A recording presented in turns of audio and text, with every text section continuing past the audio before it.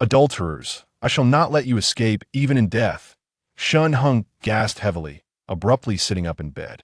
Hadn't I been slain by my closest brother? Could this be a dream? Yet, this dream seems to have lasted far too long that he fumbled for his phone beside the pillow, and upon seeing the date, he was utterly stunned. August 8th, 2088. Have I been reborn? Shen Heng could hardly believe it. He had vividly witnessed his longtime friend, Su Chao, stab him in the abdomen, and his beloved girlfriend, Feng Lu, leaned against Su Chao, sneering at him. Shen Heng's heart was filled with rage. In the frigid apocalypse, he had relied on his fire abilities to survive alongside his girlfriend and brother for 3 months. However, once Su Chao acquired ice powers, he began to stand on his own. Especially in this post-apocalyptic world, where the global average temperature plummeted to minus 70 degrees Celsius, the icy environment amplified the potency of his abilities. Meanwhile, Shen Heng's fire abilities were severely restrained apart from providing warmth. It was nearly impossible to slay the mutated monsters. Preoccupied with survival, he had failed to notice that Feng Lu had quietly united with Su Chao. On that fateful day, after a fruitless search for food, Shen Heng returned home early, only to stumble upon the intimate scene between Su Chao and Feng Lu. The fireplace in the living room blazed with a roaring flame, warming the room like spring. Su Chao and Feng Lu sat on the sofa, drenched in sweat. This was the very warmth Shen Heng had increased before leaving, having expended much of his abilities to stoke the fire. Little did he know, it had only facilitated the tryst of these treacherous lovers. Upon witnessing Shen Heng's predicament, Su Chaos' expression rapidly shifted, and he seized the initiative, raising his hand to unleash a beam of azure light that encased Shen Heng in a solid column of ice. Once Shen Heng had thawed from his icy prison, Su Chao had already grasped a knife from the table and lunged forward, plunging it deep into his lower abdomen. In a world ravaged by chaos, it was common knowledge that the lower abdomen was a fatal target for those endowed with supernatural abilities. All powers derive their energy from a luminous orb nestled within the abdomen, akin to the sea of vitality cherished by cultivators. The destruction of this orb would result in the complete loss of one's abilities. Without their powers and burdened by grievous wounds, Shen Heng was akin to a fish on a chopping board, helpless and at the mercy of his assailants.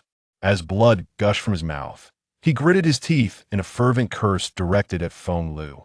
Yet, Su Chao, with a mocking smile, relished the moment as he divulged that the two had clandestinely engaged in a relationship long before the apocalypse descended upon them. To this day, Shen Heng could still recall Feng Liu's words. Your life is spared only to serve us in scavenging for food. Now that you've discovered our secret, it's time for you to perish. Do not blame us, it was your failure to procure food that brought you back prematurely. If you hadn't stumbled upon our clandestine affair, you might have lived a little longer. You have only yourself to blame for your ineptitude. Clearly, Su Chao understood the adage that villains perish from excessive chatter. For the moment Feng Lu finished her tirade, he raised the knife and relentlessly struck Shen Heng's body. As blood poured forth, in his final moments, Shen Heng seethed with rage, vowing, "Adulterers, I shall haunt you even in death." In the next instant, he found himself back in his own bed. He had been reborn. Shen Heng grasped the cup on his bedside and drained its contents in one swift motion. Since fate has granted me a second chance at life, I shall not indulge in the mercy of a woman. Suddenly, a thought struck him, and he swiftly picked up his phone. August 8th, 2:20 p.m. He cursed under his breath and hurriedly got to his feet. In just 40 minutes, at precisely 3 o'clock, the apocalypse would descend. This day was etched in his memory. It was Feng Liu's birthday. As she was at work during the day, Shen Heng had specially reserved a restaurant and prepared an engagement ring along with a birthday gift, eager to surprise Feng Lu that evening. Before his demise, Feng Lu had informed him that during her lunch break, she had indulged in an affair with Su Chao. One word, despicable. Yet at this moment, he had no time to squander with Feng Lu. He needed to hastily gather supplies. While others were reborn 6 months or even a year prior to the apocalypse, affording them time to construct safe havens, he had merely 40 minutes. By 3 o'clock, the sweltering summer sky would suddenly darken, followed by torrential rain. The temperature would plummet sharply. By evening, The rain would mix with snowflakes, transforming into sleet. In his previous life, Shen Heng never had the chance to take Feng Lu to the reserved restaurant for their meal. The roads would be rendered impassable by nightfall. Heavy snow would blanket the ground. Shen Heng remained confined at home, penning novels and stockpiling provisions to survive. Those office workers accustomed to takeout would find themselves starving to death within a month. Su Chao was also among them, but he resided in the Taoyuan community. Just 2 days after the heavy snowfall, his home ran out of food and water, prompting him to seek refuge at Shen Heng's place for sustenance. Reflecting on it now, it seems Su Chao deliberately chose to purchase a residence in the same community to facilitate his rendezvous with Feng Lu. How foolish of me to consider Su Chao a close friend, believing that the best friend is across the street, and the one I cherish most is right beside me. Damn it, this is like a science fiction tale. Just as Shen Heng was preparing to venture out to stock up on supplies, a voice suddenly echoed in his ears. Host has successfully bound to the super vending machine. Please check within your personal space. Shen Heng's eyes lit up. Is their system now? His consciousness delved into the realm of his mind. Within this mental space, a vending machine, approximately the height of a person, emerged, surrounded by an area no larger than 2 square meters, with a height of barely 3 meters. Is this my space? Altogether, it barely amounts to 6 cubic meters. Shen Heng found it somewhat difficult to accept. Others awaken to spaces that are infinitely vast. Why is mine so limited? What can I possibly store here? Upon examining the vending machine more closely, he found it to be a rather diminutive structure, further disappointing him. He stepped forward to scrutinize it. This meager vending machine bore slight differences from those in the real world. The entire machine was divided into 2 parts.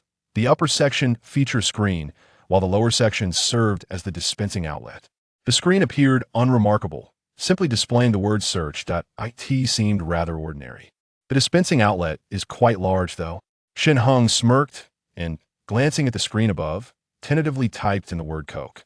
Before long, search results appeared on the screen. Coca-Cola, 330 milliliters, 3 yuan ice room, temperature ginger heated, stock, unlimited. Coca-Cola, 2L, 7 yuan ice room, temperature ginger heated, stock, unlimited.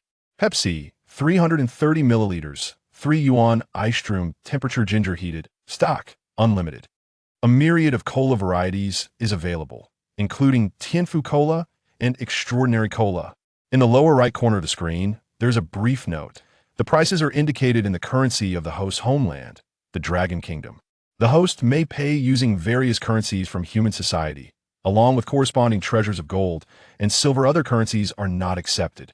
Current vending machine level. Level 1. What a conscientious market price. In the upper right corner, there's a coin slot. He attempted to select Pepsi, choosing iced, and the screen displayed the message, price 3 yuan, confirm payment? Shen Heng selected yes. Before he could fully comprehend the situation, the sound of items rolling within the vending machine filled the air, and soon after, a bottle of cola tumbled out from the dispensing slot. With a mere thought, the bottle of cola magically appeared in his hand. It truly can be retrieved. His breath quickened with excitement. Host has not inserted coins. Account balance is 0.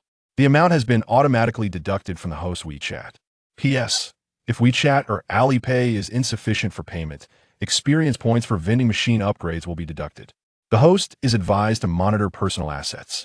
P.P.S. Should the vending machine experience be entirely depleted, both the vending machine and spatial abilities will vanish. Please take this matter seriously. P.P.P.S. Dare to attempt payment with ghost money, and the host will be promptly sent to the underworld for registration. It was only then that Shen Heng noticed the phrase personal balance in the lower right corner, followed by a conspicuous 0. He opened a can of cola and took a generous sip.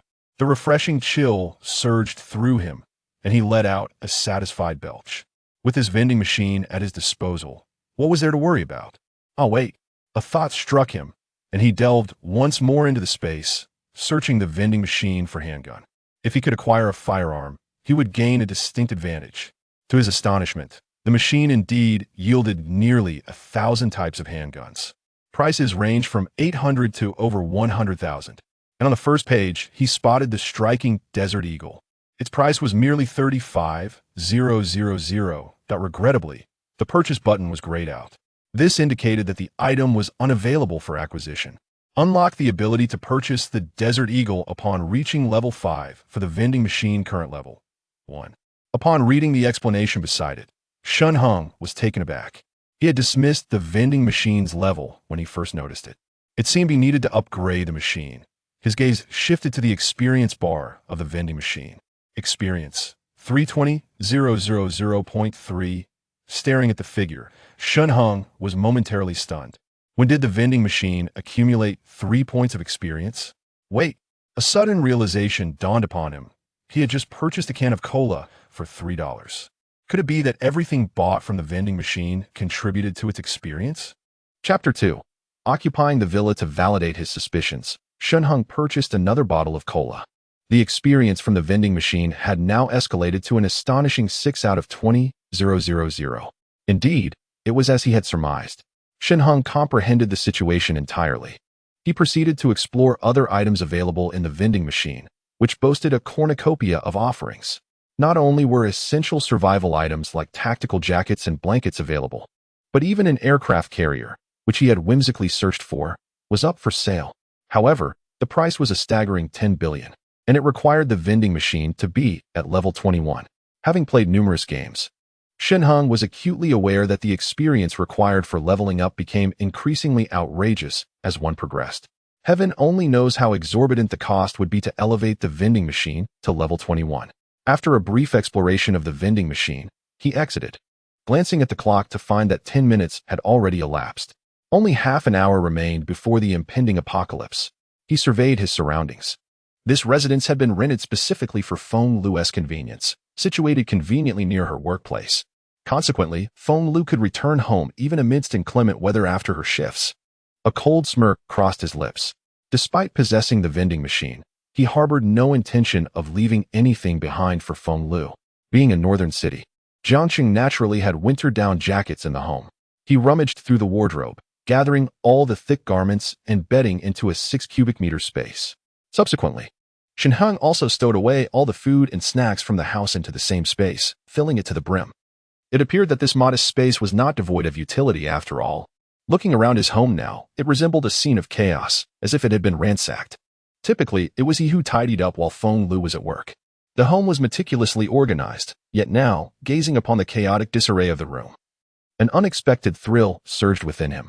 In his past life, had Feng Liumu Chang seen Su Chao, endowed with formidable abilities, betray him, he would not have been so merciless. However, they had already entangled themselves together before the apocalypse, even sharing a hotel room just this afternoon. How could Shen Heng possibly grant them any mercy? Damn it. May you both freeze to death, you wretched couple. After purchasing several miniature cameras from a super vending machine and installing them in the corners, he exited the room. Descending the stairs, he glanced up at the sky. It had transformed from a clear morning to a heavily overcast afternoon. In his previous life, he had been most familiar with this community. After hiding at home for over a month, Shen Heng had relied on his abilities to venture out in search of supplies. Taoyuan community was vast, featuring 20 towering buildings of 30 stories each, and behind these high-rises lay a sprawling square. Adjacent to Taoyuan Square were 10 rows of townhouses. And further back, more luxurious standalone villas awaited. In his past existence, Shen Heng had discovered a townhouse that contained a wealth of provisions, which prompted him to return home and bring Feng Liumu and Su Chao to this haven. The quality of the villa was commendable, although it was no safe house. It surpassed their high-rise apartments significantly. Moreover, the townhouse boasted 2 levels of underground space. In an external world blanketed by 7 or 8 meters of snow, hiding underground would preserve quite a bit of warmth. With less than 5 minutes remaining before the apocalypse struck, Shen Heng had no time to deliberate. Naturally, he opted for the unoccupied villa. Furthermore, in order to upgrade the vending machine, he could not afford to stray far from the residential area. Relying solely on his modest savings, he could barely elevate the vending machine to level 3, leaving him without the means to purchase even a Desert Eagle. With his apocalyptic experience, he understood all too well that, in the future, currency would hold little value. There was even a wealthy man who burned all his dollars for warmth, hundreds of thousands, yet it could not procure a single loaf of bread. Numerous starlets and beauties, in search of sustenance, were willing to compromise their dignity.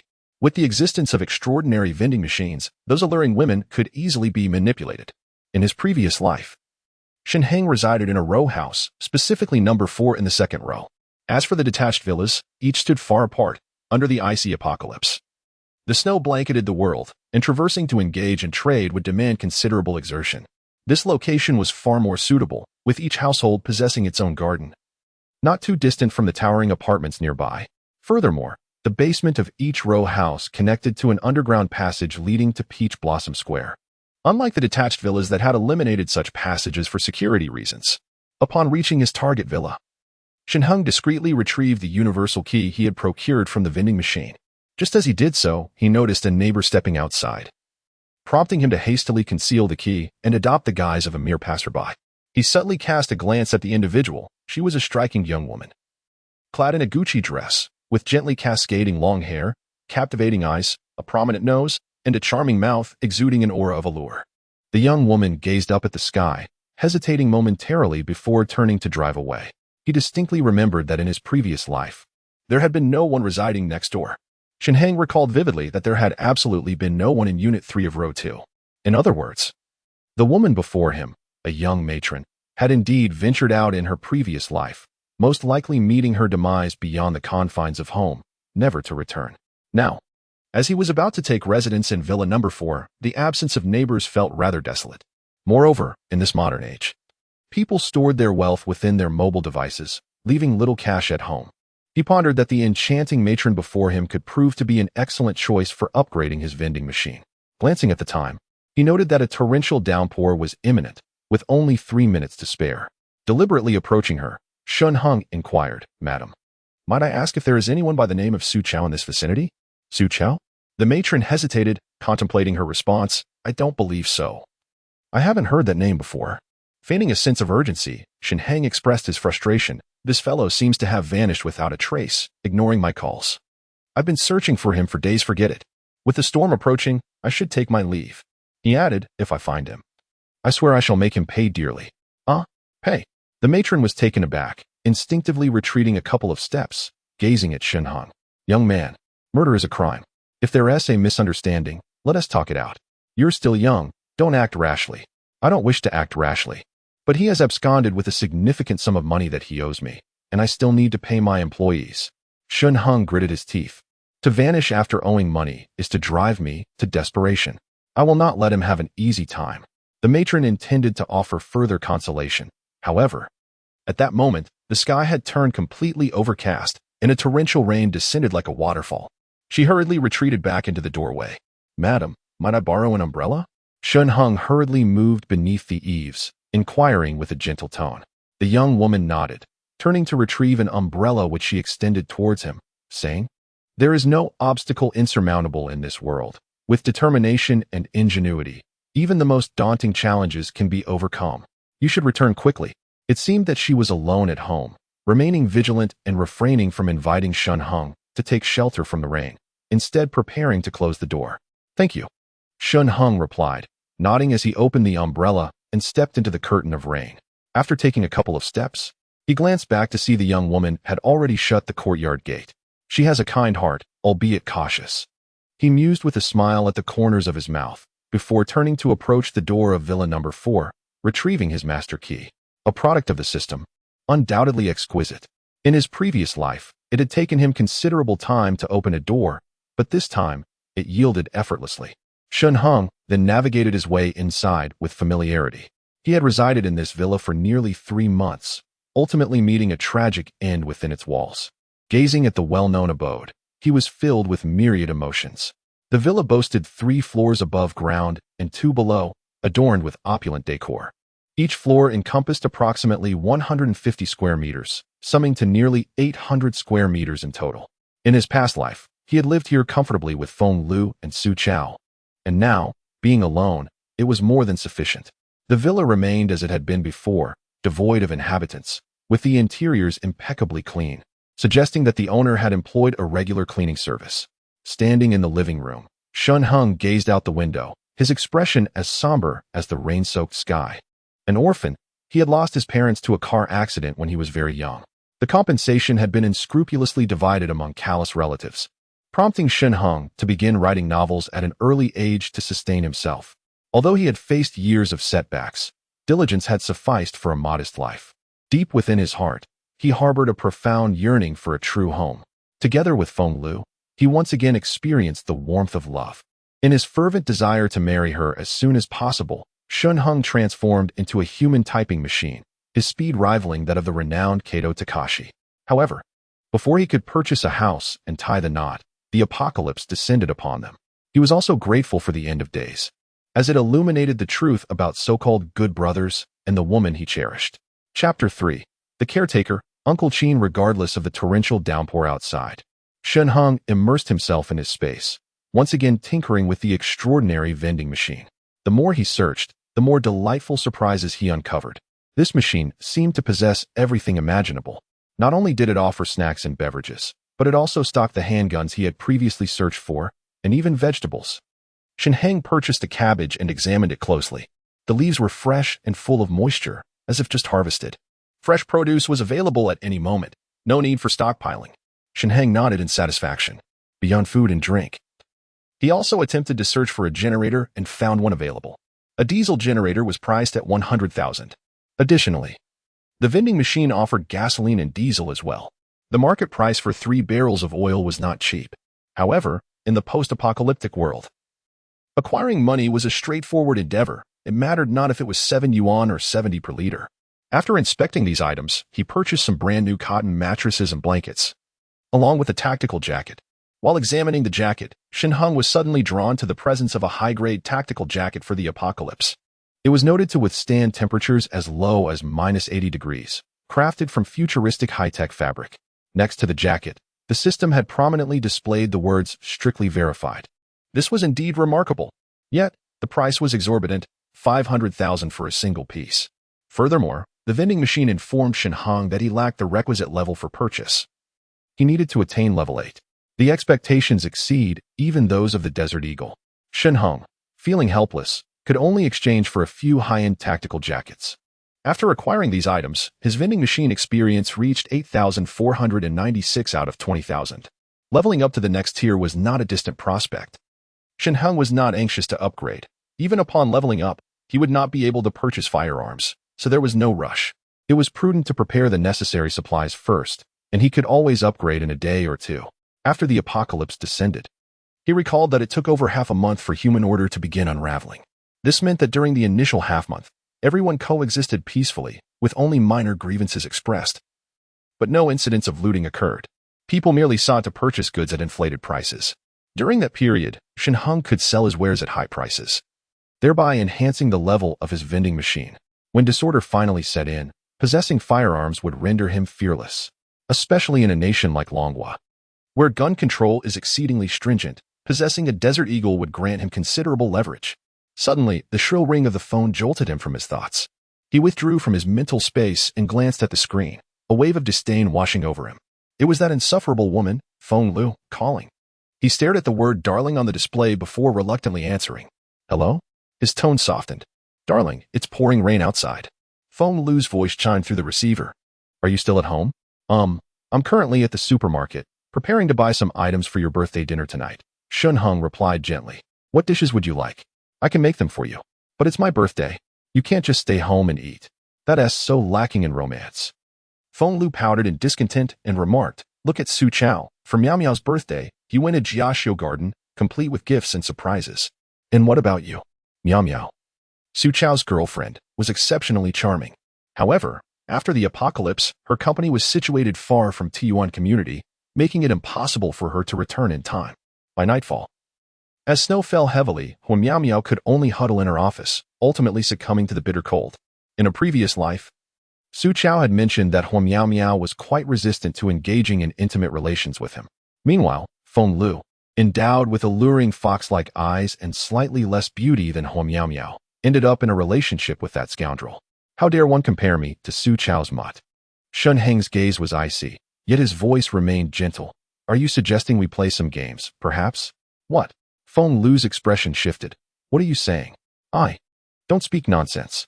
I meant the game. Don't you enjoy playing chicken?" "I've been practicing at home lately." Shen Heng clarified. "You're not eating it anymore? I see you playing chicken with Su Chao every day." "You meant the game, right?" Feng Lu sighed in relief, chuckling awkwardly. "I was busy during lunch." Didn't he have much time? Busy eating Su Chow's chicken, I presume?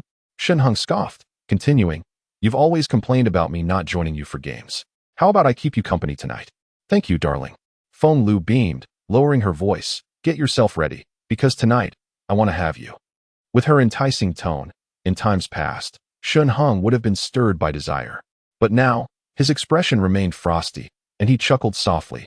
Very well. Ending the call, Shen Heng disdainfully made his way to the bathroom to rinse his mouth. Damn it, uttering such repulsive words made him feel slightly nauseous. Feng Lu still wanted to indulge in him. Previously, he was unaware and actually found it rather enjoyable. No wonder Feng Lu's speech had recently taken on an increasingly strong Beijing accent. Upon reflection, it was indeed quite the essence. It was barely past 3 o'clock. Yet the sky outside was shrouded in dark clouds, with torrential raindrops pouring down like a deluge, as if heralding the apocalypse. Shen Heng calmly settled onto the sofa and switched on the television. One must admit that the original owner of the villa truly knew how to enjoy life, and evidently was not lacking in wealth. The interior decor exuded opulence and sophistication, showcasing the owner's exquisite taste. The sofa beneath him was a creation of Achillea Biolotti, and even the television mounted on the wall was a top-of-the-line Samsung 100-inch screen, which he had seen in a physical store. Its quality was exceptional, albeit with a price tag in the hundreds of thousands. At that moment, the television was broadcasting news. It reported a global deluge, expected to last 3 to 4 days, urging all departments to be vigilant regarding flood control, with experts recommending that primary and secondary school students temporarily suspend in-person classes in favor of online learning, while office workers should adjust their schedules as needed. Furthermore, experts called upon the public to remain calm, refrain from panic buying, and avoid price gouging, warning that any violations would be dealt with severely. As the camera shifted, scenes of people drenched in the rain, graciously yielding to one another while boarding buses, appeared. Experts? Shen Heng scoffed. The so-called experts were merely decrepit individuals nearing their demise, shamelessly seated before the camera, serving their wealthy patrons like obedient dogs. In the T1 community resided a meteorological expert, an elderly man who had ardently proclaimed that all was well, dismissing the apocalyptic predictions of many. However, one fateful day, while Shen Heng was foraging for sustenance, he witnessed the old man's sinister actions firsthand. The man pointed at a neighbor, and a vine shot forth from his hand, ensnaring the neighbor and ultimately leading to their demise, all while he wore a malevolent grin and scoured the adjacent premises for supplies, exclaiming, "In this apocalypse, I am a god." Initially, Shen Heng chose to ignore him, but the old man's gaze lingered on Shen Heng as he ventured out daily in search of food, igniting a covetous desire within him. Seizing an opportunity when Shen Heng was distracted, the old man unleashed the vine in an attempt to ambush him, only to be met with a swift inferno from Shen Heng that consumed him. Nevertheless, not all elderly individuals were malevolent. Grandpa Qin, the community security guard, was a commendable figure. Possessing extraordinary physical abilities, he diligently safeguarded the community and mediated conflicts. Yet, amidst the scarcity of resources, desperation turned people into frenzied beasts, leaving even Grandpa Qin feeling overwhelmed. Ultimately, he took refuge in a villa alongside a university student named Fu Xiaozhu, and their fate remained uncertain. Grandpa Qin had also rescued Shen Heng on 2 occasions. Grateful for the kindness shown in a past life, Shen Heng decided to reach out, sending a message to Grandpa Qin. Dear Grandpa Qin, the weather appears quite unusual. It would be prudent to stock up on instant noodles, ham, and bread for unforeseen circumstances. The rain has just begun, and with an umbrella, one can still venture out to procure supplies. After a night of snowfall, when the snow reaches knee-high, movement will become exceedingly arduous. That will mark the true beginning of our trials. Chapter 4. The vending machine or a recycling station, Xiaoshan. Didn't the expert assure us that there was nothing to worry about? Is it really necessary to hoard supplies? Grandpa Qin quickly replied, I cannot quite articulate it. I simply feel that this rain is exceedingly peculiar. The weather forecast predicted clear skies for the upcoming days, so how could such a torrential downpour occur unexpectedly? Moreover, in an age of advanced technology, there should be no reason for such phenomena to go undetected, especially not a global deluge. Shen Heng patiently continued to send messages. All right. I shall step out to procure some food. Grandfather Qin lived alone, his daughter working in a distant city, for the sake of convenience. He often kept some instant noodles on hand. It was fortuitous, as his supplies were dwindling. Glancing at the rain outside, He decided to brave the elements and ventured out from the security room, umbrella in hand. After sending his messages, Shen Heng tidied up the interior. He spread out the newly purchased cotton mattress and blankets, even fastening nearly 5 centimeters of bedding to the walls to serve as insulation. This way, the chill emanating from the walls could be absorbed by the cotton materials. Subsequently, he disposed of the old quilts and clothes that filled the space, casting them into the fireplace. These items still bore the lingering scent of Feng Lu, and the mere thought of that vacuum cleaner made Shen Heng feel quite nauseated. In this apocalyptic world, we are not lacking in such trifles. Having completed these tasks, he noticed that the sky outside had grown increasingly dim. The rain poured heavily, interspersed with hailstones that fell from the depths of the heavens, striking the ground with a crackling sound. Shen Heng lit a cigarette, opening the window to let the refreshing aroma of the air waft into his nostrils. In just a few hours, he would have to bid farewell to this scene. At that time, the world would be shrouded in an overwhelming grayness, with a desolate expanse of white stretching as far as the eye could see. After finishing his cigarette, he noted that the temperature outside had begun to drop, the hailstones growing larger. Shen Heng closed the window and ignited the clothing and bedding in the fireplace, quickly raising the temperature within the room. The scent was decidedly uninviting, a lingering odor reminiscent of Feng Lu's peculiar fragrance. Shen Heng rose, extracting the unburned bedding from the fireplace, intending to discard it outside. However, a sudden impulse overtook him, and he plunged the bedding into the spatial realm. Tentatively, he tossed the old duvet toward the vending machine's dispensing slot, only to be greeted by a line of text on the screen. Old bedding set detected. Recycling value, 30 yuan. To his astonishment, it was recyclable. Yet, the redemption price seemed rather meager. Shen Heng eagerly stuffed all of Feng Lu's discarded items into the machine, and the screen displayed the words balance. Current balance, 126. 7 yuan. The old clothes had vanished without a trace. The prospect of earning money from this was quite delightful. He grinned and placed an empty can at the output. Soon, another line of text appeared. Empty can detected, recycling value, 0, 15 yuan. Upon confirming, his balance rose to 126. 85 yuan. This was not merely a vending machine. It was a recycling station. Had he known, he would have sold all the items cluttering his home. When Feng Lu returned to find the house utterly barren, her expression would surely be one of disbelief.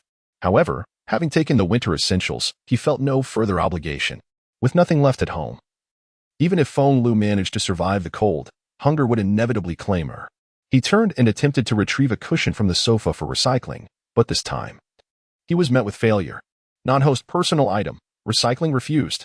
It seemed only his belongings were eligible. Nevertheless, Shen Heng remained content, purchasing some Australian lobsters and seasonings from the vending machine, humming a tune as he made his way to the kitchen.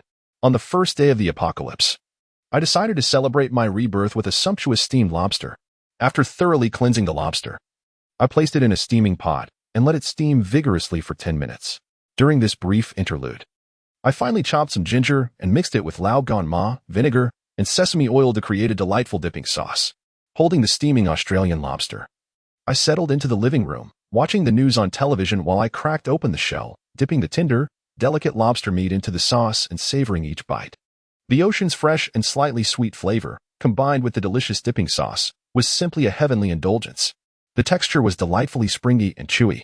I savored the moment, relishing the tranquility. Just then, my phone rang unexpectedly. It was Feng Lu calling. Hello? I answered nonchalantly. Shen Heng, haven't you yet bought the groceries? Feng Lu's impatient voice cut through. I've returned home. Why are you not here yet?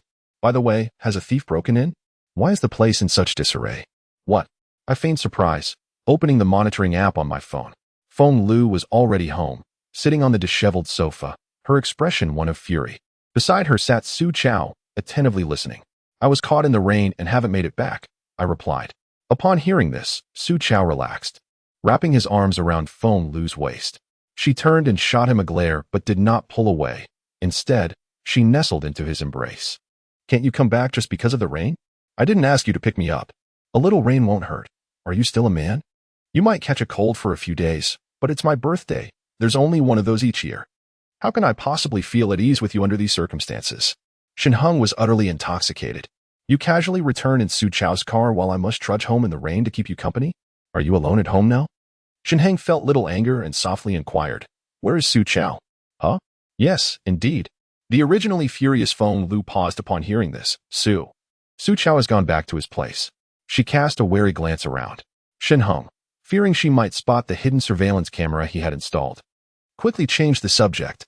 I'll head home once the rain eases. Although the camera was small and discreetly positioned, it could still be discovered if one were to search deliberately. The apocalypse had only just begun, and Shen Heng wished to enjoy the unfolding drama. Otherwise, being cooped up alone in the villa would be exceedingly dull. Wait for me a moment, I fear. Hello? Hello? I can't hear you. Shen Heng distanced the phone, deliberately raising his voice to feign poor reception before hanging up. In the surveillance footage, Su Chao embraced Feng Lu's waist, affectionately asking, will that waist return? It might still be a while. Feng Lu's almond eyes sparkled as she glanced out the window, where torrential rain fell. He and T brought an umbrella. Feng Lu lamented. If he can't even bear a little rain, how can he promise me happiness? He still wishes to marry me? Then we have time to continue? Feng Lu was taken aback, yet her eyes shimmered with allure, willingly yielding to Su Chao as he pressed her onto the sofa. The two were ablaze with passion, utterly oblivious to the snowflakes that had begun to mingle with the downpour outside. As for the concealed cameras within the room, they were of little concern to him. Shen Heng observed coldly, utterly unfazed. Despite Feng Lu's attractive figure and charming visage, his heart remained as tranquil as still water. In this apocalyptic era, such women were abundant, especially one of dubious reputation. Having been reborn, he would no longer be easily swayed by emotions. After savoring the last of the steamed lobster, Shen Heng contentedly patted his belly, his thoughts sweeping over the table where the shrimp shells had already been whisked away into the recycling machine. Redemption value: 0. 2 yuan. Even disposing of refuse could yield a small profit. A satisfied grin adorned Shen Heng's face. Reclining on the luxurious sofa, he watched the news, which had been dominated by reports of the torrential rain. Some local channels had invited experts for live broadcasts and commentary. The peculiar downpour had not gone unnoticed by observant viewers. The hail outside had begun to morph into sleet, an unusual phenomenon as these two weather conditions typically do not coexist. However, there was no need for alarm. Everything was under control. On the screen, a bald elder sat rigidly, eloquently expounding his thoughts. Shen Heng scoffed dismissively. Continue your drivel on air. Stay another half hour, and you might just freeze to death in the studio. He rose to tidy up the table. The remnants of his meal belonged to him and could be easily discarded into the recycling machine, but the plates required manual cleaning. In his previous life, he had shared a home with Su Chao and Feng Lu, and now, washing dishes alone, he felt a profound sense of solitude. Perhaps, his gaze drifted to the neighboring unit. That young housewife next door seemed rather appealing. Chapter 5.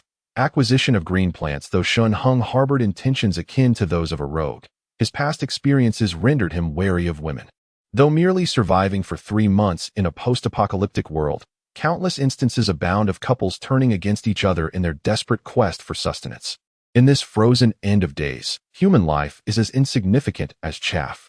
Should this beautiful neighbor willingly offer both her body and soul to Shen Heng, he would be inclined to accept. Yet, the intricacies of the human heart are often concealed. He would never place his trust lightly in a woman, particularly one he does not know.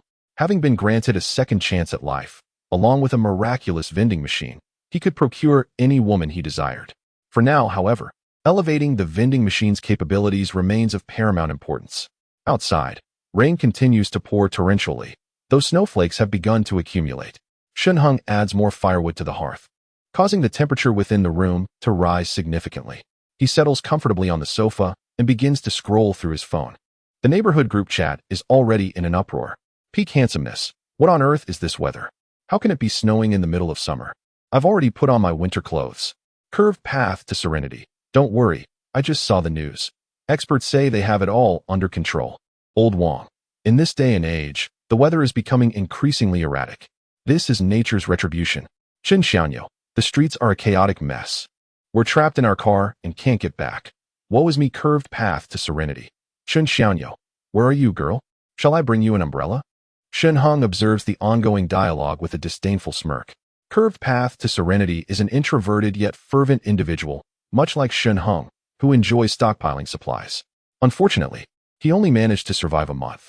Shen Heng recalls how this fool traded half a box of instant noodles for a single night with Chen Xianyo, only to be fatally stabbed by her in the dead of night.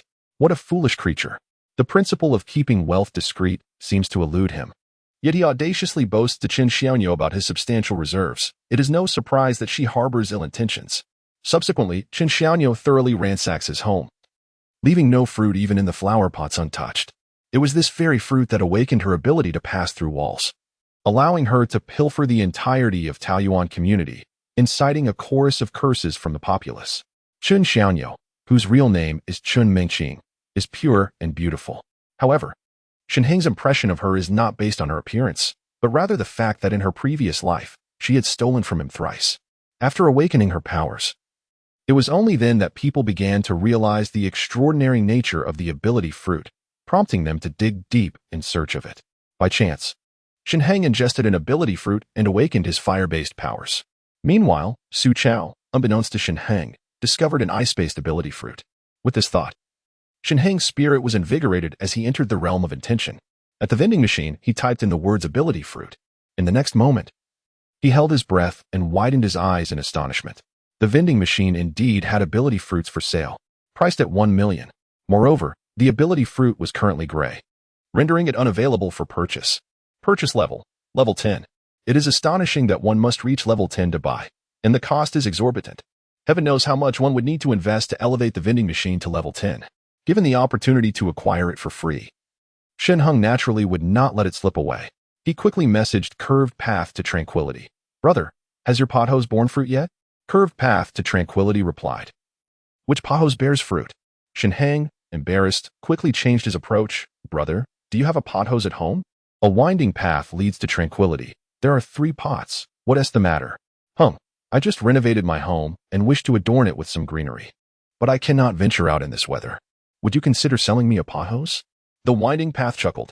He was an enthusiast of apocalyptic literature, feeling rather exhilarated by such extreme weather.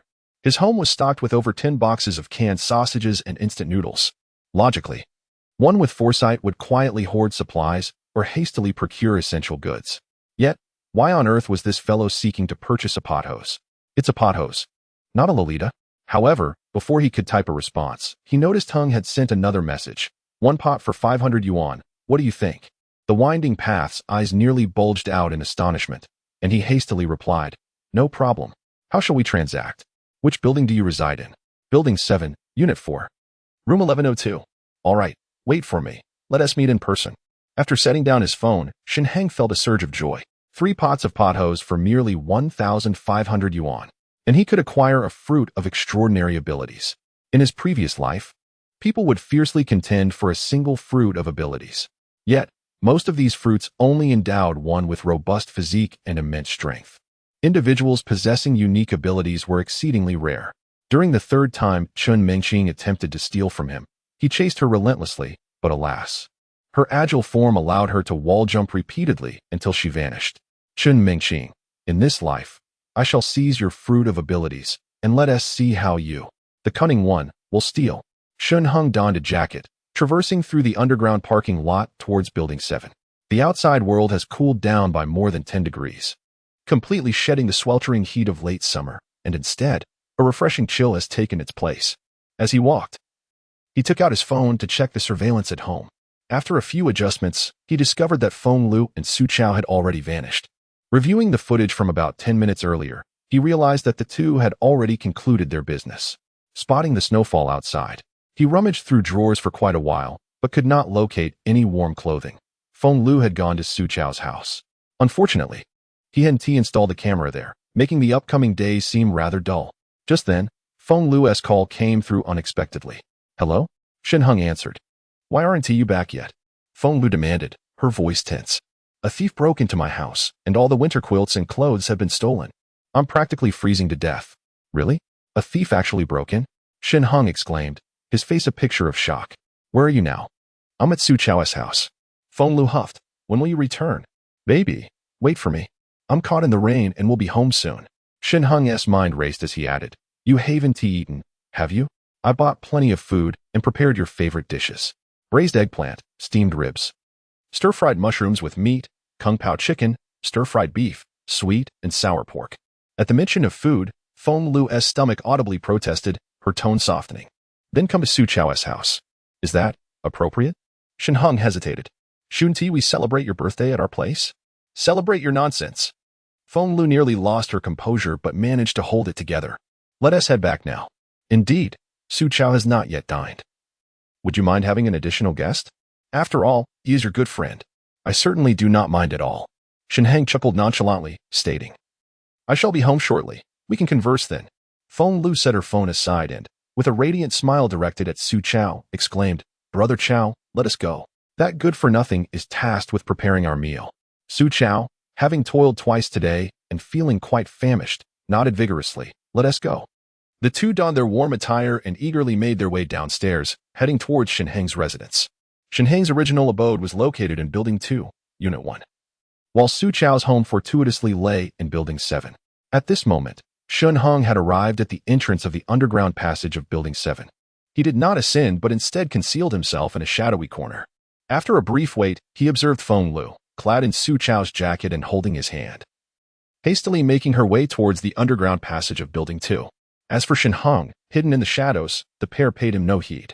This brazen woman. Observing Feng Lu's long, exposed legs, Shen Heng's expression turned icy. It was not until the two entered Building 2 that he stealthily emerged, proceeding into Building 7. He entered Unit 1 and arrived at 702, which belonged to Su Chao. Shen Heng produced a universal key, effortlessly unlocking the door, and discreetly installed several surveillance cameras in a corner before departing with an air of nonchalance. Were it not for seeking a modicum of amusement in the impending apocalypse, I would not have bothered to come. The atmosphere seemed to carry the scent of post-coital intimacy, truly repugnant. Subsequently, Shen Heng approached Unit 1102. At the end of a winding path, no sooner had he knocked than the door swung open, as if the occupant had been anticipating his arrival. The pleasantly plump face of Chu Jingtong beamed with joy as she held 3 pots of green pothos, inquiring, Are you Heng? It is I. Shen Heng discreetly cast a glance at the green pothos before inquiring, Are these the only pots you have? If there are more, I shall acquire them for 500 each. There are no more, Chu Jingtong lamented. I initially purchased 4 pots, but one perished long ago, and I discarded it. Only these 3 remain. Shen Heng sighed in relief and nodded. Very well, I shall take them. He transferred 1,500 yuan, and amidst Chu Jingtong's enthusiastic farewell, Shen Heng departed in the elevator. Success. Upon re-entering the underground passage, Shen Heng's eyes sparkled with excitement. These 3 pots of pothos, though ordinary with their green stems and leaves, held a secret he knew all too well. Within half a month after the apocalypse, one of them would, as if mutated, bear a dark brown fruit of supernatural ability. Shen Heng. Shen Heng's gaze flickered. Without her wall-passing ability in this lifetime, we shall finally settle the score. Chapter 6. The supplies were stolen. Shen Heng was not petty, but in his previous life, he had suffered greatly at the hands of Chun, the little thief. Each time he discovered supplies, Shen Mingqing would arrive just in time to pilfer them. After the first theft, Shen Heng became vigilant. Yet, on the second occasion, he was still robbed. This woman moved with a silence that seemed almost supernatural, a born thief. On the third attempt, Shen Heng spent an entire night awake, vigilantly guarding a pile of supplies. Just as dawn approached and fatigue began to weigh upon him, Shen Mingqing appeared. When he jolted awake, she had already stuffed the supplies into her backpack and fled. Even with his newfound fire abilities, he was powerless to stop her. Humph, that wall-passing ability shall be mine. Shen Heng scoffed. Although life has never lacked sustenance, once I acquire the ability to traverse walls, I shall promptly pay a visit to Chun Mingqing's residence, allowing her to experience the sensation of having her home invaded. Shen Heng felt a surge of delight as he cradled the green pothos upon returning to the villa. When suddenly, a call from Feng Lu interrupted his reverie. Hello? Why are you not back yet? Didn't you promise to prepare dinner for me? I'm nearly starving. Feng Lu's voice was laced with irritation. I'm currently in line to check out. I will return shortly. The supermarket is exceedingly crowded. Shen Heng replied, his expression one of exasperation. With that, Feng Lu had nothing more to say and merely huffed a demand to hurry, before abruptly terminating the call. Listening to the dial tone, Shen Heng scoffed. 3 years of affection squandered. Do they expect me to cook for that pair of scoundrels? Huh, they shall wait indefinitely. He carefully placed the 3 pots of pothos on the corner table in the living room and reclined on the sofa. Outside, the tempest raged, and the community soon realized the gravity of the situation. In the neighborhood group chat, a flurry of complaints and panic flooded the screen. The wind is rising, and the clouds are billowing. How could this occur? Snow in the midst of summer. One resident lamented. The snow is intensifying. Could this be the end of the world? Another speculated. Stop the nonsense from upstairs. Experts have stated this is merely an abnormal weather phenomenon. After this rain and snow, the oppressive heat of late summer will conclude. And we may soon witness an early autumn. A third chimed in. Exactly. Following this downpour, we shall enjoy the crispness of autumn. Old one added. Reminiscing about the last early autumn in September. Shen Heng smirked slightly, perusing the messages with indifference. What a bunch of fools. Some individuals, gripped by a sense of impending doom, have ventured outside to stockpile supplies despite the frigid temperatures, while those who remain at home, absorbed in their mobile devices, are destined to perish sooner than their counterparts. In the icy expanse, where pipes have burst and power outages leave them without warmth, the struggle is simply to survive. Those who bemoan their fate will awaken to a stark, white world, utterly bewildered. Shen Heng glanced at the thermometer. The external temperature had plummeted to 3 or 4 degrees below zero. Following this night, the globe would descend into a chilling 30 degrees below zero. The temperature is expected to continue its descent. The snowfall, which began during Shen Heng's previous life, shows no signs of abating. Merely 3 days into this apocalyptic scenario, the temperature in Jiang City has plunged to a staggering 70 degrees below zero, with even colder conditions in the northern regions. As the days drag on, the populace will spiral into panic and conflict due to dwindling supplies. Looting, arson, and familial betrayals will become commonplace. After a month, with the emergence of the extraordinary fruit, the surviving individuals will become increasingly frenzied. Shen Heng harbors no sympathy for these people and is indifferent to their fates. His arrangement for old Qin to stockpile goods is merely a gesture of gratitude for the man's past assistance. Upon checking the news, he finds the balding expert prattling on endlessly, which fails to engage him. Instead, he purchases a treadmill from a vending machine, placing it in the corner of his living room to exercise. After running for a mere 10 minutes, he receives another call from Feng Lu. Choosing not to answer, he silences his phone and glances at the surveillance feed, observing Feng Lu and Su Chao anxiously huddled on the sofa, their stomachs growling with hunger, compounded by the sudden drop in temperature that leaves them both cold and famished. Had I known, I would have brought along more clothing. Feng Lu leaned against Su Chao, her expression dark as she held her phone. That good-for-nothing Shen Heng has the audacity not to answer my calls. What kind of cursed weather is this? Snow in the middle of summer. Should I go buy something to eat? Su Chao, scrolling through his phone, frowned and replied, Your house was robbed, leaving you without food or winter blankets, and my pantry is bare as well. There's no one to take food delivery orders. What are we supposed to buy? Feng Lu pouted. Isn't Shen Heng supposed to be back soon? The supermarket is packed. And if we go now, what can we possibly get? After a moment's thought, Su Chao conceded that Feng Lu had a point. The community group chat was already flooded with videos. Several supermarkets in the neighborhood were overcrowded, and there were reports of fights breaking out due to the long lines. If they went now, they would likely come away empty-handed. After all, Shen Heng, the homebody, had a penchant for stockpiling supplies. So he must have acquired a considerable amount this time as well. Let us call him again. Seeing Feng Lu put her phone down, Su Chao urged. Today is your birthday. He must have bought a lot. Perhaps he is simply too busy to answer your call right now. If it comes to it, I'll go check on him. After all, he is my good friend. All right. Feng Lu nodded. Her phone rang once more. Coincidentally, Shen Heng, having grown tired, paused the treadmill and breathlessly answered the call. Hello? Hearing his labored breaths on the line, Feng Lu felt her spirits lift considerably. This good-for-nothing had indeed bought quite a lot, it seemed. He was wheezing. Where have you been? Feng Lu's voice softened considerably. I am nearly starving. Why haven't you returned yet? My dear, I shall be there shortly. Shen Heng replied, adopting a tone reminiscent of a devoted admirer. On my way, I picked up a cake for you. Your favorite black swan, along with some duck delicacies and cooked meats. Upon hearing the mention of food, Feng Lu felt her mouth water, and she hastily responded. Did you perhaps buy too much? Should I go out with Su Chao to meet you? No need. I will be back soon. Oh, what are you doing? Don't. Shen Heng feigned shock over the phone, and before Feng Lu could inquire further, he abruptly hung up. Given Feng Lu's insatiable curiosity, it was certain she would call back. As anticipated by Shen Heng, mere moments after hanging up, the phone rang. After a prolonged duration, he chose to disconnect. Shortly thereafter, the phone rang again, and once more, he hung up. It wasn't until Feng Lu had dialed 4 or 5 times that Shen Heng finally answered. What happened just now? Why did you hang up so abruptly? Feng Lu pressed, her stomach growling, as she eagerly awaited Shen Heng's return to prepare a meal. I was carrying a multitude of bags while answering your call. As soon as I entered the community, I was besieged by a group of people, and now all the food has been snatched away, Shen Heng lamented, his expression one of despair. What?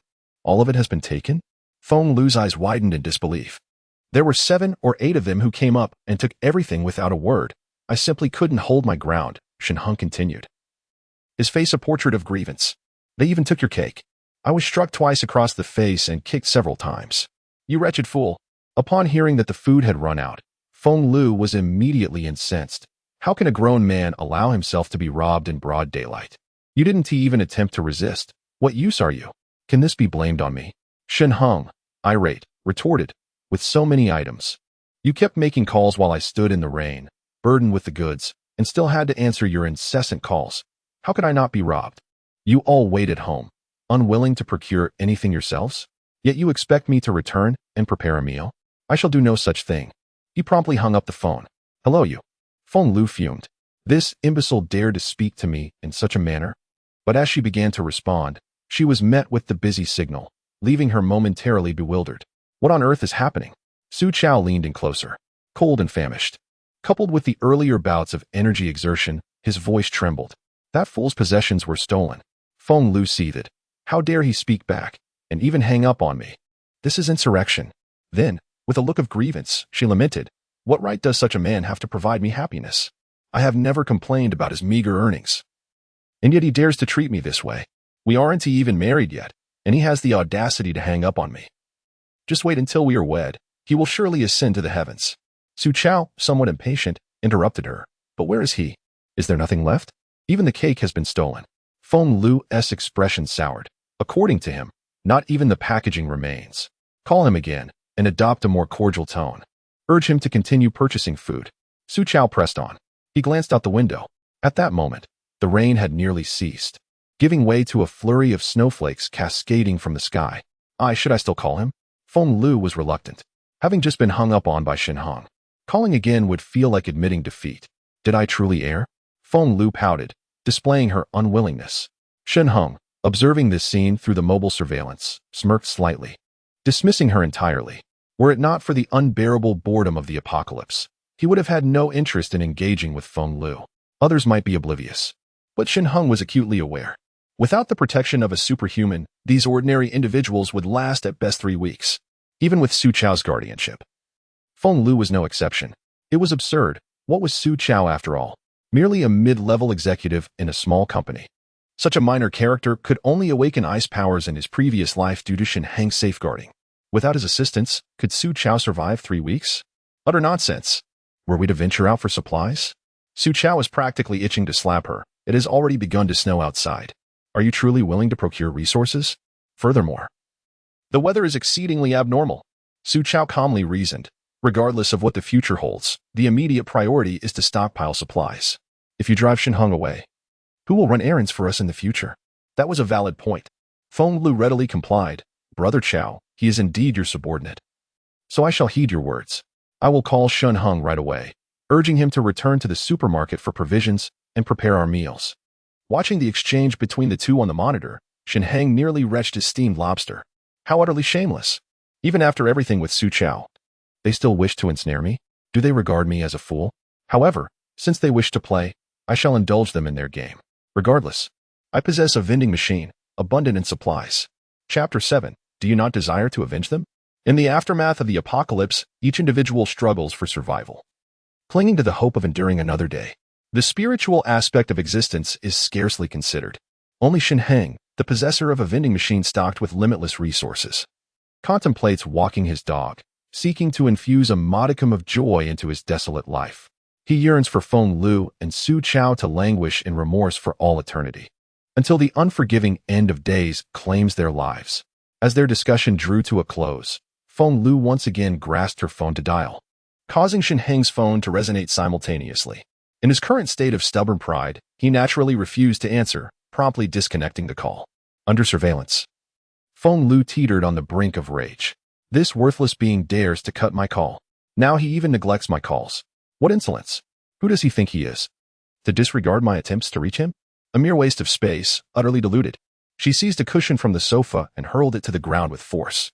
Could it be that our relationship has come to Shen Heng's attention? Su Chao, seated nearby, inquired with a furrowed brow. Feng Lu paused, then resolutely shook her head. Impossible. Knowing Shen Heng's temperament, should he discover that Su Chao and I have betrayed him, he would not merely disconnect the call. At most, he would feel aggrieved over having to brave the rain to procure goods, and I have yet to appease him. Feng Lu then let out a cold laugh. He is nothing but a colossal infantile fool. Allow me to give him a call. I shall reason with him. Su Chao spoke in a low voice. We still have to rely on him for supplies, and given this strange weather, if we need to stay home for several days, we will be unable to cook, depending entirely on him. I will mediate. You should also apologize to him. That fellow will then wholeheartedly attend to our needs. He shook his phone. No one is accepting delivery orders, and the businesses have closed their doors. We cannot be left to fend for ourselves in this cold. Upon hearing Su Chao's words, Feng Lu's stiff expression softened slightly. All right then. Su Chao picked up his phone and called Shen Heng. Shen Heng coldly smirked at the incoming call, raising an eyebrow before answering. Hello. Where are you? I heard from Feng Lu that you were robbed. Are you all right? No injuries? Su Chao inquired with genuine concern.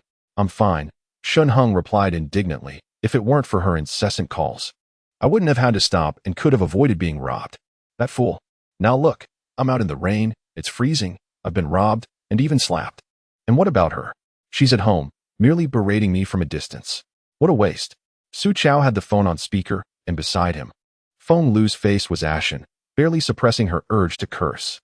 However, Su Chao shot her a warning glance, and she clenched her teeth, stifling her anger. All right, let's not dwell on anger. You've been with Feng Lu for quite some time. It's merely a grievance, nothing insurmountable. Why not discuss it openly? Su Chao cleared his throat. Listen to me. Call Feng Lu and communicate properly. She may have gone a bit overboard, but as men, shouldn't we exhibit a little more tolerance? What is there that cannot be endured with our own partners?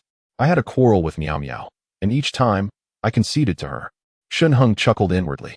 Feng Lu has already been entangled with you, yet you still claim her as mine? I have no desire for this. Shen Heng interrupted Su Chao's words. Isn't she still going to scold? Let her scold to her heart's content.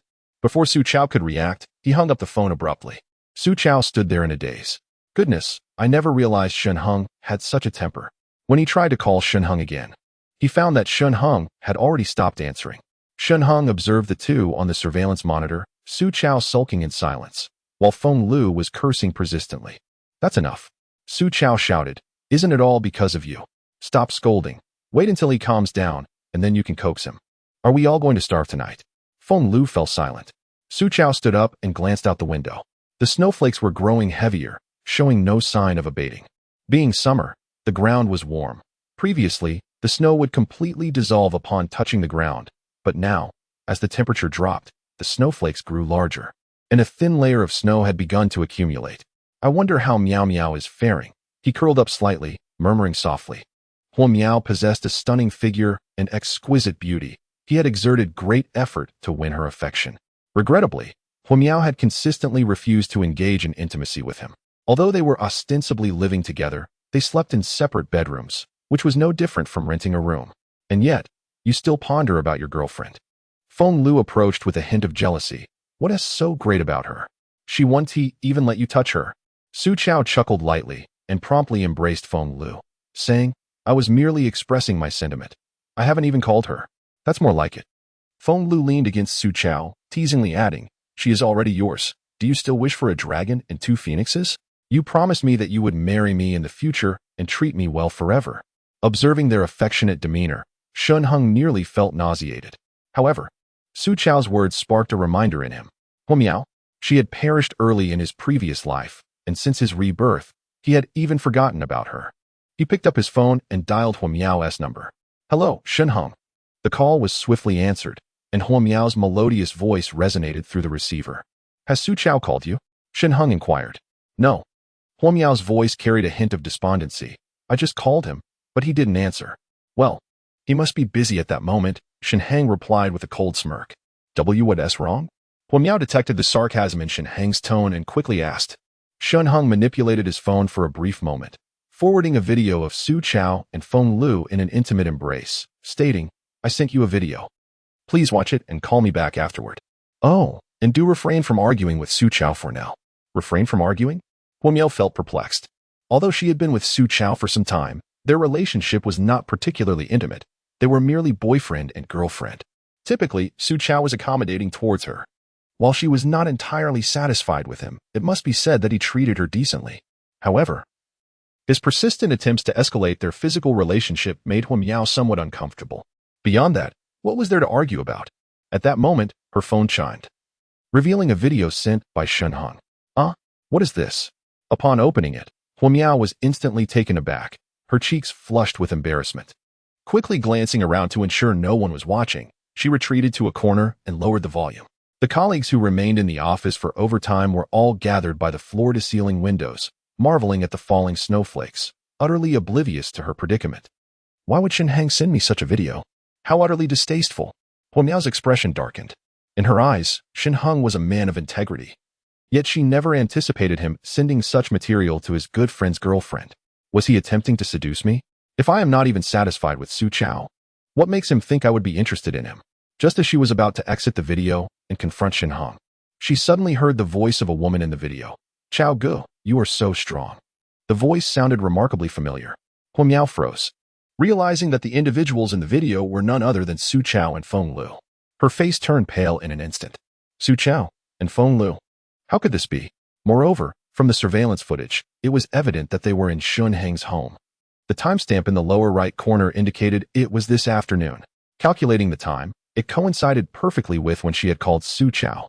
As if to validate her thoughts, Su Chao, seen laboring in the video, suddenly had his phone ring. He picked it up, immediately furrowing his brow. Meanwhile, Feng Lu, nestled against his waist, sweetly asked, "Is that Huo Miao calling?"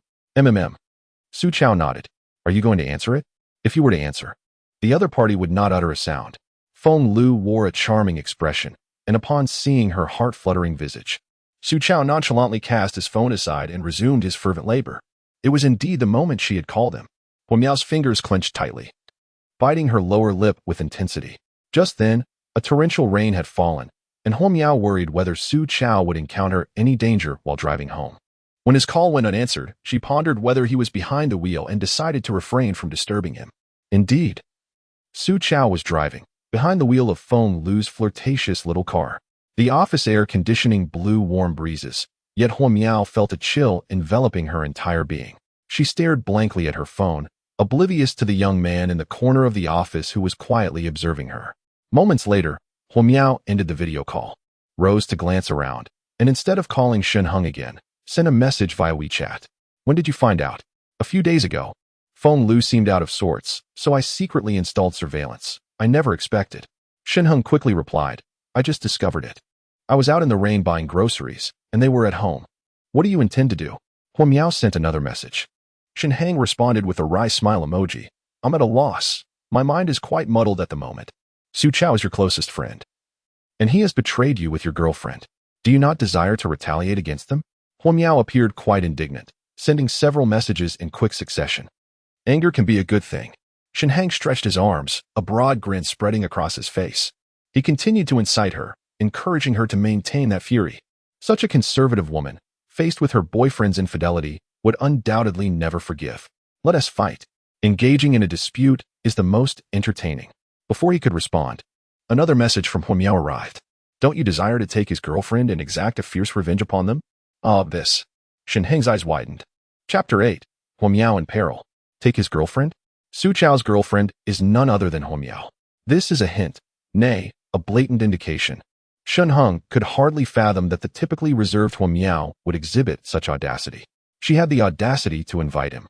Even if granted a second chance at life, his thoughts were solely consumed with avenging Su Chao and Feng Lu. He had never contemplated any entanglement with Huo Miao. After all, she was far too aloof. Moreover, according to Su Chao, Huo Miao was reluctant to engage in any intimacy, leading him to suspect that she might be frigid. But now, Shen Heng stared incredulously at the message, only for it to be retracted in the next moment. Huo Miao seemed to have grown bashful, perhaps fearing that he would view the message, and after retracting it, she made no further attempts to communicate. There was no explanation for the retraction, nor did she send him another WeChat message. Shen Heng rose, gazing at the snow blanketing the ground, and stepped outside. His mind was entirely occupied with Huo Miao's striking visage. A woman of such allure, coupled with Su Chao as her boyfriend. Previously, he wouldn't have dared to even entertain the thought. Yet now, he was determined to bring Huo Miao into his life. He dashed out the door, only to suddenly realize he had no vehicle. Opening his mobile app, he found no available rides. It seemed even hailing a taxi would prove futile. Shen Heng recalled the exquisite young woman living next door. Previously, she seemed poised to venture out in her car, yet given the torrential rain and snow, she was likely still at home. Perhaps he could borrow her vehicle. If she consented, he could extend her a favor in this post-apocalyptic world. Selling a loaf of bread to others for 100,000, he could easily part with it for just $10 for her. Ding dong, ding dong. Shen Heng pressed the doorbell. Moments later, the voice of the beautiful woman resonated from within. Who is it? I'm your neighbor, Shen Heng replied through the door. I didn't expect this weather to turn snowy. I would like to borrow your car to pick up my girlfriend and return your umbrella. Borrow my car? Return my umbrella? The young woman paused, momentarily taken aback as she spotted Shen Heng standing alone at her doorstep, holding an umbrella. Is this the same man from earlier this afternoon? She pondered. As a token of gratitude, I have brought you a few gifts. Shen Heng lifted the items in his hands and waved them towards the camera. These are some red wine and seafood I purchased this afternoon. Given the weather, it seems the snow won't cease anytime soon, and I'm unsure if you have sufficient provisions at home. So, Barf Winery. The woman recognized it immediately. The market price of that bottle of wine hovered around 3,000 yuan. While not the finest, it was certainly respectable, coupled with the various seafood Shen Heng held. The cost of borrowing her car had already surpassed 5,000. Moreover, his words rang true, considering the bizarre weather. She too would likely be unable to venture out for supplies soon. Well, very well then. After a moment's hesitation, she nodded gently. You may borrow the car, but you must promise me one thing. I was just about to head to Jiangxing University to pick up my sister. Would you kindly assist in bringing her back? After all, we reside in a society governed by the rule of law, where surveillance cameras are omnipresent. Even if Shen Heng were to deceive her and abscond with her vehicle, he would find it impossible to escape. Furthermore, in our current stable society, where everyone enjoys a peaceful existence, instances of theft and robbery are exceedingly rare. Should any crime occur, it would be swiftly detected by the Skynet, ensuring immediate justice. A person capable of effortlessly procuring fine wine and seafood would surely not resort to theft merely to borrow a car, right? Jiangxing University? That is conveniently on my way. Huo Miao's company is located near the university, so there would be no need to take a detour. Thank you. Shen Heng gratefully accepted the car keys, noting the name and number of the woman. Her name was Yang Jinxian, and her sister was Yang Mushuan, a graduate student at Jiang University, engaged in a new research project under her advisor. No wonder she was still at school during the summer break. Shen Heng realized. The weather doesn't appear favorable. So I intended to bring her over, and fortuitously encountered you. Yang Jinxian smiled. I just spoke with her on the phone. She's in her dormitory. I appreciate your help. Shen Heng waved his hand dismissively, and then settled into the vehicle. Yang Jinxian exuded an air of elegance, speaking in a measured tone. Yet she drove a formidable SUV, a delightful contrast. This was indeed preferable. Shen Heng, an aficionado of automotive news, recognized that this particular vehicle came with a hefty price tag, boasting substantial power and four-wheel drive, making it adept even in snowy conditions.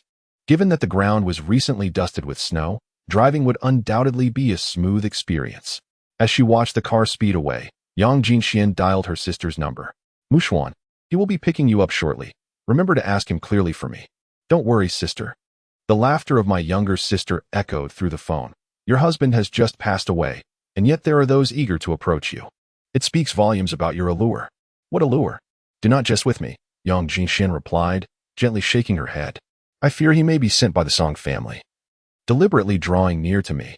I have already relinquished my claims to the Song family's assets. All right, sister, I shall see for myself soon enough. Do not be anxious. Perhaps he is merely an admirer. Yang Mushuan's voice was laden with teasing, yet tinged with seriousness. The people of the Song family are truly relentless. Your husband has died, you shun the assets, and they still persist. With a wry smile, Yang Jinxian shook her head once more before ending the call. Neighbors? An umbrella? Yang Jinxian's gaze fell. This row of villas belongs entirely to me. When have I ever had neighbors? Huo Miao felt a tumult within her. She had never anticipated that Su Chao, who had pursued her ardently for so long, would secretly engage with Feng Lu. Men are indeed creatures driven by their baser instincts. She muttered a low curse, only to remember the impulsive message she had sent to Shen Heng earlier. To this day, he had yet to respond. Their chat history remained frozen at the moment she retracted her message. Hopefully, he did not see it. Hu Miao's cheeks flushed slightly. Simultaneously, she felt a flicker of curiosity. Is that act truly so pleasurable? In the video, Feng Lu's expression was one of sheer ecstasy, their heavy breaths quickening the pulse. The mere thought of it made her feel uneasy, prompting her to rise and head towards the restroom. The corridor of the company was devoid of people. Colleagues working overtime sat by the windows, each cradling a steaming cup of coffee, marveling at the extraordinary sight of August snowflakes drifting down. The snowflakes fell heavily, and the frequency of the snowfall seemed to increase with an unyielding persistence. The ride-hailing app was utterly useless in summoning a vehicle. As Hu Miao emerged from the restroom, having just washed her hands, a shadow suddenly loomed behind her. Before she could react, someone grasped her from behind, one hand firmly covering her mouth. Gazing wide-eyed into the mirror, Hu Miao recognized the figure behind her, none other than her former suitor, Wang Qingguang. Hu Miao, while everyone else was admiring the snow. You chose to indulge in your little videos in secret, he said, his gaze intense as he savored the softness of her skin with the arm that encircled her. Such a pure and aloof demeanor, yet beneath the surface, you're quite the temptress. Wang Qingguang chuckled ominously, tightening his hold on her. If you're feeling this frisky, wouldn't it be more satisfying to engage in a genuine exchange? Allow me to show you pleasure, I assure you. My attributes surpass those of your boyfriend in fulfilling your desires. Let go, Hu Miao pleaded, pushing against him with all her might. However, Wang Qingguang, standing at 6 feet tall and weighing nearly 200 pounds, remained immovable. What pretense of innocence is this? We are all adults here. Rest assured. Our relationship will remain discreet. I won't intrude on your daily life, merely fulfilling mutual needs when they arise. Wouldn't you agree? Wang Qingguang had no intention of releasing her. Having uncovered Hu Miao's little secret, he aimed to seize this opportunity to make her his own. She was universally acknowledged as the beauty of the company, her aloof nature attracting numerous admirers.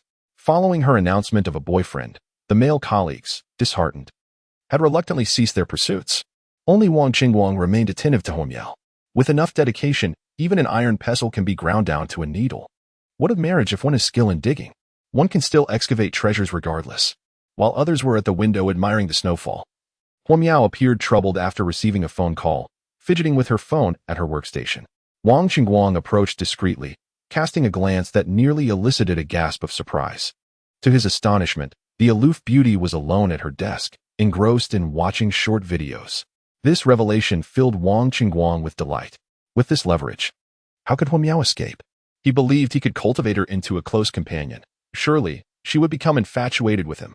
As long as he ensured her comfort, she would never part from him. Seizing the moment when Hu Miao went to the restroom, he stealthily followed her, suddenly embracing her tightly. If you're unwilling, I suppose I shall have to reveal to everyone your little secret of watching videos at the office. Wang Qingguang sneered, forgive me, but I have already captured your clandestine moments on camera. Hu Miao, the stunning beauty, froze in shock upon hearing this. I was caught watching that video? This could work in her favor. Wang Qingguang nodded in satisfaction, his fingers beginning to explore her waist. I merely wish to cultivate a relationship with you. It's not as if you lose anything. Besides, in such matters, it is the man who exerts effort. You need only enjoy. Chapter 9. Shen Heng's rescue. Wang Qingguang's hand glided over Hu Miao's waist. His trembling reaction pleased him immensely. However, at that moment, she suddenly lifted her foot and forcefully stepped back. The slender stiletto heel of her high-heeled shoe came down heavily on Wang Qingguang's instep. Wearing sandals, Wang Qingguang distinctly felt the heel pierce like a sharp spike into his foot. Clutching his foot, he let out a pained cry. Seizing the opportunity, made a dash for the exit. You wretched woman, stop right there.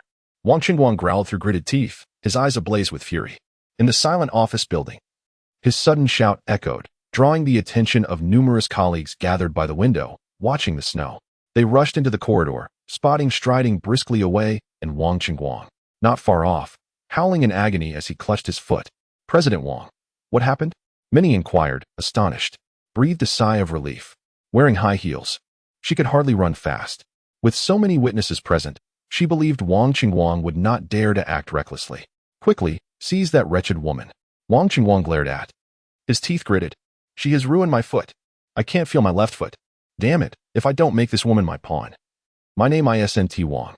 As a member of the company's leadership, Wang Qingguang held considerable authority, and many sycophants sought his favor. Upon hearing their superior's command, 3 male colleagues immediately blocks path. Wang Qingguang, what do you mean by this? S face hardened. Do you intend to have me report this to the police? Report it? Wang Qingguang sneered. Go ahead. Let me tell you, if you dare to call the police, the video on my phone will be released to the entire Jiacheng. Go ahead and try me. You, as pupils constricted. The audacity of this man is utterly shameless. If this were to become public knowledge, how could I ever face anyone again? In Jiangcheng, I fear I would have no place to stay. Capture her. Observing the fluctuating expressions on Huo Miao's face, Wang Qingguang swiftly signaled his subordinates with a glance. The 3 individuals surrounding Huo Miao felt a twinge of anxiety, dreading the potential reproach from their colleagues, yet they dared not defy Wang Qingguang's orders. Gritting their teeth, they cautiously approached Huo Miao step by step.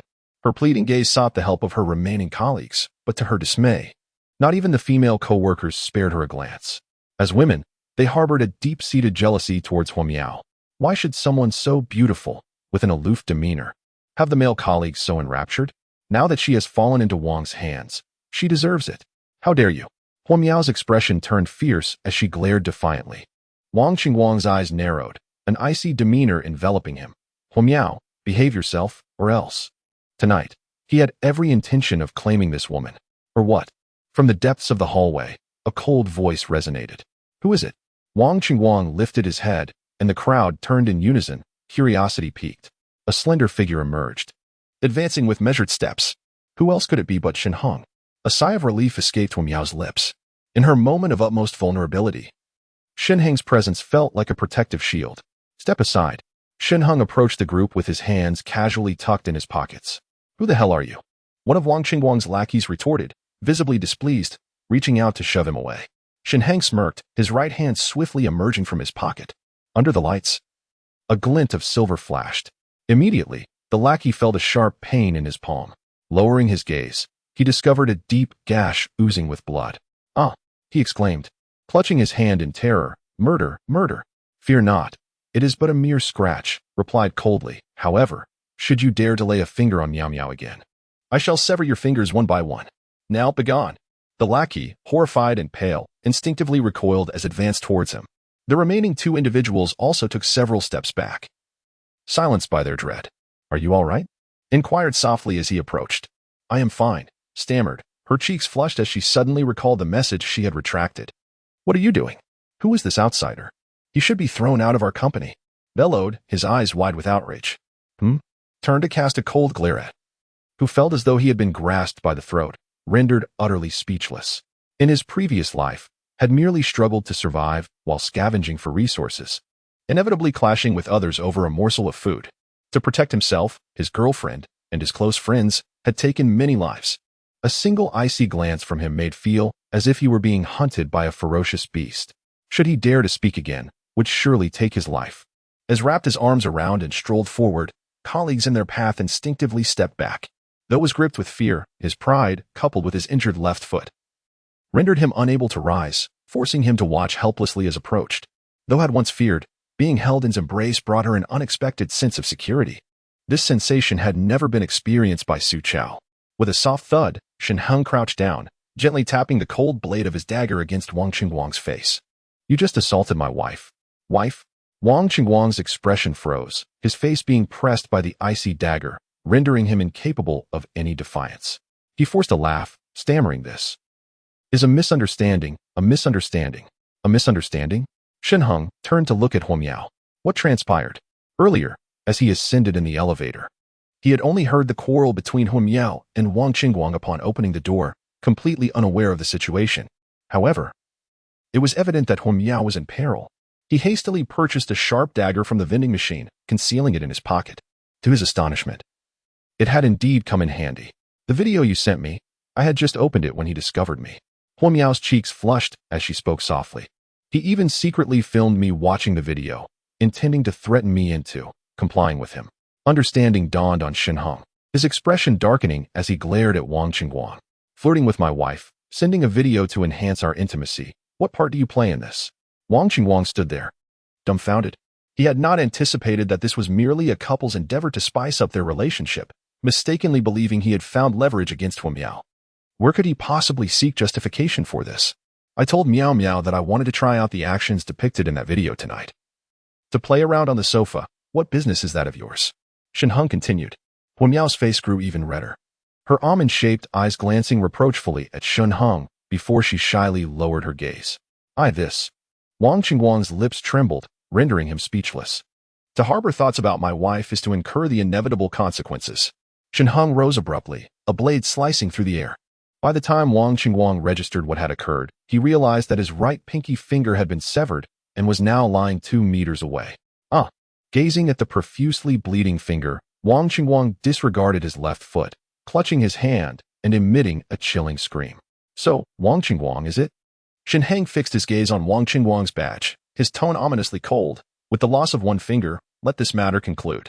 Should you dare to report this, I shall continue to entertain myself at your expense. If I discover you have contacted the authorities, rest assured, provided I remain unapprehended, your life is forfeit. And as for your wife, children, parents, and kin, none shall escape my wrath. Shen Heng's voice was soft, yet the malice embedded within his words sent shivers down one's spine. Do you comprehend? I understand.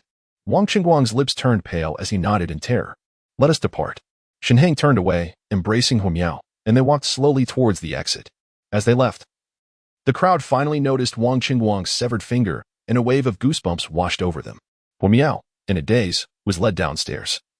And only upon settling into the car did she regain her senses. Observing Shen Heng's cold profile as he prepared to start the engine, a surge of emotion welled up within her.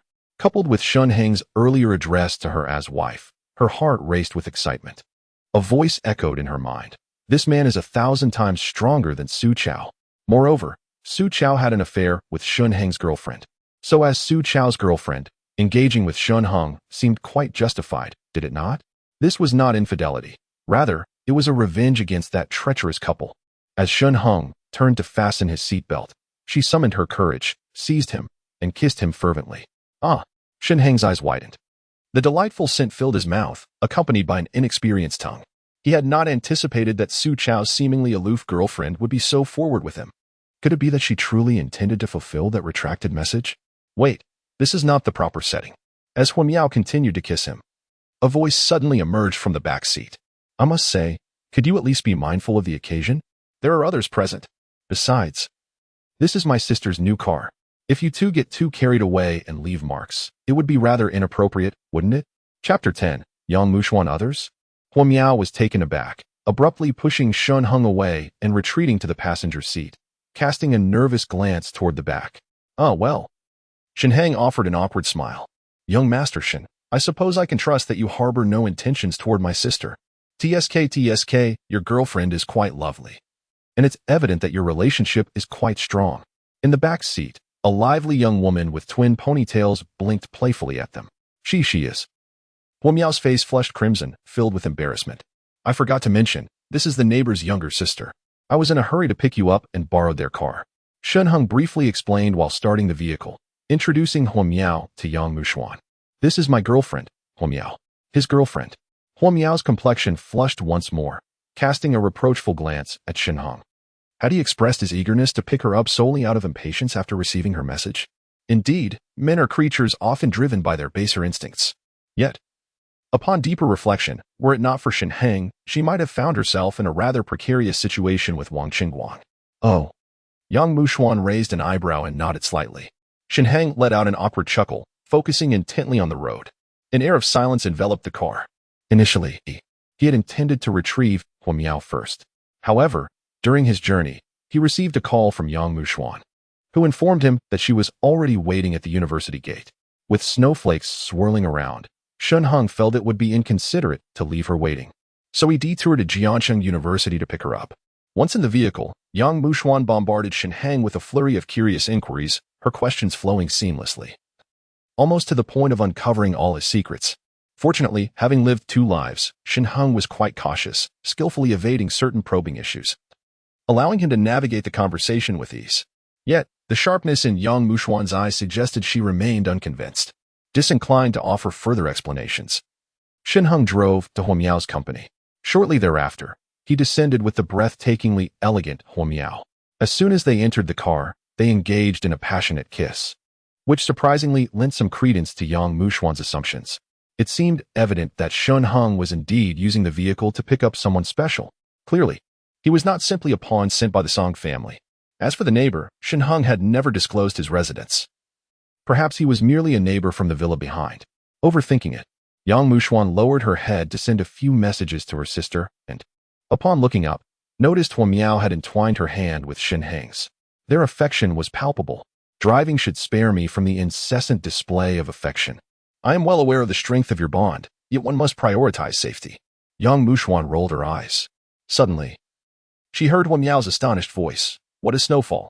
Such a magnificent snowfall. What? Yang Mushuan turned her gaze in the direction of the sound, only to behold a sky blanketed in swirling white snowflakes cascading from above. Shen Heng had nearly turned the windshield wipers to their maximum setting. The vehicle traversed the snow-laden road, the crunching sound beneath them unmistakable. The once bustling thoroughfare had become eerily deserted. Pedestrians, clad in thick garments, huddled their necks as they hastened back to their cars before driving away. How could this be? Yang Mushuan murmured. Isn't it still August? Snow in August? This weather is utterly bizarre. Shen Heng nodded in agreement. Moreover, it appears this snowfall will not cease anytime soon. He understood all too well. This snowfall persisted for a fortnight. After 2 weeks, while the snow finally ceased, the sky remained overcast, transforming the entire world into a canvas of white. The cities inhabited by humanity came to a standstill, with urban traffic nearly paralyzed. A deluge of snow blanketed the globe. Jiangcheng, being of higher elevation, saw its lower 4-story areas completely engulfed. Just as people began to rejoice, after a brief respite, the heavy snow returned with renewed vigor. During this intermittent snowfall, Shen Heng recalled in his previous life how Jiangcheng had been shrouded in white, with only a few towering structures and apartments visible above the thick snow cover. The rest had long been buried beneath a heavy blanket of snow. Relying on his fire-based abilities, Shen Heng forged a pathway through the snow, facilitating his expeditions in search of supplies. It is precisely through this extraordinary ability that one can access places unattainable by others. At that time, Jiang City had already fallen under the control of various factions of supernatural beings, and to survive, one could only join them. Shen Heng, unwilling to serve the interests of these powerful factions, chose to retreat to the T1 community. The supernatural beings engaged in fierce battles for resources, yet they remained oblivious to the presence of the three of them. In this life, endowed with an infinite resource vending machine, he had no need to venture out in search of supplies. Instead, he relied on his prior knowledge of the existence of supernatural fruits, placing him a step ahead. He could even confront the mighty factions from his past life head-on. Meanwhile, Huo Miao and Yang Mushuan gazed intently out the window. The howling wind carried snowflakes that danced like silver petals in the air. Just yesterday, it had been a sweltering summer day, and in the blink of an eye, it felt as though they had been transported to a world of ice and snow. Truly astonishing, Yang Mushuan murmured. Shen Heng chuckled silently. Indeed, there were many astonishing things to behold. If only they knew that in just over half a month, the entire world order would collapse, and people would turn against one another for a mere morsel of food, they would not be so astonished by summer snow. The car fell into a tranquil silence as the two girls were lost in thought, watching the snowflakes fall without uttering a word. Shen Heng concentrated on driving, and soon they returned to the T1 community. The snowflakes swirled around them, yet many pedestrians had already made their way home. The remaining ones, much like Huo Miao before, lingered at their workplaces, waiting for the snowfall to cease. Many pondered in disbelief, thinking that this was summer. The notion of snow in August was utterly absurd. With temperatures so high, it was believed that the snowfall would soon come to an end. In his previous life, Huo Miao had also thought the same. But what was the ultimate outcome? The temperature plummeted rapidly, and within a couple of days, the air conditioning units had completely frozen over. The individuals holed up in the company, without food or drink, ultimately succumbed to the bitter cold. When Shen Heng returned to Taiyuan community, the snow on the ground had accumulated to nearly an inch in thickness. He drove his vehicle to the doorstep of Yang Jinshuan's home, where she was already dressed in warm clothing, awaiting his arrival. Sister, Yang Mushuan exclaimed as she leaped from the car and embraced her sister. Yang Jinxian had been anxiously awaiting this moment. To be candid, lending the car to Shen Heng had entailed a certain degree of risk. Yet, her greater concern lay with her younger sister. If anything were to happen to her sister, how could she possibly explain it to their parents, who had passed on. Fortunately, her sister returned safely. Thank you. Yang Jinxian cast a deep glance at Shen Heng. Shen Heng, holding Huo Miao close, replied with a smile. There's no need for such formality. I owe you my gratitude as well. Without you, I wouldn't have been able to bring my girlfriend back. As Shen Heng embraced her, Huo Miao felt a sudden stiffness in her body. Moments ago, fueled by a desire for revenge against Su Chao and the heroic manner in which Shen Heng had arrived to her rescue, she had impulsively shared a passionate kiss with him. However, their moment was abruptly interrupted by Yang Mushuan in the back seat. Since then, she had remained silent, her cheeks flushed with embarrassment. That kiss had merely been an act of retaliation. As for the words she had deleted earlier, they would never come to fruition. Yet now, ensconced in Shen Heng's arms, her heart, which had just begun to settle, began to race once more. Thank you, Sister Yang. Huo Miao managed to force a smile. With both the car and its occupants returned safely, they decided to refrain from lingering any longer. Shen Heng waved goodbye to the sisters and, with Huo Miao in tow, exited with an air of nonchalance. Gazing at the retreating figures of the two, Yang Mushuan leaned closer to Yang Jinxian and whispered, Sister, this Shen Heng, he may not be what you think. He is not from the Song family. Indeed. Yang Jinxian responded with a gentle nod. If he is not from the Song family, that would be splendid. Now, it is quite chilly outside. Let us return indoors. Yang Jinxian took her sister's hand and led her back to the house. It seemed she had been overly concerned. Earlier, when Shen Heng mentioned he was her neighbor, her suspicions had arisen. Furthermore, with her husband's passing and her voluntary relinquishment of her inheritance, the Song family would likely cease their pressure upon her. It was reasonable to assume that Shen Heng was merely a neighbor from one of the other rows. As she passed by the surveillance room, she instinctively pushed the door open and glanced inside. However, the next moment, her brow furrowed deeply, her gaze fixated on the monitor screen. Each villa in this row had been equipped with surveillance devices, yet now, while the monitors for the other villas remained intact, her immediate neighbor, Villa 4 of Row 2, displayed a pitch-black screen. A line of text appeared, indicating surveillance equipment malfunctioned. Malfunctioned? Yang Jinxian squinted. She had only installed this surveillance system a short while ago and had used it for merely a few days. How could it fail? Moreover, the entire surveillance system for Villa 4 was out of order. Such a coincidence seemed implausible. Chapter 11. Change of attitude. There is someone next door. Upon seeing that the surveillance for Villa 4 was down, Yang Jinxian immediately entertained this thought. However, with nightfall approaching and the heavy snowfall, she and her sister, being but two frail women, found themselves powerless to investigate. Could it be that members of the Song family were secretly residing next door, surveilling her discreetly? A glimmer of coldness flashed in Yang Jinchuan's eyes. Song Jingming, I am indeed your sister-in-law. The recollection of that fateful night when my husband, Song Guangming, passed away, leaves me blushing at the words of this younger brother. How could Song Jingming, this scoundrel, dare to suggest such a thing? He even had the audacity to claim that if I, Yang Jinxian, agreed to accompany him, a portion of the Song family's assets would be reserved for me. I promptly rejected this outrageous proposition. After the funeral, I hastily moved to the Tiyuan community, as that is my personal asset, unrelated to the Song family. Yet, despite my efforts to distance myself, Song Zhengming persisted in his unwelcome pursuits. Fear crept into my heart. Now, he has sent someone to keep watch over me? What on earth is Song Zhengming up to? I bit my lip in anxiety. As the sole heir of the Song family, what manner of woman could he not attain? That he must relentlessly pursue me, his elder brother's wife? The thought of his brooding gaze sent shivers down my spine. Strangely, at that moment, the image of Shen Heng surfaced in my mind. According to my whimsical younger sister, Shen Heng is quite steady in his dealings. Moreover, he truly borrowed a car to pick up his girlfriend, having no ties to the Song family. Gazing at the dark surveillance footage from Villa 4, I quickly retrieved my phone to call Shen Heng. Hello? At that moment, Shen Heng had just arrived at the entrance of Villa 4 and was about to open the door, somewhat puzzled by the call from Yang Jinxian. Shen Heng, there's something else I would like to trouble you with, Yang Jinxian said softly. You haven't gone far, have you? Could you please help me check why the surveillance at my neighboring Villa 4 is malfunctioning? Surveillance? Shen Heng was taken aback. Indeed, Yang Jinxian awkwardly smiled and said, To be honest, all these villas belong to me. I only reside in Villa number 3. Therefore, I have installed surveillance in all the other villas. However, now all the cameras in Villa number 4 next door are malfunctioning. You don't need to enter. Could you please check if the surveillance at the entrance has been tampered with? Indeed, Shen Heng replied, lifting his gaze to the wall-mounted camera, noticing it had been smashed. This revelation sent a shiver through Yang Jinxian, her complexion paling. It must have been the work of the Song family. What's the matter? Is someone following you? Shen Heng inquired, raising an eyebrow when he noticed Yang Jinshuan's prolonged silence. No, it's nothing. Yang Jinxian forced a smile. Thank you.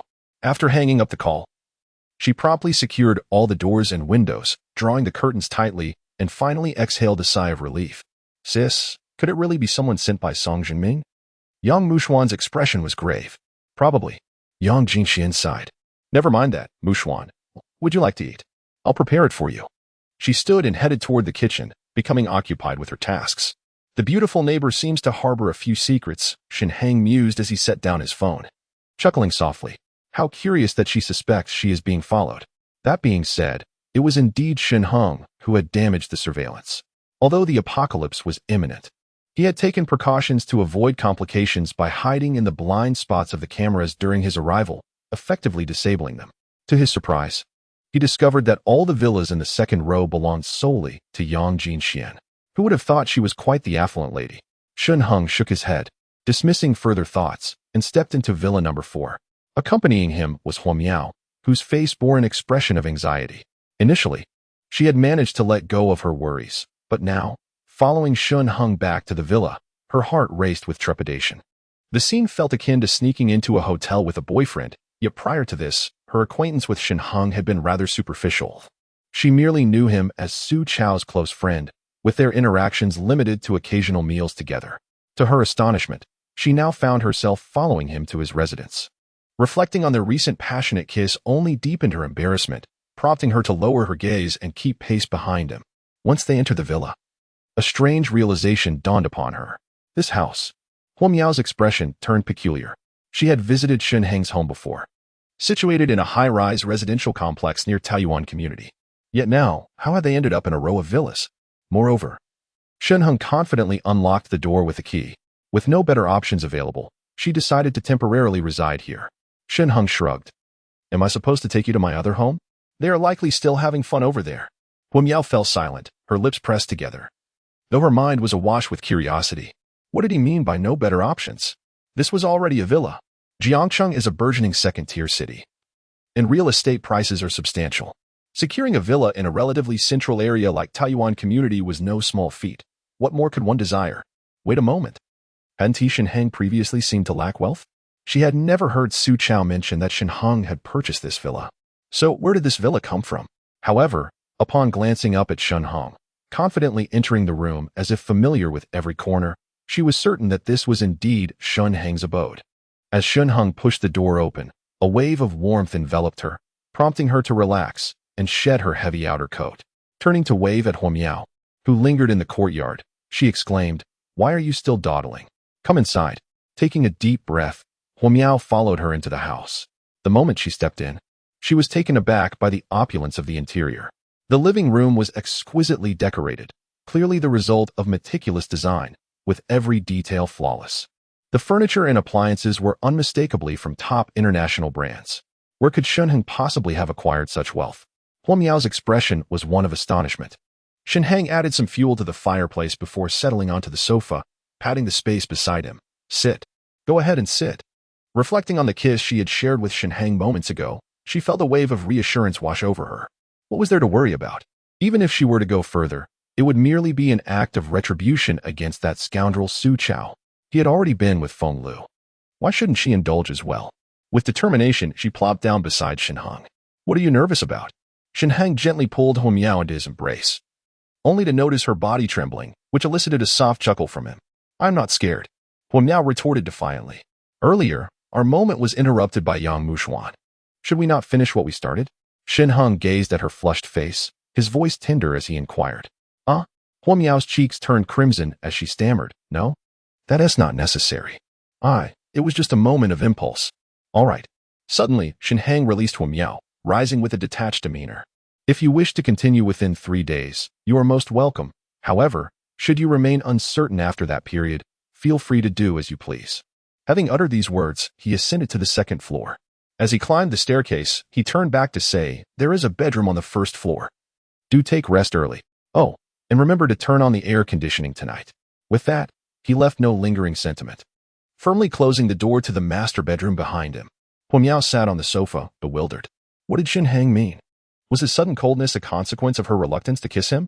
She had merely expressed that it was an impulsive moment, pouting with dissatisfaction.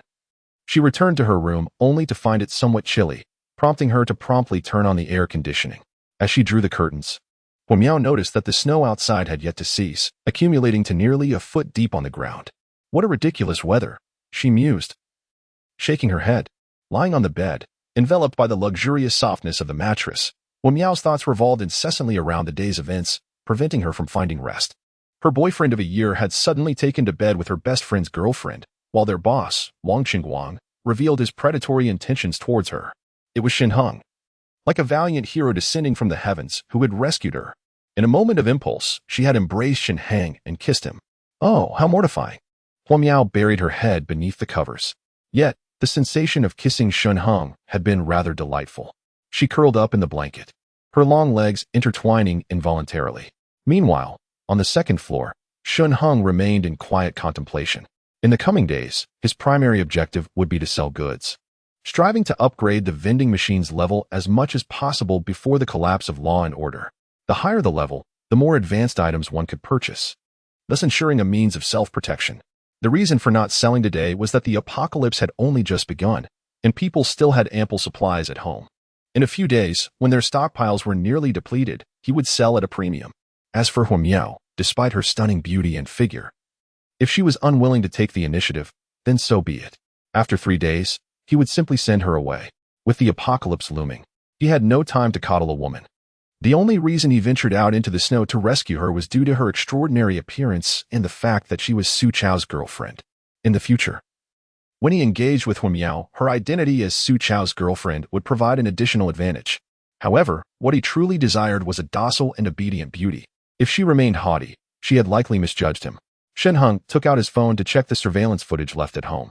Oddly enough, there was no one present.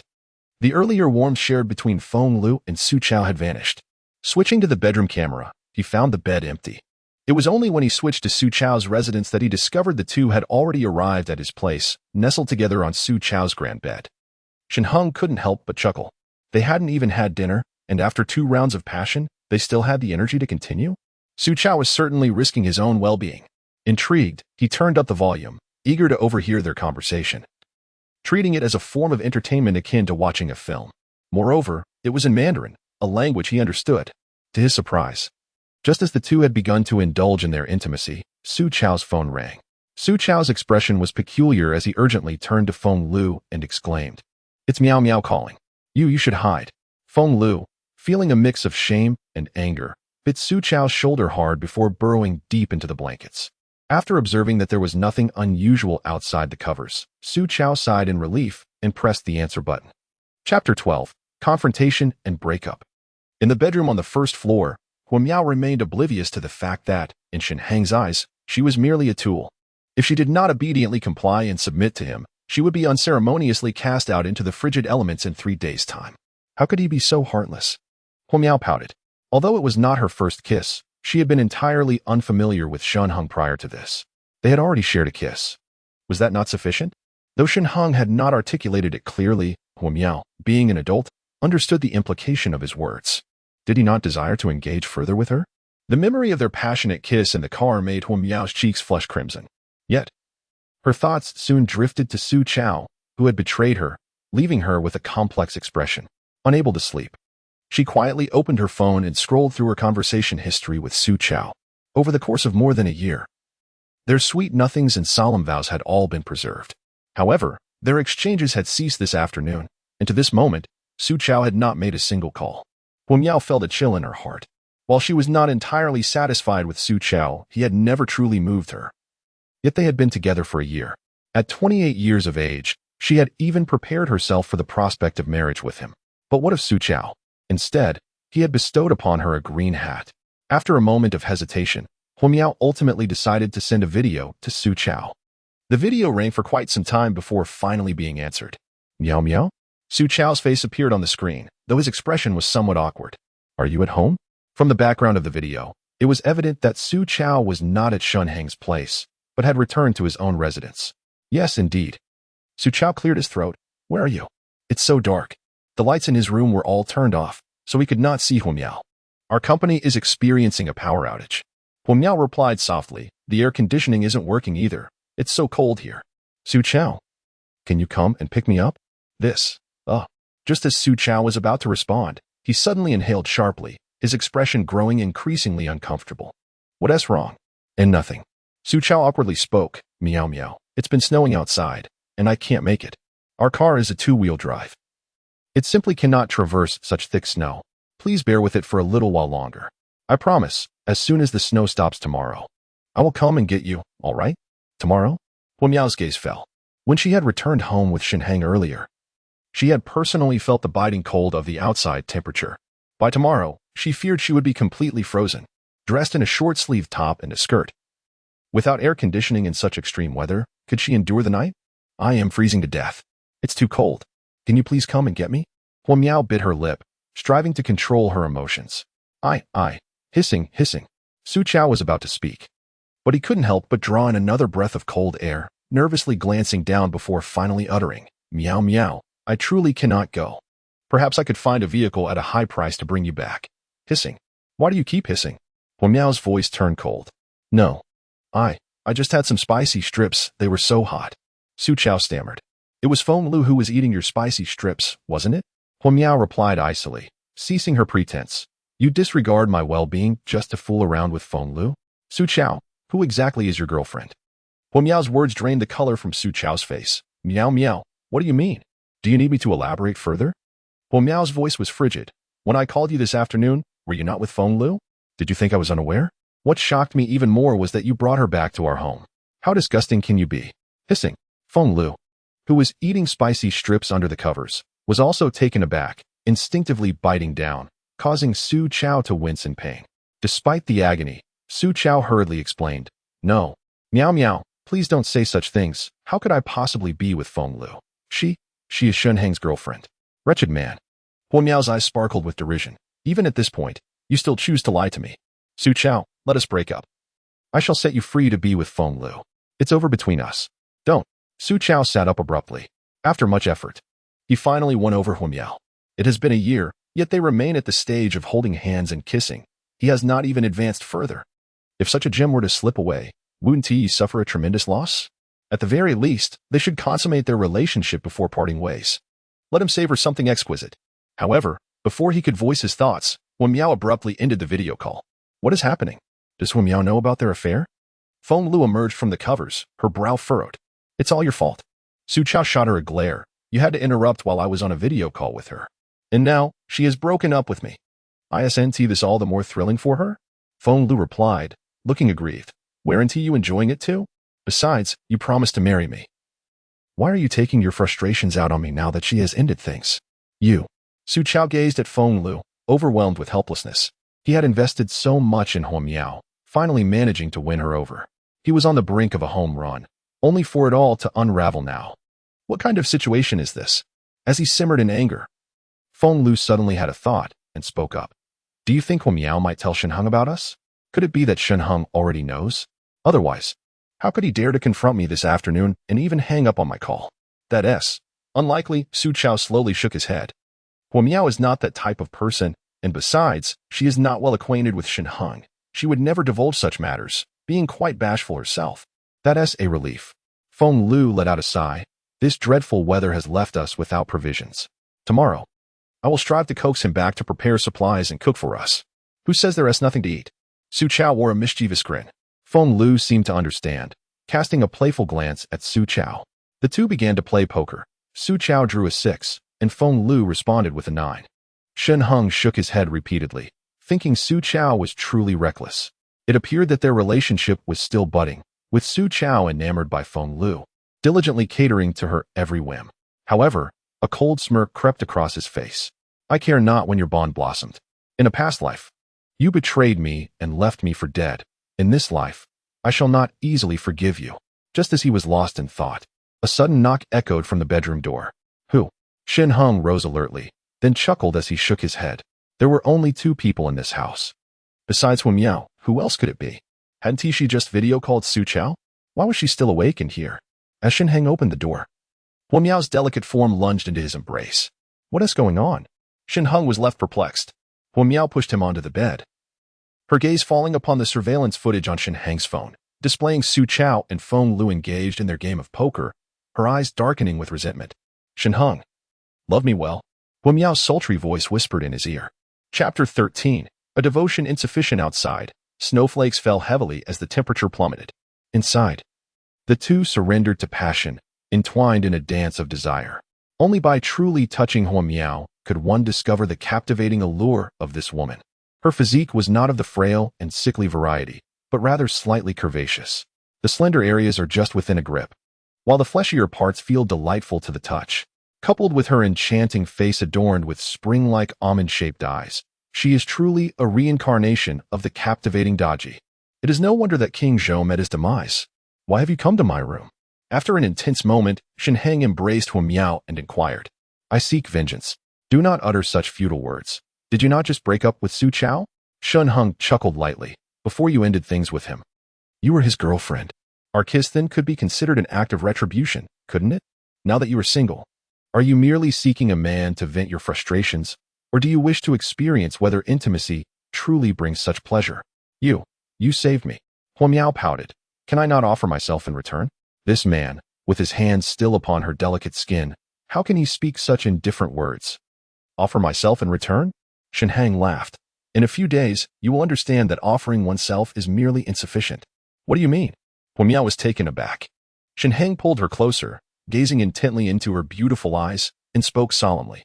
If you are willing to give, then I desire all of you. Not just your body, but also your heart.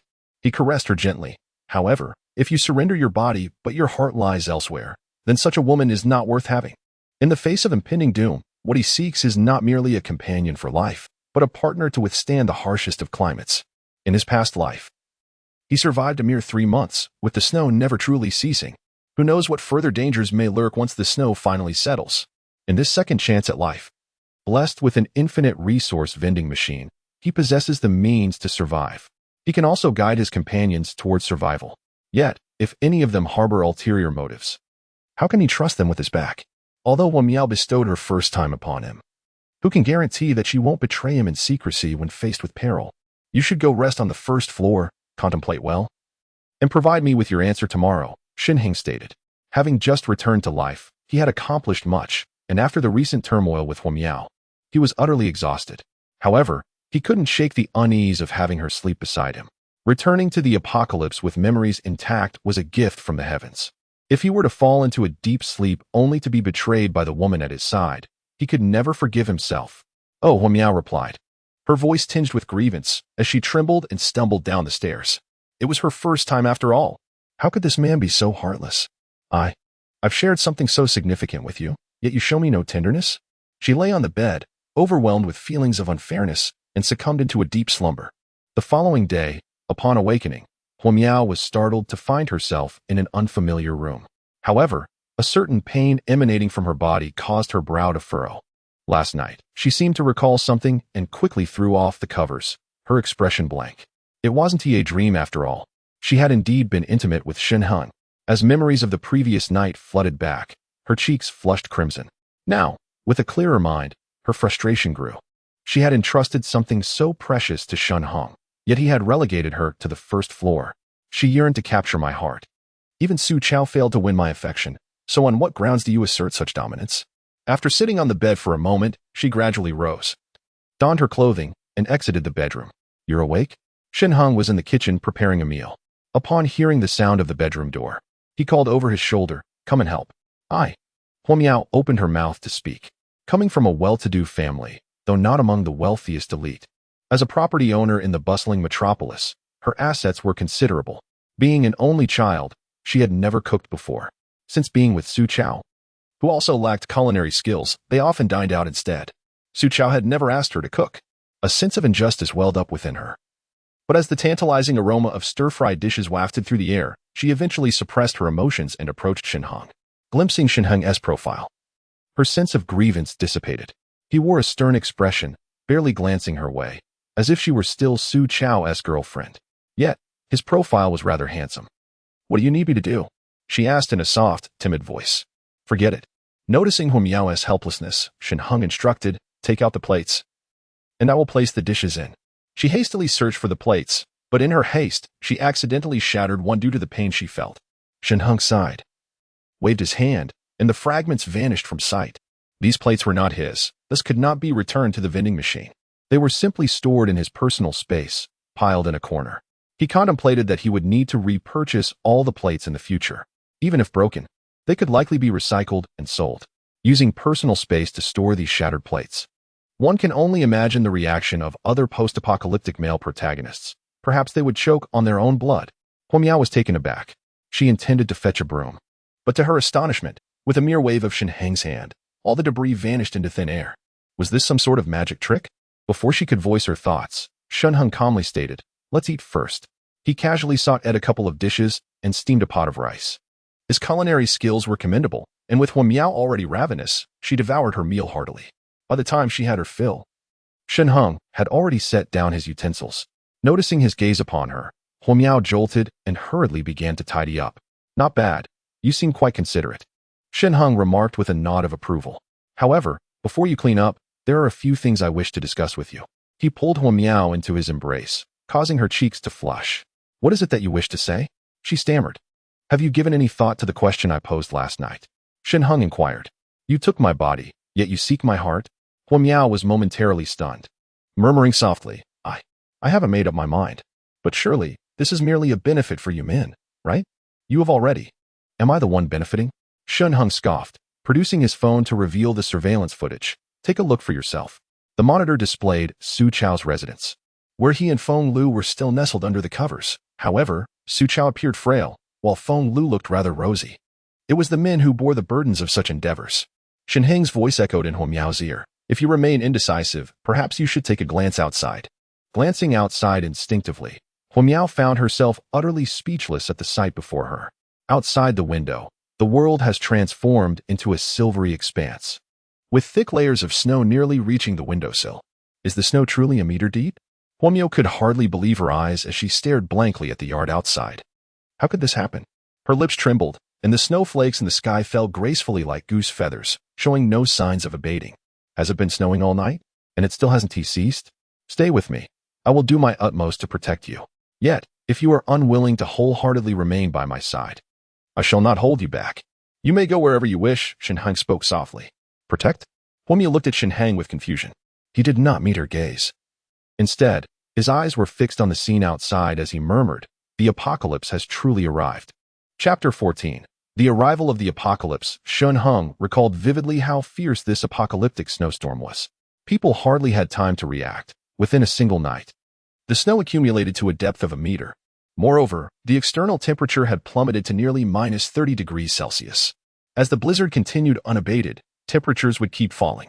By tomorrow, even air conditioning would become ineffective. At that point, humanity would gradually face the grim fate of freezing to death. The apocalypse? Listening to Shen Heng's words, Hu Miao was taken aback. In this day and age, how could anyone still believe in doomsday theories? It was merely a summer snowstorm. She turned to speak but fell silent upon seeing Shen Heng's grave expression. Have you ever considered what would happen if this snow never stopped? Shen Heng asked softly. Never stopped? How could that be possible? Hu Miao chuckled nervously. There is no way snow could fall indefinitely. What if it never stops? Shen Heng inquired once more. Hu Miao was taken aback. Shen Heng's expression did not convey a casual conversation. Rather, it was marked by a profound seriousness. Consider this. In just one night, the snow has already reached a depth of 1 meter. If this continues for a week or even longer, what will the world become? Shen Heng raised an eyebrow and turned to Hu Miao, speaking in a grave tone, with the outside world enveloped in ice and snow. Once the provisions at home are exhausted, what will become of humanity? He had changed his perspective. This woman, Hu Miao, possessed a certain allure, especially last night. He discovered an undeniable compatibility between them. Such a beautiful woman standing before him, obedient and compliant, made Shen Heng reluctant to cast her out into the unforgiving elements to fend for herself. Thus, he endeavored to share with her some of the dire realities of the apocalypse, curious to see how she would respond. What would become of humanity? Upon hearing Shen Heng's words, Hu Miao's eyes narrowed. If the world truly descended into such chaos, the act of selecting prey would inevitably occur. Although she was the only daughter from a well-off family and had been pampered since childhood, it did not imply she was naive. If that day ever arrives, I am confident in my ability to survive. Shen Heng's voice echoed softly, but what is the value of surviving alone? Life must afford us some joy.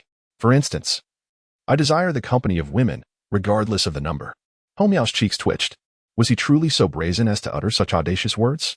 And you are my first choice. Shen Heng's gaze fell upon Hong Miao once more. If you are willing to follow me, you must devote yourself entirely to my cause. After all, the future is fraught with peril, and I do not wish to witness betrayal from those close to me. At this moment, memories of Feng Lu and Su Chao from his previous life flashed in his mind, his eyes turning icy. Why do you look at me like that? Hong Miao pouted, involuntarily lowering her head. I do not know you well enough yet. Was last night not sufficient for you to understand me? Shen Heng's lips curled into a smirk, causing Hong Miao's face to flush crimson. Before you make a firm decision, I will offer you shelter, but within this home, you must fulfill your obligations. Shen Heng gestured towards the kitchen. First, learn how to cook properly. After all this, it turned out he merely wanted her to prepare meals. Hong Miao's expression fell as she nodded in agreement. Shen Heng gazed out at the falling snow, lost in thought, while Hong Miao quietly returned to her room on the first floor. She took out her phone and began perusing videos from food bloggers. However, today, many culinary content creators had not updated their cooking segments. Instead, they were capturing the extraordinary snowfall outside, discussing the bizarre weather phenomenon. Even the tropical cities in the southern regions, which rarely experience snow, were now blanketed in white. Had the entire world transformed in this manner? After watching several videos, Hong Miao's face was filled with astonishment. The popular tourist city of Sanya in the southern part of Long Country had now turned into a sea of white. The once crowded beaches, teeming with visitors, were now frozen and devoid of life. The blogger, clad in a thick down jacket, spoke with a quivering voice. I never imagined that it would snow in Sanya. In previous years at this time, our primary concern was typhoons. Thankfully, during my recent trip to northeast China, I purchased several down jackets. As for those who have resided in this city for years, they probably lack even a single warm garment. Hong Miao's expression became frozen in contemplation. She recalled Shen Heng's earlier words, the apocalypse. What if it truly unfolded as Shen Heng described? We must hastily stockpile supplies. Raising her gaze to the window, she noticed the snowflakes still swirling. And it seemed that the accumulation had significantly increased while she had been engrossed in videos. She quickly rose and dashed into the living room, exclaiming to Shen Heng, we need to stockpile supplies immediately. It's too late. Shen Heng, standing by the window, turned back and remarked calmly, you should check the WeChat owners group. The owners group? Hong Miao was momentarily taken aback, instinctively opening WeChat. The owners group was now in an uproar. Many members were expressing their astonishment at the unusual weather, while others suggested purchasing food and drinks to prepare in advance. However, shortly thereafter, someone shared a video from the supermarket. The shelves had been completely ravaged by shoppers. Since last night, a multitude of individuals had been scrambling to buy goods. The store owner, witnessing the bustling business, did not close early. By 11 p.m., every item on the supermarket shelves had been seized. Not even a roll of toilet paper remained. With heavy snow blocking the roads, delivery trucks were unable to restock in a timely manner. Thus, the supermarket resembled a barren wasteland. The fact that you thought to stockpile supplies indicates that your mind is not entirely dull. Shen Heng approached Hong Miao and whispered, in just a single day, this snowfall has blanketed the world. Jiangqing now has over a meter of accumulated snow, and this is not even the maximum. Have you contemplated the dire predicaments humanity may face in the future? Hong Miao's complexion turned pale. If you are truly willing to be with me, I assure you, you shall not be wronged. Shen Heng's gaze turned icy, but should you, like Feng Lu, dare to harbor ulterior motives against me? Hong Miao forced a bitter smile. Given the severity of this extreme weather, residing in your home and having shared that intimate relationship, how could I possibly betray you? Initially, her intent was merely to avenge Su Chao, yet truth be told, she now found herself reminiscing about the feelings she experienced with Shen Heng last night. Furthermore, had it not been for Shen Heng, she might have faced a far graver fate at the hands of Wang Qingguang last night at the office. In comparison to that despicable fat man, she would naturally choose the younger, more handsome Shen Heng. Moreover, while Wang Qingguang employed vile tactics to coerce her, Shen Heng, despite providing her refuge, never forced her into intimacy. Whether it was the kiss or the moments in the bedroom, upon reflection, it was always her initiative. Let it be so. Shen Heng regarded the pitiful Hua Miao and gently nodded. The human heart is a labyrinth. Though Hua Miao lacks a motive to betray him, at present, Shen Heng remains somewhat skeptical of her. However, it seems Hua Miao has prepared herself to be his woman. And that is sufficient. In a few days, when the fabric of societal order unravels, she shall witness the harsh realities of this cold world.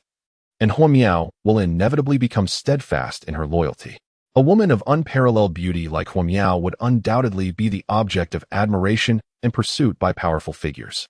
Shen Heng recalled that in his previous life, after the onset of the apocalypse, the Song family, under the leadership of the patriarch Song Zhengming, ascended from a second-tier family to one of the foremost powers. Song Zhengming possessed formidable abilities and gathered a multitude of skilled individuals.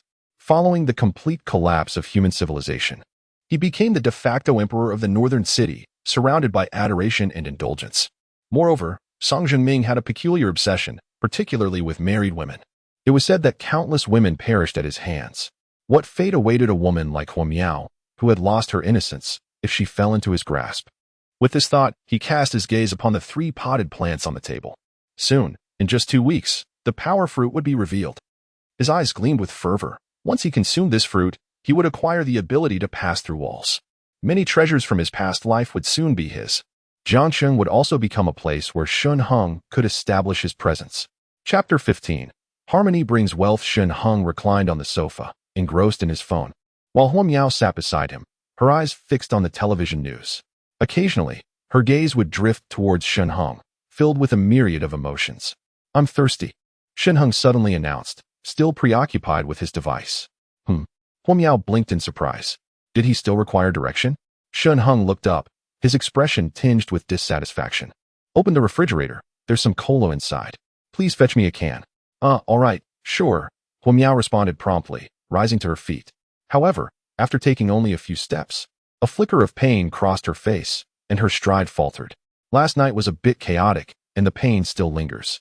I have heard that it becomes much better upon repetition." Observing Hua Miao's silhouette, Shen Heng let out a soft sigh. Hua Miao is, after all, the first woman he has encountered since his rebirth, and she embodies the essence of a high and aloof goddess. Treating her in such a manner leaves him with a twinge of guilt. Yet, without this approach, a delicate woman like Hua Miao, even with his protection, may not survive in this harsh world. It is imperative for her to grasp the brutality of existence from its very roots. Hua Miao staggered a few steps before turning to glance at Shen Heng, only to find him expressionlessly engrossed in his phone, which made her feel a wave of grievance. "I have already entrusted myself to you. Why do you show no tenderness?" she thought. He couldn't even be bothered to fetch a drink for her. But despite her feelings of injustice, she dared not voice her thoughts. The clothes she wore were still his, and the weather report on her phone indicated that the temperature outside had plummeted to -40 degrees. In such conditions, how could she dare to show displeasure towards Shen Heng? Upon opening the refrigerator, Hua Miao's expression shifted dramatically. Contrary to her expectations of a variety of food, she found only 2 bottles of cola. She hurriedly searched the kitchen but could only uncover some ginger, garlic, a few potatoes, and carrots, along with a small bag of rice tucked away in the corner. Would this meager amount suffice for several days? Did you not prepare any provisions in advance? Hua Miao gazed at Shen Heng in disbelief. "I will naturally gather the ingredients when it's time to cook, so rest assured," Shen Heng replied without looking up. Was he hiding supplies in his bedroom on the 2nd floor? Was this a precaution against her? Hua Miao could only shake her head in bitter resignation. Shen Heng was her first man. Last night, engaging in such an act was, to be candid, a blend of vengeance against Su Chao and an awakening of affection for Shen Heng. If her feelings were not genuine, how could she possibly offer up the most treasured possession she had cherished for years? Shen Heng, however, appeared to maintain a certain wariness towards her. Perhaps his caution stemmed from Feng Lu's betrayal, instilling in him a sense of distrust towards women. Su Chao had previously mentioned that Shen Heng had been with Feng Lu for many years. For her, he had tirelessly devoted himself to writing and earning money, often isolating himself for an entire week, all in an effort to bring Feng Lu into his home as soon as possible. If faced with a similar betrayal from a girlfriend, he too would undoubtedly find it difficult to forgive easily. "I am not like Feng Lu," she thought, feeling a twinge of discomfort as she murmured softly. Shen Heng did not respond. He had hurt her, yet chose to remain noncommittal. Time would naturally reveal whether Hua Miao was sincere towards him. At present, he had more pressing matters to attend to. He registered a new WeChat account. subsequently using his main account to add this newly created account to the homeowners group. At that moment, he had already logged into the new account and was posting a message in the group. To all residents of T1 community, the heavy snow has paralyzed our city, making movement impossible. I noticed from the videos shared earlier that the community supermarket has been completely looted. In this frigid weather, lacking food and drink is a dire situation. Therefore, for the safety of our community's residents, I am offering a batch of supplies for sale. Instant noodles, sausages, cola, biscuits, canned meat. Interested parties may inquire. With the transaction location being the secure passage beneath the community square. Early in the morning, when the snow had just reached knee height, he had already risen to venture outside. Upon meticulous observation of the external conditions, I noted that the snowflakes were nearly the size of walnuts, coupled with the frigid temperatures rendering the streets virtually deserted. A few elderly individuals, accustomed to rising early for their morning strolls and exercises, shivered and grumbled as they turned back towards the warmth of their homes. In this weather, where the temperature plummeted below -30 degrees, it was impossible for anyone to remain outdoors. Engaging in physical activity under such conditions could very well result in one being frozen into an ice sculpture. Now, at the stroke of 1 p.m., the accumulated snow had nearly doubled, further dissuading anyone from venturing outside. Seizing the moment, I endeavored to promote my side business. Harmony brings wealth, to establish a reputation. Naturally, when the community sought supplies in the future, they would think of me first.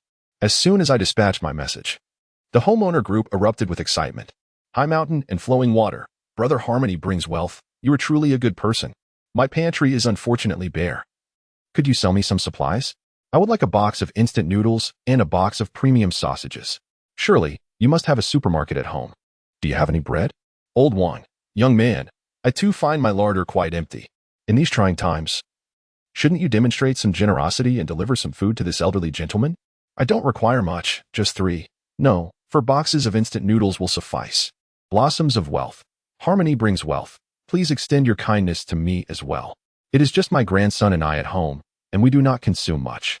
A single box would be sufficient. Once this snowstorm abates, I shall certainly report your good deeds to the community, ensuring you receive recognition in the newspapers, on the news, and even on television. Shen Heng, Harmony brings wealth. Dear brother, how much food do you have? Could you sell it to me at a discount? Adorable face. The group chat was inundated with mentions of Shen Heng, causing my phone to vibrate incessantly. Huo Miao approached Shen Heng with a can of cola, eagerly opening it and offering it to him. Feed me, she requested. Shen Heng did not lift his gaze. Oh, Huo Miao nodded softly, bringing the can to his lips. With your mouth, Shen Heng added. Your mouth. Huo Miao's face flushed a deep crimson. She leaned in closer, catching a glimpse of Shen Heng responding to messages in the owner's group with his phone. Selling supplies? She pondered, astonished. It appeared that Shen Heng had indeed stockpiled a considerable amount of goods and was even willing to sell them. Had he foreseen this extreme weather? Otherwise, how could he have prepared in advance? Huo Miao regarded Shen Heng with growing intrigue, increasingly convinced of his enigmatic nature. Could such a person truly be the incompetent fool that Feng Lu described? She recalled the sight of Feng Lu and Su Chao in the surveillance footage. Shivering beneath their blankets, their hunger rendering them slightly dazed. Since last night, they had not eaten a single bite. Even the air conditioner struggled to cope with the extreme conditions, humming under the strain. Meanwhile, she, clad in a thin nightgown, remained in the warmth of her room, where a vibrant fire crackled in the hearth, filling the space with comforting sounds. Just moments ago, she had enjoyed a steaming meal, feeling both physically and mentally at ease. In her hand, she held a chilled beverage. For a moment, she felt disoriented. As she scrolled through various bloggers' videos, she had come across numerous news reports. In just a single day, the world had witnessed a tragic toll, with many succumbing to the cold, especially in tropical regions. These countries, accustomed to warmth, had never prepared for such frigid conditions.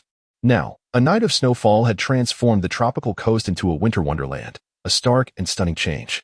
Those fortunate enough to have air conditioning were somewhat better off, as it still managed to function amidst the chaos. In households devoid of air conditioning, the residents have become akin to ice sculptures.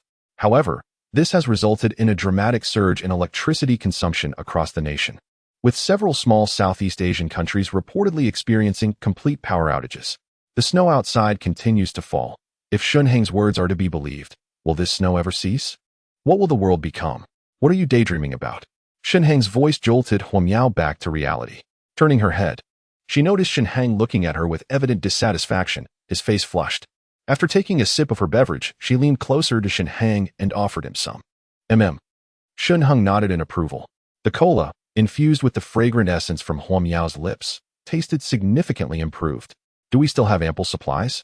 Huo Miao inquired softly, pleased by Shen Heng's satisfaction. What's wrong? Shen Heng turned his head.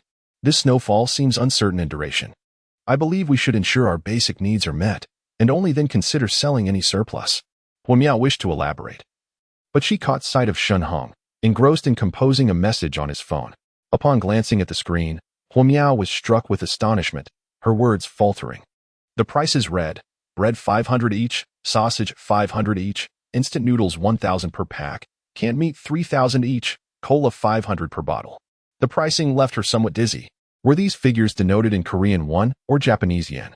Chapter 16. Exorbitant prices. Fresh vegetables 1,000 per jean, pork 3,000 per jean, beef 5,000 per jean, lamb 3,000 per jean. Shen Heng contemplated the pricing, diligently filling in the essentials for daily sustenance before leaving a blank line to begin cataloging the living supplies. The comforters are priced at 10,000 each, the jackets at 10,000 per piece, and the tinctures at 20,000 apiece. Having finalized his meticulously crafted message, Shen Heng released it into the group chat. Harmony brings prosperity. The prices of the materials I am offering for sale are listed above. Should you wish to make a purchase, please contact me directly. Kindly note, all prices are in Longwa currency, and these are the current rates. If the weather continues to deteriorate, I shall adjust the prices of the materials accordingly. As soon as he dispatched these two pieces of information regarding his sale, the entire owners group erupted in a frenzy. Old Wang exclaimed, Harmony brings prosperity. Young man, are you attempting to rob us? Who sells items at such exorbitant prices? Moreover, did you not see my earlier message? Hurry and deliver us some food. Hua Keifugue chimed in. Harmony brings prosperity. My grandson and I are both famished. Please rush over with some instant noodles. By the way, you still have tinctures, right? Send one my way. This dreadful weather is nearly freezing us to death. If you deliver now, once the snow ceases, I shall certainly honor you with a banner and promote your services enthusiastically. Gao Shan Lu Shui added, Harmony brings prosperity. Are you jesting? Are you certain this is not Zimbabwean currency? 500 for a single pack of instant noodles? The group chat grew ever more animated, with numerous individuals sending friend requests to Shen Heng. Initially, he found it bothersome to respond individually, hence his decision to post the pricing information in the group, believing that those interested would engage in respectful dialogue. As for the elderly individuals who threatened him, Shen Heng could hardly be bothered to glance their way. Tomorrow, the temperature is expected to drop even further. As temperatures plummet to -50 degrees, the outdoor air conditioning unit becomes utterly frozen, rendering it completely inoperative. Meanwhile, the household water pipes cease to flow even a single drop. Some individuals may store food, yet who would think to store water? The most one might manage is a single 15-liter bottle of purified water in the tea room, but how long could that last? Its price is already quite reasonable, at least at the outset, allowing the impoverished to afford it. Nevertheless, 95% of people ultimately meet their demise from the cold, and with their passing, their possessions vanish as well. These dissipated assets could be bestowed upon me, enabling me to enhance my vending machine business, could they not? Hence, the strategy devised by Shen Heng is to ensnare all. Initially, the prices will not be set excessively high, ensuring they are accessible to the masses. Of course, given that this is merely the first day of the apocalypse, he harbors no illusions about selling much at this price. Humanity shares a common flaw, selfishness. Until they are on the brink of starvation, these individuals will hesitate to part with their money for purchases. However, Shen Heng chuckles. There is ample time. We shall take our time with this. In the owners group, as Shen Heng's message is disseminated, it is met with a storm of vitriol. Lao Wang exclaims, This is outrageous. I am speaking directly to you. Produce your goods now, or I shall report you for price gouging. Hua Kaifu Gue adds, Indeed. Bring forth your goods now, and we can negotiate amicably. To these outcries, Shen Heng pays no heed. Some even suggest expelling Shen Heng from the group. Yet the group leader is the property manager, with whom Shen Heng had already established a rapport prior to this incident. In the afternoon, he intends to deliver some provisions such as instant noodles and ham sausages to the property manager. Naturally, the manager remains indifferent to such individuals. In society, no one is a fool. After all, it is merely a homeowners group. Feel free to hurl your insults.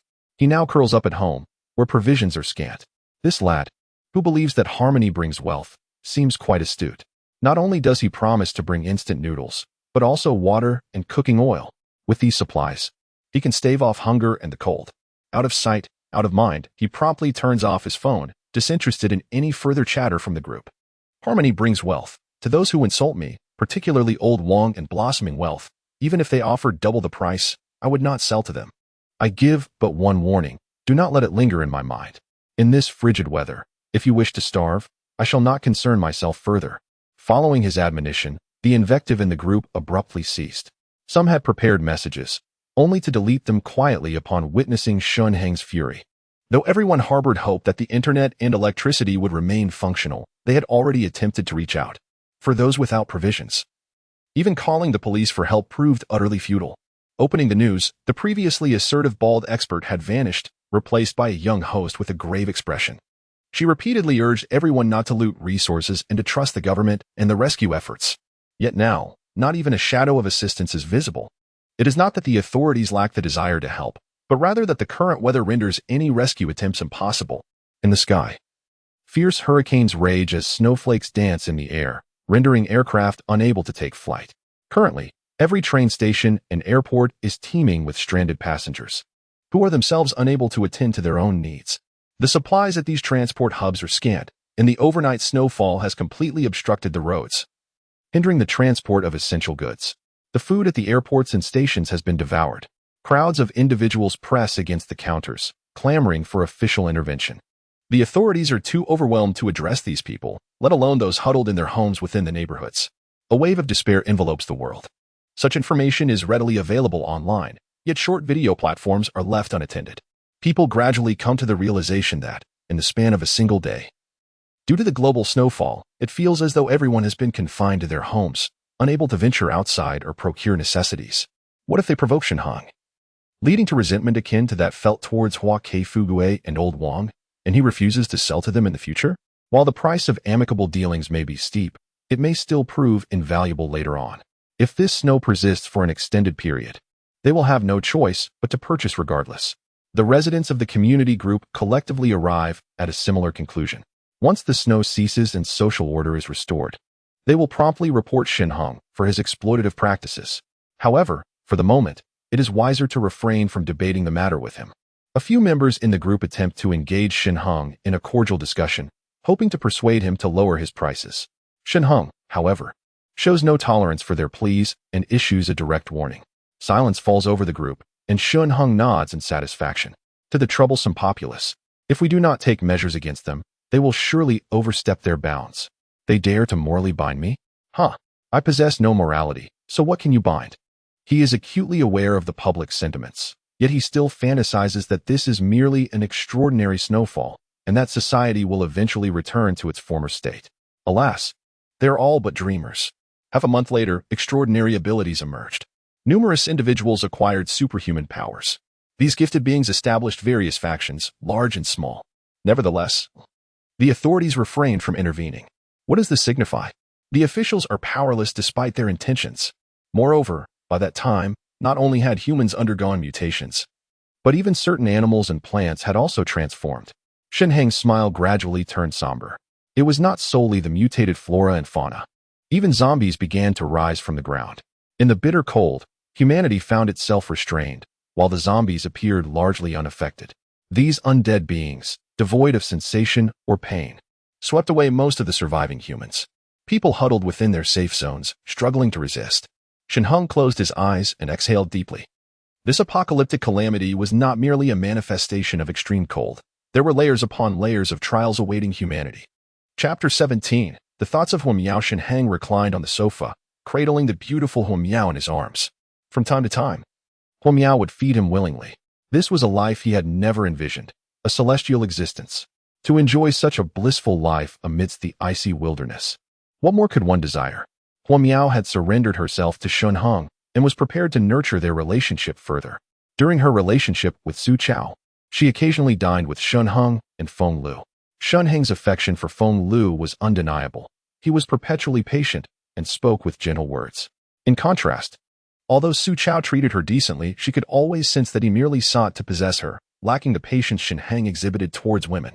Shen Heng, possessing a more striking appearance than Su Chao, earned a monthly income exceeding 10,000 as a professional writer. Yet, his social standing was comparatively modest, resulting in limited interpersonal connections. At times, she found herself envious of Feng Lu's fortune in finding someone like Shen Heng, who meticulously maintained their home and took charge of all household chores and daily meals. Such a man was indeed hard to come by. Following Su Chao's betrayal, or perhaps driven by a desire for revenge, Huo Miao took the initiative to approach Shen Heng last night. Today, witnessing the frigid landscape outside, she observed Shen Heng's confidence and strategic mindset, revealing a different facet of his character. She had quietly begun to develop feelings for him. If, as Shen Heng suggested, the end of days was upon them, who else could offer her protection? At the very least, she knew Shen Heng well and understood the kind of person he was. She could comprehend Shen Heng's domineering demeanor. After all, when a deeply trusted partner suddenly changes their heart, it is a heavy burden for anyone to bear. Please be a little gentler. Huo Miao murmured softly, her words trailing off as she shyly covered her face. She was entirely oblivious to the fact that she had gradually begun to compromise and even grow attached to Shen Heng. Though he did not disclose the extent of his resources, he possessed the audacity to sell, proving that his reserves were undoubtedly plentiful. To possess such foresight before a heavy snowfall, to stockpile an ample supply of provisions, and even to audaciously offer them for sale at exorbitant prices. Unperturbed by the repercussions of price inflation, this was the essence of Shen Heng's character that Huo Miao believed still held secrets. She was convinced that even if society were to restore order in the future, Shen Heng might evade incarceration, for reasons she could not articulate. This belief instilled her with confidence. The enigma and strength of a man invariably captivate a woman's heart. Women, especially independent ones like Huo Miao, are drawn to power. Ultimately, she was not as fiercely independent as she perceived. Rather, she had yet to encounter a man capable of rendering her gentle, of allowing her to curl up in his embrace. Previously, she had merely observed Shen Heng's kindness towards Feng Lu, but now her perspective had dramatically shifted. She had never heard of Shen Heng purchasing a villa in Taoyuan community before. Had he owned such a villa, Feng Lu would never have harbored such an attitude toward him, let alone betray him. Su Chao, despite being a high-ranking executive, earned only 2,000 to 3,000 a month. To acquire a villa of that caliber would require 2 to 3 decades of abstinence from all indulgences.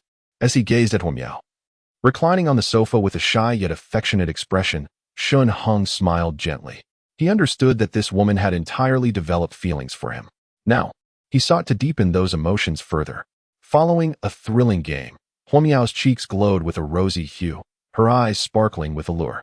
With her exquisite figure and captivating beauty, she ensnared Shen Heng's affection. While Feng Lu was indeed beautiful, she could not possibly compare to Huo Miao, who epitomized the ultimate aspiration of every man. As he glanced at the time, he realized it was getting late. Outside, the wind howled and snow fell relentlessly, casting a somber gloom over the day. The snowflakes continued their descent, showing no signs of abating, while the accumulation had thickened, nearly reaching the windowsill. Passage was rendered impossible. Yet, it was necessary to deliver some sustenance to the property manager. Shen Heng rose and donned his attire, inquiring, "What would you like for dinner?" "I'm open to anything, though something like lamb kidneys with chives would be ideal. I've heard that it's beneficial for men," replied Huo Miao, gazing at Shen Heng with an expression brimming with affection. Shen Heng chuckled softly, bemused by her earnestness. He made his way to the kitchen and procured a selection of meats and vegetables from the vending machine, placing them on the countertop. "I have a few matters to attend to, so I'll step out for a bit. You've watched those cooking videos online, haven't you? Why not give it a try?" He gently kissed Huo Miao on the forehead, advising her, "Even though no one will venture out in this weather, exercise caution. I'll call you when I return. Ensure you verify the monitor to confirm it's me before opening the door." "Are you really going out?" Huo Miao hesitated, concern lacing her voice. "Perhaps you should stay in. Given the weather, I'll take the underground passage," Shen Heng replied, offering no further explanation as he waved his hand and proceeded to the basement. This villa boasted 2 subterranean levels. The first floor featured a reception room, a study, and a cinema room, while the second harbored a billiard room, a wine tasting room, a game room, and a computer room. The decor was exquisitely crafted, a significant reason why Shen Heng chose to reside here in his previous life. In that past existence, he had spent considerable time in the second basement, often immersing himself in leisure within the computer room. Although the power was out, the villa was equipped with a generator a detail Shen Heng had not anticipated. After connecting the generator, the household can enjoy simple warmth and utilize the induction cooker to prepare meals, while Shen Heng can also indulge in solitary computer games to pass the time. However, he finds himself needing to venture out more frequently in search of diesel fuel for the generator. This increased frequency of his outings inadvertently facilitates the activities of Feng Lu and Su Chao, who sometimes take advantage of Shen Heng's gaming sessions in the underground level to engage in their own pursuits, seeking thrills in the process. With a complex expression, Shen Heng traverses through to the entrance of the second underground level and opens the passage door. The door to the villa's underground passage is fortified, crafted entirely from tungsten alloy and reinforced multiple times. The lock mechanism is intricate, operable by both fingerprint and password. However, it can also be secured from the inside with a key, disabling the fingerprint and password functions. Shen Heng is perplexed by the former owner's choices. This passage door was never equipped with any password, facial recognition, or fingerprint settings. Even the key is conspicuously placed on the table beside the passage door. Now aware that this row of villas belongs to the neighboring elegant woman, Yang Jinxian, he is intrigued. Having already settled in Villa Number 3, he wonders why she would lavish such meticulous attention on the decor of Villa Number 4. Even the underground wine cellar boasts an impressive array of fine wines. Is she simply frivolous with her wealth? Does she frequently swap residences among this row of villas? Each villa possesses its own distinct style, as if one can change their living environment at will. Such thoughts leave him utterly confounded. Shen Heng remained oblivious to the fact that after the death of Yang Jinshuan's husband, she returned to the Taoyuan community, residing in the adjacent Villa Number 3. Furthermore, not long ago, she had commissioned renovations for Villa Number 4, with her younger sister, Yang Mushuan, nearing graduation from her postgraduate studies. Yang Jinxian found herself with only her sister as family in this city. She wished to gift Villa Number 4 to her sister, hoping they could live as neighbors. After all, her sister was still young and would inevitably seek companionship in the future. Living together might become somewhat inconvenient. Moreover, Yang Jinxian had experienced such matters herself and contemplated that, despite her deep affection for her late husband, it was improbable she would remain a widow for the entirety of her life. There was a possibility she might encounter a suitable partner in the future. While residing in the same villa could enhance their bond, it would become increasingly complicated if either of them were to find a significant other. Thus, she had intentionally renovated Villa Number 4 for her sister. Little did anyone anticipate that this freshly renovated Villa Number 4 would ultimately become a boon for Shen Heng. Chapter 18. The property manager's wife. This security door certainly alleviated numerous concerns. Among the various features of this villa, Shen Heng found the security door to be the most satisfactory, sparing him the need for a replacement. He could procure various top-tier security doors from the vending machine. However, installation proved to be quite troublesome. With the frigid weather and lacking professional expertise, how could he manage the installation?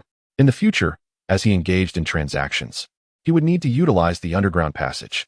Possessing boundless resources, he would inevitably attract the attention of those with ulterior motives.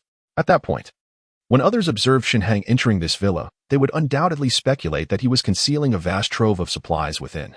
He would certainly devise various means to unlock the villa. If this security door proves to be inadequate, unable to withstand even the most ordinary of assaults, it would be prudent to abandon the endeavor altogether. Be careful, he warned. Huo Miao, having donned her attire, escorted Shen Heng to the entrance, her reluctance palpable. Rest assured, I shall return shortly, he replied, casting a glance at the corridor before placing the key for the security door into Huo Miao's hand. I entrust this key to you. I fear that in the chaos outside, I might inadvertently misplace it, which would jeopardize our safety. When I return, I will ring the doorbell. Please ensure you verify through the surveillance that it is indeed me before you open the door. Understood. Huo Miao nodded earnestly. With a resounding thud, the heavy door shut behind him, and Shen Heng turned, striding into the underground passage, his gaze icy. This served as a subtle test for Huo Miao. She was acutely aware that there was but one key to the security door.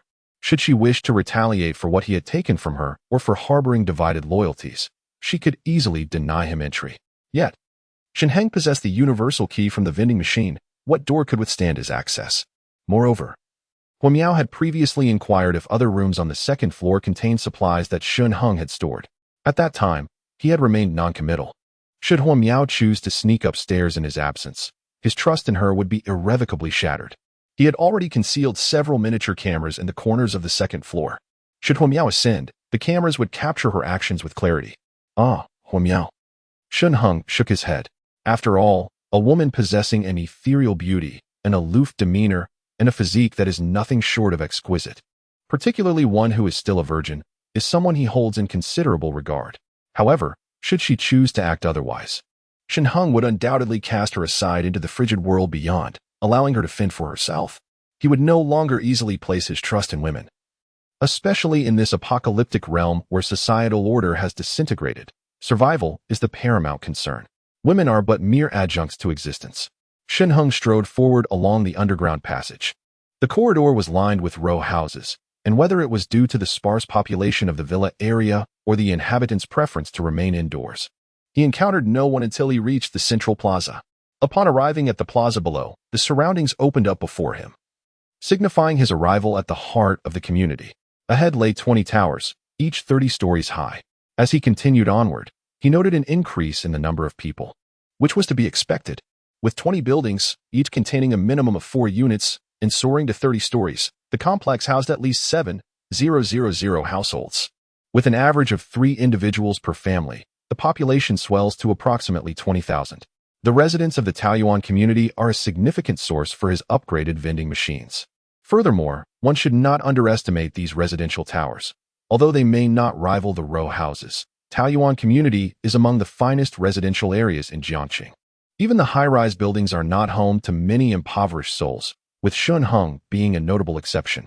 He tirelessly penned his words, and fortuitously, one of his novels garnered a modest online success, allowing him to scrape together the down payment to purchase a residence here. His decision to acquire a home in Taoyuan community was also at the behest of Feng Lu. She initially insisted on residing in such an upscale community, deeming other neighborhoods beneath her standards. While Su Chao's monthly salary is substantial, he too cannot afford to purchase a residence here. It was his family that acquired it for him. It can be said that, apart from a scant few impoverished souls like Shen Heng, the remaining homeowners are predominantly white-collar professionals who have achieved a modicum of success. Shen Heng's objective is to swiftly secure the Taoyuan community, taking advantage of the dwindling population before it is too late, and to expand outward as rapidly as possible. Furthermore, the vending machine had previously indicated that one could procure items without the Dragon Kingdom currency, as other equivalent items would suffice, thereby also elevating the machine's status. Gold and jewelry, among other valuables, are all accepted. However, as the situation deteriorates and humanity nears extinction, with snow accumulating heavily, where would one find currency? Pressing onward, he traversed the square, where the number of people in the underground passage increased. Many donned warm clothing, seeking respite from the oppressive confinement of their homes. After a day of being unable to venture outside, a sense of restlessness lingered. With the entrance to the apartment building blocked, they took the opportunity to stroll through the underground passage, encountering numerous fellow residents who gathered in small clusters to discuss the wretched weather. As Shen Heng passed by a group of middle-aged individuals in their 40s and 50s, he overheard their conversation. The snow continued to fall, intensifying as if it would never cease. "What nonsense are you spouting? Do you truly believe this is the apocalypse?" One lamented. "Alas, global snowfall has resurfaced the doomsday theories. I find myself questioning the reality of this, snow in the midst of summer. In our Jiacheng, the situation is somewhat manageable. After all, winter brings its chill. Yet we possess ample warm clothing. I have heard that in Sanya, many have tragically perished from the cold. Indeed, the place is characterized by perpetual summer. And who could have anticipated that it would experience snowfall? I saw on the news that the beaches of Sanya have transformed into solid ice, with numerous individuals resembling ice sculptures scattered about. The girl filming the video was so startled that she burst into tears. I too have witnessed that peculiar footage. This snowfall is utterly bizarre. Snow in August is something I had never even heard of. The emergency line is currently unreachable, and our food supplies are dwindling. Primarily, our water pipes have frozen, and we cannot access any water. What are we to do? Do you know about that amiable person in our group who seems to attract fortune? He is currently selling goods. Perhaps we could procure some supplies from him?" Upon hearing the conversation about him, Shen Heng paused, perking up his ears. People regarded him with indifference. The underground passage was bustling with individuals, all engaged in aimless discussions, none of whom recognized one another. With time on their hands, they chatted idly. A bag of instant noodles priced at 500, and a sausage also at 500. "Are you burning through your money frivolously?" Someone immediately retorted. I can hardly afford that. With 500, I could buy several boxes of instant noodles. Why would I need to seek him out? Yet, it's not quite so simple. Even if you do possess the funds, where would you procure them? All the supermarkets beneath the residential buildings are completely emptied. Another person lamented, had I known, I would have gone shopping last night. But alas, I chose to stay home and sleep. By the time I awoke, the supermarkets were devoid of goods. Now there is nothing to eat at home. If I don't buy any, from whom can I obtain supplies? Brother, I have instant noodles for $100 a bag. Are you interested? What the hell, 100? That's outrageous. Buy it if you want, in a few days. When I finish them, they'll be gone. At that point, you'll have to seek out Hachi Shinkai to make a purchase. Wait, I'll buy it. I want 2 bags. The crowd abruptly shifted the topic, all beginning to make purchases. Those scattered around, upon hearing this, started trading their goods and gathered closer. Those with money had already begun to buy, while those possessing goods exchanged glances, cautiously testing the waters with their offers. You're selling instant noodles for 100? Fine. I'll sell mine for 90. One by one, they drove the prices down, seizing the opportunity in the frigid weather to make a substantial profit. It is worth noting that ordinarily, a box of instant noodles costs merely 100. Now, a single bag's price could fetch an entire box. Observing the animated crowd, Shen Heng sneered quietly, slowly withdrawing from the throng. Let them raise the prices. This is merely the first day of the apocalypse. And people have no concept of valuing food. In a few days, once they become accustomed to the inflated prices, they will realize that the vendors who once sold goods also lack sustenance. At that time, panic will gradually take hold. Only then will his supplies truly become a hot commodity. Entering Building 4, Unit 2, Shen Heng ascended the stairs. Upon reaching the 6th floor, he meticulously surveyed the 6th and 7th floors, noting that all 4 doors were tightly shut, exuding a chill. It was then that he decided to procure 3 boxes of instant noodles, a case of mineral water, and a small bottle of oil from his mental inventory. He placed everything on the staircase and then descended to the 5th floor, where he sent a WeChat message to the property manager. I have left everything at your doorstep on the staircase. Please come out quickly to collect it. If someone takes it away, don't blame me. The property manager seemed to have been anticipating Shen Heng's message, for shortly after it was sent, the door to apartment 601 suddenly swung open. A middle-aged man, appearing to be in his 50s, cautiously peeked out, glancing around before his gaze fell upon the instant noodles on the staircase, which instantly brightened his eyes as he hurriedly rushed outside. Old Zhang, put on a coat. It's so cold outside, came a woman's voice from within. Just as Shen Heng was about to leave, he suddenly found the voice somewhat familiar and paused to look back. At that moment, a young woman emerged from the room, gazing affectionately at the middle-aged man. By Shuan, Shen Heng was taken aback. Chapter 19. Shen Heng's White Moonlight. Every boy has his own white moonlight during their school years. For Shen Heng, Bai Shuan embodies this sentiment. They were high school classmates, sitting in front and behind each other. Bai Shuan was academically gifted, spoke softly, and had a cherubic face, making her the subject of many discussions among boys after lights out in the dormitory. After entering university, Shen Heng lost contact with Bai Shuan, soon becoming enamored with Feng Lu, a fellow student at the same university, and subsequently became her devoted admirer. Hard work pays off, and by the time they graduated, Feng Lu finally agreed to be his girlfriend. To Shen Heng's astonishment, Bai Shuan ended up marrying the property manager.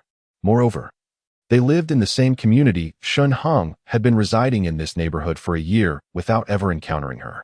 Nevertheless, upon reflection, after Shen Heng purchased a residence in the T1 community, he found himself ensconced at home, laboring tirelessly to meet his mortgage obligations, seldom venturing outside. In a modest community, the residents were not necessarily familiar with one another, let alone in a sprawling complex inhabited by tens of thousands. He quietly observed Bai Shuan through the gaps in the stairwell. Years had passed without a glimpse of her, and Bai Shuan had blossomed into a figure of undeniable allure.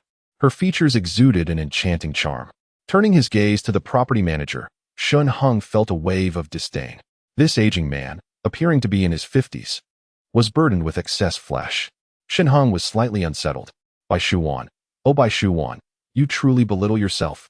Yet in these apocalyptic times, with resources scarce, one could not dismiss the possibility. Shen Heng let out a sardonic smile and silently descended the stairs. In such dire circumstances, many men would resort to bartering their wives for a morsel of sustenance. The present situation mirrored that of the past. He had once heard tales of the community's property manager offering his wife to a gangly youth. who found great satisfaction in the arrangement and rewarded the manager with a box of instant noodles. However, the manager's wife never returned home. Ultimately, it was rumored that the youth met a tragic end in a confrontation with a local contractor, who subsequently claimed the manager's wife for himself. Beyond that, Shen Heng remained oblivious, as his focus during that time was entirely devoted to strategizing the acquisition of resources, leaving no room for idle gossip. Before long, supernatural abilities emerged, and Shen Heng was among the first to acquire fire-based powers. He procured resources, only to have them pilfered by Qin Xiaoyo, diverting his attention to fortifying his defenses against thieves, rendering him indifferent to other matters. However, in this lifetime, it seemed she had only been exploited by the property manager. This realization suddenly brought to mind Hua Miao, who awaited him at home. In terms of physique and appearance, Hua Miao undeniably surpasses Bai Shuan by a considerable margin. While Bai Shuan benefits from the support of her classmates, Hua Miao enjoys the advantage of her friends' endorsements. Both are equally formidable in their own right. Shen Heng made his way down to the second basement level, once again entering the underground passage. Within the passage, the number of individuals engaged in discussion had notably diminished. It appeared that many had reached an agreement and departed to execute their transactions. Shen Heng paid no heed to the elderly conversing around him and proceeded towards the villa district, arriving at the entrance of the underground passage of Villa No. For in row 2, Shen Heng rang the doorbell. With an impassive expression, he quietly awaited a response. Should Hua Miao neglect to answer the door, he would initiate a friendly match before unceremoniously ejecting her. In a community of 20 to 30,000 residents, could he truly not find a beautiful girl? He recalled that a popular online streamer, known as Little Sand, resided in Building 12 of Taoyuan Community. In his previous life, he had consumed an extraordinary fruit, yet he remained unaware of its powers. Ultimately, he had aligned himself with Qin Xiaoyo and sought refuge with the Song family, leaving the community behind. Now, possessing boundless resources, how could he fail to attract a mere internet celebrity? Standing at the entrance, he pressed the doorbell while simultaneously checking his phone, reviewing several miniature cameras he had left at home. The footage revealed nothing significant, confirming that after his departure, Hua Miao had not ascended to the second floor, which offered him a modicum of solace. He then examined the other cameras and was astonished to find Su Chao and Feng Lu still nestled in bed. What an odd couple. Judging by the timeline, they had gone an entire day and night without sustenance. Were they truly preparing to perish in their slumber? However, it seemed they were not engaged in further antics, but rather engaged in a hushed conversation. Brother Chao, I am on the brink of starvation. Feng Lu pouted. Su Chao, slightly irritated, replied, I am hungry too. If it weren't for your incessant demands, I would at least have the energy to dress myself. All I desire now is a moment of tranquility in bed. Where has that scoundrel Shen Heng gone? It has been an entire day without a word from him. Feng Lu's expression was one of indignation. That rascal has always coddled me, fearing my displeasure. And now, after a whole day, not even a phone call. I am truly vexed. Why don't you call him? Su Chao suggested tentatively. I can hardly muster the strength to rise. I am starving. Urge him to bring some food. Let us wait a little longer, Feng Lu bit her lip. If I call now, it would mean admitting fault. I am not in the wrong. He ought to be the one to reach out. You. Su Chao was at a loss for words. At such a time, she was still preoccupied with notions of right and wrong. What harm would it do to simply apologize to Shen Heng? I am nearly perishing from hunger alongside you. Such a thoughtless, self-absorbed woman. Just wait a bit longer. I am reluctant to concede an apology. Noticing Su Chao's discontent, Feng Lu nestled into his embrace, playfully. All right, all right. Su Chao nodded eagerly. Meanwhile, Shen Heng scoffed. Just then, the small light on the security door illuminated his face. In the next moment, the door swung open, and Hua Miao rushed into Shen Heng's arms. Why did you take so long? I was so frightened. Hua Miao spoke softly. Shen Heng inhaled the delightful fragrance emanating from her hair and chuckled softly. You are back, after all. It hasn't been long. Come, let us enter the house. There are too many prying eyes outside. Right. Hua Miao snapped back to reality, hurriedly pulling Shen Heng inside. After casting a vigilant glance at the underground passage outside, she securely locked the door. Then, she knelt down to fetch Shen Heng's slippers, assisting him in changing into them. Observing her gentle demeanor as she bent over, Shen Heng couldn't help but embrace her tightly. What are you doing? Quickly change your shoes. The dishes are still being stir-fried. Hua Miao's face flushed crimson. Let us not dwell on that. This is far more important. A new round of their card game commenced, with both of them fiercely competing. Given her prior experience, Huo Miao aimed to seize the initiative this time. Yet her penchant for the game proved overwhelming once more. Shen Heng felt a surge of affection for her. His once frozen heart began to thaw, acknowledging Huo Miao's ability to pass her initial test. In Chapter 20, The Art of Conversation, Shen Heng sensed a warmth from Huo Miao that he had not experienced in a long time. Unlike Feng Lu, who had never considered Shen Heng's feelings, Huo Miao was a stark contrast to Su Chao's depiction of her as an icy goddess. Now, as she nestled beneath his chin, resembling an adorable little kangaroo, she appeared irresistibly charming. Suddenly, Huo Miao, who had been resting her head against Shen Heng's chin, recalled something and gasped, quickly springing to her feet.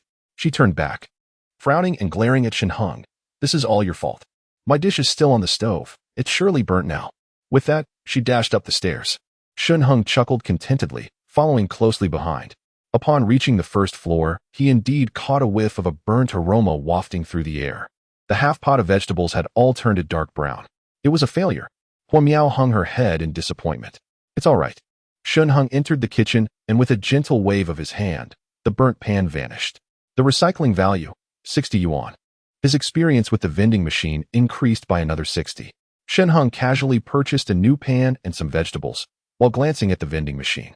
The experience had now reached 13,812 out of 20,000. This substantial increase was primarily due to the seafood and wine he had bought earlier to borrow a car. Currently, his bank account held just over 10,000 yuan. Most of his previous manuscript payments had been handed over to Feng Lu. This small sum was secretly reserved for Feng Lu's birthday. However, it was insufficient for upgrading the vending machine to level 2, let alone purchasing self-defense items such as firearms. As Shen Heng skillfully chopped and stir-fried, he turned to Huo Miao and inquired, "How much money do you have in your account?" Huo Miao hesitated, then checked her phone, replying, "I have 150,000 in my bank account, 20,000 on WeChat, and 80,000 on Alipay." "Why? Do you need money? I can transfer it to you." "Wow, 250,000. I didn't expect you to be quite the little heiress." Shen Heng's eyes sparkled. "With such funds, would it not be enough to elevate the vending machine to level 5? Contemplating this, he nodded. "Transfer the money to me first. Consider it a loan." "What loan?" Huo Miao pouted softly, glancing at Shen Heng. He does look quite handsome while cooking." It seemed, by a twist of fate, she had ended up together with Shen Heng. One's own wealth is no different from Shen Heng's riches. Unbeknownst to her, just moments ago, as Shen Heng exited the villa, he remained cautious of her. Should she betray his trust, he would unhesitatingly cast her into the harshness of the outside world. Shen Heng's hand trembled slightly. He heard every whisper from Huo Miao, and at that moment, he felt rather small-minded. Previously, he had harbored doubts about her, yet she remained completely defenseless. Observing Huo Miao unreservedly transferring all her funds to his account, Shen Heng pursed his lips and said, "As long as you are sincerely with me, I will never abandon you. Make sure you remember these words." Huo Miao exclaimed with a smile, rushing to stand before Shen Heng and pressing the record button. "Come on, say it again. I must capture this. If you ever mistreat me, I will play this recording in your ear over and over again." Shen Heng embraced her and earnestly spoke into the phone. "As long as Miao Miao is truly with me and does not betray me, I, Shen Heng, will treat you with utmost seriousness and will not forsake you." With a smug grin, Huo Miao planted a firm kiss on his cheek. Subsequently, she settled onto the sofa, diligently browsing cooking videos. She had made a decision. Once the snow ceased, she would resign from her job and focus on learning to manage a household. This brief interlude had already instilled in her a fondness for such a lifestyle. Nestled at home with Shen Heng, watching the news and the snowy scenery, savoring the sweetness of their shared existence. With just a glance, Shen Heng could comprehend her thoughts, and the game began. Shen Heng expertly prepared the dishes and placed them on the coffee table, ready to dine with Huo Miao. However, it seemed a tad chilly. Huo Miao donned her pajamas. "Cold." Shen Heng glanced up. As night fell, the snow outside had piled against the window. The air conditioner emitted a creaking sound, increasingly straining under the weight of the frigid weather. He stole a glance at the thermometer. The temperature outside had plummeted to a staggering -49 degrees. "You eat first," Shen Heng said as he rose to add more wood to the fireplace, then produced several bottles of oil. Huo Miao looked on in astonishment. Although she had witnessed Shen Heng's abilities twice before, when he waved his hand and the shattered plates and burnt pot vanished as if by magic, now, with a mere gesture, he conjured several bottles of oil. "Are you Performing magic? Huo Miao swallowed hard. Let us just assume I am. Shen Heng chuckled. While he felt a growing trust in Huo Miao, this matter touched upon his deepest secrets, which he was not yet ready to unveil. In half a month, when the fruit of his abilities would manifest, he believed Huo Miao would understand. At that time, she would naturally perceive these secrets as an early awakening of powers. Incredible! Huo Miao gazed at Shen Heng, her eyes sparkling with wonder. Once all the bottles were opened, the temperature in the room rose significantly. Shen Heng turned off the air conditioner. It would not withstand the impending drop in temperature. By midnight, the thermometer would likely plunge again, nearing minus 60 degrees. Even a functioning air conditioner would be completely frozen. After completing these tasks, he finally sat down to share the meal with Huo Miao. After dinner, Huo Miao took the initiative to clear the table, while Shen Heng reclined on the sofa, digesting his meal and casually watching the news. Every television station was broadcasting reports from the official Channel 1 of the Dragon Nation. A beautiful female host, clad in 3 layers of down jackets, stood shivering in the studio, exhaling clouds of breath as she spoke to the camera. This sudden snowstorm had drastically impacted lives around the globe. Reports indicated that the world was currently experiencing unprecedented low temperatures, with experts estimating that our blue planet had entered a new glacial period. However, our official organizations remained steadfast, striving to establish pathways during this trying time. Our underground railway system was now operational, and soon a main line connecting Long City with the nation's 10 largest cities would be established. At that point, relief supplies would be continuously transported via the railway. Please hold on. Do not give up. If we endure, light and warmth shall once again belong to humanity. Civilized society will not dissipate. Let us unite. Set aside our prejudices and support one another. We shall survive. Shen Heng shook his head. A civilized society? Indeed, the future of a civilized society still existed. But this society had become far less civilized. Laws and morals had turned to smoke and mirrors. Might was the only truth. The powerful beings held dominion over their territories, surrounded by beauty and numerous servants. Moreover, they occupied key resource strongholds. In fact, the Song family had previously secured the official grain depot in Jiang City. It was precisely for this reason that the Song family had risen to prominence, becoming one of the foremost powers in Jiang City. The official granary has been seized. Yet the authorities remain utterly unresponsive, not even issuing a warning to the Song family. This clearly indicates that the government is entangled in significant troubles, leaving them with little time to spare. It is important to note that while Jiang City may not rank among the top 3 cities in Long Country, it is nonetheless one of the 10 largest.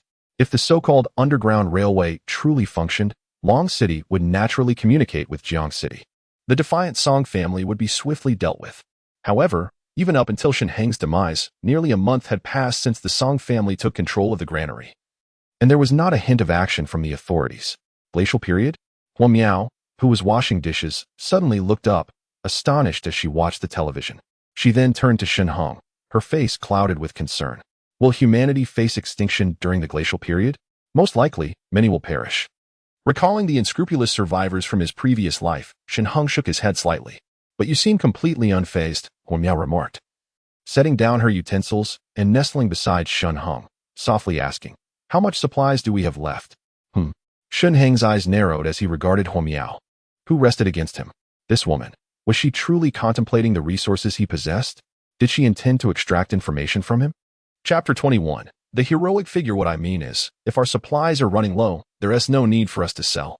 Huo Miao, oblivious to Shen Heng's scrutinizing gaze, continued, nestled against him.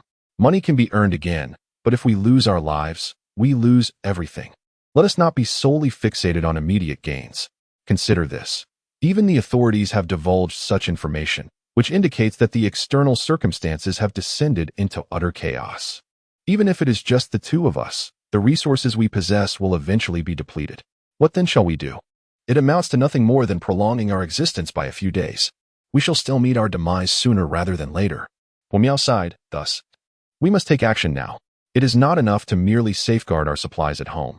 We must also endeavor to seek out new resources. In this frigid weather, many items can be preserved for an extended period. What good is money now? The frost in Shen Heng's eyes dissipated. Was Huo Miao truly thinking along these lines? Indeed, Huo Miao lifted her gaze, earnestly regarding Shen Heng. Did I not just transfer you 250,000? Let us invest all of it in procuring supplies. I have noticed discussions of transactions among the homeowners. While people are still willing to sell, we should purchase everything we can for sustenance, especially items that are easy to preserve, don't you think? At this point, a glimmer of realization lit up her eyes. Now I understand why you were so vocal in the group earlier, and why you asked me for money just now. Were you perhaps contemplating creating a secondary account to intentionally inflate the prices of supplies, inciting panic among others? Then, some would sell their goods at lower prices, and you would seize the opportunity to buy them. You were thinking along those lines, weren't you? Shen Heng chuckled silently in disbelief. What was this girl thinking? I genuinely wish to sell supplies. She seems to believe that I am deliberately using a secondary account to manipulate public sentiment.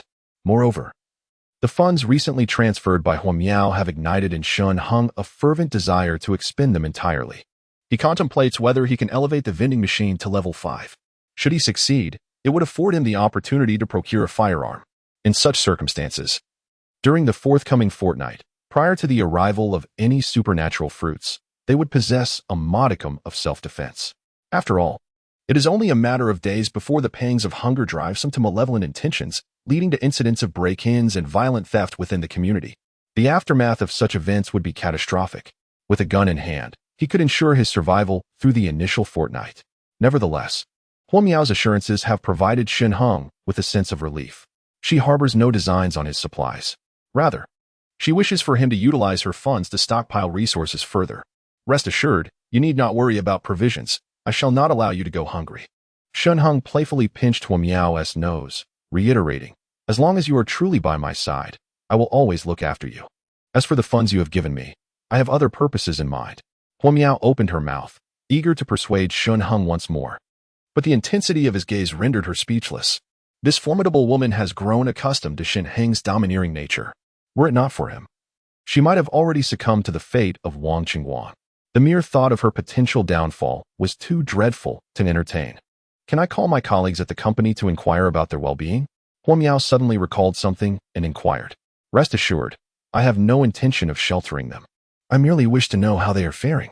Those colleagues, who had previously left me to fend for myself when surrounded by Wang Qingguang's 3 underlings, showed no willingness to assist. Their misfortunes brought me a sense of relief. It's fine, go ahead and inquire, Shen Heng replied with a smile. Huo Miao, beaming with happiness, initiated a video call with a female colleague from the company. Huo Miao, are you all right? The colleague, who prided herself on having a decent relationship with Huo Miao, had refrained from coming forward to report the incident last night. Receiving Huo Miao's video call left her both astonished and pleasantly surprised. She quickly responded, I am truly sorry for yesterday. I didn't dare to step forward. Are you all right? I'm fine, Huo Miao reassured her.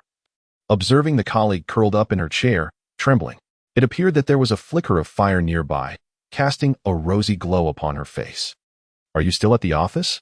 Huo Miao inquired nonchalantly. Yes, the colleague nodded, adjusting the camera angle, and whispered, it's too cold outside. The air conditioning has ceased to function. President Wang, cough. Wang Qingguang has instructed everyone to bring out the old documents and set them ablaze for warmth. However, we haven't eaten all day and are beginning to struggle.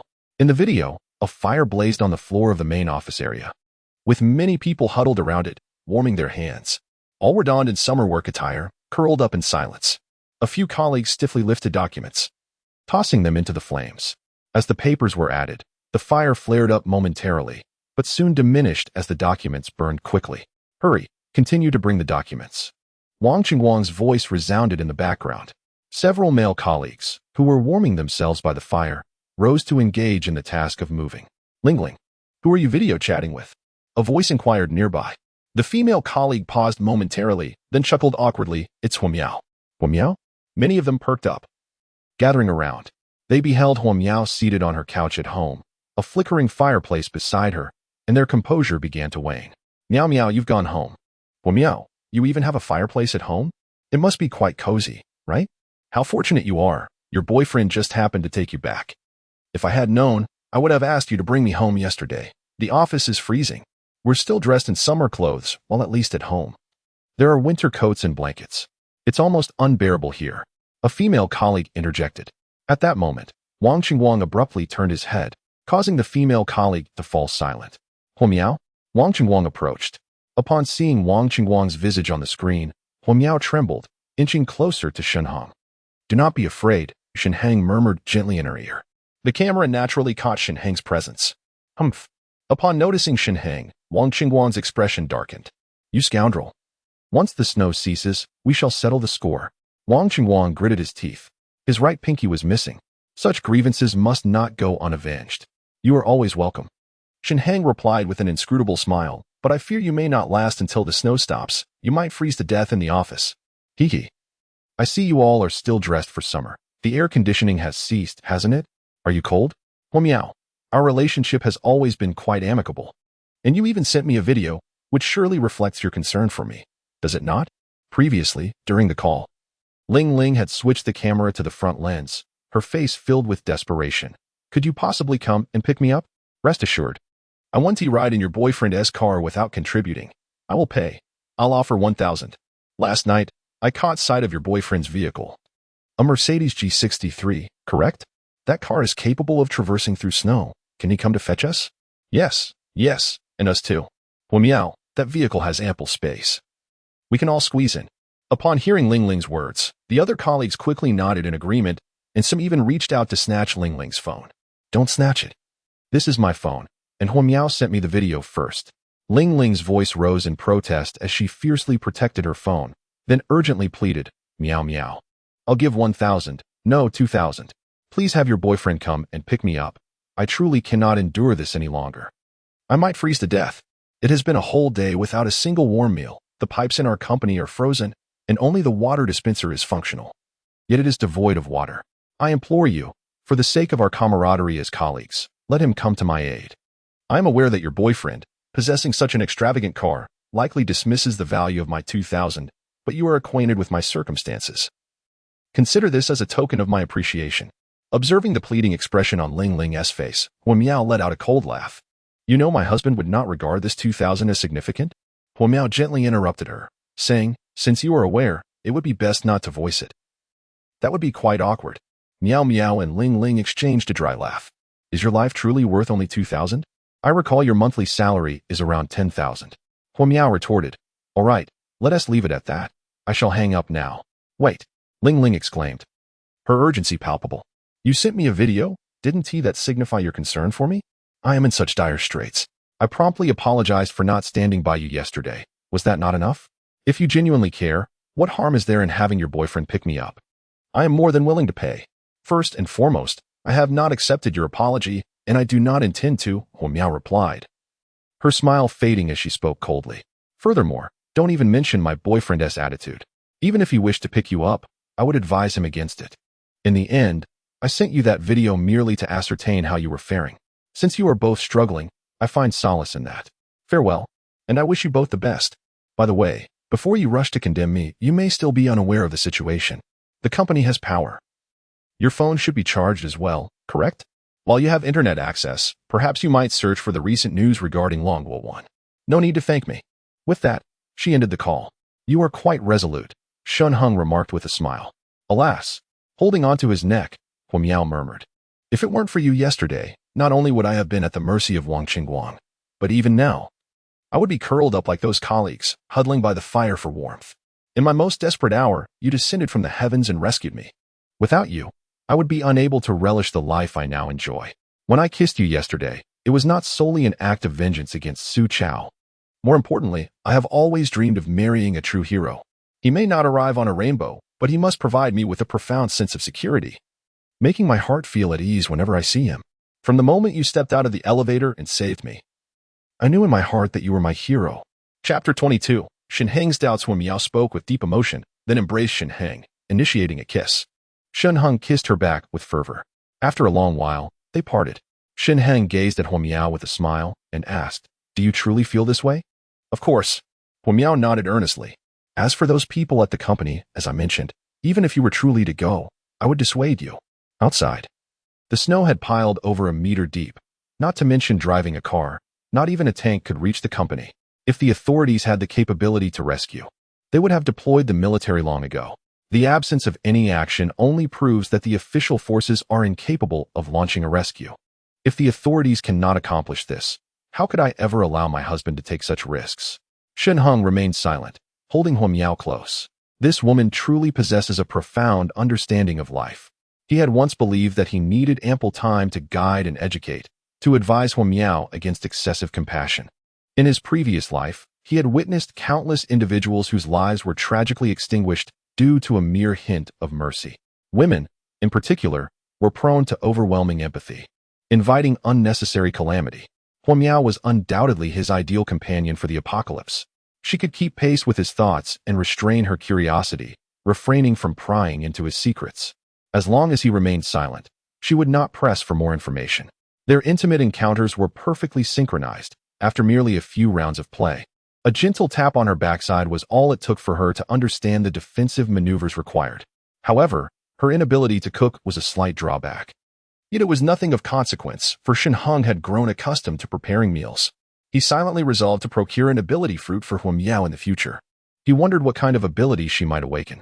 Even if it were the most mundane physical enhancement, it would suffice for her self-protection. Unbeknownst to Huo Miao, at that moment, her presence had already secured a significant place in Shen Heng's heart, to the extent that he contemplated acquiring an ability fruit for her. Shen Heng felt no urgency regarding the ability fruit. There were still 14 days until its emergence. If he could not find one by then, he could simply elevate the vending machine's level and purchase an ability fruit for 1 million. However, the vending machine only offered a single type of ability fruit, with no indication of its capabilities or effects. By the way, what did you just call me? Shen Heng suddenly inquired. Huo Miao blushed, murmuring softly, hubby. This gentle utterance sent a delightful shiver through Shen Heng. In her previous life, even after spending numerous years with Feng Lu, he had never referred to her in such a manner. Shen Heng swiftly lifted Huo Miao into his arms and strode purposefully up the stairs to the second floor. That night, Huo Miao settled into the bedroom on the second floor, resting beside Shen Heng. Half an hour later, her throat felt somewhat hoarse as she drifted into a deep slumber. Upon awakening, she discovered the space beside her was empty. After dressing, Huo Miao descended to the first floor, only to find Shen Heng had already prepared breakfast. Come and eat, Shen Heng beckoned to Huo Miao. The table was adorned with congee, pancakes, milk, sandwiches, and boiled eggs, a truly sumptuous spread. A warm surge of emotion welled up within Huo Miao. To be able to rely on such a man was indeed a blessing. Upon opening her eyes, he had already taken care of everything. However, a sudden thought struck her. She glanced up and noticed the lights were on, while the curtains were all drawn tightly shut. Why haven't the curtains been opened? Huo Miao chuckled as she approached the window. The moment she pulled back the curtains, she was momentarily taken aback. The snow outside had nearly covered the window completely, as if she were dwelling underground. From above the glass, she could see the snowflakes swirling. An endless cascade of snow continued to fall tirelessly. Given such weather, it was certain that tonight, the heavy snow would completely envelop the entire first floor. Shen Heng calmly gestured to Huo Miao, urging her to eat. Oh, she replied, nodding thoughtfully, obediently returning to Shen Heng's side. Was the apocalypse truly upon them? Although the official news had announced the previous night that, according to expert estimates, Blue Star had now entered a glacial period, Huo Miao still found it hard to believe without witnessing it firsthand. The recent blizzard outside has made her realize the truth. The apocalypse has indeed arrived. How long will this snow continue to fall? Her voice trembled slightly. It cannot possibly snow indefinitely. Shen Heng took a sip of his thin porridge, contemplating, and remarked, there will inevitably come a day when it ceases. Yet, at this moment, the inability to venture outside, coupled with the harshness of hunger and cold, along with the dire scarcity of supplies, remains the most critical concern. Having been granted a second chance at life, he now possesses a clearer understanding of the future and has begun to think more expansively. In his previous life, he had constantly evaded danger, fixated solely on survival. However, in this life, with access to an abundant array of resources from a vending machine, he can now approach problems from a more holistic perspective. Is the government truly powerless in the face of this snow disaster? He squinted, his fingers lightly tapping on the table. Normally, it would merely be a significant snowfall. The timing of the snowfall is unusual, occurring in the sweltering summer, catching everyone off guard. Nevertheless, it should not lead to an immediate declaration of an ice age after just one day of snow, should it? Based on the government's typical behavior, one would expect them to rally the populace together to weather the storm, instilling sufficient confidence to endure, fostering belief that help would arrive. Yet, the news from last night felt like a disheartening message, suggesting a loss of faith, leaving everyone to fend for themselves. This thought struck Shen Heng after he had finished preparing the meal. observing the thick snow blanket in the courtyard. He intended to procure a snow shovel from the vending machine. However, in that moment of intent, he suddenly remembered the government possesses large snow removal equipment. If those snowplows were to traverse the roads, they would clear the way, pushing the snow aside with ease. Near Jiangcheng, there is indeed a military presence. The army could swiftly clear the roads and restore transportation in the face of a mere snowstorm. Yet, where has the military of Jiangcheng disappeared to? A wave of curiosity washed over him. The military camp is located in the northern part of Jiangcheng, while the Taoyuan community lies slightly to the north of the city center, not far from the barracks, merely a few dozen kilometers away. The thought crossed his mind to visit the military camp and discover what the troops were up to. Why, in the face of such a nationwide calamity? Had the military remained absent in providing assistance? However, he had more pressing matters to attend to. After finishing his meal, while Hua Miao busied herself with the dishes, Shen Heng opened the window and climbed out. The door on the first floor had frozen solid, rendering it utterly unopenable. The biting cold wind swept in, and despite wearing a heavily insulated jacket, he could not help but shiver. It was unbearably cold. The external temperature had plummeted to a staggering -60 degrees. Armed with a snow shovel, he began to clear the snow from the window and the entrance. During the process, he became increasingly certain that, although the snow was thick, it was quite light and could be easily pushed aside. If he were to wait a month or two, with intermittent snowfalls and occasional appearances of the sun, the snow would only become denser and more challenging to remove. What, he wondered, were the authorities and the military doing? Chapter 23. Departure. After shoveling a path through the snow in the yard leading to the front gate, Shen Heng purchased a snow vehicle from a vending machine. Initially, he had been apprehensive that the small opening of the machine would render his purchase futile. To his surprise, moments later, a snow vehicle, no larger than the palm of his hand, tumbled out of the vending machine. Before Shen Heng could even widen his eyes, the moment he entered the realm of consciousness, the snowmobile suddenly enlarged, transforming in the blink of an eye to its normal size. So this is how it operates. No wonder the vending machine offers aircraft carriers. With a wave of his hand, the snowmobile instantaneously appeared beside him. He did not linger on it, but instead turned to enter the house. The vending machine was only at level 1, thus could only dispense basic snowmobiles, costing him 10,000. However, this was just enough to elevate the vending machine to level 2.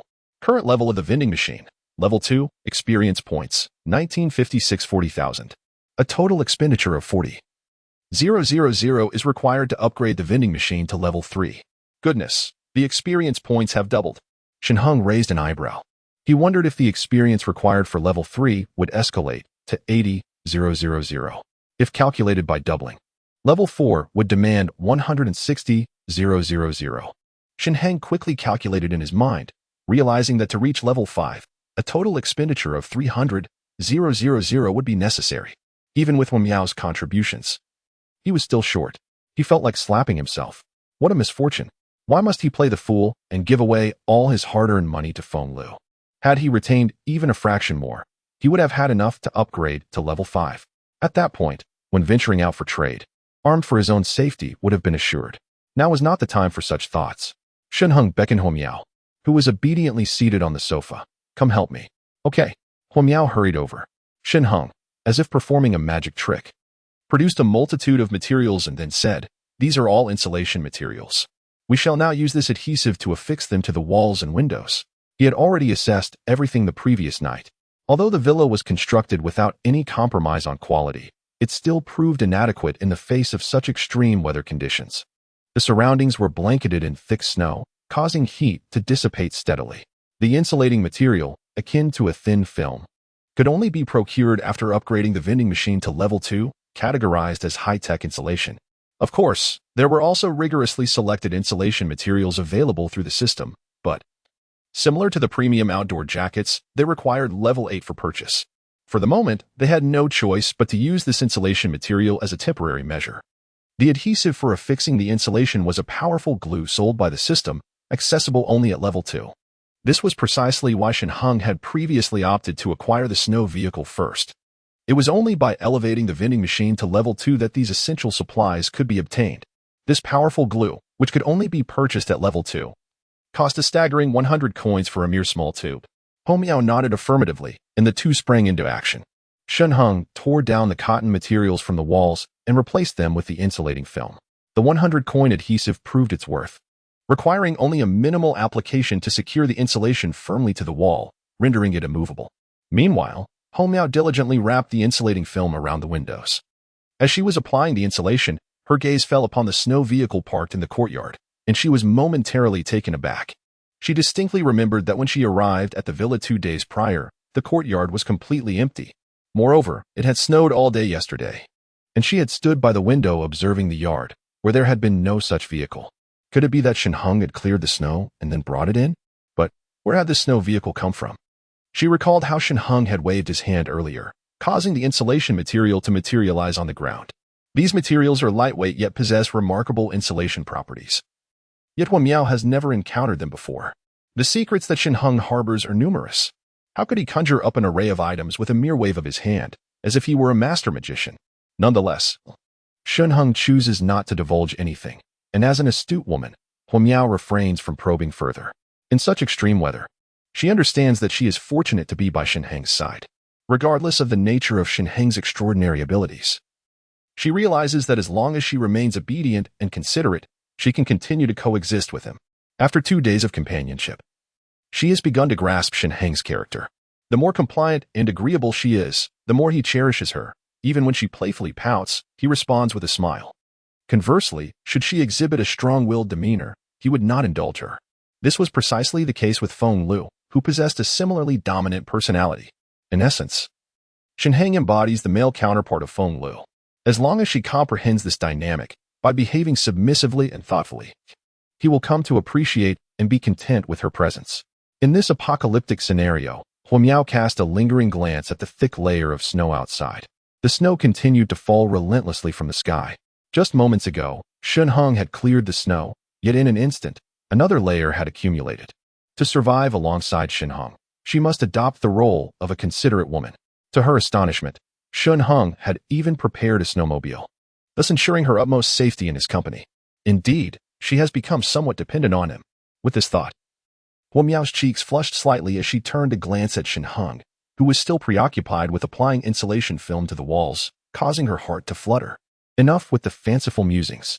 It is best to focus on organizing the house first.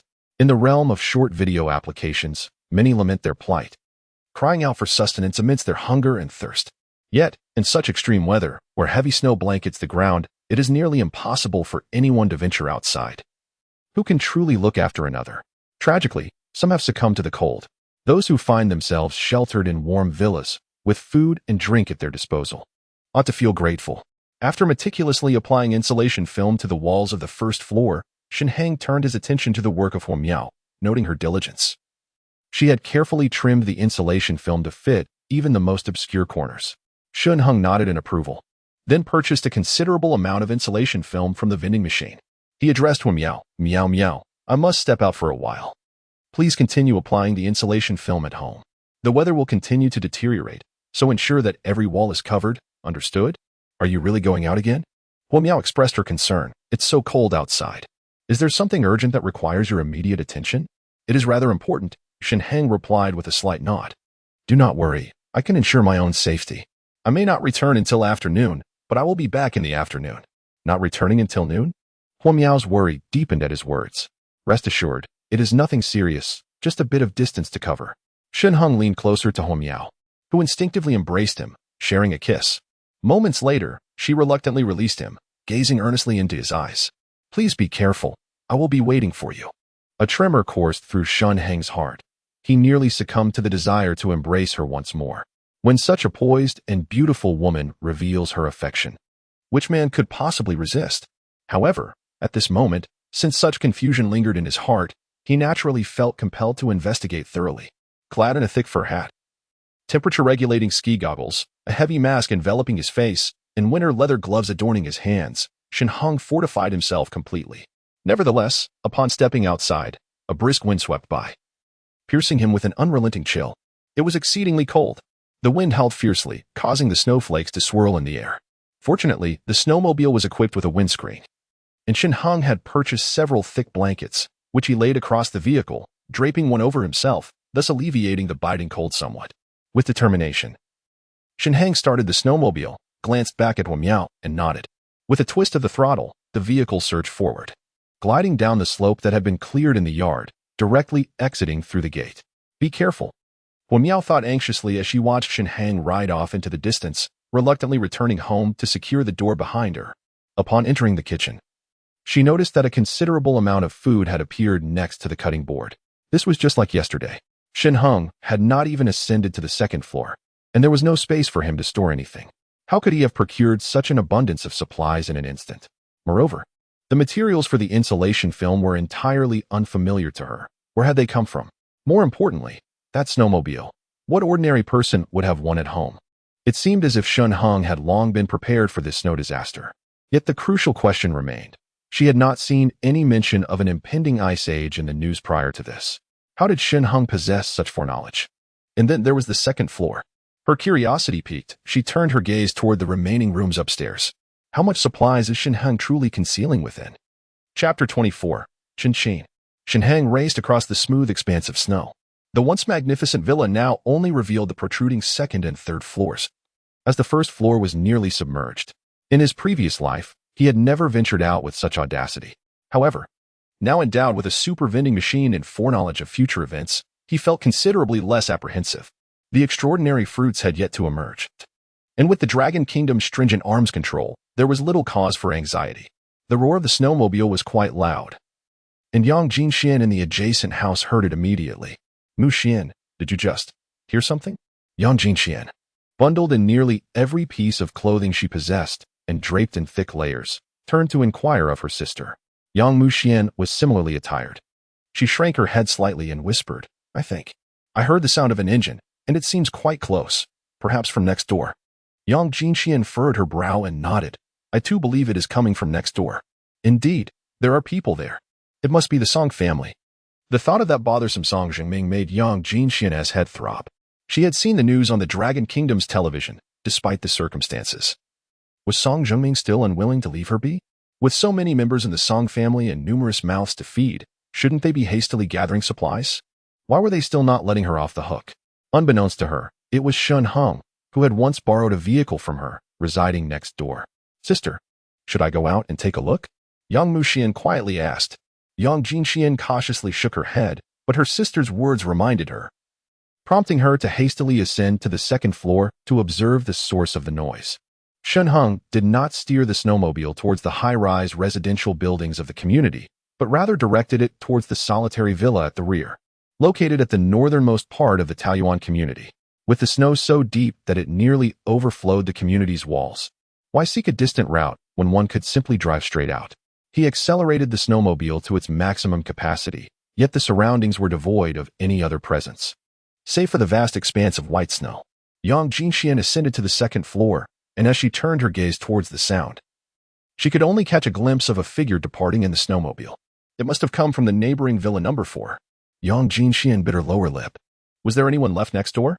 Should she venture over to check? Yet, the thought of risking it filled her with trepidation. If there were still people in the neighboring villa, wouldn't her approach be akin to a lamb entering the lion's den? Song Zhengming, your intentions are truly insidious. You have even prepared a snowmobile for your minions to keep me under surveillance. A wave of helplessness washed over her at this realization.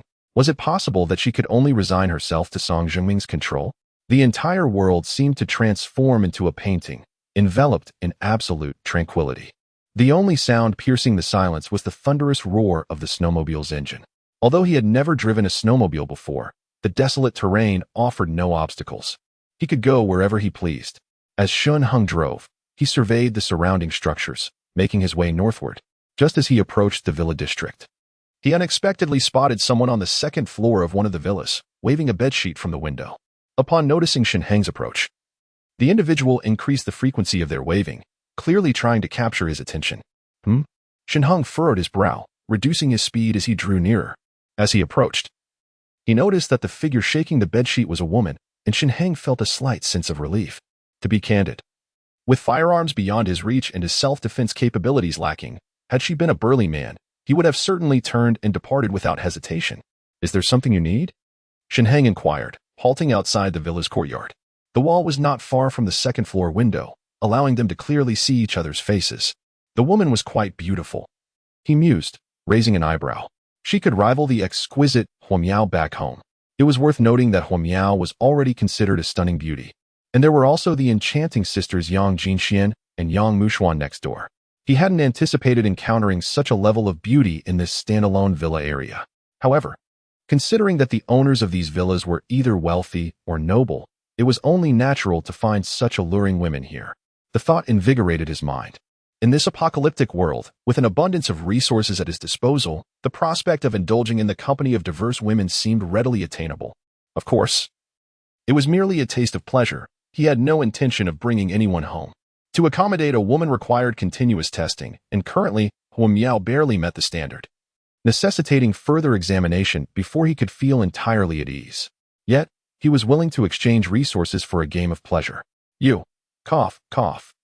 The woman on the second floor, noticing Shen Heng's gaze as he paused his snow vehicle, hurriedly opened the window to speak.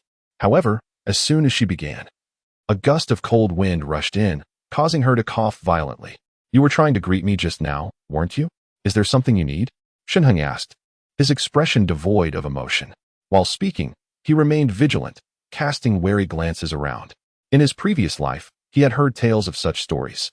Some affluent individuals, devoid of sustenance, would resort to having their wives entice those possessing resources, while these wealthy figures would quietly conceal themselves, seizing the opportunity to strike when least expected.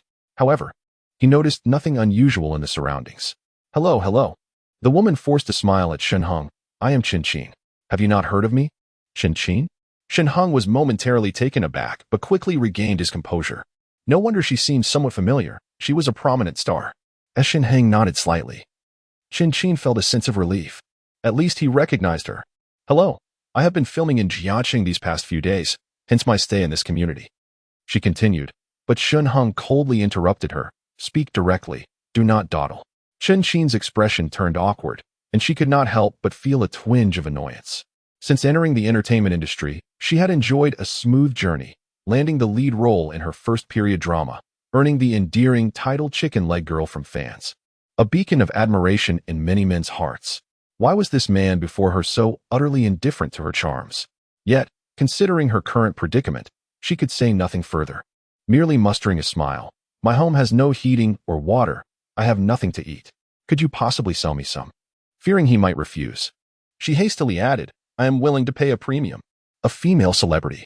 How much could he profit from her? Shen Heng's eyes sparkled with interest. You will be my first source for supplies. Are you part of the community owners group? Shen Heng inquired. Qin Qin was taken aback, instinctively responding, no, not at all. She usually resided in the bustling metropolis of Mo City, and the Taiwan community in Jiang City was merely one of her numerous properties. After accumulating wealth, she had realized her lack of investment acumen and thus opted to invest in real estate, not overlooking this second-tier city. She had purchased a unit in the Taiwan community in Jiang City. A few days prior, she had quietly come to reside here due to filming in Jiang City. Staying at the hotel with the film crew often attracted the attention of reporters, which she found bothersome. As for the homeowners group, she had never bothered to join. Not being a member was of little consequence. Shen Heng began to elucidate. Currently, there are individuals in the homeowners group trading supplies. A pack of instant noodles and a sausage are being priced at 500. Is it really that expensive? Despite Qin Qin's considerable earnings, she couldn't help but be astonished upon hearing this. Are they extorting money? Or has the cost of living in Jiang City escalated to such heights? This is a market devoid of goods. Shen Heng scoffed. Just look at this snow. It hasn't ceased falling yet. If it continues to snow tomorrow, your second-floor apartment might be entirely submerged. By that time, Qin Qin's complexion paled. She had never cultivated the habit of stockpiling supplies at home. Her hectic filming schedule meant her assistant handled all her purchases. The day before, after finishing her shoot, she had instructed her assistant to take her home for a well-deserved rest. However, upon awakening, she discovered that it had begun to snow outside. The snow had accumulated to over a meter in depth, and her assistant was unable to come. With no other options, Qin Qin had no choice but to huddle at home. To make matters worse, the water pipes had frozen and burst, leaving her with no water supply. After searching for quite some time, she could only find 2 bags of potato chips. In the span of 2 days, she subsisted solely on 2 bags of chips. I will buy. Qin Qin hastily interjected, anxious that Shen Heng might depart. Do you need mineral water? The pipes must be frozen. And there is no water in your home, right? Also, instant noodles, eggs, ham sausages, canned meat. By the way, your air conditioning must be broken too? Chen nodded repeatedly. At -60 degrees, the air conditioner had long since frozen. I have some oil tincture. I'll bring you 3 units, along with some self-heating hot pot and other items. Stop, please. Just stop. As Shen Heng enumerated these provisions, Chen felt an overwhelming salivation. I want them all. She managed to smile. Please, name your price. Name a price? Shen Heng chuckled, his gaze appraising Chen from head to toe. Remarkably, this superstar, having gone 2 days without washing her face, appeared effortlessly beautiful, unlike some celebrities who rely solely on makeup. Under Shen Heng's penetrating gaze, Chen instinctively tugged at her collar, realizing that the transaction he proposed was far from straightforward. It seemed he was motivated by more than mere financial gain. A pang of regret struck her. Was it too late to reconsider?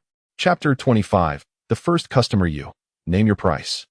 Under Shen Heng's scrutiny, Chen felt a surge of fear, yet having endured 2 days of hunger, she was on the brink of collapse. In the underground of the villa, there were no escape routes. This meant she could only remain by the window, waiting for someone to pass by. For 2 days, she had crouched there, enduring the cold by the window, as she had no better alternatives. The snow continued to fall relentlessly, showing no signs of abating. The assistant and the crew were no longer of any assistance. She could only hope for the kindness of a passerby. If this persisted, she would surely become the first star to perish from hunger. A hint of self-deprecation surfaced within her. Outside, the snow nearly concealed the ground floor, and she had not seen a single soul, her despair deepening. Earlier, she had spotted a shadow racing across the snowy expanse and had thought perhaps she was hallucinating due to starvation. It wasn't until that shadow approached that she set aside her reservations and hastily tugged at the bed sheet, shaking it vigorously in hopes of catching the stranger's attention. Now, the figure stood before her, exuding vitality, seemingly untroubled by concerns of sustenance. They possessed a snowmobile. In this frigid wilderness, there were no limits to where one could venture. Yet, remained silent, his gaze fixed intently upon her, instilling a sense of trepidation. Although the entertainment industry was notoriously chaotic, Chen had always maintained a sense of self-respect. After years in the industry, she had distinguished herself as a prominent second-tier star. Had she been more open, she might have been propelled into the upper echelons of fame by the industry's powers. However, her reluctance to compromise her integrity, despite possessing a youthful, innocent visage, had hindered her access to better opportunities. Was it truly worth sacrificing her virtue, preserved for over 20 years, merely for a meal? Chen pressed her lips together, her expression darkening. 100,000, suddenly declared. I will bring you instant noodles, ham, and other non-perishable food items, along with water and a portable stove. I will also fetch a few oil lamps for warmth, and in return, you will give me 100,000. All right. Chen did not anticipate that after scrutinizing her for a considerable moment, Shen Heng would suddenly articulate such words, nodding in agreement without hesitation. It was enough that she would not have to face the situation alone. Nevertheless, even if the other party were to forcefully intrude, her current state of vulnerability rendered her utterly incapable of resistance. At this thought, her cheeks flushed. Please, let us settle the payment first. Shen Heng produced his mobile phone. Chen hurriedly scanned the payment code. Upon successful transaction, Shen Heng tucked his phone away and remarked calmly, rest assured, I will definitely come by no later than this afternoon. I assure you, I shall not deceive you. All right. Chen obediently nodded. Shen Heng's chivalrous demeanor significantly enhanced her impression of him. Even though the sum of 100,000 far exceeded the value of these goods, she felt confident that Shen Heng would not betray her trust. Moreover, for someone of her celebrity status, while 100,000 was not a trivial amount, it was not a cause for deep concern either. Please wait a moment. Observing Chen-Chin's docile appearance, Shen Heng reached beneath the blanket, simultaneously summoning a vending machine, swiftly purchasing a pack of instant noodles and a piece of ham. When his hand emerged once more, it bore 2 items of sustenance. Here, take this pack of noodles and ham. It will suffice to stave off your hunger. Eat slowly. I haven't brought any water, so be careful not to choke. Thank you. Chen accepted the noodles and ham, expressing her gratitude repeatedly. That's enough. Please close the window. Shen Heng instructed, preparing to depart on his snowmobile when he suddenly recalled something and turned back, saying, do not linger by the window for too long. You were fortunate to encounter me. Had you met someone else, the allure of a female star is likely to tempt many men. Do you believe you could withstand it? Chen Qin's cheeks flushed suddenly, and she lowered her head with a soft acknowledgement. You should retreat to your room and draw the curtains tightly. As if no one is home, she was instructed. Shen Heng added, when I come to find you, I shall knock on your window and send you a message in advance. All right, Chen Qin obediently nodded. Once Shen Heng had made these arrangements and observed Chen Qin pull the curtains closed, he turned to leave. It was not that he lacked the desire to experience Chen Qin. After all, she was the dream of many men. However, the timing was not right. He had deliberately scrutinized her moments ago, and he was confident that she had noticed. If she were one of the more audacious women in the entertainment industry, she would have likely taken the initiative to speak. Yet, Chen Qin did not do so. Instead, she curled in on herself, remaining steadfast in her purchase. Though he harbored doubts, Shen Heng believed that the circle of this actress was relatively small. This only intensified his desire to conquer. In contrast with those more carefree starlets, he would merely seek a momentary indulgence and then leave them with some provisions before departing. As for Chen Qin, he drove his snow vehicle out of the Taiwan community, a smile playing at the corners of his mouth. This woman, if she could be compliant, he would not mind welcoming her into his home. After all, there was only the insatiable Hu Miao at home, who had already begged for mercy midway through the game. Moreover, he would soon face greater challenges and would require the assistance of many companions. Even if Chen Qin did not harbor feelings for him, he would gladly accept her as a fellow player. At that moment, he suddenly thought of Old Man Qin. He wondered how he was faring. In his previous life, he lived until his demise, and in this life, with reminders from himself, Old Master Qin had also taken the precaution of stockpiling supplies. Confident that no unforeseen circumstances had arisen, the origin of Old Master Qin's extraordinary abilities remained a mystery to Shen Heng, who refrained from intruding prematurely, lest he stray from the trajectory of his former life. Although Old Master Qin's powers were rather mundane, merely enhanced physical strength, such talents were essential for constructing a safe haven. Moreover, having been saved by Old Master Qin on numerous occasions in his past life, Shen Heng held a deep trust in his character, considering him a reliable companion. Talent was indeed scarce. Shen Heng sighed and shook his head as he exited the northern gate of the Peach Blossom community, driving northward along the road. The resounding noise of the snowmobile drew the attention of many, who peeked out to discover who was outside. Upon seeing Shen Heng on the snowmobile, the onlookers nestled in the buildings flanking the street expressed envy. What a marvel! A snowmobile in such inclement weather, allowing for such freedom of movement, truly impressive. Suddenly, many quick-witted individuals realized that this man with a snowmobile could easily access supermarkets. From those supermarkets, he could procure an abundance of essential supplies without expenditure. In an instant, the residents within the buildings rushed to their windows, some even contemplating breaking through to intercept him. Unfortunately, the snowmobile's speed was too great. By the time they scrambled to halt Shen Heng, he had already sped far ahead. Damn, he runs fast, muttered a man from an office building on the east side, where they were nearly level with the snow outside from their second-floor vantage point. Moments ago, Shen Heng passed right before their eyes, a missed opportunity indeed. Mr. Zhang, a bespectacled young man approached, speaking in a hushed tone. Given his position, he must reside in the Taoyuan community. Mr. Zhang's expression darkened. They were operating a technology company and, due to the heavy rain 2 days prior, had decided to wait until the downpour ceased before returning home. However, to their dismay, the rain had not abated. Instead, it had been followed by relentless snowfall. Fortunately, their company possessed a cafeteria stocked with provisions, yet after 2 days, their supplies were dwindling. Mr. Zhang and his team had resorted to breaking into other companies' offices, and luck was on their side as they managed to scavenge some snacks. They had also transported office supplies back to their own workspace to ignite for warmth. Mr. Zhang was concerned about his delicate wife, having video called her only to find her shivering at home. This situation was untenable. While lost in thought, he caught sight of Shen Heng gliding by.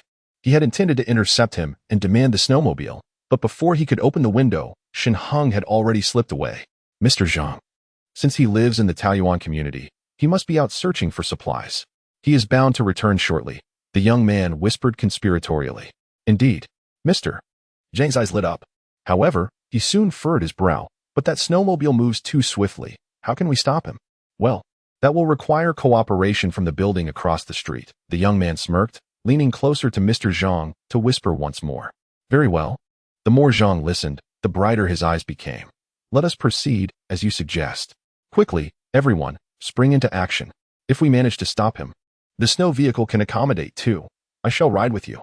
Thank you, Director Zhang, the bespectacled man replied gratefully, hastily turning to instruct his subordinates. With his urging, the team of employees became invigorated, swiftly gathering cardboard boxes from within the building. They tore open the boxes, flung open the windows, and cast them onto the snow below. On the opposite side of the street, several employees stranded in their offices looked on with curiosity. What are you standing around for? The bespectacled man found a megaphone and called out loudly to the building across the way. Bring out your cardboard boxes and lay them on the snow. The individuals on this side were puzzled, but soon saw their counterparts on the opposite building curling up and tossing more boxes onto the ground outside. As the boxes spread across the snow, a few brave souls tentatively stepped onto the white blanket.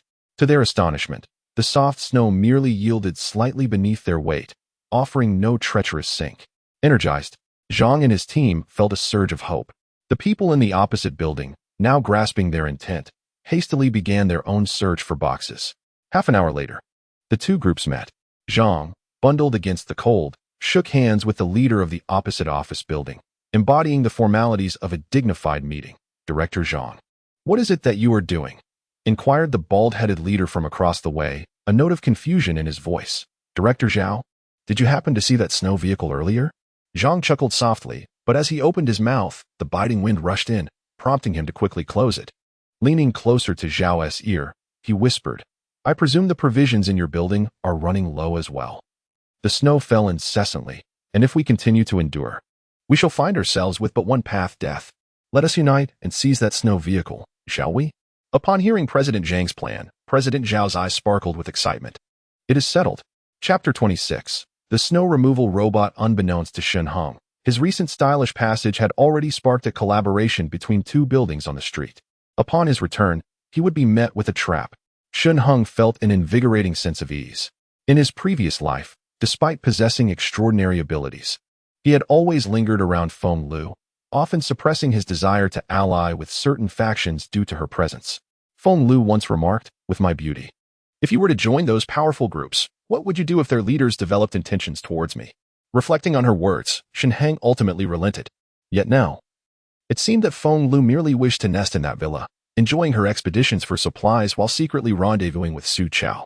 In his past life, he relied solely on his fire manipulation ability to melt through the thick layers of snow, traversing on foot.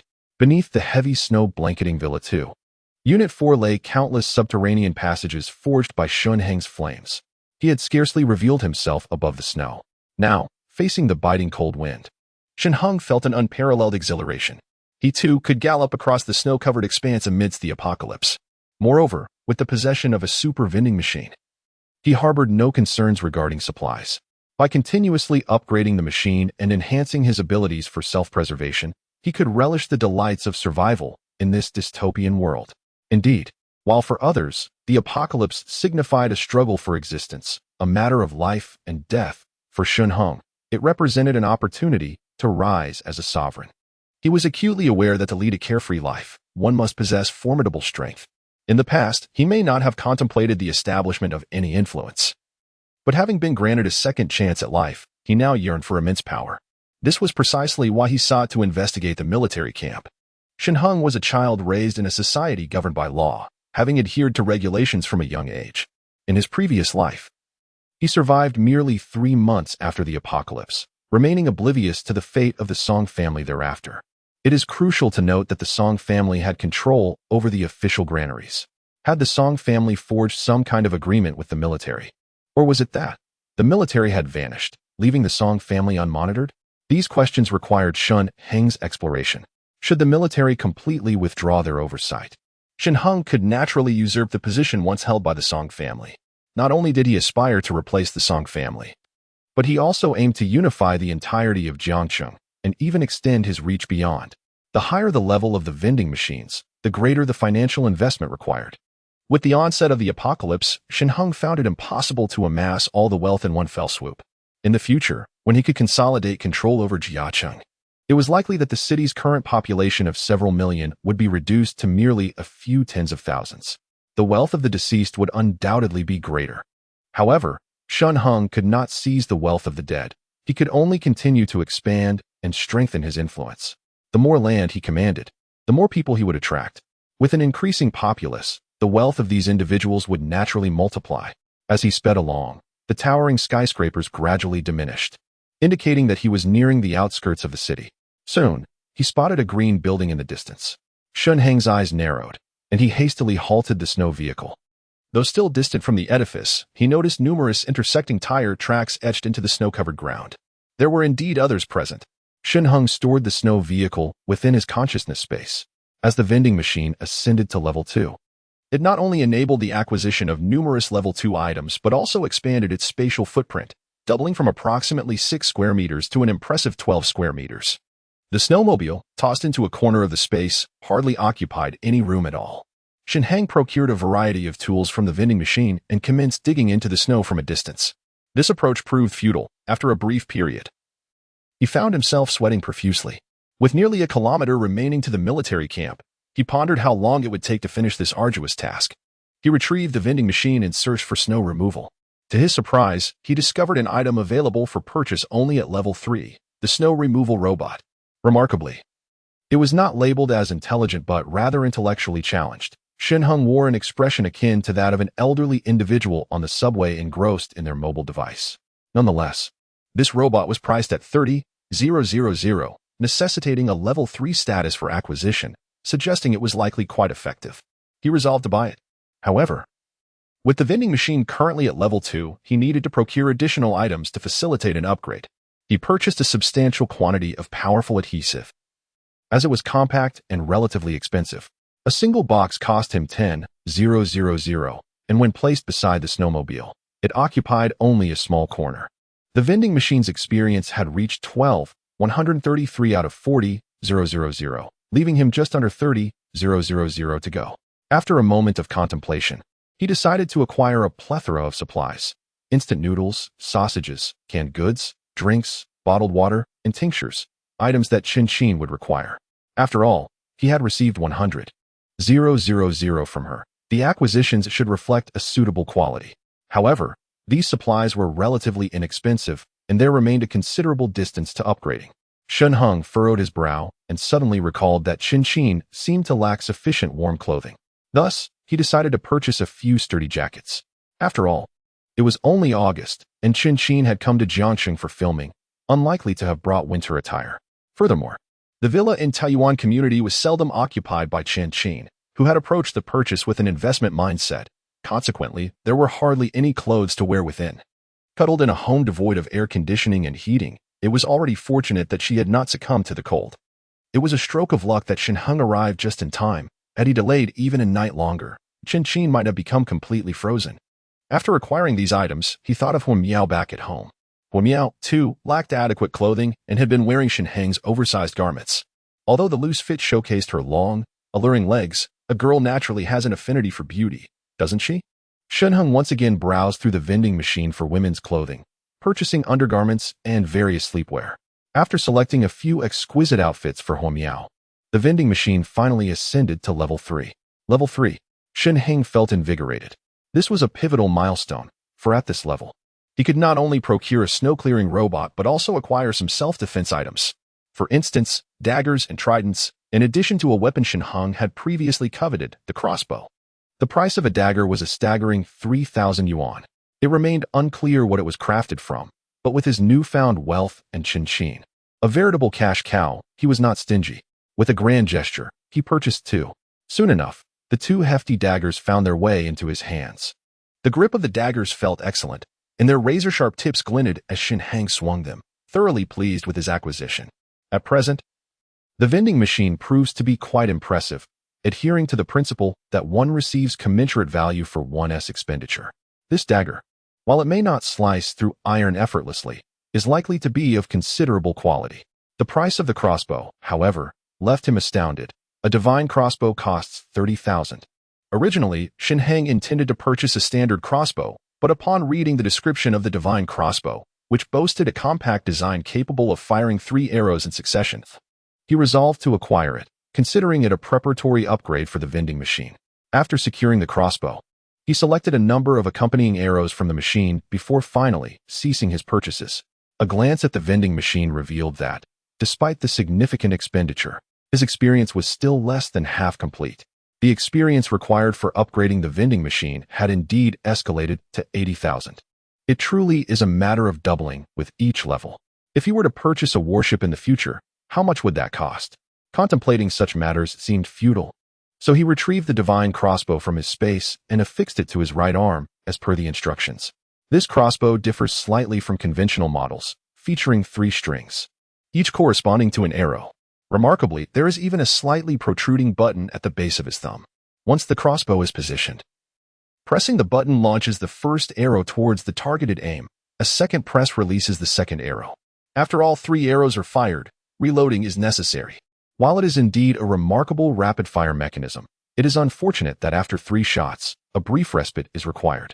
Shen Heng muttered to himself and suddenly paused, casting a wary glance at the crossbow. This device seems to bear a resemblance to himself. Now, alongside Huo Miao, after 3 shots, I too need a moment to rest. He observed the crossbow for a while before casually turning his gaze away. Once I consume the ability fruit, not only will I awaken my supernatural powers, but my physique will also be enhanced. 3 shots are far from my limit. I am akin to a human Gatling gun. Shen Heng initially intended to seize the moment and procure additional items to swiftly elevate the vending machine to level 5, enabling him to purchase firearms. However, upon calculating the funds in his possession, he realized that even after upgrading to level 5, he would scarcely have enough money left to buy bullets after acquiring the guns. Thus, he chose to abandon the plan. After all, today he merely intended to observe discreetly and gather intelligence. If he could uncover some information, that would be splendid. If not, it would be of little consequence. Having purchased the inept robot, he found himself with less than 200,000 remaining. Fortunately, the vending machine had reached a critical threshold, and with just a bit more experience, it could ascend to level 4. The robot was not particularly large, standing at less than half a meter tall. After extracting it, Shen Heng found himself questioning its utility. What purpose could it possibly serve in this 2-meter-deep snow? Yet, in the next moment, an astonishing event unfolded. Upon activation, the robot immediately dashed forward, its claws transforming into spinning tops, whirling energetically ahead. Meanwhile, a hatch at its rear opened, continuously ejecting snowballs. Caught off guard, Shen Heng was bombarded by a relentless barrage of snowballs. Damn! He spat out snow and shielded his head while retreating to the side. Truly, it lived up to its reputation for ineptitude. It disregarded its own master entirely, focused solely on snow removal. Nevertheless, this robot did possess several advantages. Firstly, it operated silently. The whirling of its claws produced hardly a sound. Secondly, its efficiency was remarkably high.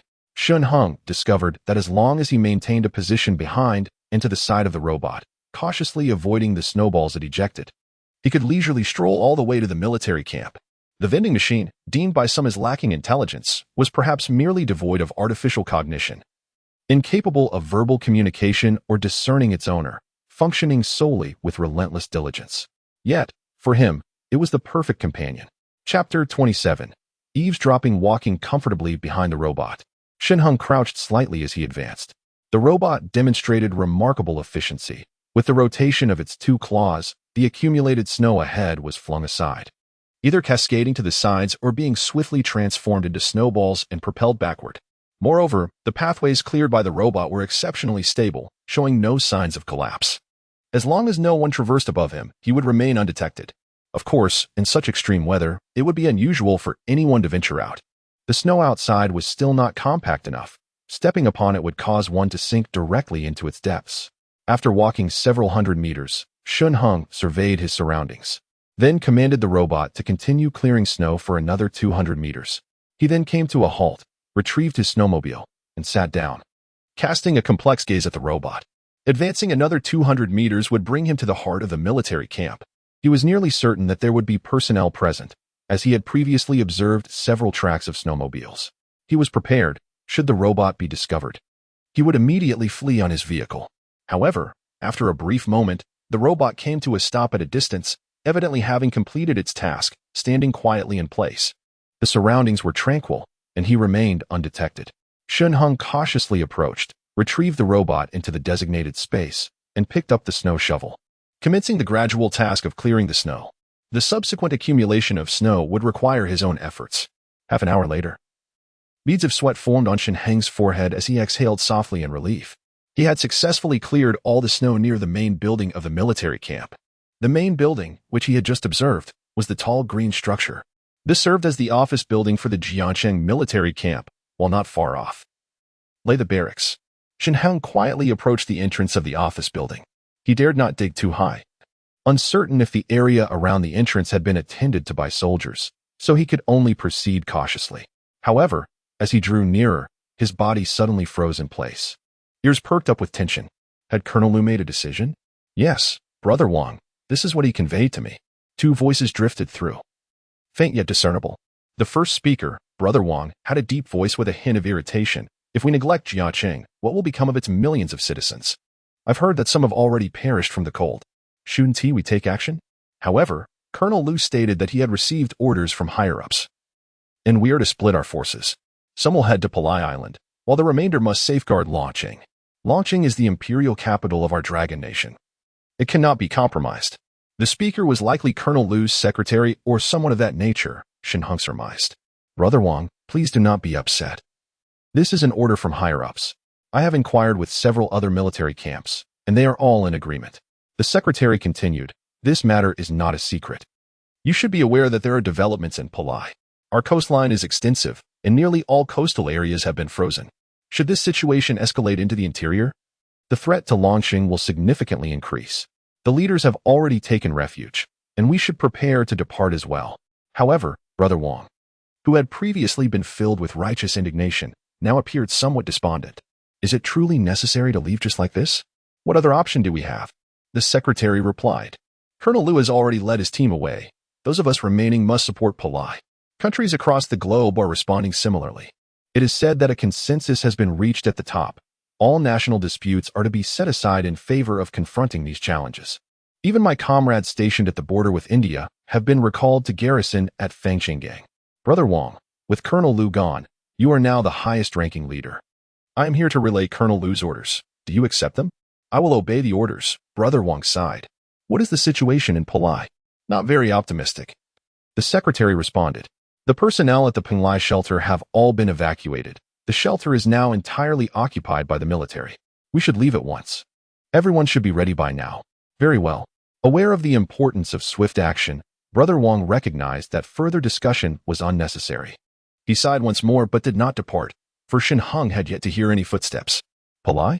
Beneath the snow, Shen Heng stroked his chin, frowning in contemplation. What lies in Palai? From their words, it seems that after a global freeze, some unexpected occurrences have emerged along the coastline, which must be of considerable significance, prompting the officials to dispatch troops there. The military from Jiangxing has been partially reassigned to Longqing, while another contingent has been sent to Penglai. No wonder the army has not provided aid to the city. It appears that in the previous life, they had all withdrawn. Pengzi, Zhengming. At that moment, two voices echoed above, followed by the sound of footsteps approaching the office building, indicating that someone was hastily making their way there. Pengzi, I apologize for my tardiness. A cordial voice resonated along with the footsteps. It seemed that hard paper had been laid above, as Shen Heng could even perceive the snow path beneath him slightly yielding with each step that passed overhead. Please, do not tread too heavily.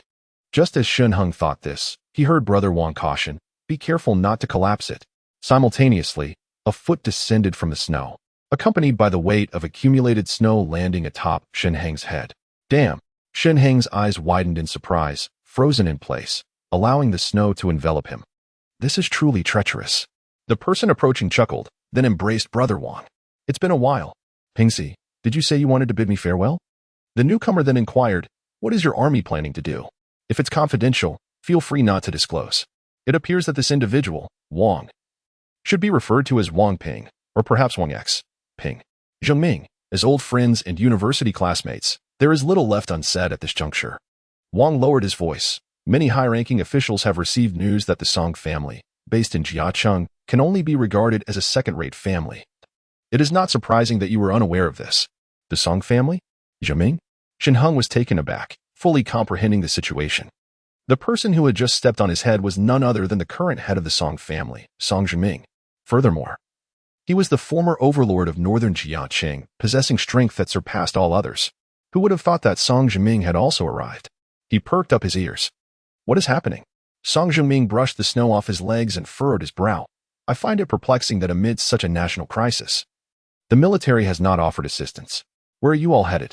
This snowfall heralds a cataclysmic disaster. Wang spoke gravely.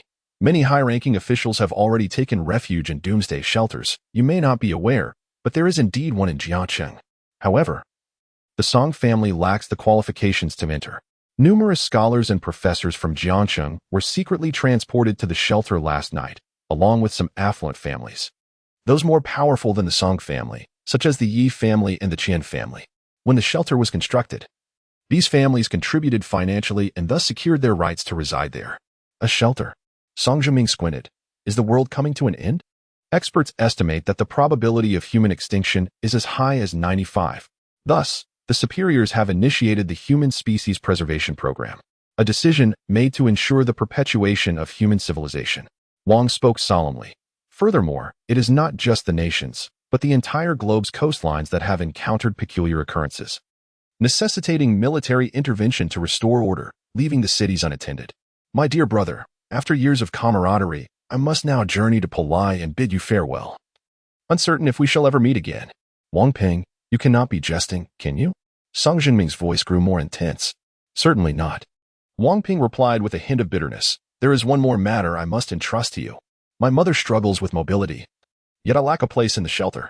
After much contemplation, I realized that you are the only one capable of caring for her, especially since you are now the head of the Song family. Why speak of such things among brothers? Song Zhengming exclaimed, Your mother is as dear to me as my own. When you stood by me and avenged my brother, I vowed that as long as I. Song Zhengming, draw breath. Your family shall never suffer in the slightest. By the way, your wife and Xiaotong are still at home, correct? I shall send someone to bring them to the Song residence shortly. You need not worry. Very well. Wang Ping felt a surge of emotion and embraced Song Zhengming once more, lowering his voice. Shen Heng, on tiptoe, strained to eavesdrop. It must be said that it was fortunate that Song Zhengming's earlier kick had compressed the snow above, allowing him to catch Wang Ping's faint words. The granary of Long Nation lies not far from your Song family.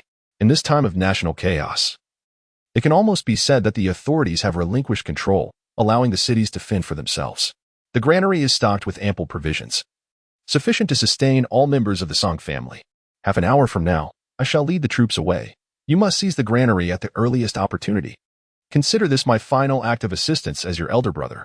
Remember, it is imperative that you take good care of my mother, wife, and children. Wang Ping released Song Zhengming and turned away, saying, You should leave quickly. Today, we are strangers to one another. Chapter 28. Surprise attack beneath the thick layer of snow. Shen Heng came to a profound realization. It turned out that Song Zhengming shared an intricate connection with the military.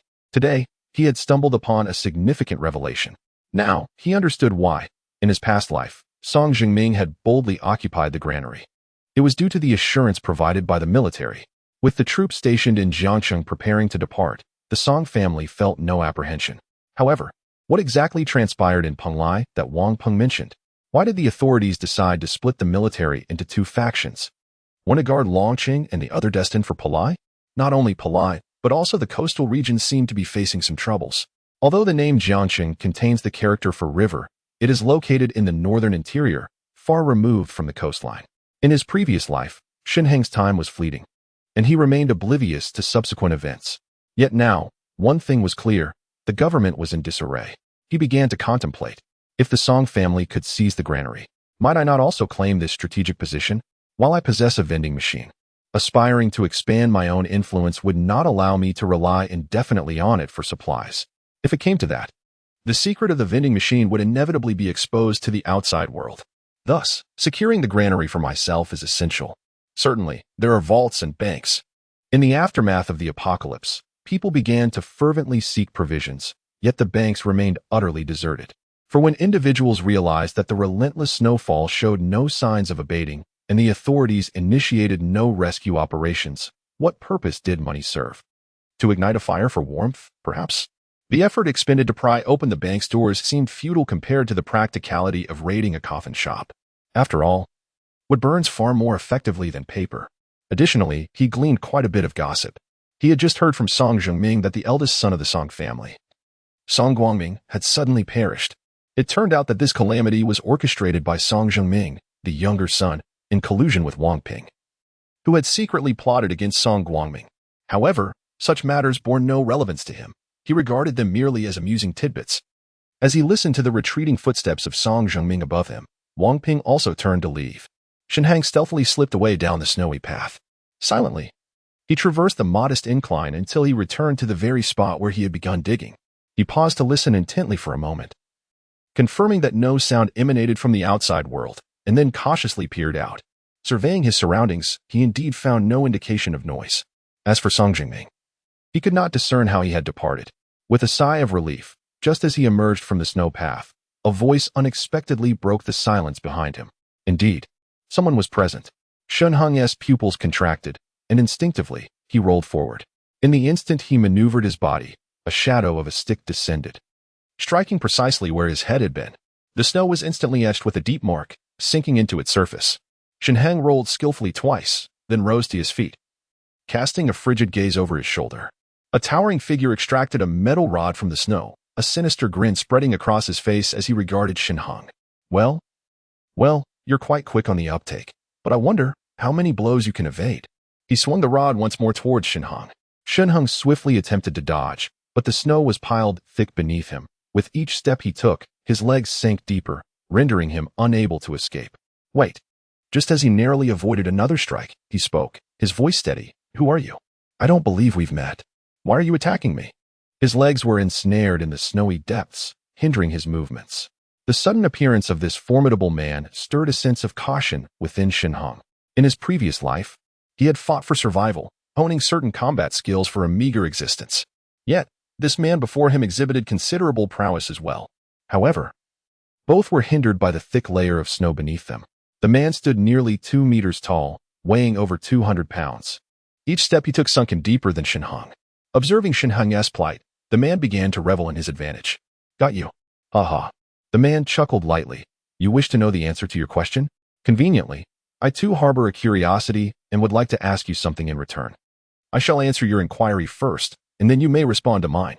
Does that sound fair? He had been quietly observing Shen Heng, noting the extensive tunnel he had excavated beneath the snow, a feat that seemed utterly impossible for a mere mortal to accomplish. Very well, Shen Heng thought, his eyes glinting with intrigue as he nodded in agreement. He too was quite curious about this imposing figure. I am the bodyguard of the head of the Song family. The sturdy man remarked. Just now, when the head of the family departed, he observed the snow path you excavated and deemed you a person of talent, wishing to enlist your services. I have been specifically instructed to await your presence here. Is that so? Shen Heng raised an eyebrow. Yet your earlier actions hardly suggested an intent to recruit me. Recruitment? Under different circumstances, it is conceivable that Song Zhengming might indeed seek to enlist him.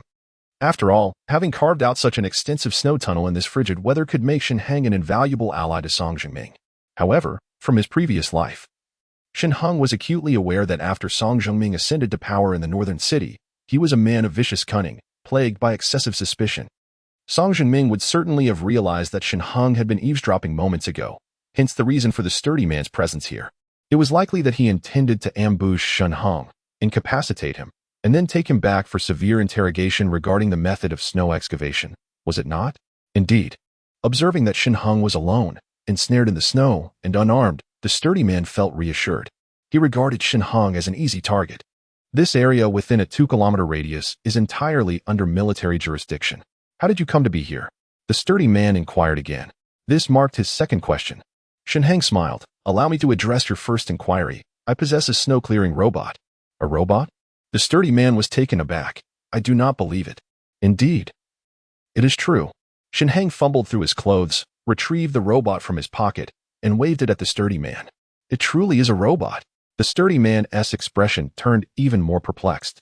He had never heard of such a snow-clearing robot. Does it even exist for sale? More astonishingly, does anyone actually purchase such a contraption? How does it clear snow? The sturdy man inquired with curiosity. Thus, Shen Heng pressed the activation button, and the robot's claws began to rotate. The burly man's gaze followed the robot. Simultaneously, Shen Heng raised his right hand, aiming at the man. Whoosh! A faint sound of air being sliced open resonated. Before the man could react, the arrow that had pierced the air had already penetrated his skull. The force of the arrow was tremendous, even causing the man's upper body to tilt backward heavily. Fool! Shen Heng scoffed coldly. Taking advantage of the moment when he had retrieved the robot, he had quietly loosened the cuff of his right sleeve. The prowess of the crossbow sold by the vending machine was indeed well-deserved, had it not been for his desire to ascertain the identity of his adversary. Shen Heng would have immediately unleashed the bolt. However, the cunning fox, Song Jingming, was truly meticulous in his observations, even noticing the snow tunnel he had just excavated. It seemed that he must tread with greater caution henceforth. As for this bodyguard, Shen Heng had no intention of sparing his life. The moment this fellow attempted to ambush him, his fate was sealed. Song Jingming Shen Heng narrowed his eyes, a disdainful sneer forming on his lips. In the past life, you were formidable, but in this one, with the vending machine at my disposal, the northern part of the city shall undoubtedly be mine. This bodyguard is merely an appetizer. Chapter 29. Extortion. The bodyguard met a gruesome end, falling victim to a single arrow. Given the proximity, the arrow had directly pierced his skull, embedding itself in the snow. Shen Heng did not bother to search for the arrow. A penetrating bolt cost 100 coins, a small price for a life. Furthermore, he harbored no concerns that the Song family would discover the truth. The heavy snow would continue to fall, soon blanketing the burly man's corpse. Even if the Song family were to find it, they would be unable to locate that arrow amidst the thick layer of snow. He approached the towering figure, meticulously searching for a while until he discovered a wallet. Inside the wallet lay the giant's identification card. In this day and age, carrying an ID while traveling? Was it to ensure I knew your name? Shen Heng shook his head in amusement, glancing at the ID, only to be momentarily stunned. Zhao Jiang. He examined the name on the identification card, then looked at the giant's face, feeling a wave of astonishment. Iron Tower Zhao Jiang? This name resonated deeply with Shen Heng. In his previous life, this individual had also consumed an ability fruit, awakening extraordinary powers. Zhao Jiang's physical prowess was already exceptional, and his ability was immense strength, earning him significant accolades while fighting for Song Jingming in the northern city. Little did he expect that in this life, before even awakening his powers, he would be struck down by his own arrow. This, in a way, spared him considerable trouble. After all, Shen Heng's ambition was to unify Jiang City, and capturing the north was paramount. Song Jingming was an unavoidable obstacle. The elite soldiers under his command would ultimately become his adversaries. Eliminating Zhao Jiang now would indeed mitigate future complications. As for himself, he harbored no concerns. Before stepping out, Shen Heng had wrapped himself entirely, donning a leather hat and mask, revealing only his eyes. Moreover, his eyes were shielded by snow goggles, ensuring that even if Zhao Jiang captured his likeness, Song Jingming would undoubtedly be unable to recognize him. Zhao Jiang possessed a mobile phone as well, which Shen Heng crushed without a second thought. Observing the twilight, he noted that time was already fleeting. Furthermore, commotion was emanating from the military camp, suggesting that Wang Peng was currently organizing the remaining soldiers for departure. Shen Heng added another penetrating arrow to his divine crossbow, ensured the surroundings were clear, retrieved his snowmobile, and set off directly towards Taoyuan community. As the snow fell heavily, Shen Heng's figure swiftly vanished from sight. Meanwhile, the corpse of General Zhao was soon entirely concealed beneath the thick blanket of snow after Shen Heng's departure. Approaching the residential area, Shen Heng felt a considerable lift in his spirits. Once he returned and handed over the supplies to Chen Qin, he could finally go home and enjoy a game of cards with Huang Yao. This outing had proven immensely fruitful. The military's lack of rescue efforts was due to some troubles along the coastline of Longbo that required immediate attention. Furthermore, the Song family's occupation of the grain depot in Jiangcheng was orchestrated by Wang Peng within the military ranks. Yet, Shen Heng remained vigilant. Had it not been for his instincts honed from past battles, he might have unknowingly fallen victim to General Zhao's treachery. Had that blow landed, even if he had managed to kill Zhao, he would likely have been left severely injured.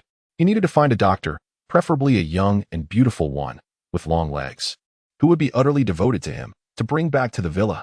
The mere thought of a female doctor clad in black stockings and a white coat intensified his longing for Huang Yao, stirring in him an irresistible urge. Outside, the world lay in silence, yet the roar of snowmobiles echoed from afar. Crouched outside the northern gate of Taoyuan residential area, Manager Zhang's eyes lit up as he held a phone conversation with Manager Zhao in a nearby building. We must stay alert.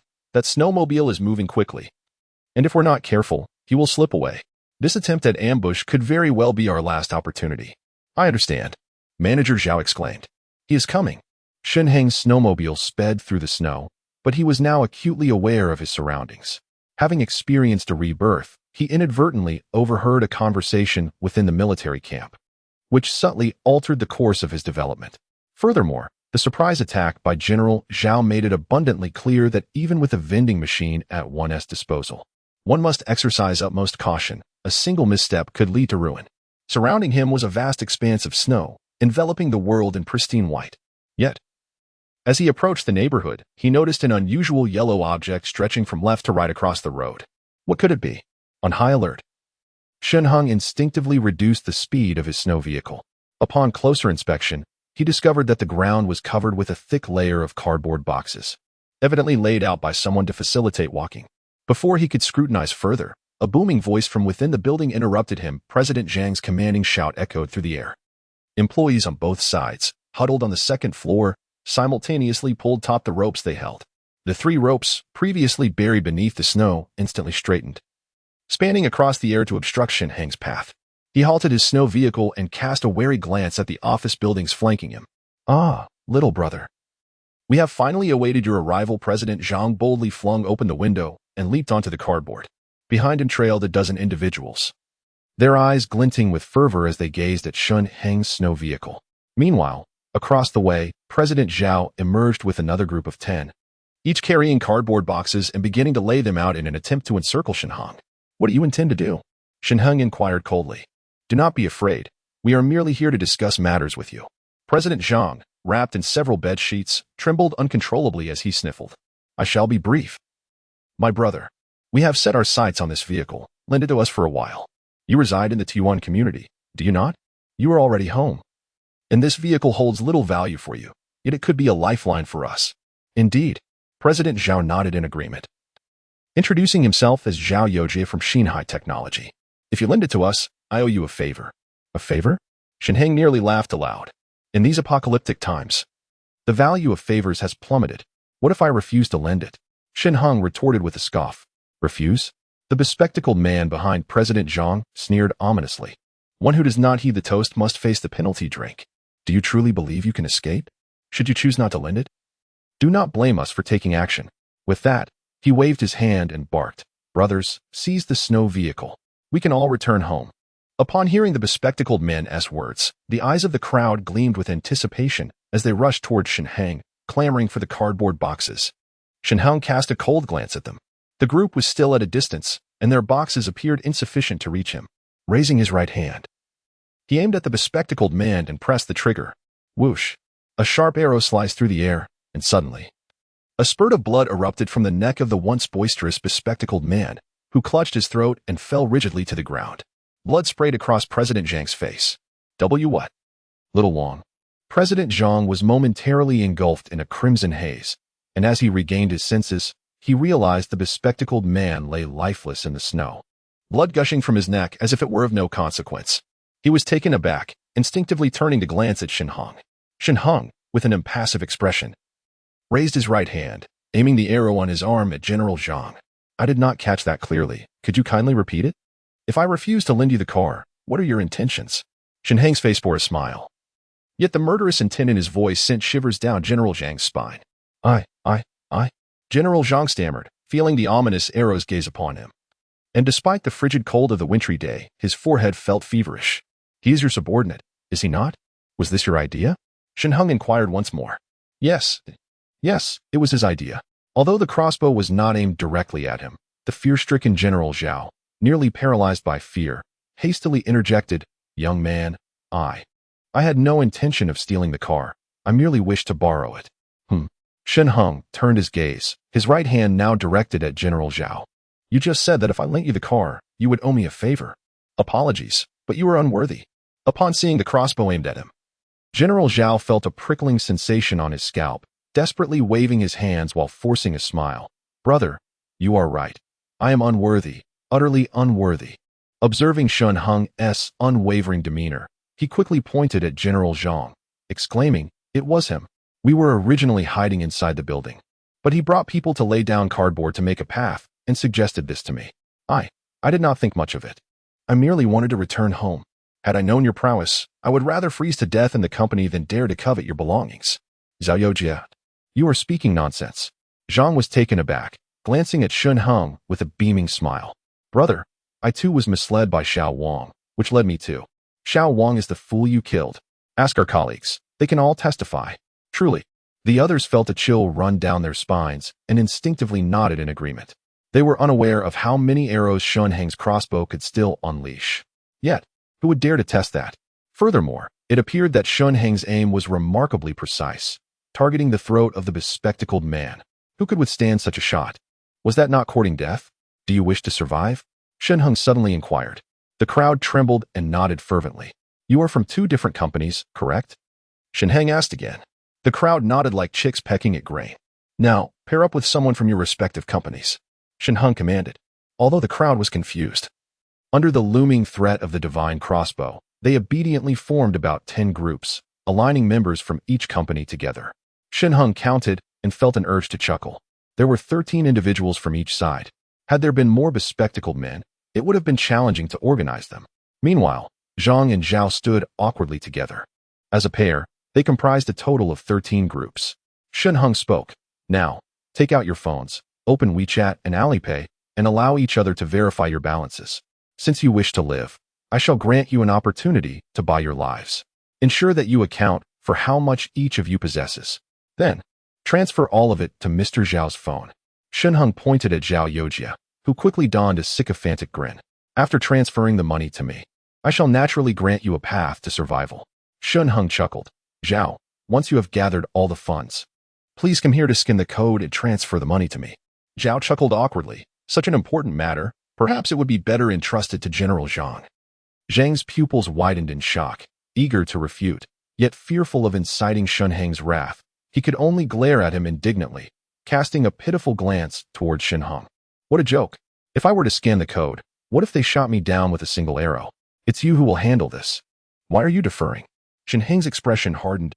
Did you not just introduce yourself and request a favor from me? My demand is quite simple. Will you comply? His right hand was aimed at Zhao Yojia. If you are unwilling, then I shall pass this task to General Zhang beside you. Chapter 30. The Harvest Eye. I will do it. I will do it. Zhao Yojia, under the threat of the crossbow, was nearly on the verge of collapse, nodding fervently, terrified that Shen Heng's arrow might be loosed. Should an arrow be shot, he would be down before he could react. The others began to comprehend the situation. Shen Heng was indeed engaging in a blatant act of robbery. Someone murmured softly, bewildered. Bro, we were initially the ones intending to seize your vehicle. How is it that you are now turning the tables to rob us of our money? Shen Heng turned his gaze towards the duo on his left. The individual on the right immediately screamed. No, it wasn't me who said that. It was him. It was him. He hastily shifted right again, fearing that Shen Heng's aim might falter and endanger himself. Indeed, it is a robbery. You refuse to comply? Shen Heng smiled and suggested, why not call the police? The crowd fell silent. Call the police? If that were of any use, would they still be huddled in the office building? No, they couldn't even make a phone call. Who knew where the police had gone? Those with a timid disposition had already obediently taken out their phones, unlocking them to show their WeChat and Alipay balances to those beside them before approaching General Zhao to transfer funds. I only require your WeChat and Alipay money. As for your bank cards, I shall not touch them. Is that not satisfactory? Shen Heng remarked, observing the few individuals still frozen in place. You have substantial amounts in WeChat and Alipay. You can only blame your misfortune. I shall give you 2 minutes. If you wish to live, be swift in scanning. Though some remained reluctant, witnessing those around them lining up to Zhao Yojia, they could only begrudgingly follow the crowd. They displayed their funds to a member of another company, then complied with the transfer. After silently scanning, they returned to their original positions, following Shen Heng's instructions to check the phones of their counterparts, confirming that both payment tools had a balance of 0 before anxiously standing still. Zhao Yojie also checked General Zhang's phone. General Zhang wore a dark expression as he transferred the money to Zhao Yojie. He had a habit of storing all his funds in Alipay, leaving very little in his bank card. Now, he had emptied it all. After receiving the funds, Zhao Yojie obediently approached Shen Heng, nervously eyeing the formidable crossbow in Shen Heng's right hand, and hastily scanned Shen Heng's QR code to make the payment. After making the payment, he picked up his phone once more to show Shen Heng his balance. Indeed, it had all dwindled to 0. Shen Heng, thoroughly pleased, patted Zhao Yojie on the shoulder and exclaimed, "Excellent. I shall add you on WeChat. Do you still need to add friends? I have 320,000 in my WeChat and Alipay, all of which I've given to you. Do you really intend to single me out?" Zhao Yojia, startled by Shen Heng's shoulder taps, managed to force a smile. All right, all right. In a brief moment, a new friend named Harmony Brings Wealth appeared in his WeChat. Harmony brings wealth. This feels like a heist. Zhao Yojia thought. Surely, you must have a fair sum left in your accounts? Shen Heng suddenly inquired. Zhao Yojia's face turned pale with fear. You just mentioned transferring only through WeChat and Alipay. Rest assured, I am a businessman, not a highway robber. What is there to fear? Shen Heng frowned, leaving Zhao Yojia without a word. This enterprise was undeniably lucrative. How audacious to brazenly commit murder in broad daylight. They must be running low on provisions, I presume. Since you have added me as a friend, feel free to reach out if you require anything.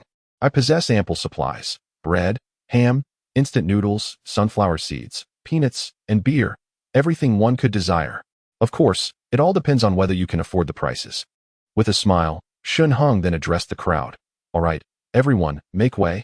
Upon hearing this, the crowd understood Shen Heng was about to leave and hastily stepped aside. A few astute individuals even collected the cardboard boxes and ropes from the middle of the path, then flashed Shen Heng humble smiles. As Shen Heng started the snowmobile, it roared to life with a thunderous sound. Subsequently, amidst the complex gazes of the crowd, he drove into the Taoyuan community. Zhang Xiaodian thought to himself, this time, I have been thoroughly deceived by you.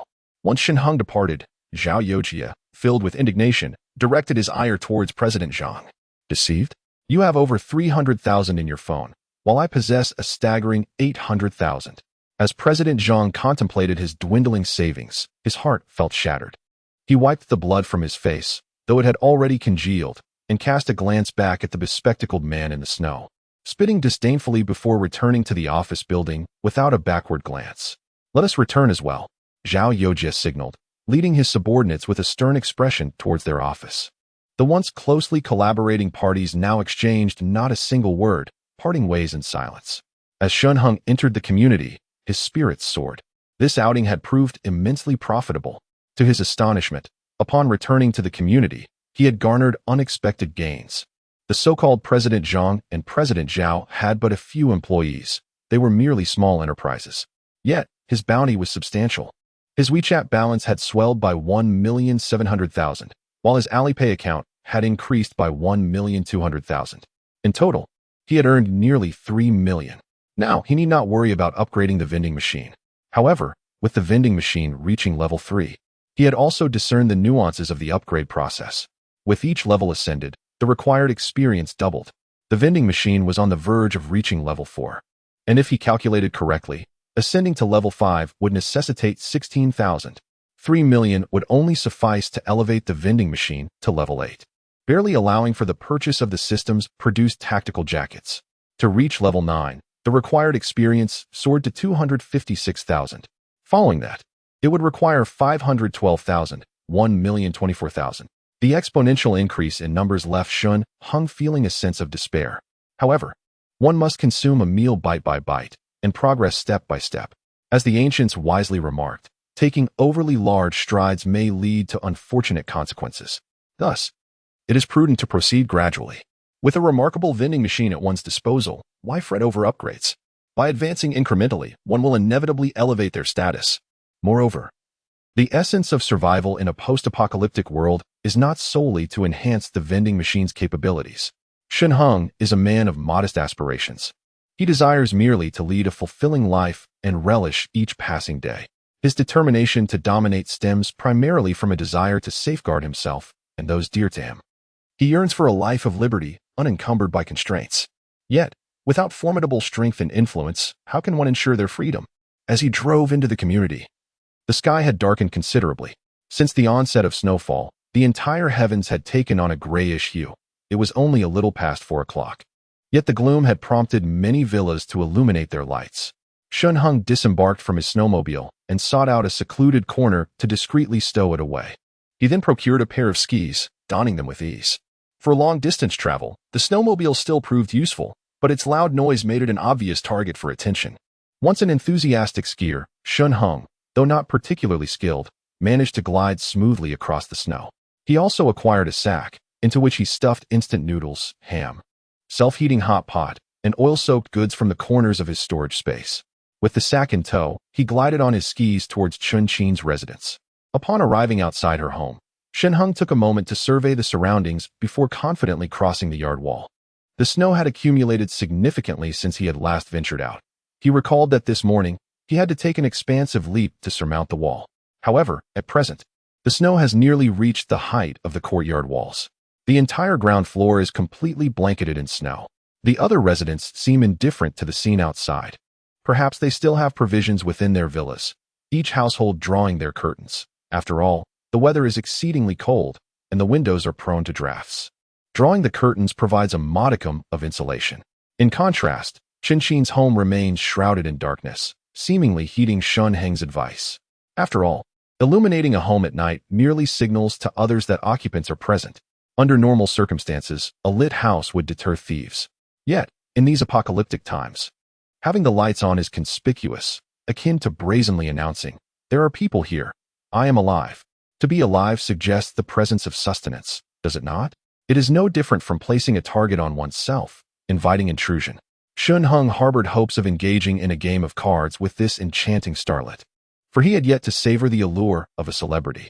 Should misfortune befall Chun Qin before he could make his move, he would suffer a considerable loss. He had contemplated bringing Chun Qin directly to his villa, but under the watchful eye of Hu Miao, she would likely cause no significant disturbance. Yet, he refrained from such an action. The stars of the entertainment industry often possess inflated egos, their fervent fans elevating them to the heavens. Without experiencing hardship, how could they learn to navigate the complexities of life? Shen Heng desired a woman who was obedient and understanding. He could play the role of the devoted admirer. Allowing Chun Qin to endure some trials, while nurturing their bond during this period, would ensure that when he eventually brought her home, she would be filled with gratitude and unwavering loyalty. He approached the window and sent Chun Qin a message, then rhythmically tapped on the glass. Shortly thereafter, the window opened, revealing Chun Qin's surprised visage. "You're back?" Upon gazing at the woman, it was evident that she had been waiting in this room for his return. "Indeed." Shen Heng nodded and said, "I have brought you the items you purchased." The burlap sack felt heavy in Chun Qin's hands as she attempted to pull it through the window, only to realize that after 2 days of hunger, she lacked the strength to lift even the sack. "Could you assist me in bringing it inside?" I have no strength left," Chun Qin confessed. Her cheeks flushed with embarrassment. "Is this an invitation for me to enter?" Shen Heng raised an eyebrow, a playful smirk gracing his lips. Chapter 31. "Someone has come, what are you saying?" Chun Qin rolled her eyes. "Handsome, I have already paid you 100,000. Can't you provide service to the door and help me bring it in?"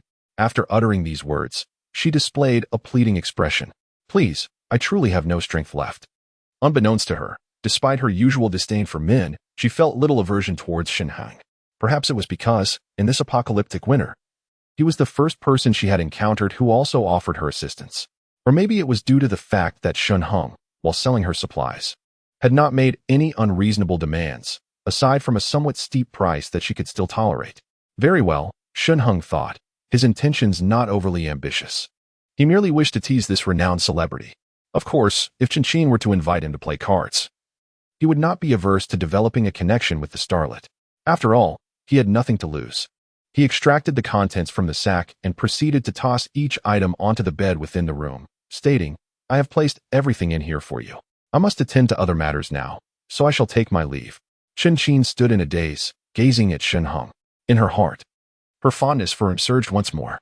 Truth be told, had Shen Heng burst in and forcibly imposed himself upon her, she would have had no recourse.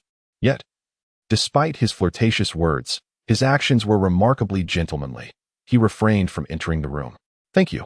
Chun Qin's eyes reflected a myriad of emotions as she regarded Shen Heng. "It's nothing." Shen Heng waved his hand dismissively, turning to say, "If you find yourself in need of anything, simply message me. Next time, I'll sell it to you at a discount." With that, he donned his skis and glided away effortlessly. Chun Qin wished to articulate something further. Yet the words lingered unspoken on her lips as she stood there, entranced by Shen Heng's retreating figure. His features were obscured, leaving her entirely unaware of his appearance. However, she could discern that he must be quite youthful, a young man, and yet he harbored no excessive demands of her. She was acutely aware that 90% of her fans were male, many of whom idealized her as an innocent and pure figure. She understood that these admirers harbored fantasies about her.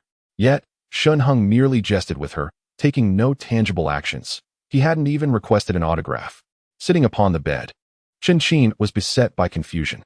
Had her popularity waned, or had her beauty diminished? A sudden chill, however, jolted her back to reality. Chen Qin hastily rose to insert the oil lamp. As the lamp's warmth began to rise, a semblance of comfort enveloped the room. Chen Qin placed several bottles of water beside the oil tincture. These mineral waters, having been taken out for just a brief moment, had already frozen solid. As the mineral water began to thaw, she carefully tore open the packaging of the self-heating hot pot. After a little over 10 minutes, the pot emitted a plume of steam, filling the room with a tantalizing aroma. Chen Qin exhaled in anticipation and lifted the lid. The moment she took her first bite, tears nearly welled up in her eyes. After 2 days of hunger, she finally savored a warm meal on the evening of the third day. She had tasted many exquisite delicacies, yet none compared to the delight of this self-heating hot pot.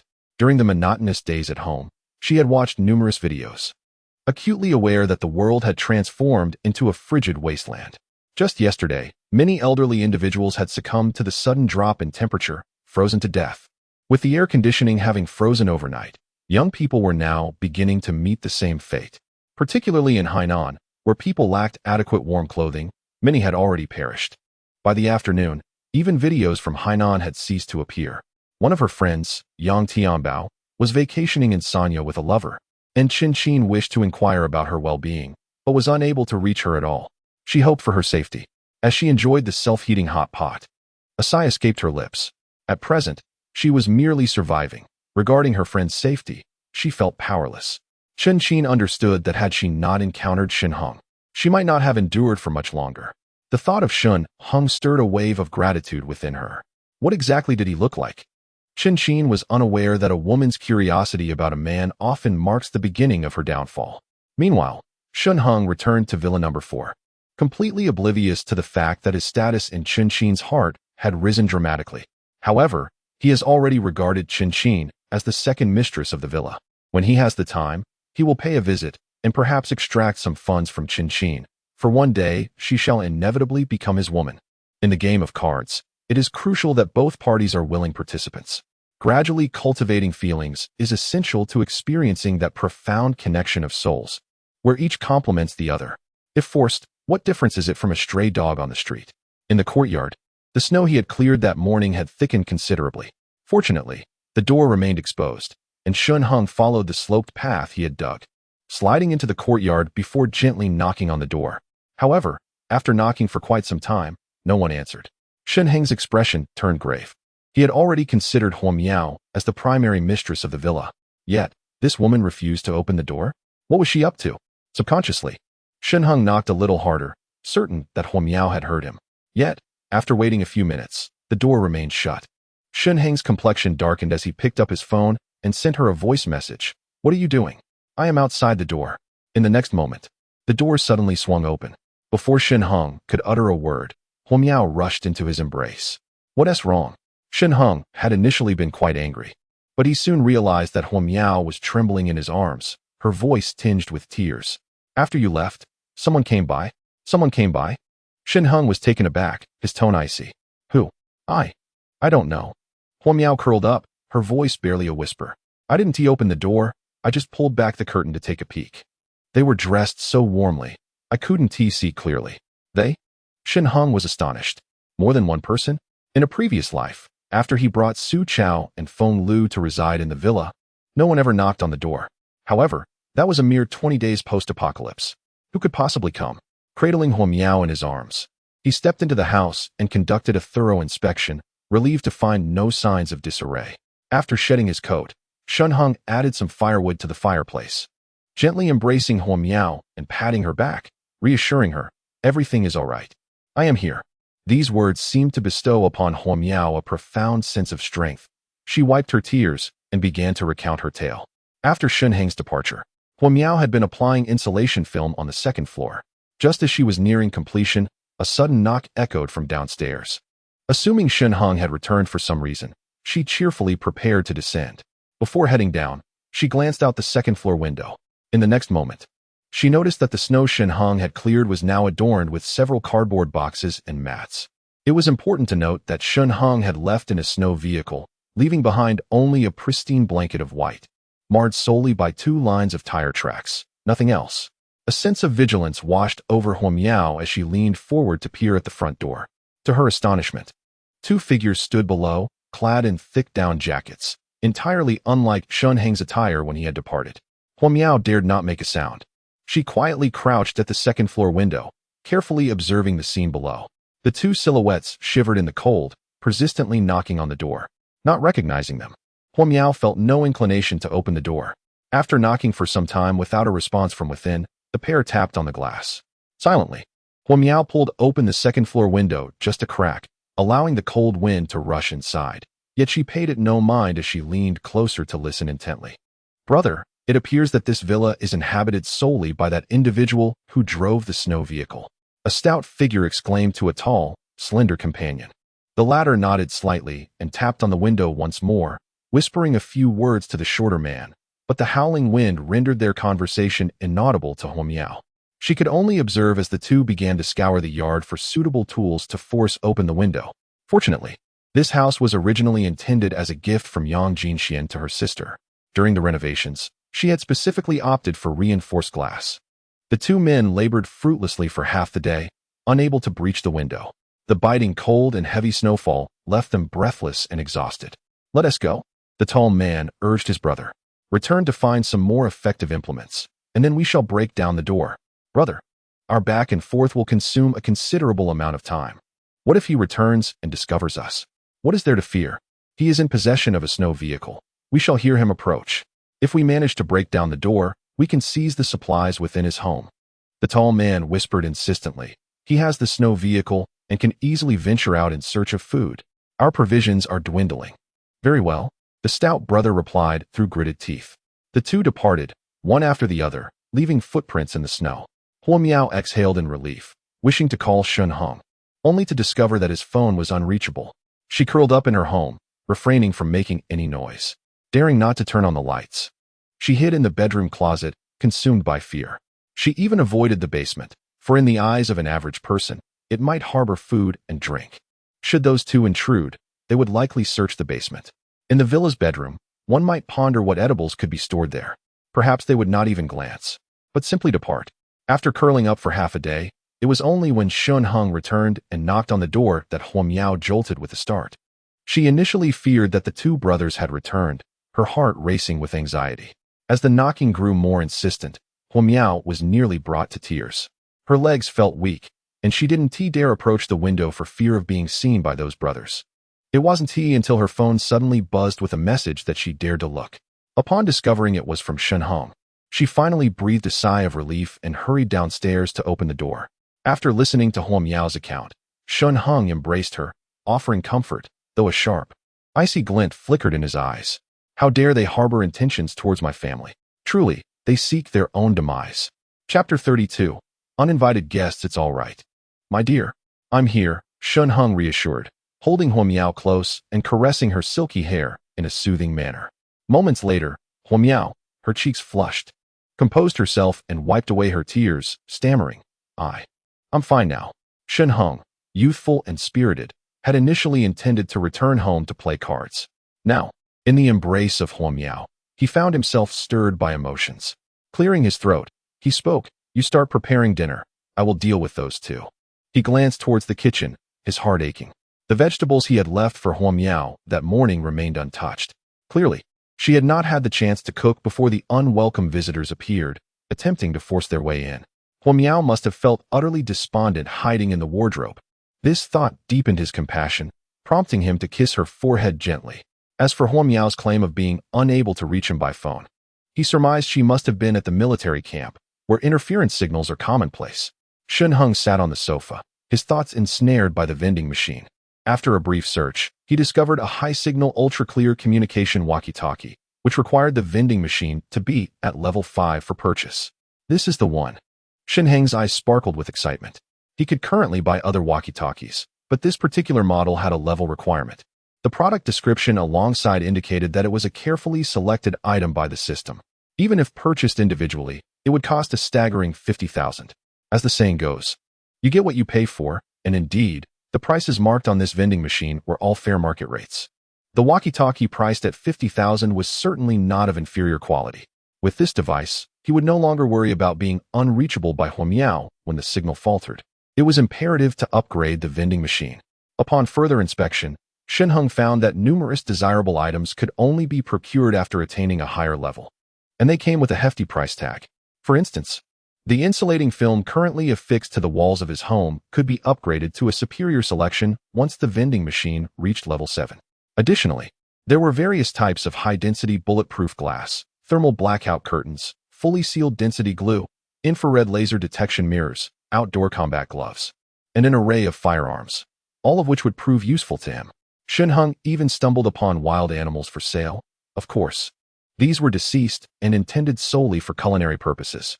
Initially, he lacked the funds to upgrade the vending machine, but during his return journey, he had successfully executed a robbery, amassing around 3 million, which bolstered his confidence. He called out to Huo Miao, who was bustling in the kitchen. "Let me know when dinner is ready. I need to visit the basement." Standing in the wine-tasting room of the basement, Shen Heng purchased several large freezers and positioned them against the wall. Having purchased a considerable amount of seafood, he hastily stuffed it into the freezer. Subsequently, he acquired instant noodles, sausages, canned goods, bread, and beef, buying whatever came to mind. After all, these items were intended for sale to the residents of the community. His experience with the vending machine was soaring. Originally on the verge of leveling up, the vending machine ascended to level 4 after acquiring a few supplies. The experience required to progress from level 4 to 5 doubled, necessitating a staggering 160,000 points. He had indeed not miscalculated. Shen Heng sighed. Despite the current rapid upgrades, the subsequent experience requirements would also double upon reaching level 10. An astonishing sum exceeding 10 million would be required for further advancement. It was no wonder that level 10 allowed for the purchase of extraordinary fruits. To elevate the vending machine to level 10 would ultimately cost over 20 million, a rather steep price. Pondering this, his hands did not falter in their swift movements. In the blink of an eye, the tasting room was overflowing with supplies, and the vending machine upgraded once more. It had reached level 5. The experience needed for the next level was 320,000. Shen Heng paid no heed. He was mentally prepared for this. He searched for the coveted handgun in the search bar. Rows of previously grayed-out handguns, which had been unavailable for purchase, were now accessible. Shen Heng excitedly browsed through the various firearms and, after careful consideration, decided to purchase 2 Walther PPK series handguns, reasonably priced at 6,000 each. This model had appeared multiple times in the classic Blue Star film series 007. The handgun boasted an excellent cost-performance ratio, being lightweight and compact, making it ideal for self-defense by Huo Miao. However, he still harbored some concerns. If he entrusted Huo Miao with a handgun, would she one day quietly betray him and turn it against him? Having endured the betrayal of Feng Lu in his previous life, he has become reluctant to place his trust in women easily. He is unwilling to relive the tale of the farmer and the snake. According to the script of his past existence, Huo Miao would have perished from the cold in the company by now. Yet, it was he who saved her. However, how Huo Miao would treat him thereafter remains a mystery to Shen Heng. He feels uneasy entrusting his back to a woman with whom he has only exchanged a few words. Even if she has given him her first time and is entirely obedient to him, Shen Heng hesitates for a moment, ultimately deciding to place his handgun in the corner of his consciousness space. He then procures 2 Colt M1911s from the vending machine. This masterpiece of firearms designed by Browning is both classic in appearance and formidable in power. Although he is fond of the Desert Eagle's striking aesthetics, he refrains from purchasing it, as its recoil is rather excessive. Aside from serving as a mere accessory, it lacks practicality. After acquiring numerous magazines, Shen Heng stores them all in the corner of his consciousness space.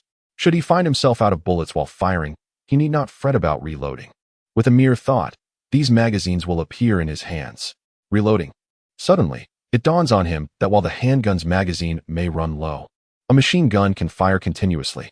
He quickly searches for information, only to be met with the unfortunate system notification that various machine guns require the vending machine to reach level 9. Shen Heng lets out a sigh. Once the vending machine attains level 9, he shall elevate it to level 10 in one fell swoop. At level 10, he can directly purchase ability fruits, rendering the machine gun unnecessary. Nevertheless, With the handgun now equipped, he feels a sense of assurance. Upgrading from level 5 to 6 requires 320,000. He deposited all the funds from Alipay and WeChat into the vending machine's balance, observing that he currently possessed nearly 2.7 million. At present, he had merely exhausted the money that Huamiao had provided him. To progress from level 6 to 7, a total of 640,000 experience points was required. From level 7 to 8, it would demand 1.28 million. Cumulatively, the expenses for the first 8 levels amounted to. Shen Heng calculated silently. He discerned a pattern. For instance, to elevate the vending machine from level 6 to 7, an investment of 640,000 experience points was necessary, while the total expenditure for the preceding 6 levels was merely 620,000. To ascend from level 7 to 8 required 1.28 million, meaning that the total expenditure for the first 7 levels had been 1.26 million. The funds spent consistently fell short of the current level by 20,000. In other words, to elevate the vending machine to level 8, a total of 1.28 million plus 1.26 million, equating to 2.54 million. Shen Heng sighed. Despite the seemingly abundant balance, it was only sufficient to reach level 8. Ascending from level 8 to 9 would necessitate 2.56 million, and let alone the leap from level 9 to 10, which demanded 5.12 million. To put it another way, if he intended to elevate the vending machine to level 10, he would need to invest a total of 10.22 million. It was imperative to plan the expenditure wisely. He purchased a considerable amount of supplies and subsequently began acquiring household necessities. Although he had only just applied the insulation film today, Shen Heng was already able to procure the robust insulation film carefully selected by the system. He had no intention of removing the existing insulation. Instead, he planned to apply the new film over it to ensure that the warmth within his home would not dissipate. Additionally, the high-density bulletproof glass, though expensive, was also on his list of purchases. Yet, how would one install this glass? As he pondered this, his gaze fell upon the powerful adhesive nestled in the corner of his consciousness space. Indeed, why not simply affix bulletproof glass directly onto the existing windows of the villa? He procured an array of fortification supplies for the villa, and the vending machine had reached level 7. Shen Heng had initially intended to elevate the vending machine to level 8, hoping to acquire a system-selected tactical jacket to wear. After all, the jacket he currently donned, while robust, felt rather cumbersome and lacked sufficient warmth. With the outside temperature plummeting to -60 degrees, driving the snowmobile was quite frigid. As the night wore on, the temperature was expected to continue its descent, ultimately stabilizing at a chilling -70 degrees.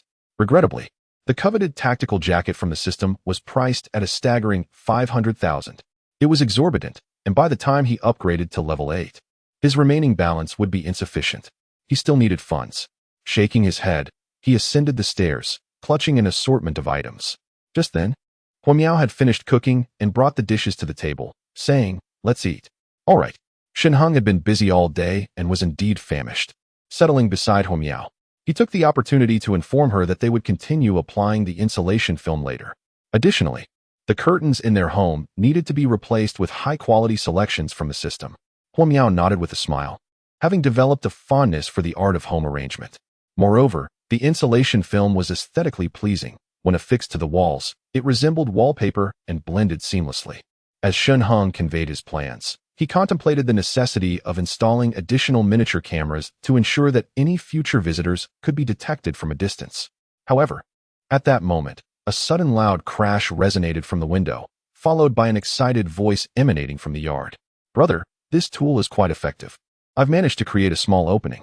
Let us exert ourselves and break a window to gain entry. That fellow's snowmobile is absent, so there's likely no one home." Another voice chimed in. "He can freely come and go with that snowmobile. He must have stockpiled a considerable amount of valuable items." In his arms, Huamiao stiffened, instinctively trembling. It was those 2 uninvited guests from the afternoon. "Do not worry," Shen Heng reassured, rising to step outside. His expression had turned ashen. "What audacity to encroach upon my territory." Chapter 33. Brother, do not fire. Outside, the 2 brothers were still at work, the lanky one directing his portly sibling. They wielded a golf club, striking the glass anew. Bang! Although the glass did not shatter, a dent was created. Hope sparked in their eyes. The weariness accumulated from their journey dissipated in an instant. Just as they prepared to continue their assault, the doors suddenly swung open. A frigid voice resonated in their ears. "What are you doing?" "Huh?" The brothers were taken aback and quickly turned around, only to find Shen Heng, his countenance dark with displeasure, standing at the threshold. The lanky one raised an eyebrow and chuckled lightly. "Brother, are you at home? I didn't hear your snowmobile." As he spoke, he scanned the surroundings, noting the absence of the snowmobile in the yard. Could it be that he parked it at home? Why then? Are we breaking his window? Shen Heng coldly retorted. "Earlier this afternoon, we visited and noticed you had left." The lanky one replied with a grin. "We merely wish to greet you. I reside at Villa 5 on row 3. Surely, you possess a substantial amount of supplies? Share some with us." Shen Heng smiled. "You don't even bother to buy anything, and you speak of division? What do you think you are?" Upon witnessing Shen Heng's grin, the lanky individual also broke into laughter, declaring, "I am the general manager of Jining International." However, before he could finish his words, Shen Heng swiftly advanced and delivered a powerful punch to his face. The lanky man was caught completely off guard, letting out a muffled grunt as he was sent flying, crashing into the snow as if he were a felled tree. "Dare to strike my brother?" The chubby younger brother's face was filled with fury as he raised his cue and swung it towards Shen Heng's head. Although Hua Miao felt a surge of fear, she stood at the window, her complexion pale as she witnessed the scene unfold, nearly screaming in terror. Just as it seemed Shen Heng would be struck, he suddenly ducked, narrowly evading the blow, and then executed a sweeping kick that sent the hefty man tumbling to the ground. "You dare to challenge me?" Without waiting for him to rise, Shen Heng stepped onto his face. "You." The chubby man, utterly humiliated, attempted to rise, but the pressure of Shen Heng's foot increased, leaving him to groan pathetically. "Please, stop. I beg you, let me go. We will compensate. We will compensate." The chubby man winced in pain, unable to restrain his pleas. "Fine. Leave 1 million, and you may leave," Shen Heng replied coolly. "Huh? 1 million?" The chubby man was taken aback. "Not agreeable? Then let us continue this little game," Shen Heng said ominously. Not far away, the lanky individual struggled for some time before finally crawling out of the snow. Humiliation etched on his face as he attempted to approach. However, upon seeing his brother beneath Shen Heng's foot, he halted in his tracks. "You should have heard what I just said, right?" Shen Heng's voice was cold as he declared, 1 million. You may leave. Should you refuse, the consequences will continue. Please, do not harm my brother." The tall, thin man inhaled deeply, his countenance darkening. "We will pay, but you must not lay a finger on my sibling." Shen Heng activated the QR code and slid his phone across the ground, allowing it to come to rest before the tall man. With a scowl, the man glanced at Shen Heng, who regarded him with a chilling gaze. Ultimately, he gritted his teeth and proceeded to complete the payment. "Payment received," the tall man said. Looking up, "Can I release my brother now?" Shen Heng let out a cold snort, withdrawing his foot from the chubby man's face. "You may leave." "You." The tall man's teeth chattered audibly. Despite his wealth, 1 million was still a substantial sum. "Is there anything else you wish to say?" Shen Heng's piercing gaze swept over him. The tall man took a deep breath before continuing. "Brother, we have already paid. May I propose a business deal with you? Where is your snowmobile? Name your price. I wish to purchase it." The notion of selling his snowmobile caught Shen Heng by surprise. He had to admit, this tall man possessed a certain talent. Even after being bullied, he could still swallow his pride. A person capable of achieving great things. However, in his past life, he seemed not to have encountered these individuals and was unaware of whether they had perished at home or fallen victim to other formidable forces. "What price are you willing to offer?" Shen Heng inquired, a smile gracing his lips. Another 1 million had been added to his account. Now, he could afford the system's meticulously selected tactical jacket. "If I could acquire more funds to elevate the vending machine to level 9, I would be able to procure a submachine gun, or even landmines." Shen Heng had already devised a plan. Even after awakening his extraordinary abilities, he intended to fortify the villa into an impenetrable fortress. Only in this manner could he ensure that, after resting, he would not be infiltrated by those with ulterior motives. Should someone like Chen Xiaoniu from his past life emerge, capable of phasing through walls, he would find it impossible to sleep soundly. Although Chen Xiaoniu possessed the ability to phase through walls, she still had to remain grounded. Anyone daring to set foot in his courtyard would experience the wrath of his landmines. 100,000? The lanky individual tentatively offered. "The market price for your snowmobile should be around 10,000. I am willing to pay 100,000 for it." Shen Heng chuckled and shook his head. "What a jest. I am currently selling a pack of instant noodles for 500. That's a 200-fold increase. By that metric, if you wish to purchase my snowmobile, you should at least start with a bid of 2 million to show genuine intent. Are you jesting with a beggar? Shen Heng remarked nonchalantly. The lanky man furrowed his brow. Then how much do you want for it? Acquiring this snowmobile would enable him to venture out in search of sustenance. A firm price, 2 million. Shen Heng stated without further ado. 2 million? Why not go rob a bank? The lanky man exclaimed in shock. Shen Heng shrugged. Buy it if you wish. If you cannot afford it, then leave. With that, he prepared to turn and exit. Wait, I will buy it. The lanky man gritted his teeth. Where is the snowmobile? I need to see it now. In this weather, a snowmobile is indeed a treasure. Surely, I cannot simply leave it out in the courtyard. What should one do when individuals like you stealthily steal away? Shen Heng remarked deliberately. Indeed, it is left at home. The tall, slender figure's eyes sparkled with excitement. Very well, we shall purchase it. The tall figure nodded and exchanged a knowing glance with his stout brother. The stout brother instantly understood, giving a slight nod to signal his comprehension. Please lead us to see it. If the snowmobile is in perfect working condition, I shall pay you. The tall figure nodded. Is that acceptable? Of course, it is acceptable. Shen Heng smiled, turning to open the door. To your demise. At the moment Shen Heng opened the door, the two brothers behind him erupted, brandishing baseball bats and striking fiercely towards Shen Heng's head. Be careful. Inside the room, Hua Miao, positioned by the window, turned pale upon witnessing this scene and screamed loudly. There's a woman? The tall figure could not help but glance back towards the window, where he immediately spotted Hua Miao, leaving him utterly stunned. She is truly beautiful. As a small-time boss, he was no stranger to women. On the contrary, he was often surrounded by them. Yet, among all those he had encountered, none compared to Hua Miao's allure. Earlier that morning, he and his brother had indeed only seen Shen Heng leave. This meant that the stunning woman had been home when they later came to knock. However, she had not opened the door for them. Realizing this, a wave of regret washed over the tall figure. Had he known such a beautiful woman was hiding at home, he would have been willing to break the glass and rush in, regardless of the consequences. How could he allow such a beauty to remain alone at home in solitude? Brother can keep you company. The tall figure's gaze remained fixated on Hua Miao when suddenly, a deafening crash echoed through the air. He instinctively turned around and saw Shen Heng facing him, his expression devoid of emotion. Meanwhile, his brother, who had raised the club to strike Shen Heng, lay motionless in the snow, blood gushing from his neck. The tall and thin man was stunned. Before he could gather his thoughts, Shen Heng raised his right hand. The ominous muzzle of an M1911 pistol was aimed directly at the man's head. A gun? The tall man was left speechless, his face drained of color, as he hurriedly tossed the club to the ground and raised his hands high. Brother, no, please don't shoot. Chapter 34. The price of doomsday supplies. The tall man never anticipated that Shen Heng would possess a firearm. His heart was filled with bitterness. Had he known the man had a gun, he would never have dared to approach him. With such strict gun control in Dragon Country, if someone could acquire a weapon, it signified an extremely profound background, far beyond the reach of a mere small business owner like himself. Brother, I was wrong. Please, don't shoot me.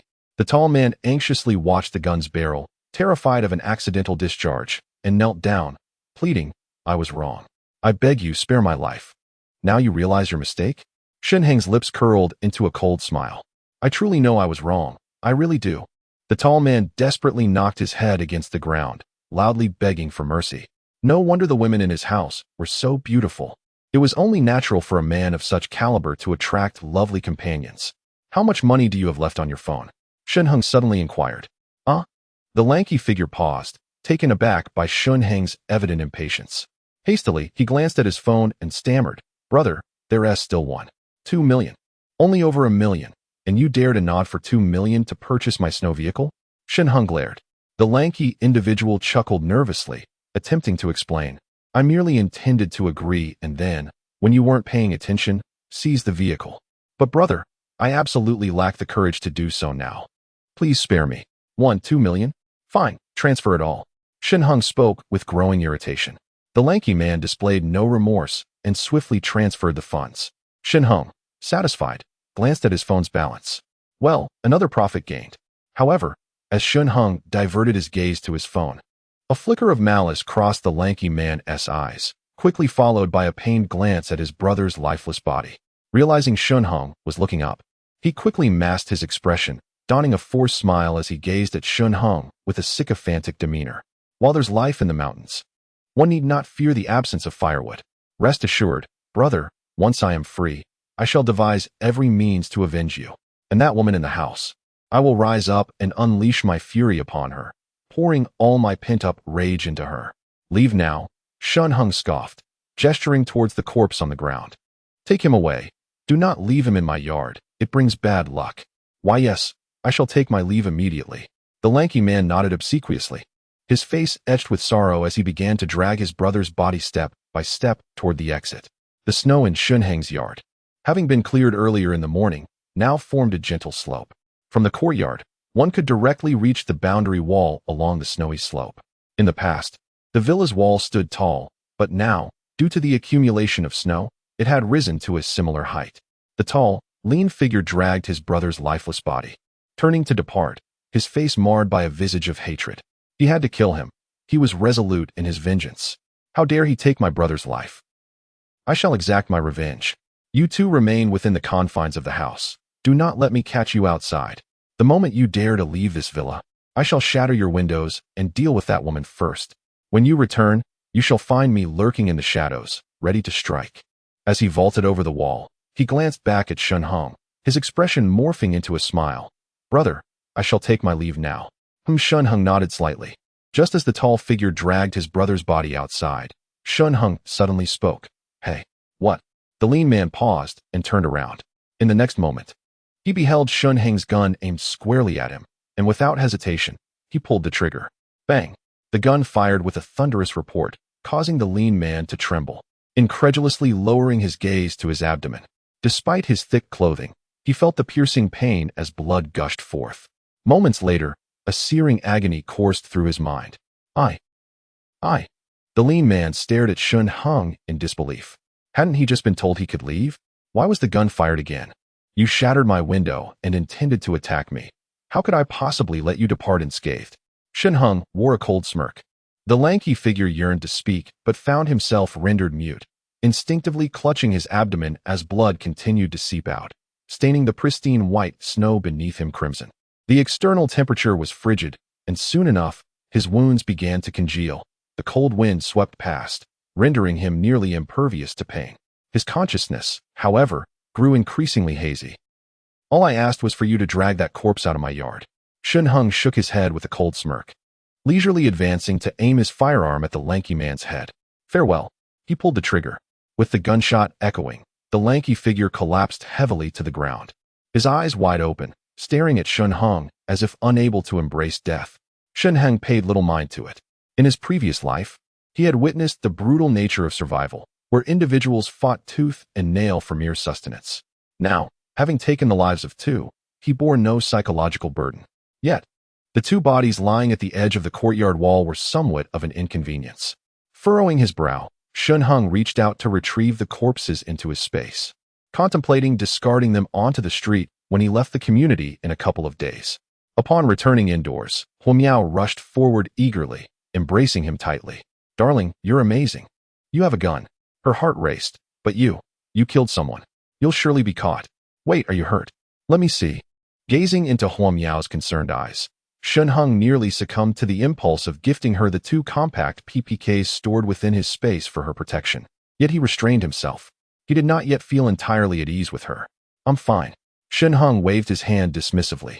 As for your mention of being apprehended, you've been at home these past few days and must have come across such news in short videos, right? Don't even mention the police responding. Can you even get through to the emergency hotline now? Huomiao had yet to grasp the stark reality of the apocalypse. In this world of desolation, strength is paramount. It is merely the primal law of survival in the wilderness. Beyond that, there are no constraints. Laws and morals are utterly meaningless. Huomiao was taken aback. Just as you feared this afternoon, worrying that those two might intrude. Why do you worry? Is it not because you dread what they might do to you? Shen Heng gently squeezed Huomiao's delicate face. Why should you be afraid? Isn't their legal system in place? Huomiao found herself at a loss for words. You are an intelligent person. You should have realized by now. Shen Heng continued, his tone measured. Since the official announcement of the global onset of the glacial period, Not a single representative has been seen. This signifies that the people remaining in the cities are beyond any oversight. The authorities wish for us to fend for ourselves. Huo Miao shivered at his words. What I say is merely to help you understand that believing in oneself is the only truth. Shen Heng added, it is the end of days. Huo Miao nodded softly in agreement. Shen Heng smiled in satisfaction. With a playful grip on two joyful beans, his interest was piqued. However, there were still tasks at hand. He released Huo Miao and proceeded to affix the high-density glass he had previously purchased onto all the windows. Layer upon layer, both inside and out. He ensured that they would not be easily shattered again. Regarding the quality of the items sold by the vending machine, Shen Heng felt quite reassured. The investment in these glass materials had amounted to over 400,000. Meanwhile, Huo Miao had recognized the looming crisis and diligently applied insulation film to the walls. After completing these tasks, Shen Heng proceeded to place numerous miniature cameras in various corners of the yard. By the time he finished, 2 hours had elapsed. He embraced Huo Miao while seated on the sofa and opened his phone. He first perused the chat records in the group, discovering that today, more individuals were fervently tagging him, eager to purchase supplies. Even the instant noodles priced at 500 yuan per pack seemed acceptable to everyone. Unfortunately, his earlier messages had vanished into oblivion as he had muted the owners group. As for those who had been selling supplies yesterday, it appeared that, after 3 consecutive days of relentless snowfall, they had all fallen silent, realizing there was no end in sight. The snow's duration remained uncertain, and there had been no official announcements. It would be prudent to reserve the limited food supplies for oneself. Once they were exhausted, no amount of money would prove beneficial. These individuals had indeed settled down. Shen Heng chuckled and sent a message in the group. Is anyone looking to purchase items? Excellent. However, I must clarify that the prices I previously posted were reflective of yesterday's market. Today, all prices have doubled. Those wishing to buy, please contact me. As soon as this message was sent, the entire owners group erupted in chaos. Many people began tagging Shen Heng in a frenzy.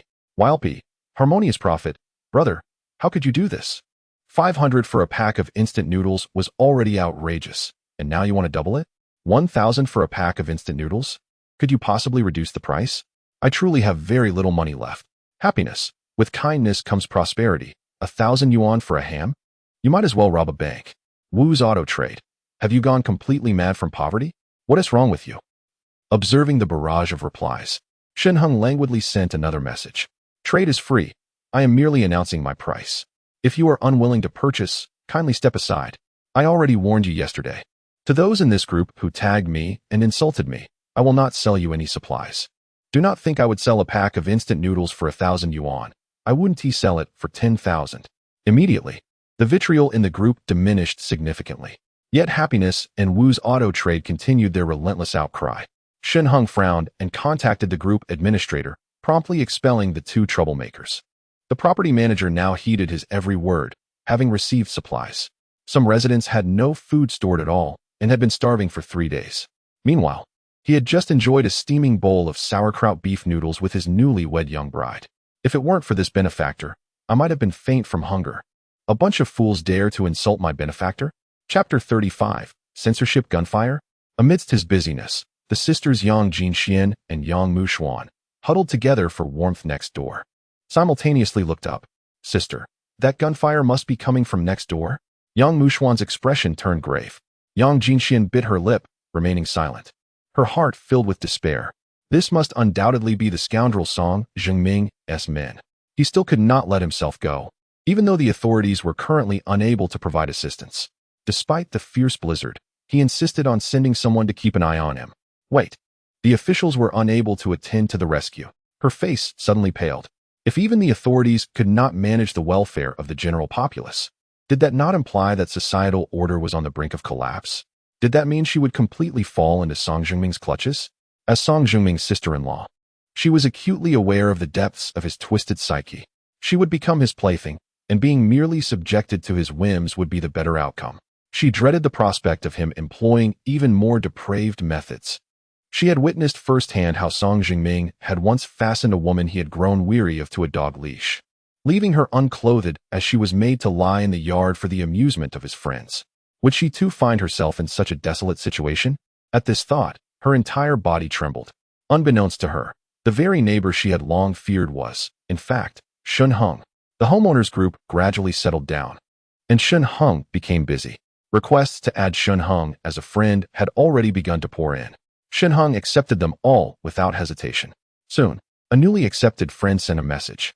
Bro, I want to buy 5 boxes of instant noodles, 100 eggs, 100 sausages, and some bottled water.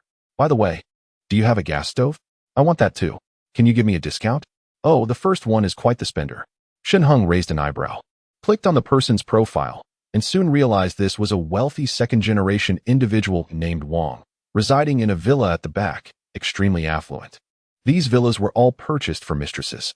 On the day of the torrential rain, he sought refuge with his mistress for the night, only to find himself trapped unexpectedly. Having gone an entire day without sustenance, he was quick to inquire when he noticed Shen Heng offering supplies. Shen Heng, somewhat perplexed, pondered how such a prominent tycoon, as described by Wang Peng, could still be hiding in the villa of Taoyuan community instead of being escorted to a shelter. Little did he know, this young master had spent a laborious night in the embrace of his lover, only to awaken at noon the following day. Outside, the snow had accumulated to an impassable depth. By the time his father managed to reach him, the helicopter was unable to fly, and he could only advise him to wait until the blizzard subsided for a rescue. During this tempestuous period, he would have to fend for himself. Upon seeing Shen Heng's announcement regarding the sale of supplies, young Master Wang did not hesitate to make contact. Having lived a life of luxury, he had never experienced hunger. Let us round it off with 1 million, and I assure you, you won't regret it.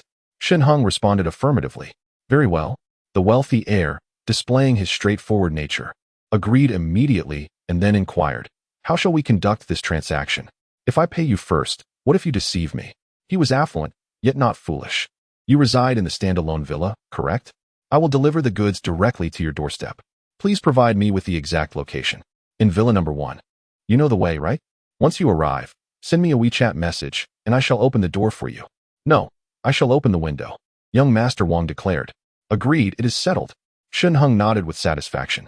This initial transaction promised to be a substantial venture, a prosperous start. Furthermore, it seemed that this young master possessed considerable wealth, which needed to be well catered to. He could not afford to let him perish. Immediately following, others began to send messages, eagerly requesting supplies. However, in comparison to young Master Wang, their purchases were considerably less. Most merely sought a few packets of instant noodles and some bottled water. A few, after adding him as a friend, resorted to vitriolic outbursts, prompting Shen Heng to calmly add them to his blacklist. If they could muster the energy to hurl insults now, he was curious to see whether they would be begging to buy from him in a couple of days. Some individuals had simply thrived for too long in an era of peace, still daring to indulge in such fanciful thoughts. He swiftly compiled the purchasing information of these individuals while responding to their inquiries. Before long, he encountered a familiar ID that had reached out to him. It was a little grain of sand, a sensation on the internet, known for her captivating dance videos. With a mere sway of her body to the music, she had skyrocketed to fame, amassing 1 million followers within 24 hours. Subsequently, she transitioned into a full-time internet celebrity, becoming a leading figure in the influencer realm. Dear sir, could you perhaps offer a slight discount? This is quite expensive.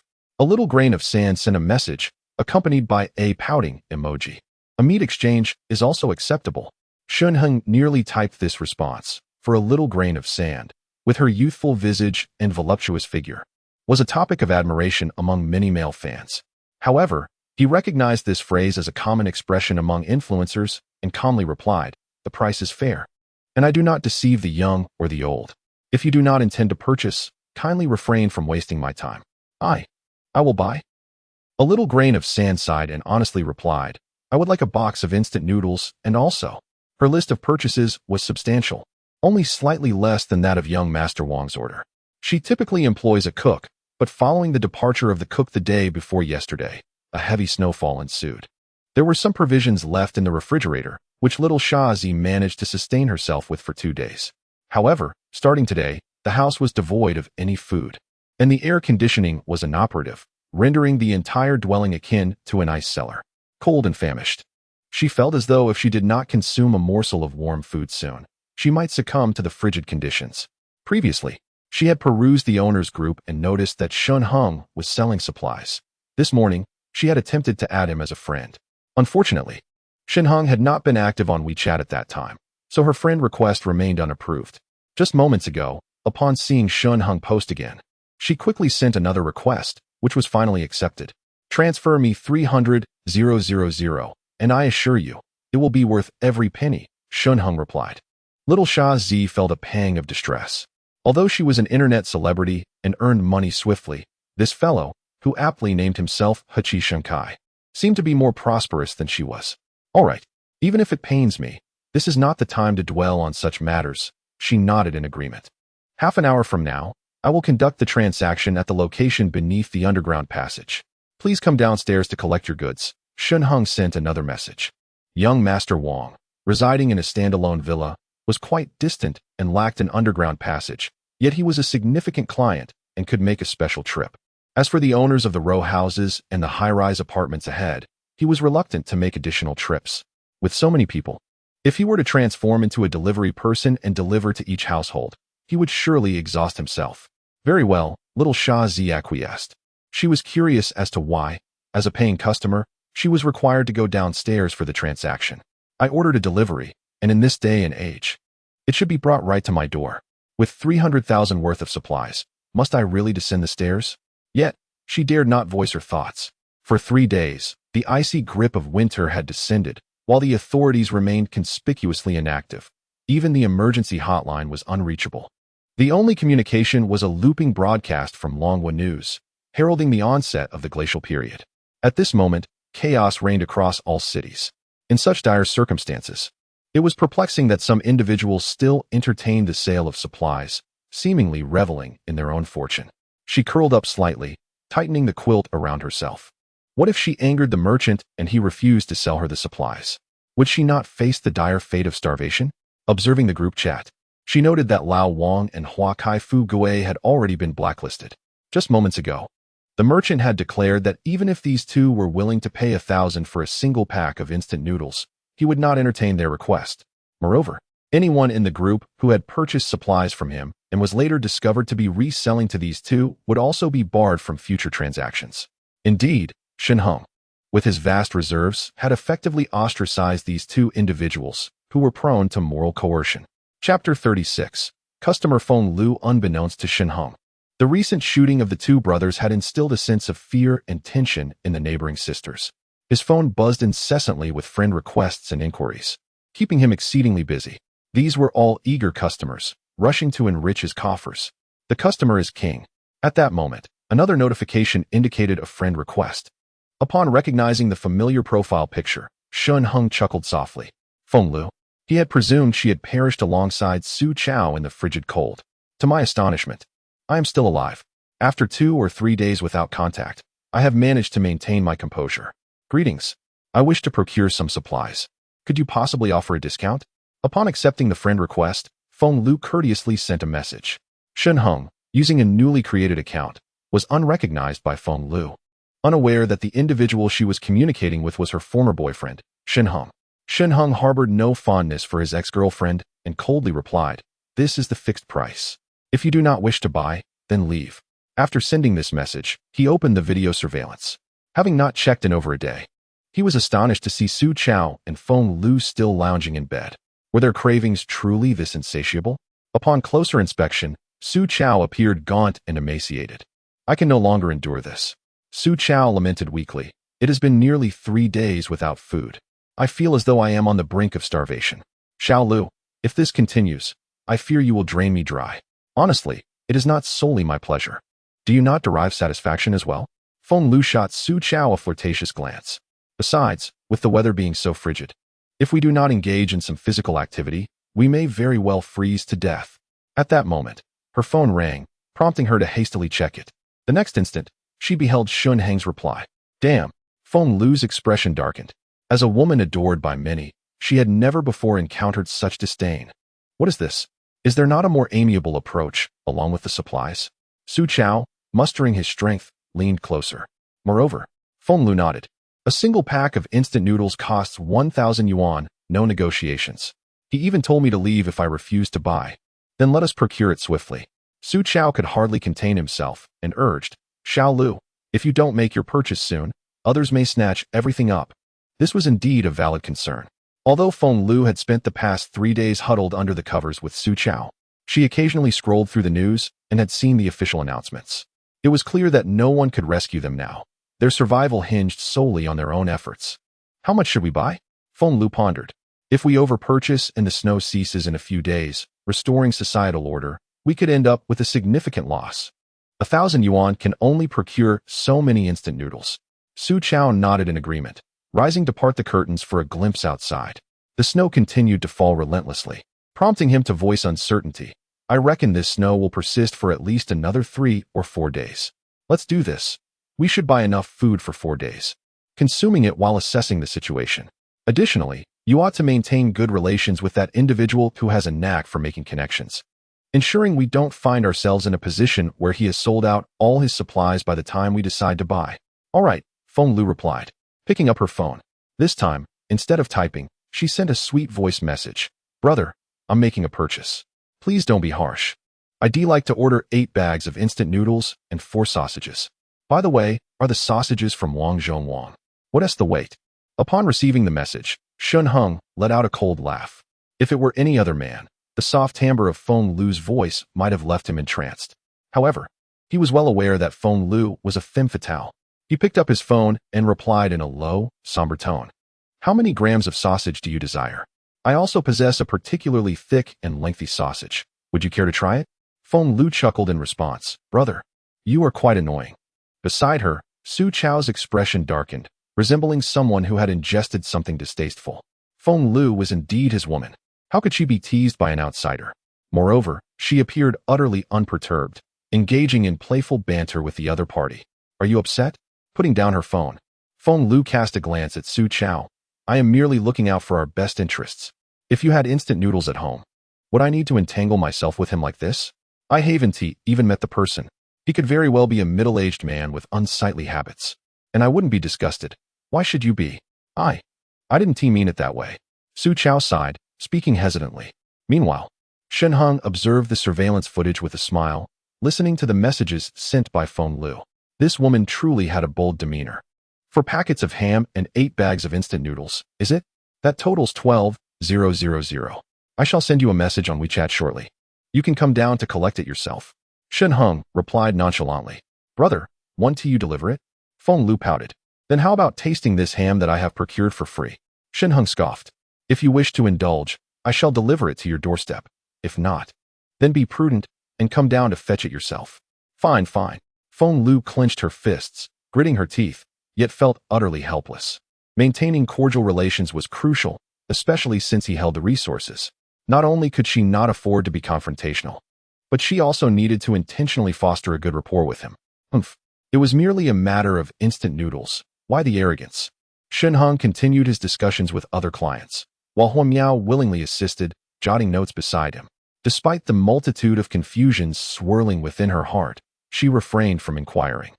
It was not until the phone fell silent, devoid of further consultations, that Shen Heng stretched languidly and declared, all right. He turned to cast a glance at the notebook where Huan Miao had meticulously recorded everything in elegant script, each entry precise and orderly. Stay at home. I shall step out for a while. Shen Heng affectionately ruffled Huan Miao's hair. Dear husband. Huan Miao hesitated, but ultimately mustered the courage to whisper. I have seen the official news. Blue Star is entering a glacial period. Will this last a long time? It is likely to endure for an extended duration. Perhaps we shall spend our entire lives amidst ice and snow. Shen Heng sighed. He had lived far too long in his previous life. Yet, 3 months later, the world had undergone no discernible change. It remained a frozen wasteland, with humanity reduced by over 90%. As time progressed, the available resources for sustenance dwindled, leading to an increase in conflict among the remnants of mankind. At that time, Shen Heng even harbored doubts that within a few short years, humanity would face utter extinction. However, presently, he had overheard Wang Peng's conversation and became aware of the existence of the shelter. Now he comprehended that the reason for the government's disappearance was their necessity to prioritize the relocation of certain key individuals to the sanctuary, making a final effort for the survival and propagation of humanity. He bore no resentment towards the authorities. After all, the onset of the apocalypse had been so abrupt that they could only strive to assist a select few of paramount importance, such as prominent officials and distinguished experts across various fields. It was only natural that he, a mere online writer without any significant value for rescue, would not qualify for admission into the shelter. Were he in the government's position, he likely would not have performed much better. In this lifetime, Huo Miao's lips quivered slightly. She was acutely aware of the gravity encapsulated in the term Ice Age. Throughout the annals of Blue Star's history, there have been 3 significant glacial periods: the Cambrian, the Permian, and the Quaternary Ice Age. Experts speculate that each of these epochs lasted for millions, if not tens of millions, of years. Given that we are destined to endure such an apocalyptic existence, Huo Miao summoned her courage and whispered in despair, "Then shall we refrain from selling our supplies? Moreover, currency will soon become utterly irrelevant. What use is an abundance of wealth when survival itself is at stake? In the face of extinction, what value does money hold? The funds in our mobile devices are little more than ephemeral digits.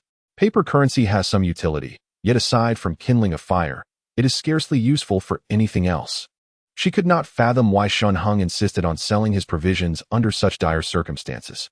Did he wish for death? Chapter 37. The transaction in the underground passage. Huo Miao's concerns were not unfounded. In this apocalyptic scenario, tangible resources are the true currency. Money bears little significance.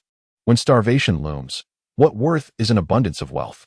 Rest assured, my supplies are ample enough for our needs, sufficient to last us into the next lifetime. Shen Heng replied with a smile, gently kissing Huo Miao.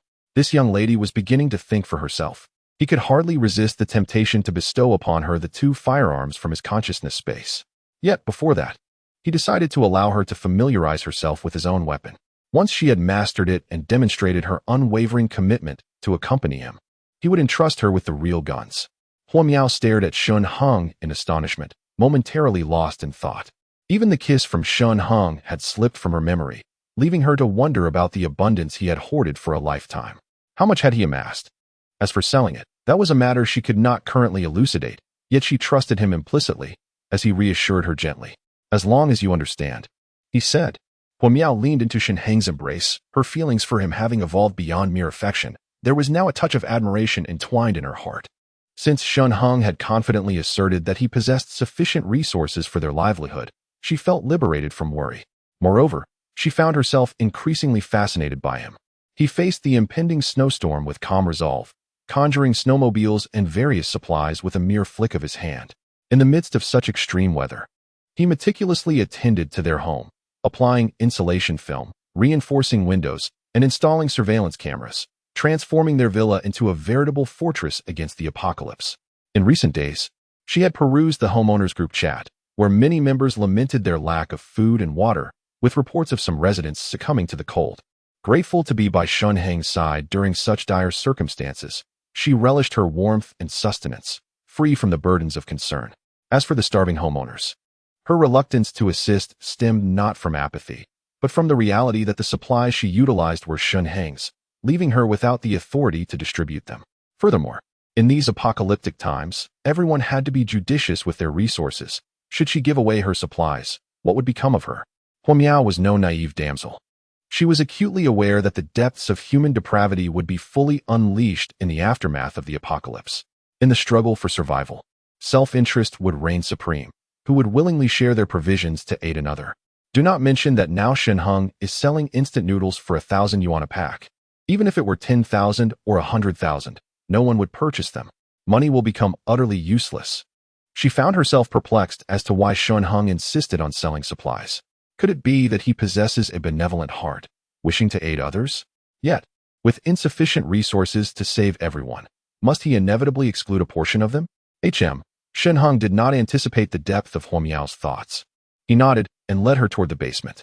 Upon entering the wine-tasting room in the basement, they were greeted by an overwhelming accumulation of supplies. Huo Miao stood in awe, her mouth covered in shock as she gazed around the room and then at Shen Heng in disbelief. She had visited the basement before, and aside from a few bottles of red wine, there was nothing else. But now, even the table was laden with instant noodles, canned goods, and various self-heating hot pots. How on earth did he acquire all this? As she looked back at Shen Heng, he was already meticulously placing the corresponding supplies into his consciousness space. Making them vanish? Huo Miao gasped. Though she had witnessed this phenomenon several times, the astonishment still lingered. A plethora of items disappeared with a mere wave of Shen Heng's hand. It was utterly astonishing. Organize these items. I will return shortly, Shen Heng instructed, gesturing as he turned toward the entrance of the underground passage. Understood, Huamiao obediently nodded. She had never harbored any treacherous intentions. And now that Shen Heng had revealed yet another extraordinary ability, her compliance grew even stronger. If Su Chao were to witness Huamiao's obedient demeanor, he would undoubtedly be left speechless. Is she still that aloof and frigid goddess from the past? As Shen Heng emerged from the underground passage, he continued forward, feeling the piercing cold even within the tunnel. Now, the passage was devoid of any presence. In such frigid weather, who would venture out for fresh air? Everyone was huddled at home, wrapped in blankets, shivering in discomfort. Upon reaching the plaza below, he first retrieved various supplies from his consciousness space, arranging them neatly. Then, he notified his clients via WeChat to come downstairs for the transaction. In a short while, someone, bundled in a blanket, stepped into the underground passage and hurried towards Shen Heng. Upon seeing the assortment of food piled on the ground, the visitor's eyes lit up. Are you the one known for being amicable and prosperous? The newcomer inquired politely, cupping his hands in a gesture of respect. Indeed, Shen Heng nodded. What do you wish to purchase? The person quickly pulled out WeChat, displaying the chat history with Shen Heng. I am sunshine everywhere. I require 4 packets of instant noodles, 1 egg, and 2 bottles of water. Oh, and a portable stove too. Shen Heng glanced at the chat records, nodded slightly, and gathered the requested items. He also slipped an instant hot pot into the bag before handing it over. That will be 20,000. I'll throw in an instant hot pot for you. 20,000. Those items, in the past, would have scarcely cost 200. A portable stove is around 100. And the 4 packets of instant noodles along with 1 egg would total merely 10. Yet now, they commanded a price of 20,000. Thank you. Even so, the individual swiftly completed the transfer and expressed endless gratitude before departing. Just as the previous customer was leaving, others descended the stairs, making their way toward Shen Heng. A man in his 60s, panting heavily, quietly inquired, "Can you assist me in cooking some instant noodles?" "No," Shen Heng replied coldly. "If you wish to cook, return home and do it yourself." The old man's expression fell. The gas pipes at his home had frozen, rendering him unable to ignite a flame. If he could cook, would he bother asking you? "Hey, I suggest you lend a hand to this elderly gentleman. I see you have quite a few portable stoves here," someone in the crowd remarked. Shen Heng glanced up disdainfully at the speaker. These portable stoves are reserved. How can they be used indiscriminately? Who will bear the cost of the gas consumed? You or me? The individual, pointing at Shen Heng, was left speechless. If you wish to purchase something, do so obediently. Do not attempt to instruct me. I am merely a businessman. If you have money and wish to buy my goods, you are welcome. But if you come here to criticize without any intention of purchasing, then kindly take your leave, Shen Heng stated coldly, while others may be unaware. He knew all too well that this shivering old man had not met an easy end in his previous life. Until his own demise, the old man had lived quite well. He was known in the neighborhood as a weather expert, having awakened special abilities in his past life, seizing food from many neighbors and toying with several young women. He had even laid his eyes on Shen Heng, captivated by Feng Lu's beauty, wishing to take her for himself. Unfortunately, at that time, Shen Heng had already possessed fire-based abilities, which countered the old man's plant manipulation. With a swift blaze, he left the old man humiliated, fleeing in disgrace. Shen Heng then cast a glance at the man who had spoken up for the old man, shaking his head slightly. Regarding this young man, he left no impression. It is likely that he succumbed shortly after the apocalypse began. You, a mere ephemeral soul, aspire to administer justice for others? Perhaps you should first tend to your own affairs. Chapter 38. A beautiful thought in the face of Shen Heng's blunt rebuttal, the man felt somewhat embarrassed, yet found himself at a loss for words. He still wished to procure supplies, yet feared offending Shen Heng and inciting his ire. What would happen to his wife and children if he refused to sell? Glancing around at the others, he noticed that as time passed, an ever-increasing number of individuals seeking supplies had descended, all silently queuing in anticipation. Ultimately, the man had nothing further to say and lowered his head in resignation. "All right, 3,000, Shen Heng declared, handing 3 packets of instant noodles to the meteorological expert. The elderly man's lips trembled, and with a sigh, he scanned the code before wobbling away. Although many remained silent, their expressions betrayed their compassion. Shen Heng chuckled coldly within. A bunch of fools. Once these individuals acquire supernatural abilities, your wives will merely become their playthings. Do you pity them now? When they rise to power, will they show mercy towards your spouses, slowing their pace for your sake? Maintain your order in line. Some had already moved closer, prompting others to crowd around as well. Shen Heng, unrelenting, bellowed, "Anyone who fails to queue properly shall not be served. Do you comprehend the concept of first come, first served? We shall resume transactions only once everyone is orderly." Upon hearing this, those who had encroached upon the front felt a wave of embarrassment and retreated to the back of the line. Along the way, someone muttered that the weather was too cold and sales were too sluggish, only to be met with Shen Heng's uncompromising reprimand. Feng Lu, clad in Su Chao's thick winter attire, stood at the rear of the queue, her feet stamping in the cold. She felt quite disgruntled and contemplated cutting in line. However, after being reprimanded by Shen Heng, she sulkily retreated to the back of the line. This man had no understanding of the delicate nature of women. She did not recognize that the vendor of supplies was Shen Heng himself.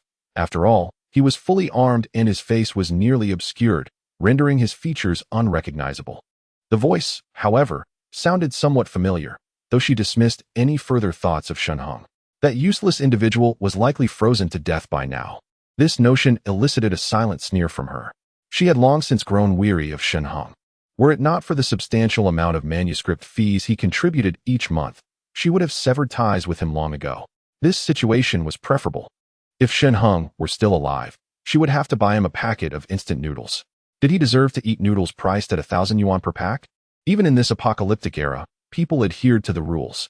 Upon hearing Shen Heng's scolding, the crowd fell silent, dutifully maintaining their positions in line, too intimidated to retort.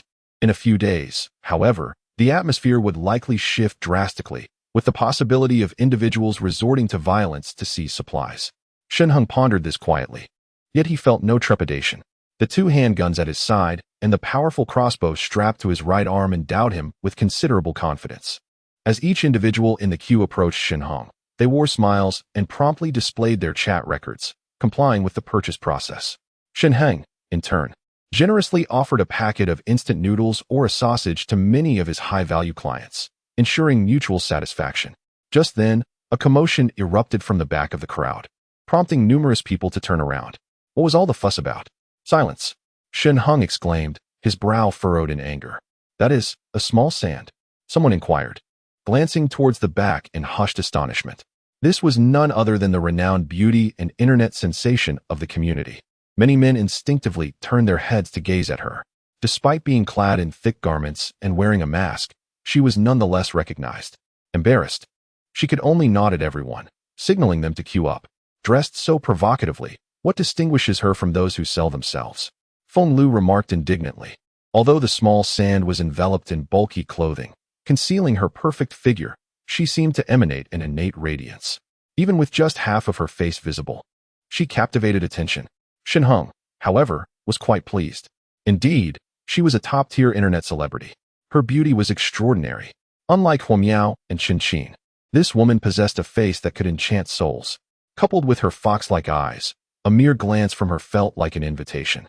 Huo Miao exuded an air of aloofness, while Chen Qin embodied purity and grace.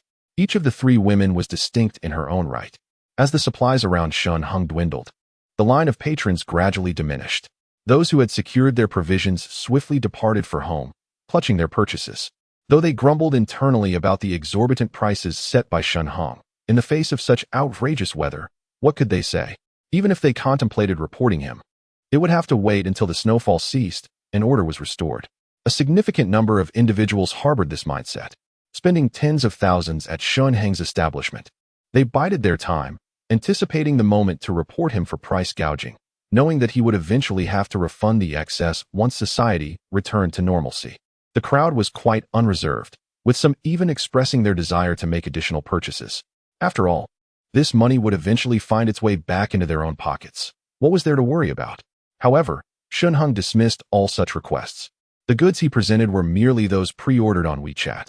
While the vending machine allowed for immediate purchases, the question remained, how would one retrieve their items? He had no intention of becoming the subject of gossip or capturing undue attention. His aim was to quietly amass wealth. Those who flaunted their success often met a swift demise. Soon, it was Feng Lu's turn. Brother, I just contacted you on WeChat. She chirped sweetly, brandishing her phone to display their chat history. Oh, so you are that little vixen, Shen Heng teased deliberately, his tone remaining as deep as ever, rendering Feng Lu momentarily oblivious. What are you saying? She stammered, her cheeks flushed with embarrassment. What a pathetic man. She silently cursed. Nonetheless, she was eager to cultivate a good rapport with Shen Heng and refrained from voicing her thoughts. Feng Lu was undeniably attractive, possessing discerning taste.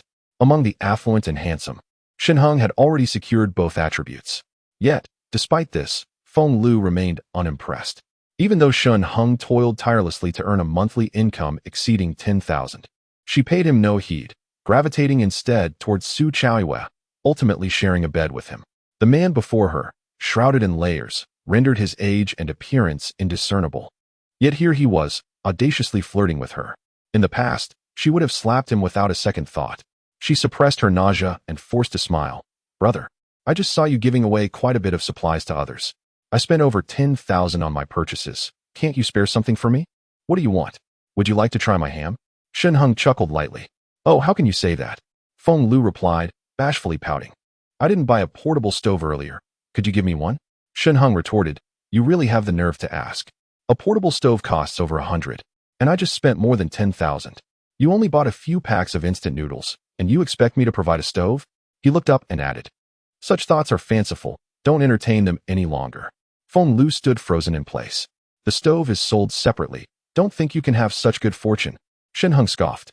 Blushing with embarrassment, Feng Lu eventually nodded, suppressing her anger as she took the bag. Brother, I'm leaving now. Go ahead, Shen Heng replied, dismissively waving his hand. Feng Lu, fuming, turned to leave. She noticed that others who spent over 10,000 received gifts from Shen Heng. Yet when it was her turn, having also spent over 10,000, he offered nothing. Shen Heng paid her no mind.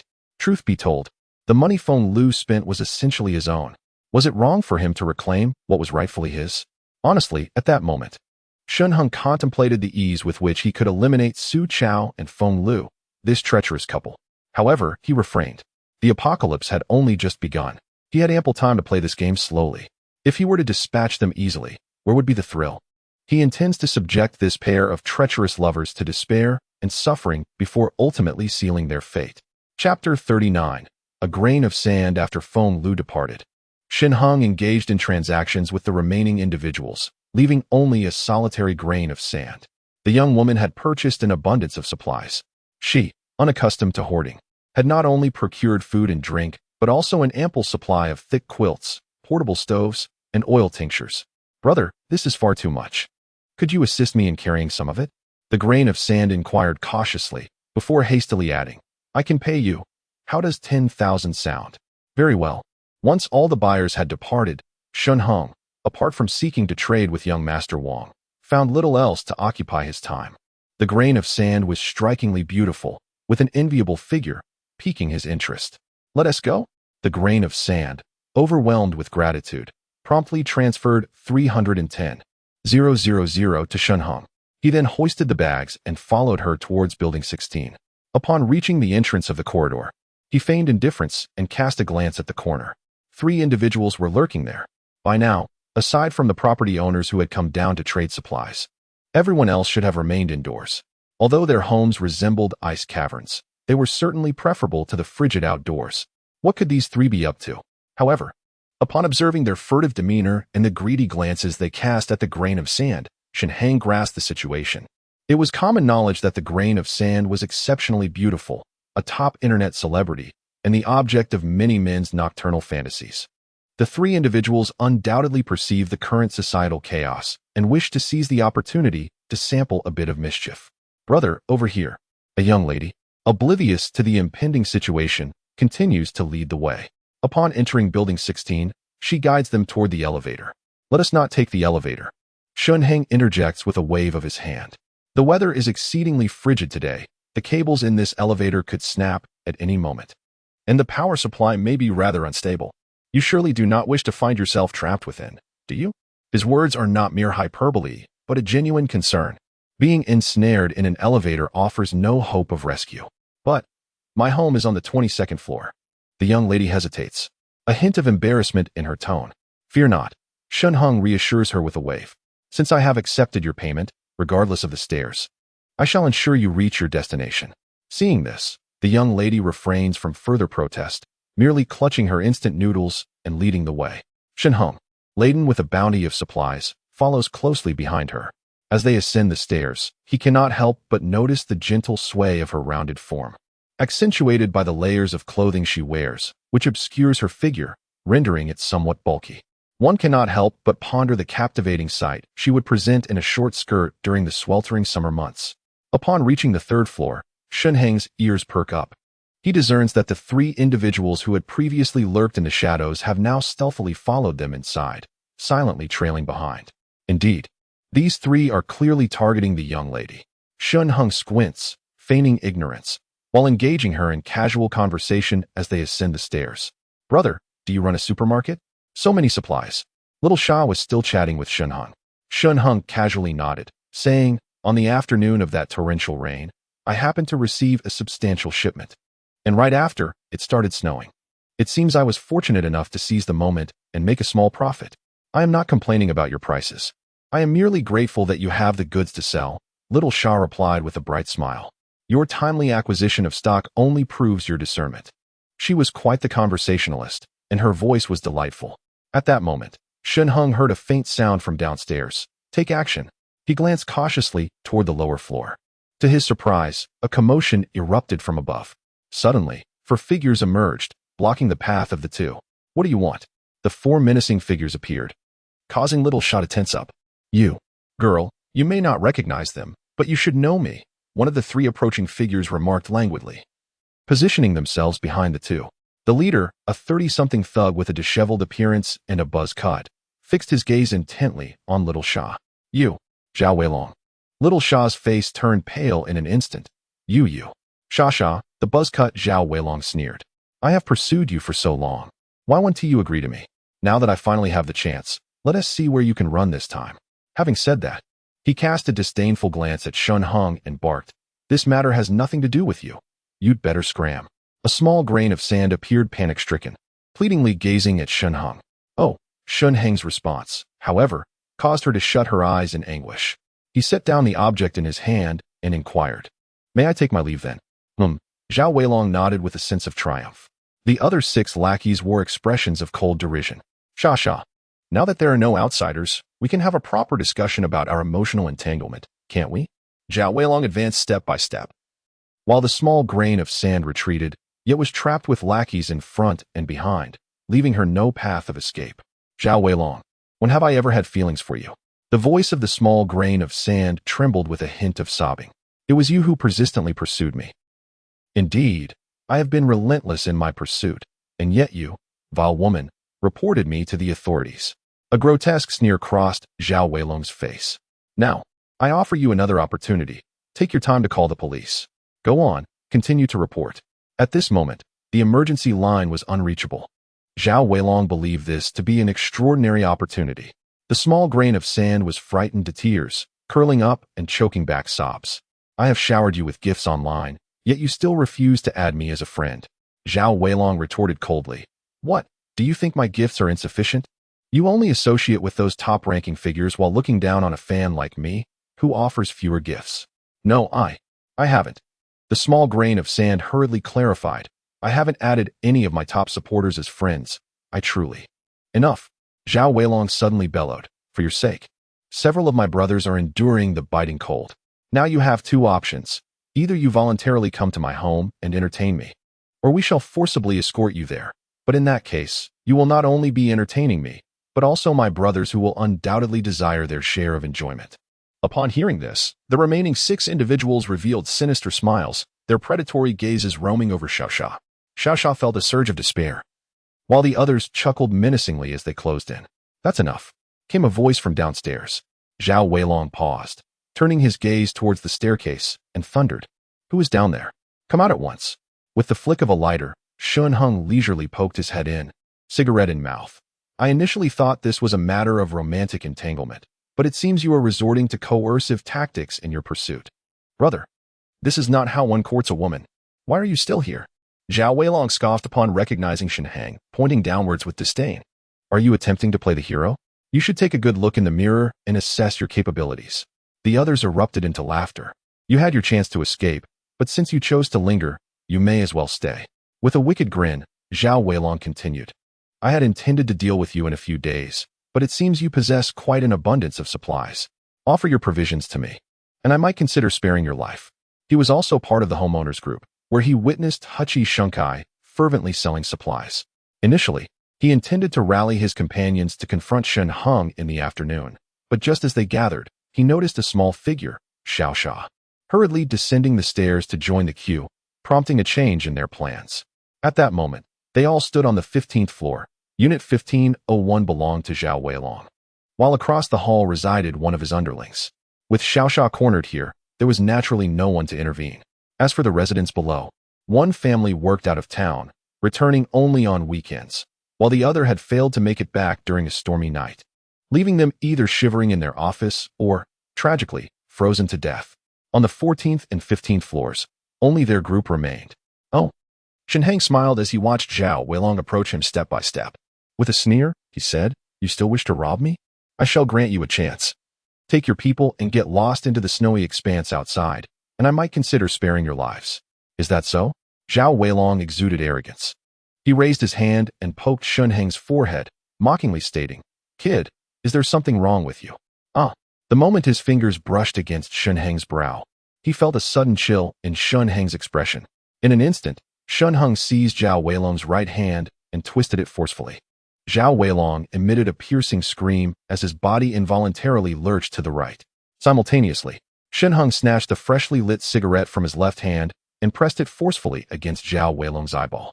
Zhao Weilong screamed in agony, his body convulsing violently. Blinded, he was certain that his left eye was now completely destroyed. With a beaming smile, Shen Heng approached Zhao Weilong and gently inquired, "I didn't quite catch that. Would you mind repeating what you just said?"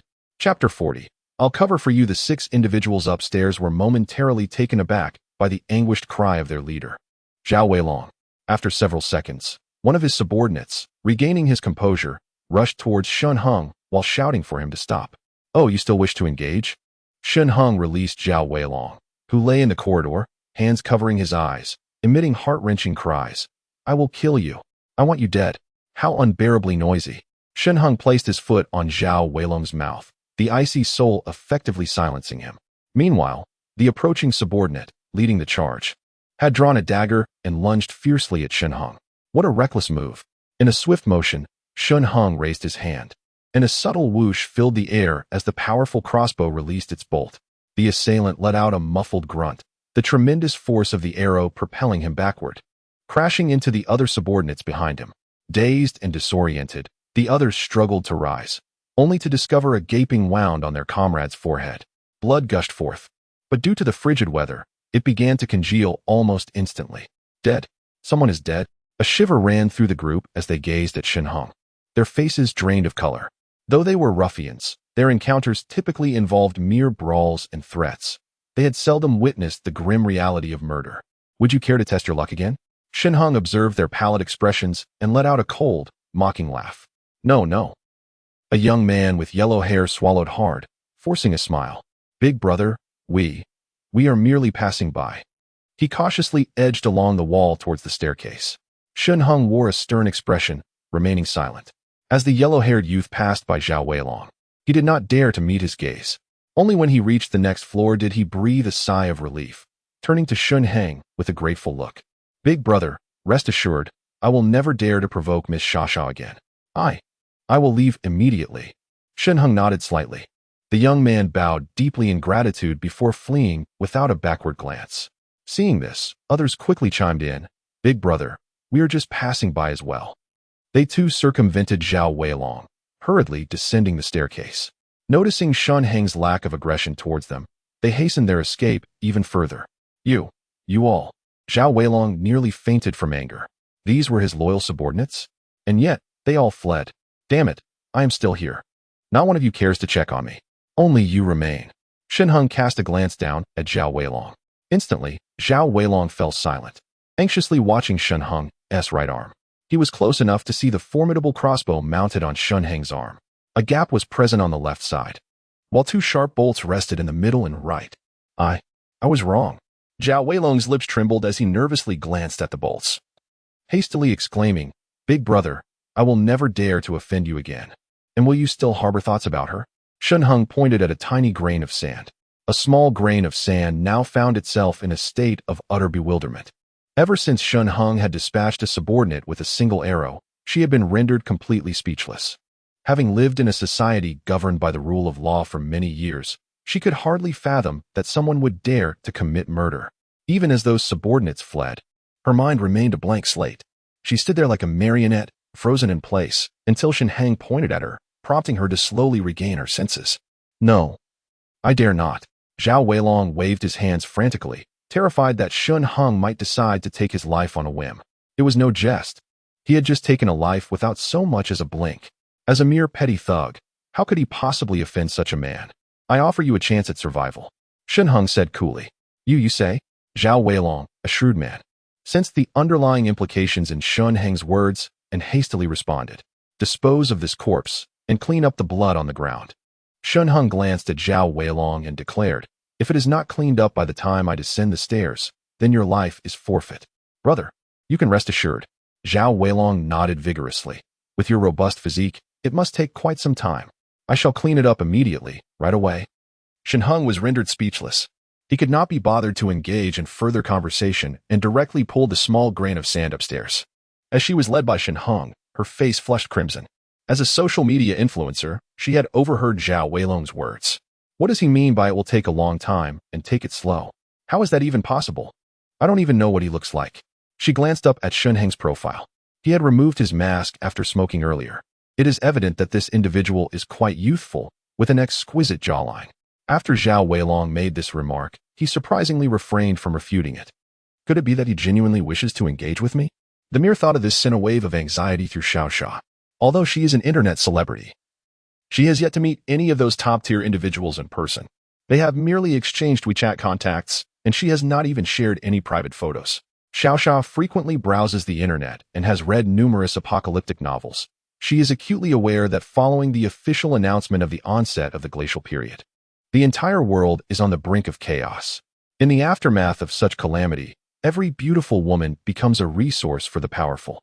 Women, inherently at a disadvantage, cannot be compared to men in terms of physical prowess. She possesses a clear understanding of her own appearance and physique. For someone like her to survive, it seems that she may have to barter her body. She discreetly stole another glance at Shen Heng. This man appears to be around her age. As long as he is not a greasy middle-aged man, she could perhaps accept him. Naturally, Shen Heng remained oblivious to the myriad thoughts racing through Xiaosha's mind. Upon arriving at the door of 2201, Shen Heng inquired, "Is this your home?" Xiaosha, momentarily lost in thought, quickly regained her composure and stepped forward to open the door, offering an apologetic smile to Shen Heng. "I've arrived home, and I'm sorry for being a bit distracted earlier." "Thank you so much." Her smile was radiant, illuminating her face, leaving even Shen Heng momentarily dazed.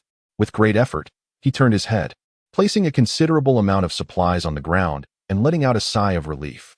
Despite possessing a conscious space, one finds oneself unable to utilize it, burdened with an array of items while ascending the staircase. Truly, this is no task for a mere mortal. It is rather amusing, however, that due to the alluring figure and exquisite beauty of Xiaosha, one would willingly carry such a load up the stairs for a mere 10,000.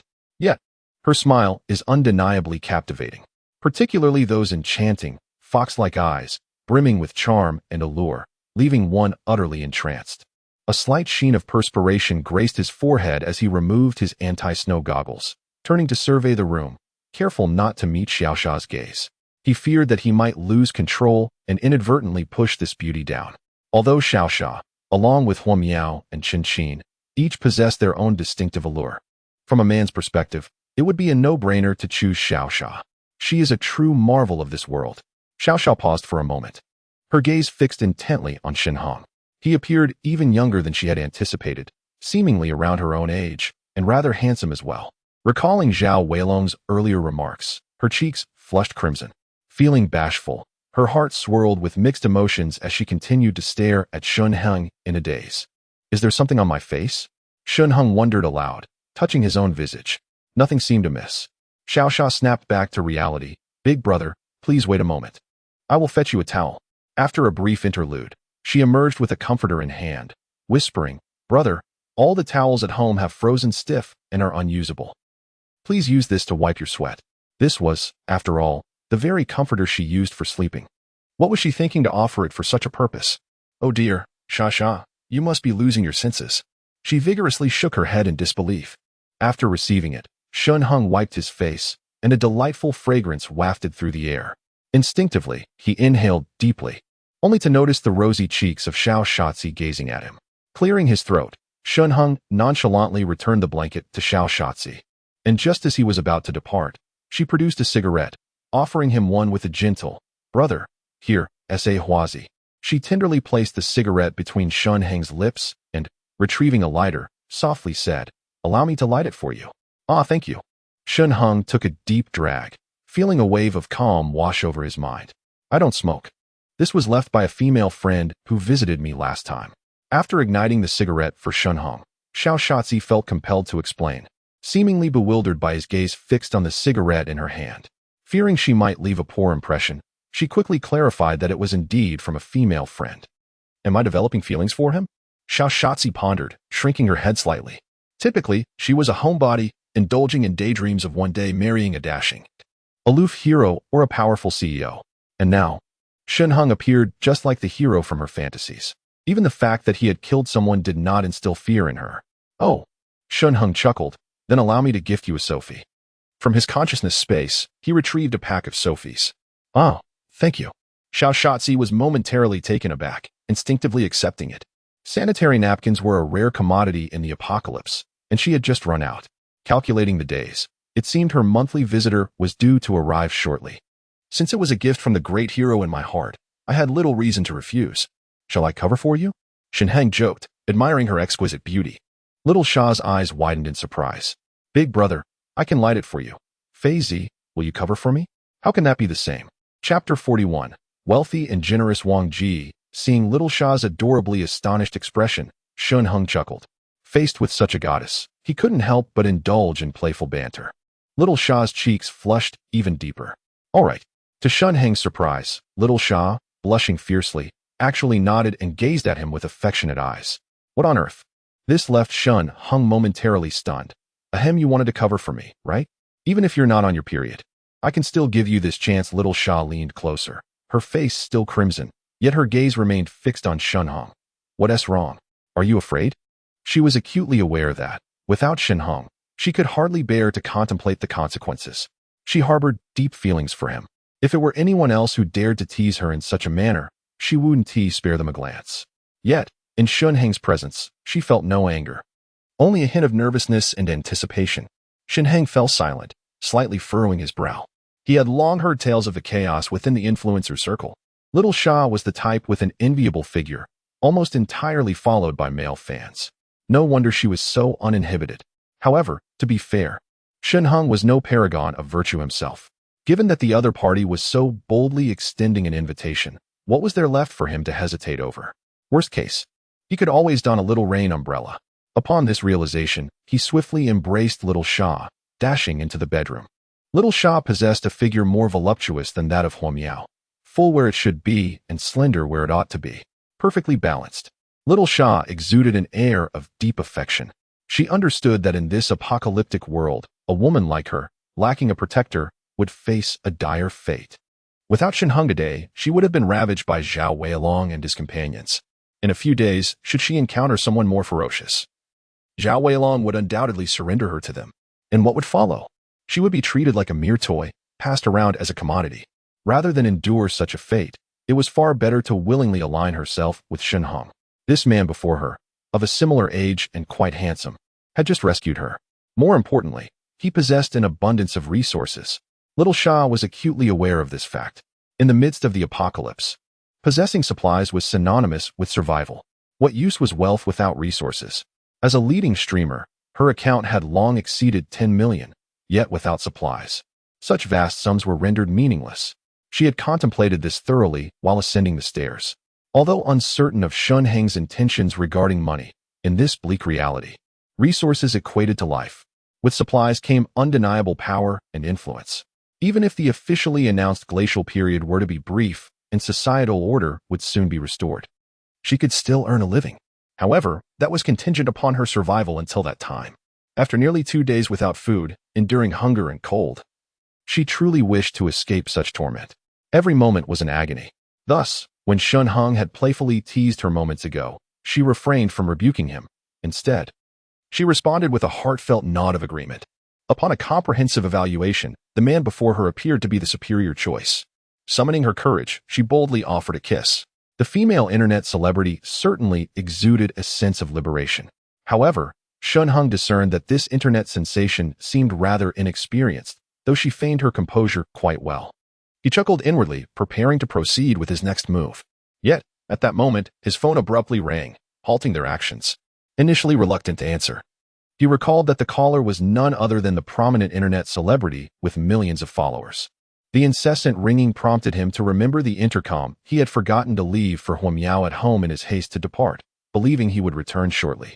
Rising from the embrace of the celebrity, he retrieved his phone, discovering that it was a voice call from young Master Wang, who had ordered supplies worth 500,000. Was he inquiring about the delivery?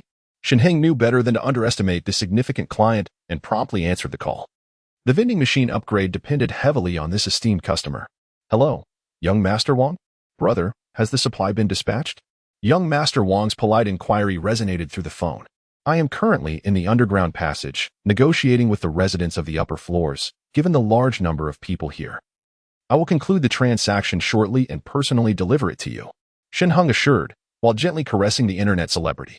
She blushed, remaining silent, her gaze towards Shen Heng almost palpable with longing. Brother, do you have any other items available? Young Master Wang continued, if there are any worthwhile goods for sale, I would like to acquire them as well. Rest assured, money is no object. Surprised, Shen Heng pondered. This young Master Wang has already purchased supplies worth 500,000. What more could he possibly desire? You mentioned. Shen Heng hesitated. As for warm items, I have procured everything of good quality. Young Master Wang seemed rather anxious, yet appeared to be cautious not to reveal too much, clearing his throat and stating, it's quite chilly in the room. Do you have anything else on your side? Feel free to speak up. As long as the items are satisfactory, I have no objections. Very well, I understand. I shall head over now. Shen Heng nodded and ended the call. Did this gentleman, named Wang Jia, know something? Previously, he had purchased supplies worth 500,000, which was merely a reflection of his wealth and indifference. But now, why had he suddenly changed his tone and sought even more supplies? In any case, Wang Jia's desire to acquire a substantial amount of goods was a fortuitous development. His vending machine could continue its swift upgrade, soon unlocking the ability to access extraordinary fruits. What's wrong? Little Shotzi, her cheeks flushed, poked her head out from under the blanket and inquired softly. She was well prepared. Regardless of Shen Heng's identity, he surely wouldn't abandon her after having obtained a vital resource, would he? Moments ago, when Shen Heng's phone rang, she had also stolen a glance, presuming it was a call from his wife.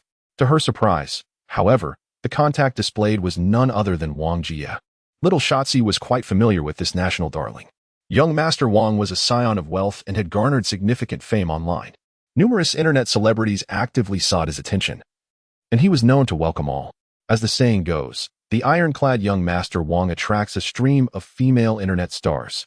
In recent years, the array of internet celebrities surrounding him had been ever-changing, yet none had ever spoken ill of him post-breakup.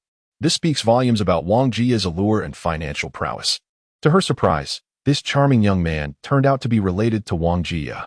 Young Master Wang was considered an early internet sensation. In recent years, with his family facing an economic crisis, he had entered the family business, preoccupied with managing public relations. Consequently, he seldom engaged in online flirtations anymore. However, the legend of this affluent heir continued to circulate across the internet. As a social media influencer, Xiao had certainly heard of young Master Wang. Yet she was not particularly enamored. Her rise to fame was swift. A few short videos propelled her follower count into the millions within mere days, swiftly achieving financial independence. Although she was not overly interested, she was aware of young Master Wang's notoriety. Even amidst his family's ongoing asset liquidation, his status remained far beyond the reach of mere influencers like herself. Additionally, her amiable colleague furrowed his brows upon receiving a call from young Master Wang, even choosing not to continue the conversation. Before she could ponder further, Shen Heng had already risen to don his jacket. He turned to the bewildered Shasha, stating, I have a few matters to attend to. If you wish to reach me, just send me a message on WeChat. I'm always available. Just as he was about to exit, Shen Heng performed a sleight of hand, producing a bag and placing it at the door. This is a little reward from earlier. I am quite satisfied. As Shen Heng opened the door to leave, Xiaosha hastily interjected, I am Song Yinsha. Please remember my name. Shen Heng did not look back, but waved his hand dismissively, indicating he understood. After he departed, Song Yinsha locked the door behind her and glanced at the bag on the floor. The next moment, she was stunned to discover that the bag was filled to the brim with an assortment of fruits, including pineapples and durians. What astonished her even more was that these fruits had not frozen at all, appearing remarkably fresh. Where did these fruits come from? Had they been in his coat all along? Realizing that the fruits in her hand were starting to freeze, Song Yinsha hurriedly lifted the bag and tucked the fruits into her blanket. However, why did he choose to leave the fruits for me? From his words, it seems he intends to provide me with more supplies next time. Truly, I am not that kind of person. Song Yinsha buried her head under the blanket. Shen Heng, of course, was oblivious to the myriad of thoughts swirling in Song Yinsha's mind after he departed. Nonetheless, in his heart, he indeed perceived her as a woman of loose morals. After all, how many clean individuals could one expect among internet celebrities? A fleeting night of passion and a few provisions seemed justifiable. Moreover, he had merely shared a kiss with her moments ago. Their essay saying, when there's grain in the pocket, the chickens will come. In the countryside, the chickens flock around the grain, and so do the city ones. As he walked, he savored the kiss from earlier. By the way, what was that little sand's name again? Shen Heng halted, scratching his head. Never mind. What does it matter what she's called? I merely wish to savor the experience. Chapter 42. The Wang Father and Son Within Villa Number 1. Wang Jia was wrapped in a quilt, nestled on a genuine leather sofa, his brow furrowed in deep thought. Beside him, 3 beautiful women huddled together, shivering in each other's company. The flickering flames in the fireplace cast dancing shadows on Wang Jia's face. He recalled the phone call he had just received from his father. Jia, your mother and I are at the shelter. Do not worry, but for the time being, the shelter cannot send anyone to rescue you. The snowstorm intensified, rendering helicopter flights impossible, while all snowmobiles required on the ground had been requisitioned for the transport of supplies. Compounding the situation, there were some issues within the shelter, leading to friction among the occupants. Even the police dispatched to maintain order found themselves somewhat overwhelmed. For the time being, you must remain safely in the villa and refrain from wandering about. Do everything in your power to survive. Once the storm subsides, I will ensure they come to fetch you. Our family has invested a considerable sum in constructing the official shelter, even to the point of financial strain, necessitating the sale of numerous plots of land. The authorities are fully aware of this, and they have assured us that they will prioritize your retrieval once stability is restored. You are our only child, and you must persevere. Upon hearing his father's words, Wang Jia quickly replied, Dad, I will take good care of myself. Just now, someone in the Tiyuan community was selling supplies, and I spent 500,000. After Wang Jia's account, old Wang squinted and asked, did he sell to other residents as well? Yes, many were seeking to purchase. He went ahead to transact first. After all, there is an underground passage between the high-rises and the townhouses. He will personally deliver to my standalone villa later, Wang Jia explained. Old Wang remained silent for a moment before saying, inquire about how many supplies he has and purchase as much as you can. I will transfer you some additional funds. What's the matter, Dad? Wang Jia was taken aback when he saw his father transfer him another 100 million. The current storm is expected to persist for an extended period, and as for the seaside, old Wang paused momentarily before stating, forget about everything else. He is willing to sell supplies, so make sure to purchase more. In any case, I am concerned about the shelter for the time being. It may not be possible to bring you over. Therefore, during this period, you must rely on your own survival. Do you understand? At this critical juncture, do not concern yourself with money. Preserving life is of utmost importance. Money can be earned again, but if life is lost, the Wang family will face extinction. Old Wang declared solemnly, never prioritize money. Living is the primary goal. Although Wang Ji outwardly appears to be a playboy, he is far from foolish. In fact, to cultivate his son, old Wang sent him abroad for education at an early age. Wang Ji not only developed a strong sense of independence, but also, through his own efforts, gained admission to a prestigious university, ultimately earning a doctorate. Upon returning home, Wang Ji discovered that he need not toil excessively. As his family business was thriving, with his father in his prime, allowing him to enjoy a comfortable life without needing to lift a finger. This newfound freedom led him to pursue romantic relationships and embrace a carefree lifestyle. After hanging up the phone, Wang Ji remained silent for a considerable time. From his father's words, it seemed that this inclement weather would not subside anytime soon. After all, his father was at the shelter, although he held limited power. The Wang family had invested significantly in constructing the shelter for the authorities this year. Even within the shelter, they would possess a certain elevated status. Moreover, the shelter was filled with various experts. Wang Ji's mind began to race with possibilities. Since the experts have speculated that snowfall will continue in the short term, it would be prudent to refrain from idleness and instead procure additional supplies. My father once wisely stated that survival is the foremost objective. He quickly grasped his phone and dialed Shen Heng's number. Upon reaching the 15th floor, Shen Heng encountered Zhao Weilong standing respectfully by the staircase. The body of the subordinate had vanished, and even the bloodstains on the ground had been meticulously cleaned by Zhao Weilong. Upon seeing Shen Heng, Zhao Weilong momentarily froze. Then his face broke into a humble smile. So soon? How utterly inept. Zhao Weilong mused internally, though he dared not voice such thoughts. Have you finished cleaning up? Shen Heng inquired with a nod, then produced 2 packets of instant noodles, tossing them to Zhao Weilong. Keep an eye on Sha for me. If anything happens to her, I will not spare you. He had yet to enjoy Song Yunch's company. For the time being, if there was any enjoyment to be had, it would be his alone. As for Zhao Weilong, Shen Heng had already discerned that he was one who bullied the weak and feared the strong. By adopting a more assertive stance and offering a few incentives, it was clear that Zhao Weilong would obediently comply. Concerning Song Yunsha, even if Zhao Weilong were endowed with several doses of courage, he would likely not entertain any notions. Moreover, as he resided directly beneath Song Yuncha's apartment, he would be able to observe the comings and goings in the corridor. With him watching over her, Shen Heng felt reassured. As anticipated, Zhao Weilong nodded repeatedly. Smiling as he assured, "Rest easy, brother. You can trust me, I will ensure my sister-in-law is well protected."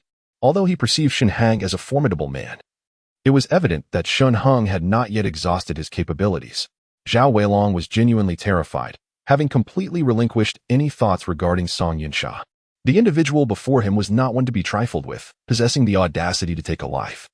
He still vividly recalls the moment he discarded his younger brother's lifeless body down the stairs. The boy's eyes were wide open, reflecting a haunting, unblinking stare that sent shivers down Zhao Weilong's spine.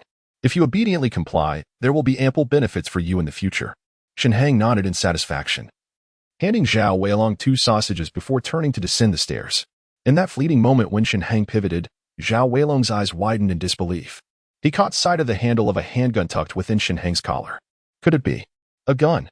Recalling the earlier chatter in the homeowners group about gunfire echoing from the row of villas behind them, Zhao Weilong's complexion grew increasingly pale. This amiable yet formidable figure had emerged from that very vicinity. Could it be that the earlier gunfire was the doing of this magnate?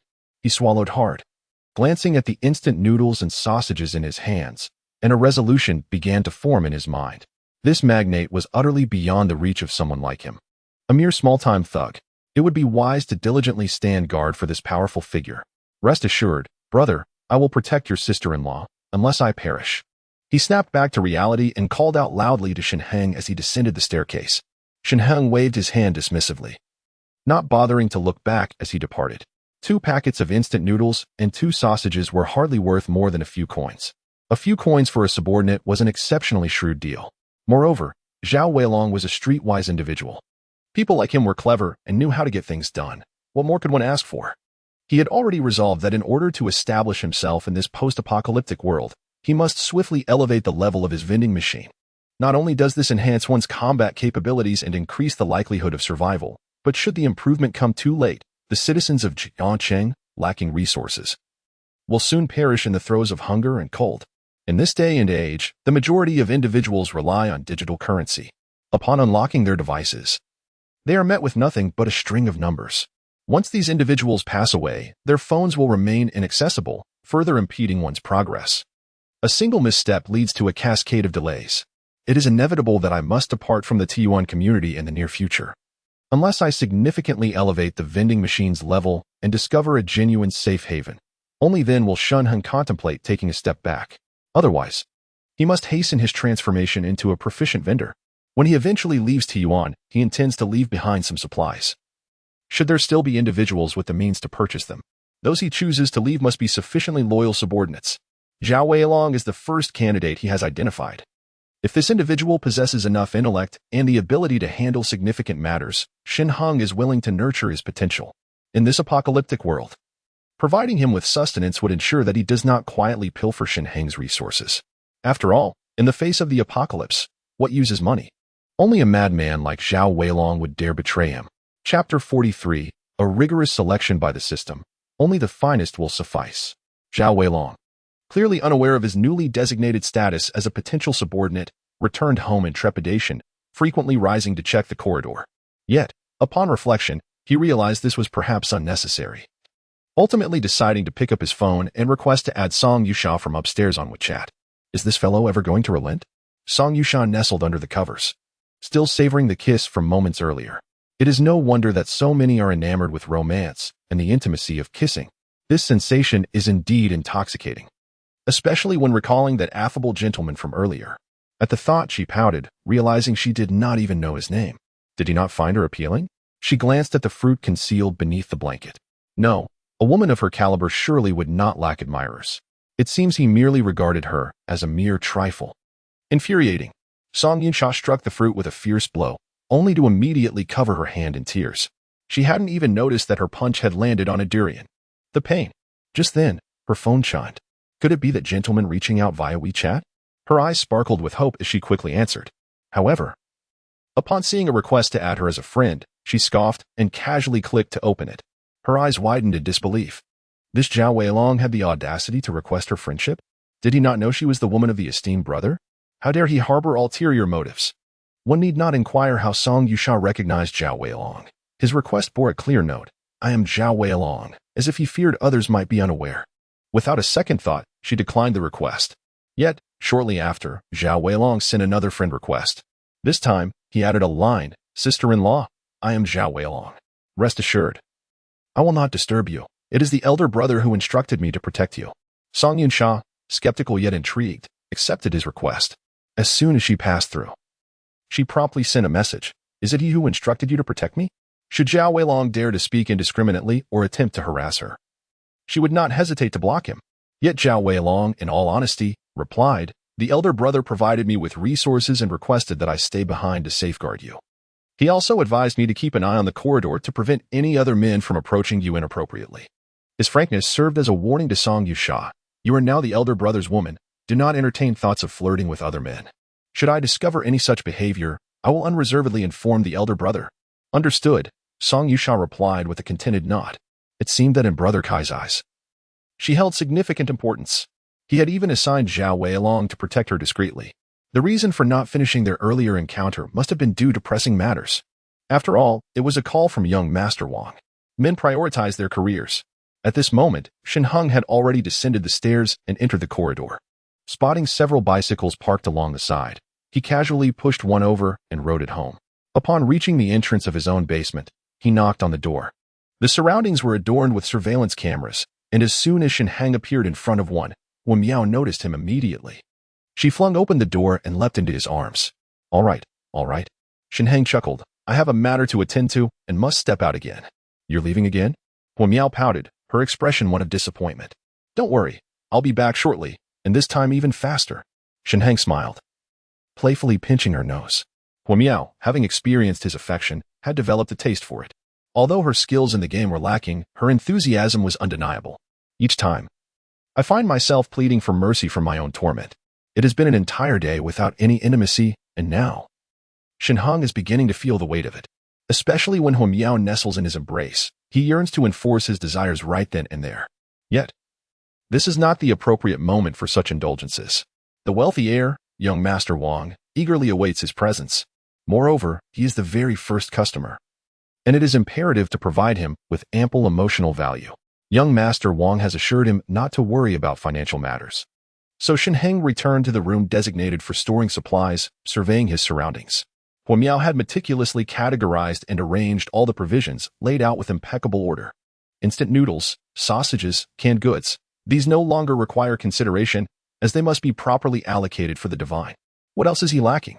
Shen Heng stroked his chin thoughtfully, retrieving items such as insulating film and sealing glue. Of course, all these items are available for purchase from the vending machine at level 0. He had previously heard Huo Miao mention that the items curated by the system were ones she had never even laid eyes upon. Their materials are exceptionally unique, perhaps even non-existent on Blue Star, although the world has descended into chaos and everyone is on edge. Shen Heng prefers to err on the side of caution and refrain from selling the finest items. What if they attract the attention of those with ulterior motives, leading to future troubles? He gathered an assortment of seafood, vegetables, and fruits, along with some insulating materials, before finally returning to the courtyard.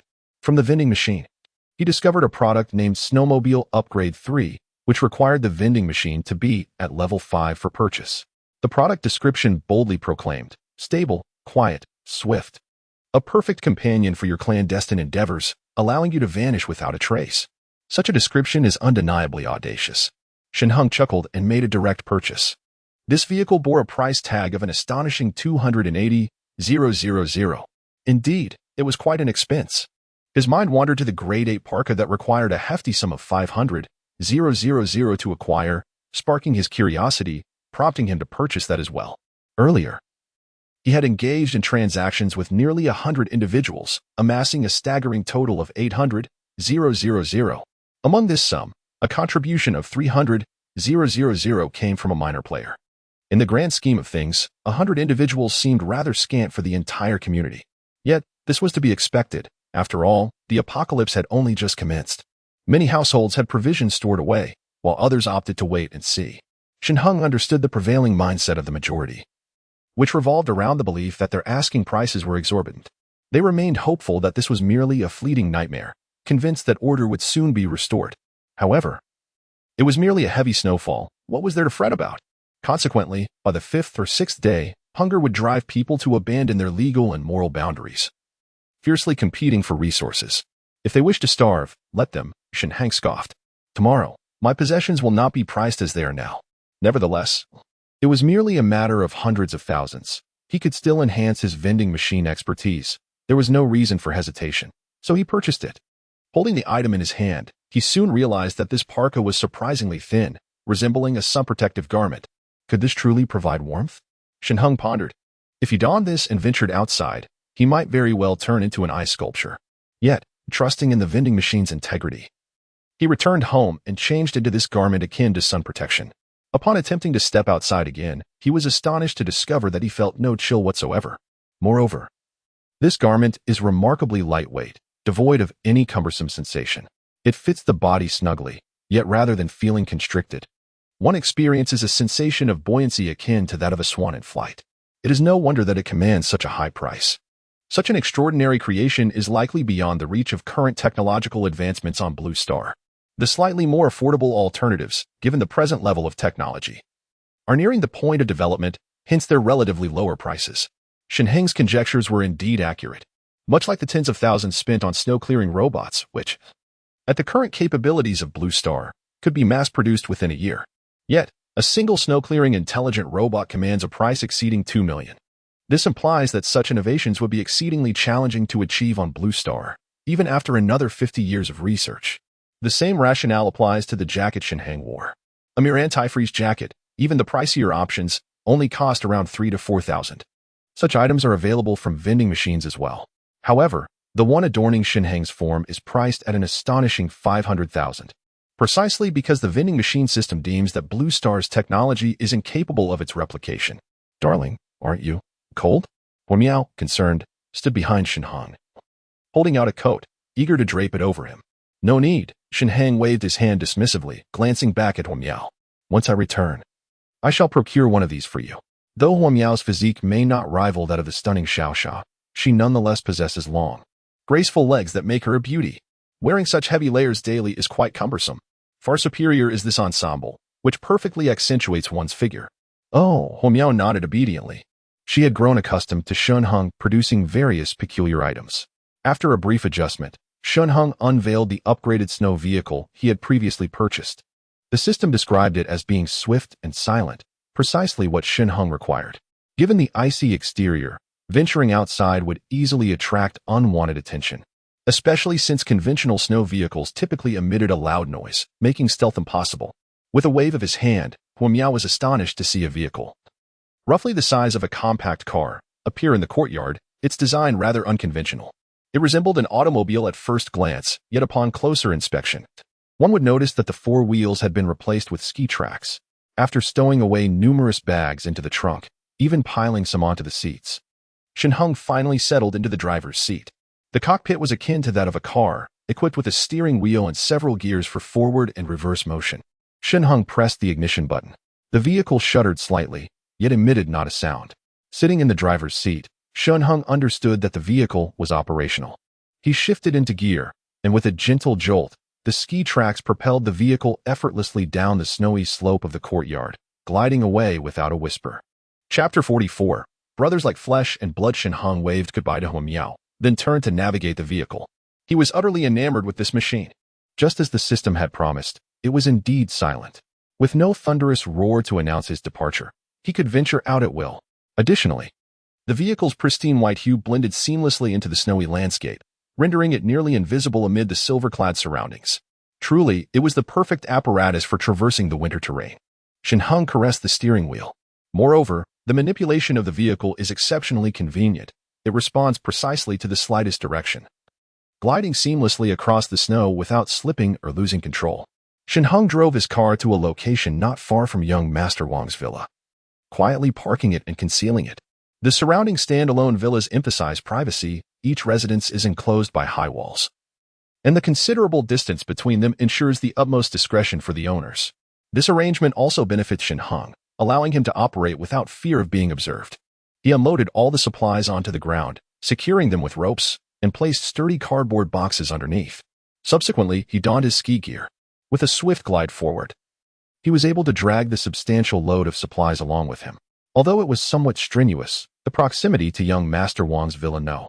1 motivated him to persevere.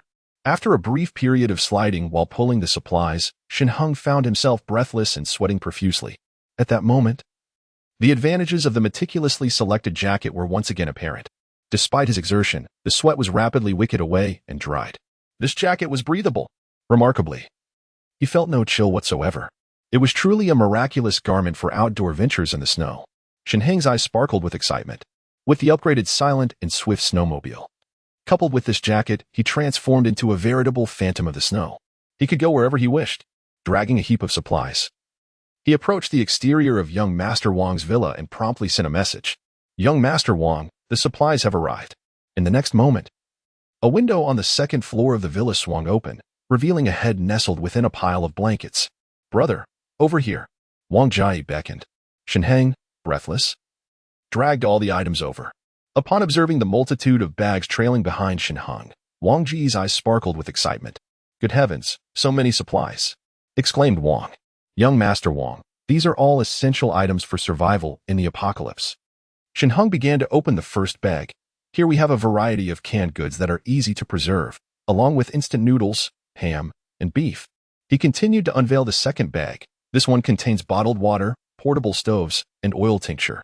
He elaborated enthusiastically as he opened the third bag. Inside are some insulation materials and strong adhesive. If you apply these to the walls, they will help maintain the indoor temperature to a certain extent. The fourth bag revealed thick blankets, warming mattresses, and electric blankets. The fifth bag was filled with firewood for the hearth. As he reached for the sixth bag, Wang Ji abruptly interrupted Shen Heng. His gaze intense. I want all of it. Just tell me the total cost. He could already envision a future where, with these provisions, he would no longer need to worry about survival. Shen Heng seemed to possess boundless capabilities. He even had the foresight to include seafood in various snacks. What should I choose? Wang mused. I want everything. Everything? Shen Heng hesitated. Young Master Wang, you know that if I were to set a price, there are quite a few wealthy individuals in our community who would undoubtedly compete to acquire these supplies. Therefore, I must ensure that you do not suffer any loss for your generosity in considering me. Wang Ji waved his hand grandly and said, You may name your price. As long as it is reasonable, I shall not haggle. Truly, he was extravagantly affluent. Shen Heng stroked his chin and glanced at Wang Ji. Behind him stood 3 young ladies, each curiously peering through the window at him. Goodness! These 3 women were undeniably stunning. The magnate certainly knew how to enjoy himself. Do you desire them? Wang Ji was taken aback, following Shen Heng's gaze to the women behind him. If you wish for them, it is possible. No, let us discuss finances instead. Shen Heng averted his gaze with difficulty, wearing a sincere expression. He was jesting. He had ample resources, although these women were beautiful. Hu Miao and Xiao Shatzi were equally captivating. In fact, in Shen Heng's eyes, they eclipsed Wang Ji's companions significantly. After all, the three women exuded an air of worldly experience. Oh, Wang Ji chuckled. My three girlfriends are all internet celebrities with millions of fans. Others find it challenging to secure a date with them. If you wish, feel free to choose. He then winked at Shen Heng, adding, but you cannot take them all. Otherwise, I would be left alone in the villa with no amusement, would I? No, that's unnecessary. Shen Heng quickly waved his hands. However, a flicker of confusion crossed his mind. These three women were also influencers? That was the same profession as Xiao Shatzi. Why did he not perceive that air of worldliness about Xiao Shatzi? Little did he know that Xiao Shatzi had been his first kiss. Naturally, she could not be compared to the women surrounding Wang Ji. These matters. Shen Heng glanced back at the numerous heavy bags he was dragging and cautiously inquired. Do you think 20 million is acceptable? Wang Ji raised an eyebrow. To be honest, in the past, 20 million could procure an entire warehouse of these items. However, given the current apocalyptic circumstances, it was impossible to compare them to times of peace and prosperity. His father, who once resided in a palace-like manner, was now also huddled in a shelter, living in a state of survival. In comparison to the 100 million his father had just provided, he did not find Shen Heng's offer excessive at all and immediately nodded. All right, I'll take it. Indeed, he was a big shot. Shen Heng was elated. 20 million. This would be sufficient to elevate the vending machine to level 10. Level 10 meant the ability to purchase superpower fruits. Tonight, he would possess extraordinary abilities. Shen Heng shook Wang Ji's hand vigorously, and Wang Ji, feeling he had gained a considerable advantage, warmly embraced Shen Heng. Brother, why not stay over tonight? Wang Ji clapped Shen Heng's back heartily. I'm not very adept at using this thermal film. You'll have to guide me, right? We aren't merely engaging in a one-time transaction. You can't just take the money and neglect after-sales service. Wang Ji had been quite famous a few years back, and Shen Heng had watched many of his videos, knowing he was straightforward and spoke his mind. Thus, he no longer declined and nodded in agreement, sure. Shen Heng climbed through the window into the villa, and Wang Ji once again embraced him warmly. If it weren't for the three lovely young ladies at his home, Shen Heng might have even suspected that this fellow had a preference for men. Unbeknownst to him, Old Wang had already contacted Wang Ji and informed him of the significance of the recent calamity. The authorities have projected that this calamity may result in the demise of at least 98% of the global population, leading humanity to the brink of extinction. The various shelters stand as humanity's last bastions of hope. In a city with a population of millions, the prospects of survival for a few individuals remain bleak. Furthermore, the official snowmobiles have all been dispatched to seize resources. Some large supermarkets and warehouses are now under the control of armed officials, who load their snowmobiles to the brim, subsequently transporting them to the shelters. Only after all the supplies have been transferred will they be able to attend to Wang Ji.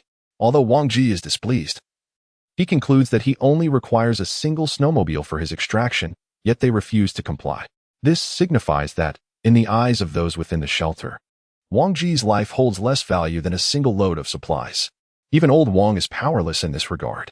Meanwhile, Shen Heng has delivered an abundance of goods, requesting only 20 million. Look, this brother demands merely 20 million and has provided me with such a wealth of resources. Yet you would rather haul another load of supplies than take me.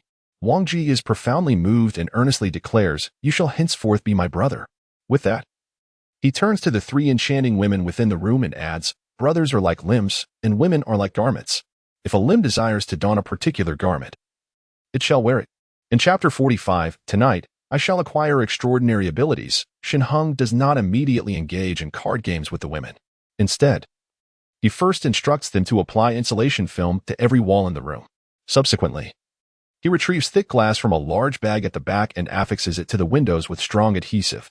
Although this glass is not as meticulously selected as that from Shen Heng's home system, it is sufficiently resilient against the biting cold. After arranging everything, he added some firewood to Wang Ji's fireplace, meticulously organizing various supplies alongside the women in the living room. Only then did he find the time to message Hu Miao, informing her that he would be returning home a bit later. All right, dear husband, take care. I will behave at home, Hu Miao quickly replied. Shen Heng shook his head, feeling an inexplicable sense of betrayal towards his wife. 5 oil lamps were also placed in the living room, lit to warm the space. Soon, The room became cozy. The quilt that Wang Ji had draped over himself was cast aside as he eagerly prepared instant noodles on the portable stove. The other 3 women were also busy cooking various dishes. Shen Heng had brought along 7 portable stoves, with enough gas canisters, about 30, to last Wang Ji for quite some time. "Brother, how did you manage to stockpile so many supplies in advance?" The warm atmosphere and delicious aromas filled the air, causing Wang Ji's face to glow as he slurped noodles and inquired. "I am an enthusiast of survival in apocalyptic scenarios," Shen Heng replied with a smile. Having already prepared his explanation, "I had a bit of spare change at home, and with no other hobbies, I stocked up on supplies in my pantry. Especially during that torrential rain, I sensed something unusual about the weather, so I braved the storm to buy hundreds of thousands worth of goods. Who would have thought? The apocalypse truly came. You are quite impressive," Wang Ji remarked. Wang Jie gave Shen Heng a thumbs up, remarking, "Unlike me, who spends all day in leisure. What does it matter? It's merely a case of a blind cat stumbling upon a dead mouse." Shen Heng shook his head, a wry smile gracing his lips as he replied, "In truth, I am not solely driven by the desire for money. After all, with the snow piling up so thickly and no official rescue efforts in sight, coupled with the announcement of the onset of a glacial period, it seems unlikely that society will ever return to its former state." Wang Jie paused, narrowing his eyes, and remained silent. "The pursuit of your wealth was merely a quest for psychological solace. I too wish for my deceased parents to witness that their son possesses a certain aptitude for business. After all, I managed to procure some goods from young Master Wang and earned 20 million in the process." Shen Heng, feigning nonchalance, continued. He had already discerned Wang Jie's momentary lapse. It is understandable. Young Master Wang hails from a prominent family in the capital. How could he possibly be denied entry to a shelter?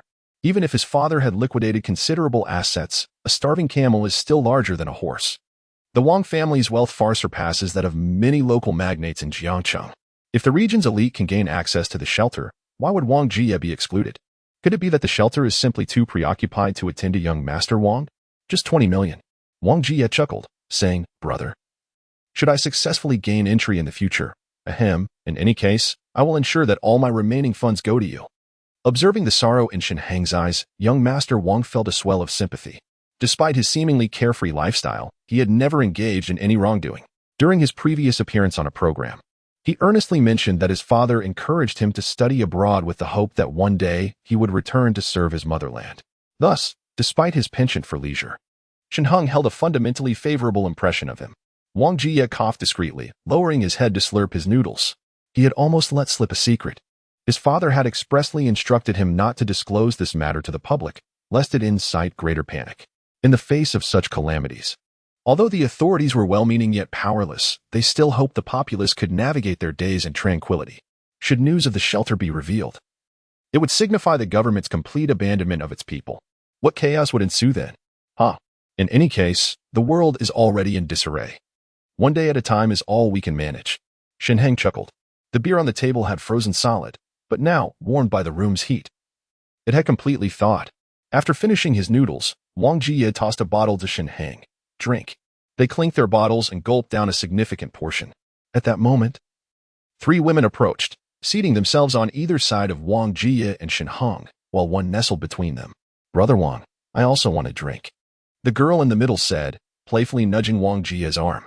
"Help yourselves." Wang Jie waved his hand, pointing at Shen Heng. "This is my brother." "By the way, brother, what is your name?" "Shen Heng," he replied. "This is my good brother. You can call him Shen Ge. Tonight, you are all to keep him company." He instructed everyone to comply with whatever he desired. Wang Jie remarked, embracing the woman with crimson hair. She provocatively inquired, "Brother Wang, if Brother Shen wishes, shall we also cooperate?" "Of course." Wang Jie nodded affirmatively. "Just treat him as you would me. Remember, without my brother Shen, we would still be enduring hunger and cold. Who can guarantee their survival for even a few days?" Reflecting on the earlier moments of affixing the glass, they recalled the relentless snowfall outside, the world enveloped in a pristine white, as if it had succumbed to an eerie silence. The 3 women exchanged glances, a shiver of unease coursing through them, their gazes towards Shen Heng igniting with fervor. Moreover, Shen Heng's handsome visage surpassed even that of young Master Wang, prompting them to become even more forthcoming. "Brother Shen, it is thanks to you that our home is so warm," the red-haired woman cooed. "I am feeling quite warm myself now." Young Master Wang's discerning taste was evident, as the 3 women were strikingly beautiful, particularly the red-haired one, who appeared charmingly vulnerable while taking Shen Heng's hand. "Little brother, do not hesitate." Wang Jie chuckled, turning to embrace one of the women for a passionate kiss. The red-haired woman and another with long black hair gravitated towards Shen Heng. Eventually, the three women succumbed to exhaustion and fell into a deep slumber, while Wang Jie reclined on the sofa, indulging in a cigarette. Shen Heng, weary, greeted Wang Jie before climbing out the window. Wang Jie made no attempt to retain him, merely advising Shen Heng to come by whenever he desired some amusement. Shen Heng nodded, taken aback by Wang Jie's rather extravagant lifestyle.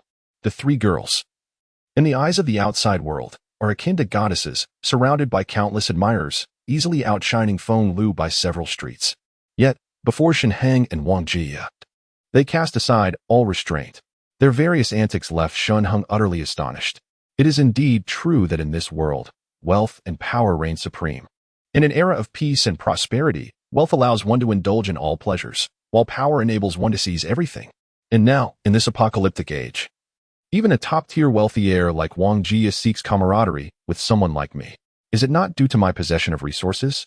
I have, in a sense, formed a bond with young Master Wang. Reflecting on the absurdity of earlier events, Shen Heng shook his head slightly. When he had just climbed out the window, it seemed Wang Jie had wanted to convey something, but ultimately he merely sighed. Although no words were exchanged, Shen Heng was aware that Wang Jie likely wished to inform him about the situation regarding the shelter.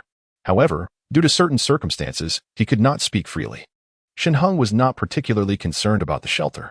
After all, in his previous life, he had lacked for nothing yet managed to survive for over 3 months, only to meet his demise at the hands of Feng Lu and Su Chao. Now, having been granted a second chance, armed with the vending machine as an inexhaustible resource, he could thrive even in the absence of a shelter. The surroundings were enveloped in darkness, yet beneath him lay a vast expanse of white. The pitch-black sky loomed like a colossal beast, incessantly unleashing a torrent of snow. Shen Heng retreated to a corner, quietly retrieving the snowmobile, and silently made his way back to his villa. Huo Miao was already asleep on the second floor as Shen Heng descended into the basement. His gaze was intense. With 20 million in his account, now is the moment to enhance the vending machine. This night, I shall acquire extraordinary abilities. Chapter 46, System Upgrade. The vending machine has now reached level 8. To ascend from level 8 to level 9 requires an expenditure of 2.56 million, while progressing from level 1 to level 8 totals 2.54 million. In other words, to reach level 9, one must invest a grand total of 5.1 million. Ascending from level 9 to level 10 necessitates an additional 5.12 million, culminating in an astounding total of 10.22 million to attain level 10. This staggering sum once brought despair to Shen Heng. Subsequently, each level gained will demand a cumulative cost equivalent to all previous investments. Although Wang Jie expended 20 million, it is barely sufficient to elevate the vending machine to level 11. The leap from level 11 to level 12 will require an expenditure of 20.48 million. The financial burden will escalate exponentially, akin to a snowball effect, spiraling into astronomical figures. Even now, as Shen Heng sits in the basement, he finds himself at a loss regarding his next purchase. Could it be that this vending machine intends for him to provide for the world? A peculiar thought suddenly crossed his mind. Yet, he soon shook his head, dismissing it with a scoff. Provide for the world? Why should I take on a task that even the authorities have not? Furthermore, the vending machine also demands payment. After some contemplation, Shen Heng resolved to procure additional supplies. He also decided to purchase a women's windbreaker in accordance with Huo Miao's measurements. The cost of this garment was 500,000, causing his already substantial experience bar to increase significantly. Coupled with the acquisition of ample food supplies, the vending machine soon reached level 9. At level 9, one can purchase submachine guns and landmines. Shen Heng's eyes sparkled with excitement as he hastily commenced an extravagant shopping spree. The submachine guns, priced handsomely, alongside the landmines, led to an exponential rise in his experience bar, ultimately propelling him directly to level 10. Shen Heng rubbed his hands together in exhilaration. After 3 days of the apocalypse, he would finally possess extraordinary abilities. It is noteworthy that the extraordinary fruit will not manifest until a fortnight after the apocalypse descends. However, possessing such abilities now places one a step ahead of others. Just as he was about to search for the extraordinary fruit, a line of text suddenly illuminated within the vending machine. The system of the vending machine is set to undergo an upgrade, and as a reward, the host shall receive a gift. Please await the completion of the upgrade to activate the vending machine and claim it. Before Shen Heng could fully comprehend the situation, He found himself tumbling out of his consciousness space. What? Shen Heng appeared bewildered, longing to re-enter the consciousness space, only to discover that he could not gain access. Once inside the consciousness space, darkness enveloped him, save for a solitary line of numbers glowing brightly. 2359, 57, 2359, 56, 2359, 55. The numbers steadily counted down. This indicated that the vending machine system required 24 hours to complete its upgrade. Shen Heng rubbed his head, glancing at the time. It was already 2 a.m. This meant that he could only reactivate the vending machine at 2 a.m. the following day. Many of his belongings remained in the consciousness space. He had not retrieved the submachine gun and landmines he had just purchased. After all, having never used them. He worried that an accidental detonation in the basement might jeopardize his life. He deemed it safer to keep them within the consciousness space. Who would have thought that after a vigorous effort to elevate the vending machine to level 10, it would still require a system upgrade? How utterly frustrating. Shen Heng sighed. If he could retrieve the landmines, at least he would have something to occupy himself with the next day, perhaps even burying them. Instead, he would have to resort to continuing transactions and selling supplies tomorrow. Even the standalone villa at the back was inaccessible, as the snow-laden vehicle remained ensconced in the space.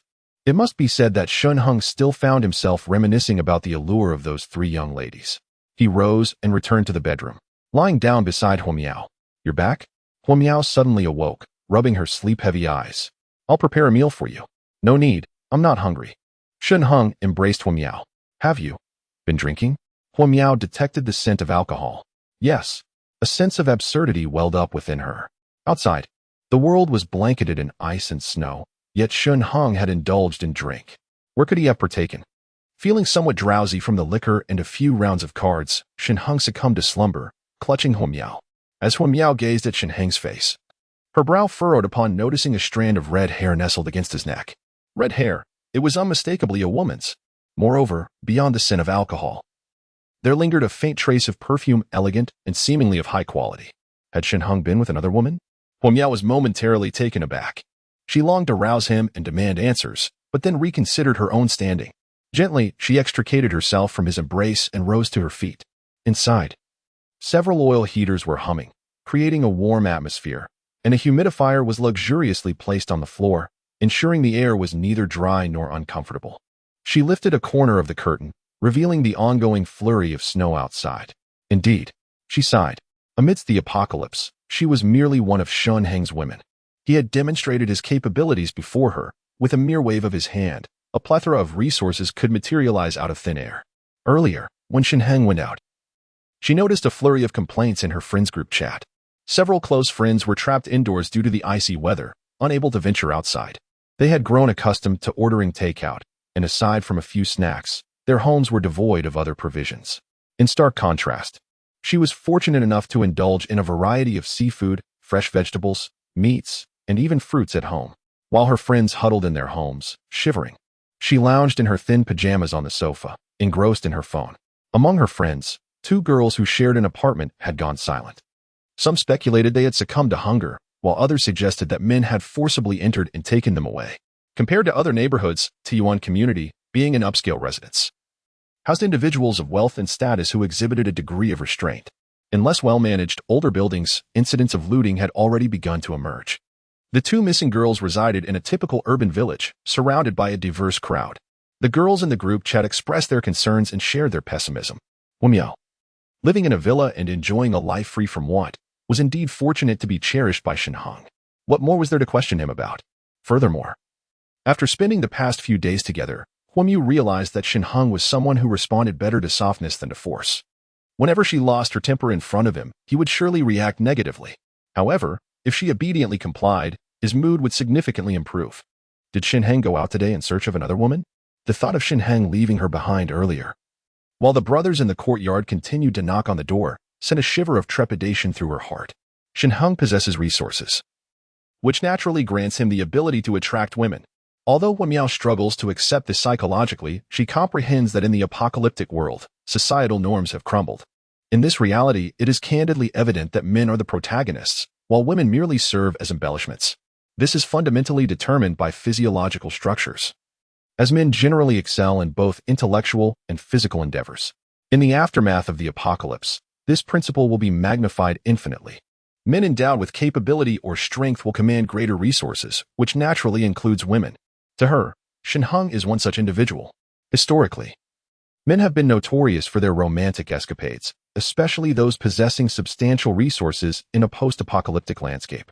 Is it truly excessive for him to seek numerous women? Huo Miao sighed deeply. This vexatious situation. I have genuinely developed feelings for you, wholeheartedly desiring to be with you. Why then must you pursue other women? Am I not sufficiently admirable? Huo Miao, being astute, understood the adage that it is better to facilitate than to obstruct. The sight of Shen Heng's neck adorned with hair ignited a sense of urgency within her. If one day his new romantic interest were to capture his affection, would she risk losing his care? More gravely, could she be cast aside? The possibility loomed large. A sense of crisis surged within Huo Miao as she furrowed her brow in contemplation. What should she do? Suddenly, she recalled the sisters Yang Jinxian and Yang Mushuan, who resided next door. These sisters, in terms of beauty, physique, and character, were no less impressive than herself. Moreover, the sisterly bond would serve as an additional advantage, a potent catalyst. If these sisters could move in and assist her in catering to Shen Heng, he would likely have little time to entertain other women. Huo Miao was acutely aware of her inadequacies in basketball skills. She realized that external assistance was imperative. After all, she was the first woman to accompany Shen Heng. And by graciously welcoming the others into the villa, she believed they would eventually align with her cause. This resolution ignited a spark in her eyes. Tomorrow morning, she would engage them in conversation. Surely, Shen Heng would not turn away the overtures of these sisters in arms, would he? Chapter 47. Feng Lu's call the following day. Shen Heng awoke languidly, only to find his lovely companion absent. Rising from his slumber, he descended the stairs, where he discovered Huo Miao clad in an apron, preparing a meal. Seemingly alerted by the sounds from above, Huo Miao looked up and greeted him with a gentle smile. You're awake? Shen Heng nodded, feeling a twinge of guilt that prompted him to retreat to his room to dress. Yet, once he had donned his attire, irritation began to bubble within him. Why should I feel guilty? Even if I were to indulge in infidelities. No, if I were to partake openly, I have no reason to be concerned about Huo Miao. Had I not taken her in, she would have perished from the cold long ago. Does she really intend to meddle in my private affairs? Unbeknownst to him, Huo Miao had already prepared her strategy. With unspoken thoughts, they shared a silent meal. However, as they were dining, Shen Heng's phone unexpectedly rang. Upon checking, he found it was a video call from Feng Lu. The audacity of this woman to call him. Initially, Shen Heng contemplated disconnecting the call, but upon seeing the food before him, he couldn't help but chuckle lazily and accepted the call. Shen Heng, where are you? Feng Lu inquired, her surprise evident as she quickly mustered a smile upon realizing he had answered so promptly. However, just after the question was posed, Feng Lu couldn't help but widen her eyes in astonishment. Where on earth was Shen Heng? She was at home, shivering from the cold, having just burrowed under her blanket to devour a packet of instant noodles. Yet, Shen Heng appeared clad in only a thin nightgown, his complexion rosy. And he was even holding a delectable pan-fried bun. Are we inhabiting the same world? Am I? Of course, I'm at home.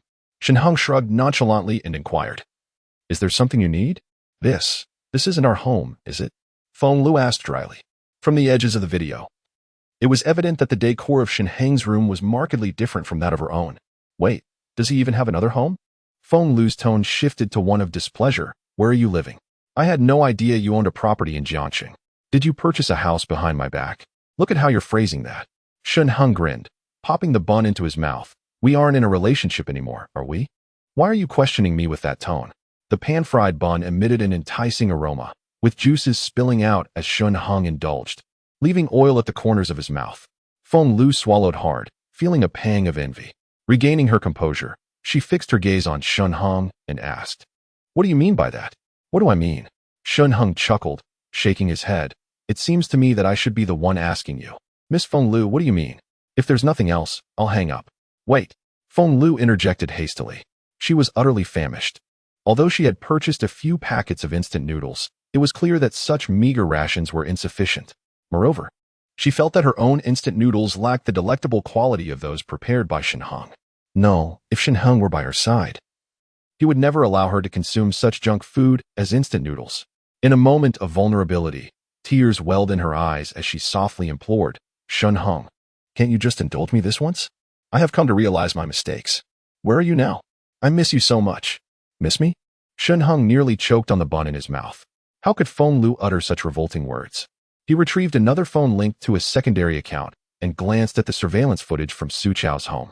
A bemused smile spread across his face as he observed that Feng Lu was still ensconced in her blankets. Feng Lu, holding her phone for a video call, was oblivious to Su Chao, who was hiding just out of the camera's view, watching with eager eyes. Indeed, I truly miss you, Feng Lu said, her voice laced with grievance. In our previous quarrels, you always yielded to me. Why not this time? Don't you love me? Aren't you planning to marry me? Must I bow my head in apology to gain your forgiveness? Very well, I shall bow my head and apologize now. Are you satisfied?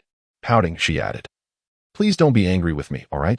Had this been in the past, upon hearing such words, Shen Heng would have rushed back to her side, eager to embrace Feng Lu and offer her comfort, while doubling his efforts in household chores and preparing a delightful meal for her. Yet now, having recognized Feng Lu's true nature, he was resolute in not repeating his past mistakes. Furthermore, he cast a glance at the enchanting woman seated across from him, Miao.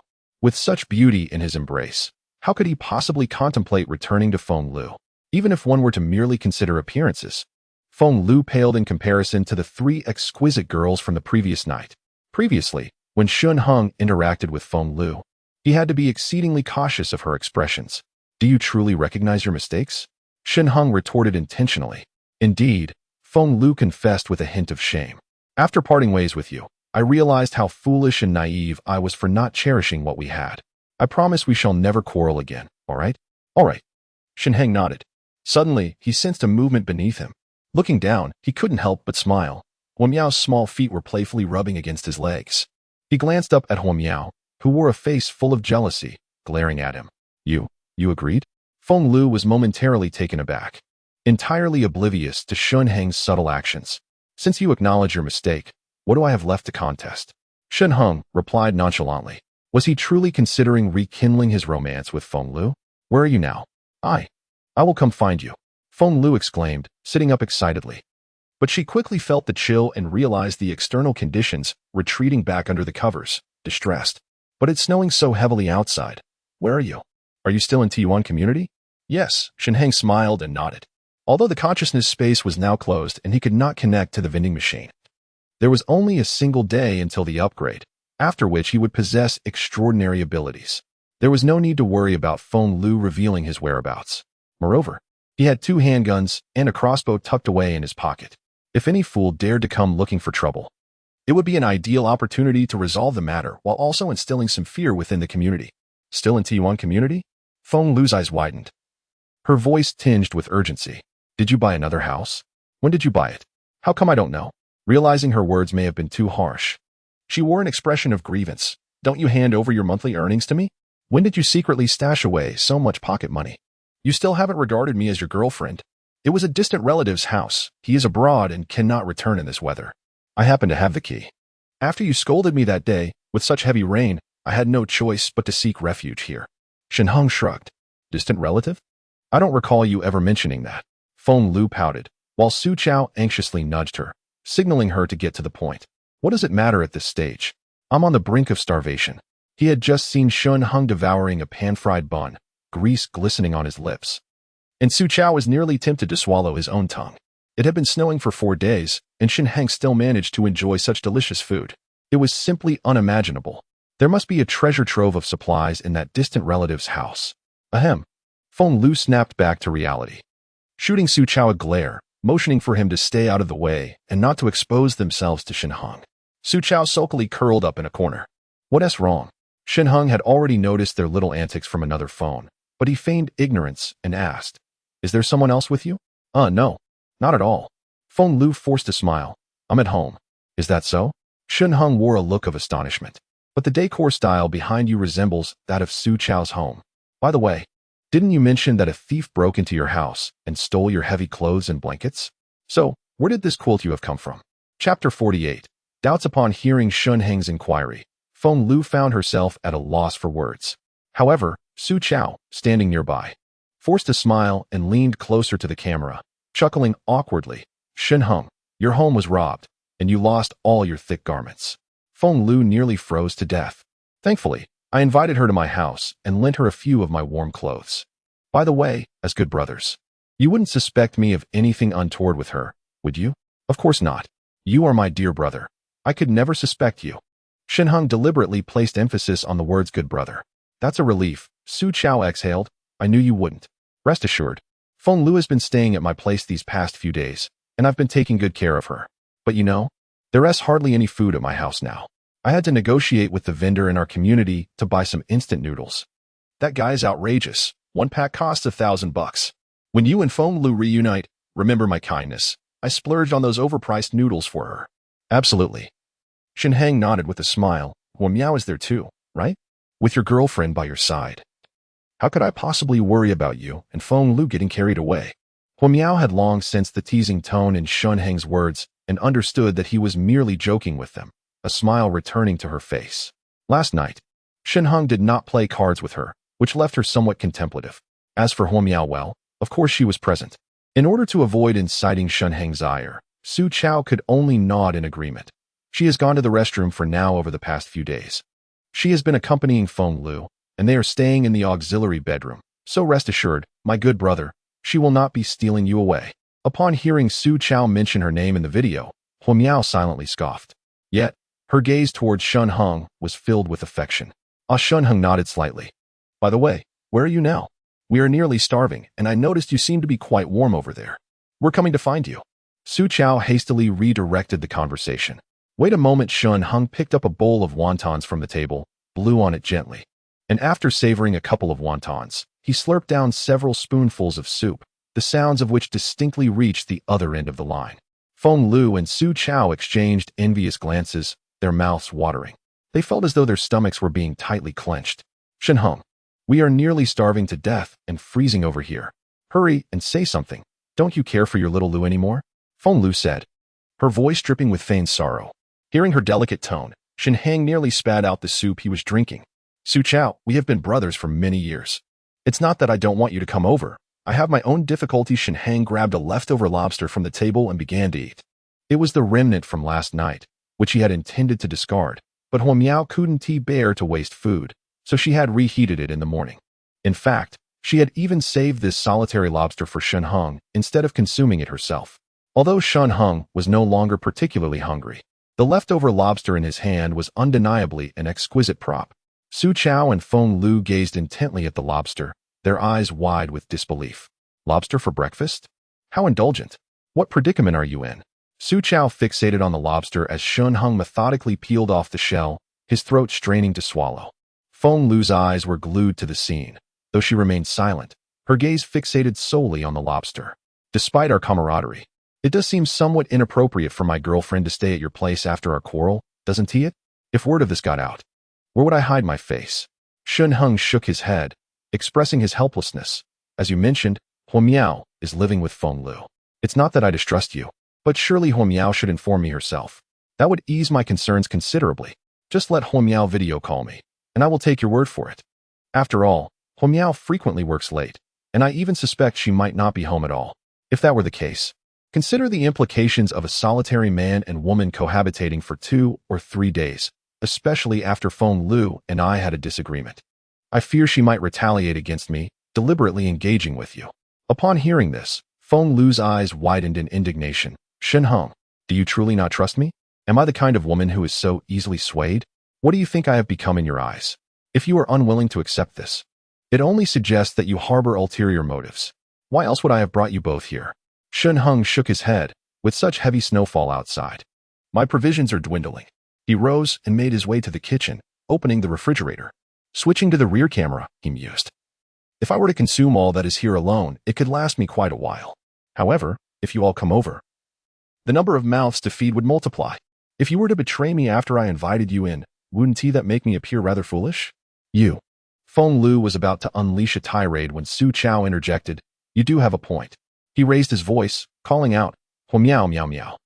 After a few attempts, Su Chao chuckled awkwardly. It seems Miao Miao might be experiencing some digestive distress. Then wait until she finishes before she sends me a video. Shen Heng abruptly ended the video call. What was there to discuss with them? Did they expect him to reignite old flames with Feng Lu? Huo Miao, her cheeks flushed, playfully glanced at Shen Heng. Are you not satisfied with what you have? Or do you think I pale in comparison to Feng Lu? She teasingly adjusted her thin nightgown. Shen Heng could no longer contain himself. He scooped Huo Miao up, and the two tumbled onto the spacious sofa. Meanwhile, Su Chao was still processing the situation when he noticed Shen Heng had ended the call, leaving him momentarily stunned. What to do now? Feng Lu's expression soured. Shen Heng actually doubts our relationship. Of course, it was only natural. If Huo Miao were to stay at Shen Heng's for 3 days, he would be equally uneasy. Su Chao could indeed comprehend Shen Heng's sentiments. Undeniably, Shen Heng is infatuated with you, fervently devoted. Yet after the quarrel that transpired between you two that night, he may no longer be inclined to reconcile. You must evoke memories of the joyous times you shared, prompting him to reminisce about the days spent in your company. He may be ineffectual, but he is not a fool. Su Chao further cautioned, do not act brazenly in front of him. If a man regains his composure, he will not fall for your tricks. Be more alluring, akin to how you are with me. No man can withstand the allure of your seductive gaze and enticement. You must fully capitalize on your strengths. Do you understand? Seduce him? Feng Lu expressed her disdain. If you are unwilling, then let it be. Su Chao replied coldly. Just now, I saw that his refrigerator was brimming with food. There were even steaks, pig's trotters, chicken feet, and ribs. Upon hearing about the food, Feng Lu felt her mouth watering uncontrollably. It had been 4 days since she had consumed only a pack of instant noodles. She was on the verge of starvation. Fine, I will heed your advice. Feng Lu quickly responded. Is this sufficient? Not quite. Su Chao sighed. His brow furrowed. Shen Heng must see Huo Miao with his own eyes to be satisfied. But in this frigid weather, Huo Miao, having learned of our relationship, will undoubtedly not forgive me. After a pause, his eyes suddenly brightened. I've got it. Huo Miao is surely huddled up at the company right now. As long as one appeals to emotion and reason, conveying to Huo Miao that if she is willing to cooperate, he will certainly rescue her. At that time, the food at Shen Heng's home will be shared equally. He firmly believes that Huo Miao will certainly agree, for neither of them has any provisions at home. And Huo Miao's company is also devoid of sustenance. Although they have parted ways, they were once in a romantic relationship. In business, if a deal cannot be reached, there remains a sense of camaraderie. He picked up his phone, eagerly dialing Huo Miao's number. Chapter 49. Su Chao's proposition. Suddenly, Huo Miao's phone rang. Who could it be? She frowned, finding the call rather inconsiderate. How annoying. Upon glancing at the screen, she realized it was Su Chao calling. Her brow furrowed slightly, and she contemplated hanging up. Why not listen for a moment? Shen Heng suggested with a smile. Huo Miao chuckled helplessly. She had grown accustomed to following Shen Heng's advice. Despite her reluctance to utter another word to Su Chao, she could only suppress her distaste and answer the call. Hello. Upon connecting, Huo Miao's tone was frosty. Miao Miao, you finally decided to answer my call. Su Chao exclaimed, his heart racing with urgency. After several attempts, Huo Miao finally picked up, bringing him great relief. Yet, Su Chao had not considered that had Huo Miao remained at the company as before, she might have long since succumbed to the cold. Everyone was dressed in summer attire, and with the air conditioning turned off, who could endure such conditions? Is there something you need? Huo Miao's voice was icy. Su Chao, I do not wish to communicate with you right now, so please speak your mind. All right. Su Chao, now in need of assistance from Huo Miao, let out a dry chuckle. Miao Miao. Must you be so familiar? Huo Miao interjected sharply. Goodness. You still have the audacity. Irritation surged within Su Chao, for he was acutely aware of Huo Miao's temperament. Upon discovering his relationship with Feng Lu, he realized that any bond between him and Huo Miao was irrevocably severed. She would never tolerate a boyfriend's betrayal. Even if he were to grovel and plead, Huo Miao would never forgive him. There's something I wish to ask for your help with. Su Chao cleared his throat. Are you still at the company? And what of it? Huo Miao scoffed. From what I know, your company doesn't have much to offer, and the weather is frightfully cold. Listen, Huo Miao. Although we have parted ways, as your ex-boyfriend, I still wish for your well-being. Now that you are in trouble, I can help. Oh? Huo Miao laughed coldly, having switched to speakerphone so that Shen Heng could hear her clearly. How exactly do you intend to assist me? Aren't you cozying up with Feng Lu and Taiyuan community? What can you possibly do from such a distance? Of course I can help. Su Chao replied hastily. Shen Heng has plenty of supplies. It has been snowing for 4 consecutive days, yet his fridge is overflowing. Moreover, his room appears quite warm. He is only wearing a thin nightgown. Huo Miao, you must realize that in this weather, air conditioning is utterly ineffective. Don't you wish to stay in his warm abode? Huo Miao fell silent, casting a flirtatious glance at Shen Heng. Not only have I moved in, But I have also just had an encounter with this man. My intention, along with Feng Lu, is to reside in Shen Heng's abode. However, he harbors suspicions regarding an improper relationship between Feng Lu and me. Given the circumstances, Su Chao has been forthright, stating plainly, he wishes for you to affirm that over the past few days, you have been residing in another bedroom of our shared apartment with Feng Lu, and thus, I am seeking your assistance. Naturally, I understand that you would not assist without incentive, so I hope we can collaborate effectively. How shall we collaborate?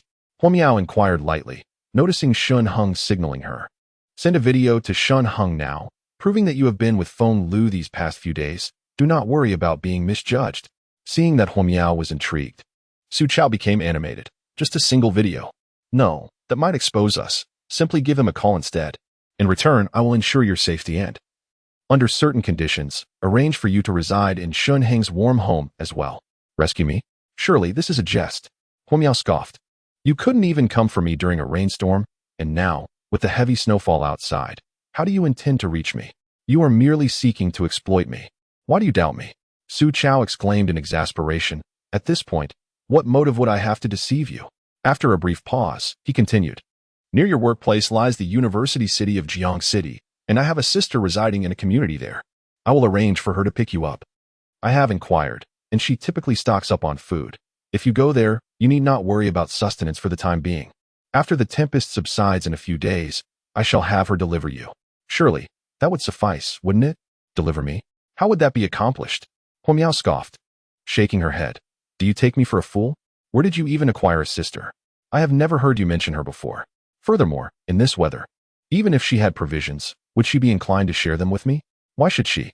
Su Chao hesitated for a moment, glancing at Feng Lu beside him. However, as his stomach grumbled audibly, he clenched his teeth and declared, she is a girl I had previously courted. She once bore my child, seeking to marry me. But I declined and pressured her into an abortion. Yet she remains deeply enamored with me, willing to comply with whatever I say. Now, you must surely believe me, right? By the way, she is also a skilled skier and possesses the necessary equipment at home.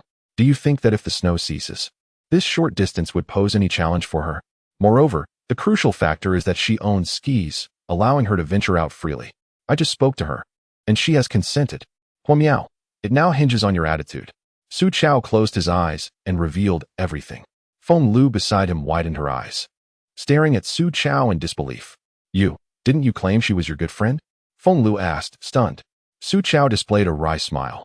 Xiao Lu, I confess I deceived you, but it was out of necessity. I truly care for you, which is why, rest assured, I have severed ties with her. Everything I am doing now is solely to ensure our survival.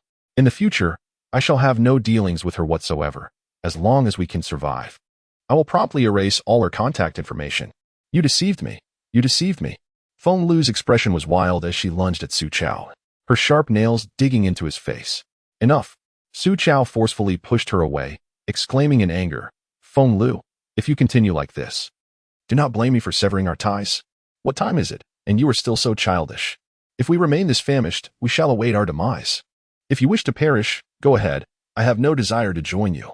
Feng Lu was taken aback, yet this time, she fell silent and refrained from further aggression. Observing her demeanor, Su Chao could not help but embrace her, gently assuring, I have no connection with that woman any longer. Just as I have parted ways with Huo Miao, we shall not share any further ties. I will marry you, rest assured. Really? Feng Lu inquired. Of course. Su Chao intended to offer further reassurance when Huo Miao interrupted. All right, I understand. I will now contact Shen Heng. While Su Chao and Feng Lu were embroiled in their quarrel, Shen Heng had already leaned in close to her ear, discreetly instructing her to take this action. Shen Heng too wished to ascertain whether there truly existed a devoted woman willing to undertake such significant measures for someone like Su Chao, whom he deemed a scoundrel. After all, even in the university district, no matter how close the residences were, venturing out in such weather was perilous, unless one possessed a snow vehicle like himself. The likelihood of succumbing to the cold was immense. Could Su Chao possess such charm? He remained skeptical. Chapter 50, Prices double in this frigid weather. Shen Heng was unwilling to let Su Chao and Feng Lu easily perish in their home. It is only the 4th day of the apocalypse. If it were that simple to meet our demise, it would be rather dull. The impending ice age is still far off. I shall deal with them when I tire of the game. Naturally, This time frame is limited to 15 days before the end. After all, on the 15th day, the ability fruit will appear. If Su Chao were to obtain the ability fruit and awaken ice powers, it would pose quite a challenge to eliminate him. Shen Heng is reluctant to leave himself with any potential threats. Let them survive for another 10 days, do you agree? Su Chao beamed with a smile. Indeed. Huo Miao coldly ended the call. Setting down her phone, she pouted, Why do you insist on having me cooperate with him? Don't you find it intriguing? Spending all day cooped up at home lacks excitement. Consider it a form of entertainment. Shen Heng chuckled, Rest assured, I will not allow them to enter. More importantly, I have no feelings left for Feng Lu. A woman like that could be presented to me on a platter, and I wouldn't bat an eyelash. My eyes are solely for you, my dear. Darling Huo Miao offered a passionate kiss. She felt a surge of emotion, yet could not suppress a sigh. If your heart holds only me, then there wouldn't be another woman's red hair around your neck after all. Shen Heng ventured out fully armed. If he had not been intimate with another woman, how could there be hair around his neck? What if that woman truly visited our company while I was absent? After a moment's kiss, Huo Miao suddenly recalled this concern and inquired. That's simple. Shen Heng chuckled. Did you not already call your female colleague from your company? Make another call. Upon hearing Shen Heng's words, Huo Miao couldn't help but smile wryly and then dialed Ling Ling's number. This was the same colleague she had contacted previously. She wondered if she had frozen to death by now. As soon as the phone rang, it was answered by Ling Ling. Huo Miao. Why are you calling me again? Ling Ling's voice bore a hint of resentment. In the past, she had pleaded with Huo Miao to rescue her, but what had Huo Miao said? Let them die? Are you curious whether we are alive or dead? Apologies, but we are doing just fine. Would you like to initiate a video call to see for yourself? Ling Ling curled up, inching closer to the firewood. Not just me, many of my colleagues are still alive. Ling Ling scoffed, including President Wang and the others. Beside her sat several listless colleagues. Previously, when they had reached out to others, everyone had rallied together. Yet, those they could contact among friends and family were unable to offer assistance. For days had passed, and nearly all had lost hope. Even upon hearing Huo Miao's call, they merely glanced over, before lowering their heads and apathetically tossing pieces of dismantled office furniture into the fire. Ling Ling, do you desire to live? Huo Miao disregarded the sarcasm and spoke directly. Of course, who wouldn't want that? Ling Ling retorted mockingly. But you needn't say it like that. It sounds as if you are flaunting your good fortune, does it not? I do not wish to hear it. If you wish to survive, it would be best to heed my words. This time, Ling Ling fell silent. I have an online friend, a wonderful sister I met on the internet, who resides near my company. She is a skilled skier, effortlessly reaching the office to rescue you. Huo Miao said softly, I am safe now, but I feel guilty towards you. Therefore, I lied to her, claiming that I am still at the office, just to ensure your smooth departure. Ling Ling's pupils constricted, and she remained silent.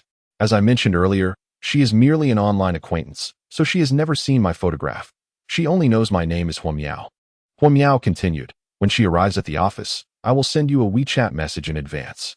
Once you meet her, just say you are Huo Miao, and she will take you away. If you are unwilling, I will contact other colleagues. I am willing, Ling Ling exclaimed excitedly. However, her voice rose a bit too loud, prompting her to retract her neck, clutching her phone as she stood up and walked outside. Upon reaching the corridor, she hastily asked, Huo Miao, is everything you said true? Would I need to deceive you? Huo Miao rolled her eyes. No, that's not what I meant. In any case, I would be immensely grateful if I could leave the company. Ling Ling's eyes brimmed with tears as she expressed, as long as I can leave this company and survive, I will never forget this immense kindness for the rest of my life. Do not make a fuss about it. Keep it from others, understood? Huo Miao advised earnestly. Ling Ling nodded vigorously. After hanging up the phone, she wiped her tears, took a couple of deep breaths, regained her composure, and then stepped back into the office. The exhaustion and coldness accumulated over the past days had vanished entirely. Ku Fangling was unaware that while she was on the phone in the hallway, Wang Qingguang was lurking behind a door not far away, his gaze fixed intently upon her. Should I return Su Chao's call now? Huo Miao inquired, turning to Shen Heng after putting down her phone. No rush. Let's leave them hanging for a while, Shen Heng replied, glancing at the surveillance monitor. Su Chao had successfully appeased Feng Lu, and the two were once again wrapped in each other's embrace. It struck Shen Heng as peculiar that he had never noticed how easily Feng Lu could be soothed. Was it possible that her heart was entirely ensnared by Su Chao, rendering her utterly devoted to him? Shen Heng magnified the surveillance footage, scrutinizing the various rooms occupied by Su Chao. He distinctly recalled that Feng Lu had purchased 4 sausages and 8 packets of instant noodles from him. To his astonishment, these 2 fools had devoured every last packet of instant noodles. The empty wrappers of the instant noodles and sausages were strewn carelessly across the floor, the quantity matching perfectly. After being so ravenous for so long, they had consumed 8 packets of instant noodles in a single day, seemingly oblivious to the possibility of overindulgence. Now they were hungry again. Shen Heng lethargically picked up his phone and sent a message to the homeowners group. In good spirits for prosperity, supplies continue to be available. However, with the weather showing no signs of improvement, my stock is dwindling. Today's prices have doubled. Thus, 1 packet of instant noodles will be sold for 2,000 yuan. And the same goes for 1 sausage. Prices will follow this pattern, and tomorrow adjustments will be made based on the weather conditions. Supplies for today are limited, and it will be first come, first served. As soon as his message was dispatched, the once quiet homeowners group erupted with activity, and several members began to respond. A few individuals expressed their discontent, criticizing Shen Heng for his exorbitant prices. Originally, the price of 1,000 yuan was exorbitant, and now it has doubled. 2,000 yuan for a single pack of instant noodles? How many boxes could one purchase with 2,000 yuan? Yet, in response to these comments, Shen Heng did not even glance at them, for the property manager had already taken the initiative to silence those voices. Shortly thereafter, Shen Heng received a private message from the property manager. "Brother, would you like me to pin your previous message? I have already muted those foolish individuals who insulted you." The tone was laden with flattery. "You didn't expel them from the group, did you?" Shen Heng inquired. "Of course not. I wouldn't dare to do that without your command," the property manager hastily clarified. "That's good." Shen Heng nodded in satisfaction. "Manager Zhang, is there little food left at home? I'm heading to the underground passage for a transaction shortly. You should come down as well. But don't go to the front, stay at the end, and I'll bring you something." "All right, thank you, brother. If you need anything, just let me know." The property manager's eyes sparkled with gratitude. This brother certainly knew the ropes. He promptly added Shen Heng to all the various groups within the Taoyuan community, beginning to promote him. With just a flick of his fingers, gifts were delivered. It was merely a small favor for a brother. Moreover, receiving Shen Heng's supplies without any effort made him feel somewhat guilty. Naturally, he was eager to promote vigorously. Meanwhile, more individuals in the group began to fervently add Shen Heng as a friend. Just yesterday, they were skeptical about Shen Heng's possession of such abundant resources. Many remained doubtful when they ventured to the underground passage to make purchases. Yet today, all doubt had vanished entirely, particularly upon seeing the limited supplies and the phrase "first come, first served." A frenzy ensued, prompting a rush of eager contacts. Just yesterday, nearly 100 individuals reached out, which, in a large community of 7,000 households, was a mere drop in the ocean. Yet, people have begun to believe in the power of harmonious dealings. They possess vast resources. Thus, even if prices were to double today, the desperate homeowners, their stomachs gnawing with hunger, hastily began to contact Shen Heng. Of course, many were stockpiling goods. It had only been 4 days, and those accustomed to cooking still had plenty to eat and drink. However, the lack of water posed a significant issue. Even with food at home, one cannot survive without water, can they? They too commenced their inquiries with Shen Heng. Some self-proclaimed clever individuals, observing the incessant snowfall, contemplated venturing outside to scoop up some clean snow for home. Once melted, it would become water, albeit devoid of nutrients. Surely it wouldn't be fatal, right? Just as the crowd sought Shen Heng for supplies, a message suddenly appeared in the homeowners group. "Damn, don't drink the snow outside. My neighbor's family of 3 went out to gather snow, and after consuming it, they all died." Chapter 51. The snow is poisonous. This alarming message sent shockwaves through the community. The homeowners, initially seeking supplies, were taken aback. Someone trembled and inquired, "Is that true? My father just went downstairs to gather some snow and drank it just a few minutes ago. This snow is toxic." Others chimed in, one even sending a voice message, "I just drank snow water. It's so disgusting, and I feel dizzy." The message abruptly cut off, sending chills down the spines of all present. Though I have not witnessed it firsthand, a chill runs down my spine. This morning, my neighbor across the way also ventured out to shovel snow and has since returned home, yet there has been no word from them. I cannot help but wonder if something has occurred. My friend, who resides beneath me, suggested that I consume some snow melt. However, I can no longer reach him. Messages continue to emerge, sending shivers down everyone's spines. At this moment, the individual I had previously inquired about, tears streaming down their face, called out to Shen Heng. Li on the grassland. Brother, do you have any medicine? My father has been vomiting incessantly. He drank the snowmelt just moments ago and is now spitting blood. Surely, with your resources, you must have a means to save him? I have money. If you save my father, I will give you 100,000. No, 200,000. A profound silence enveloped the crowd. Shen Heng shook his head. In his past life, there was someone who consumed snowmelt and met a dire fate. Thus, Shen Heng had always refrained from touching the snow, striving to keep it from ever touching him. Upon returning home, he would discard his outer garments at the door. Each time he arrived home, he would first wash his hands, even indulging in the luxury of using bottled water to fill the hot water tank for his baths. In a previous life, when potable water was scarce, Shen Heng had resorted to drinking his own urine. Eventually, he discovered a shop selling drinking water, which stocked several large containers of mineral water, thus resolving his hydration dilemma. In this life, the specter of death by snow consumption looms just as ominously. Shen Heng is no saint. He finds no inclination to offer a warning. In this apocalyptic reality, far too many lives are lost for him to save. Reflecting on his past existence, it seems that it was only 4 days into the apocalypse when people began to consume snowmelt, and now, in this life, history appears to be repeating itself. Harmony breeds wealth. I apologize, but I am not a physician and cannot save lives. The grass on the vast plain remains silent, seemingly steeped in despair. Yet at this moment, someone in the group spoke up. A leaf knows autumn. Harmony breeds wealth. Do you have any laxatives, emetics, or antibiotics? I am a doctor and hope to offer some assistance. A doctor? Shen Heng raised an eyebrow. Nestled safely at home, he was shielded from danger. Yet the frigid weather necessitated the presence of a physician. Moreover, he was not particularly fond of relying on smurfs. Should Hua Miao become pregnant in the future, he might very well need a doctor to assist with delivery. Despite the apocalyptic circumstances, Shen Heng still yearned for a child of his own. With the vending machine at his disposal, he believed that even if he had a child, it would not suffer undue hardship. This doctor, if possible, would be a valuable asset to him. Harmony breeds wealth. A leaf knows autumn. I do have some medicine, but the laxatives are priced at 50,000. The emetics at 80,000. And the antibiotics at 100,000. If you want them all, it will be 200,000 for the bundle. Previously, Shen Heng had invested heavily in various items to upgrade his vending machine, which naturally included medicines. Now, with the external temperature plummeting to several degrees below zero, amidst the icy landscape, Shen Heng remained an ordinary person, susceptible to the common cold. If he were to fall ill, it would be a considerable loss. Not only had he procured cold medicine, but he had amassed a substantial stock of other pharmaceuticals as well. In his past life, after gaining extraordinary abilities, his physical constitution had significantly improved, his resilience to cold enhanced considerably.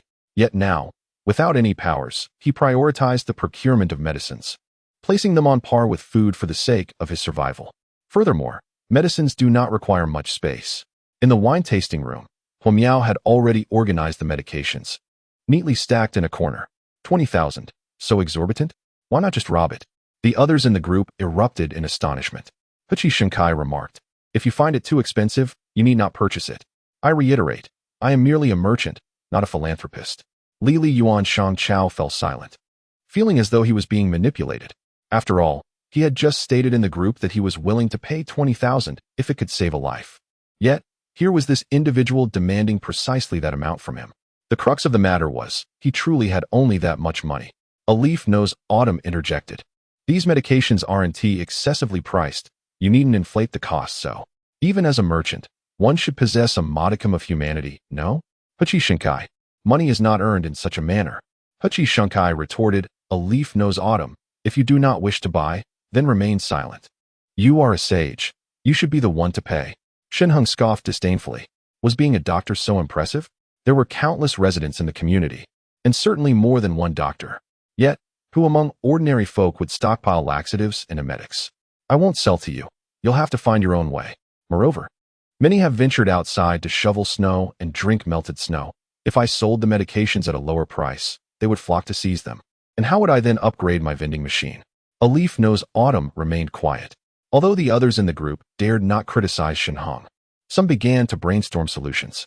Maple by the river suggested, Li Yuan Shang Chao, There is a hospital adjacent to our community. Why not seek assistance there? Fantasy Candy chimed in. Indeed, it is not far from the community. Surely the hospital will have these medications. Lao Wang exclaimed. 200,000 is utterly outrageous. With such a spirit of cooperation, why not rob a bank instead? This is simply absurd. Shen Heng refused to sell food to Lao Wang.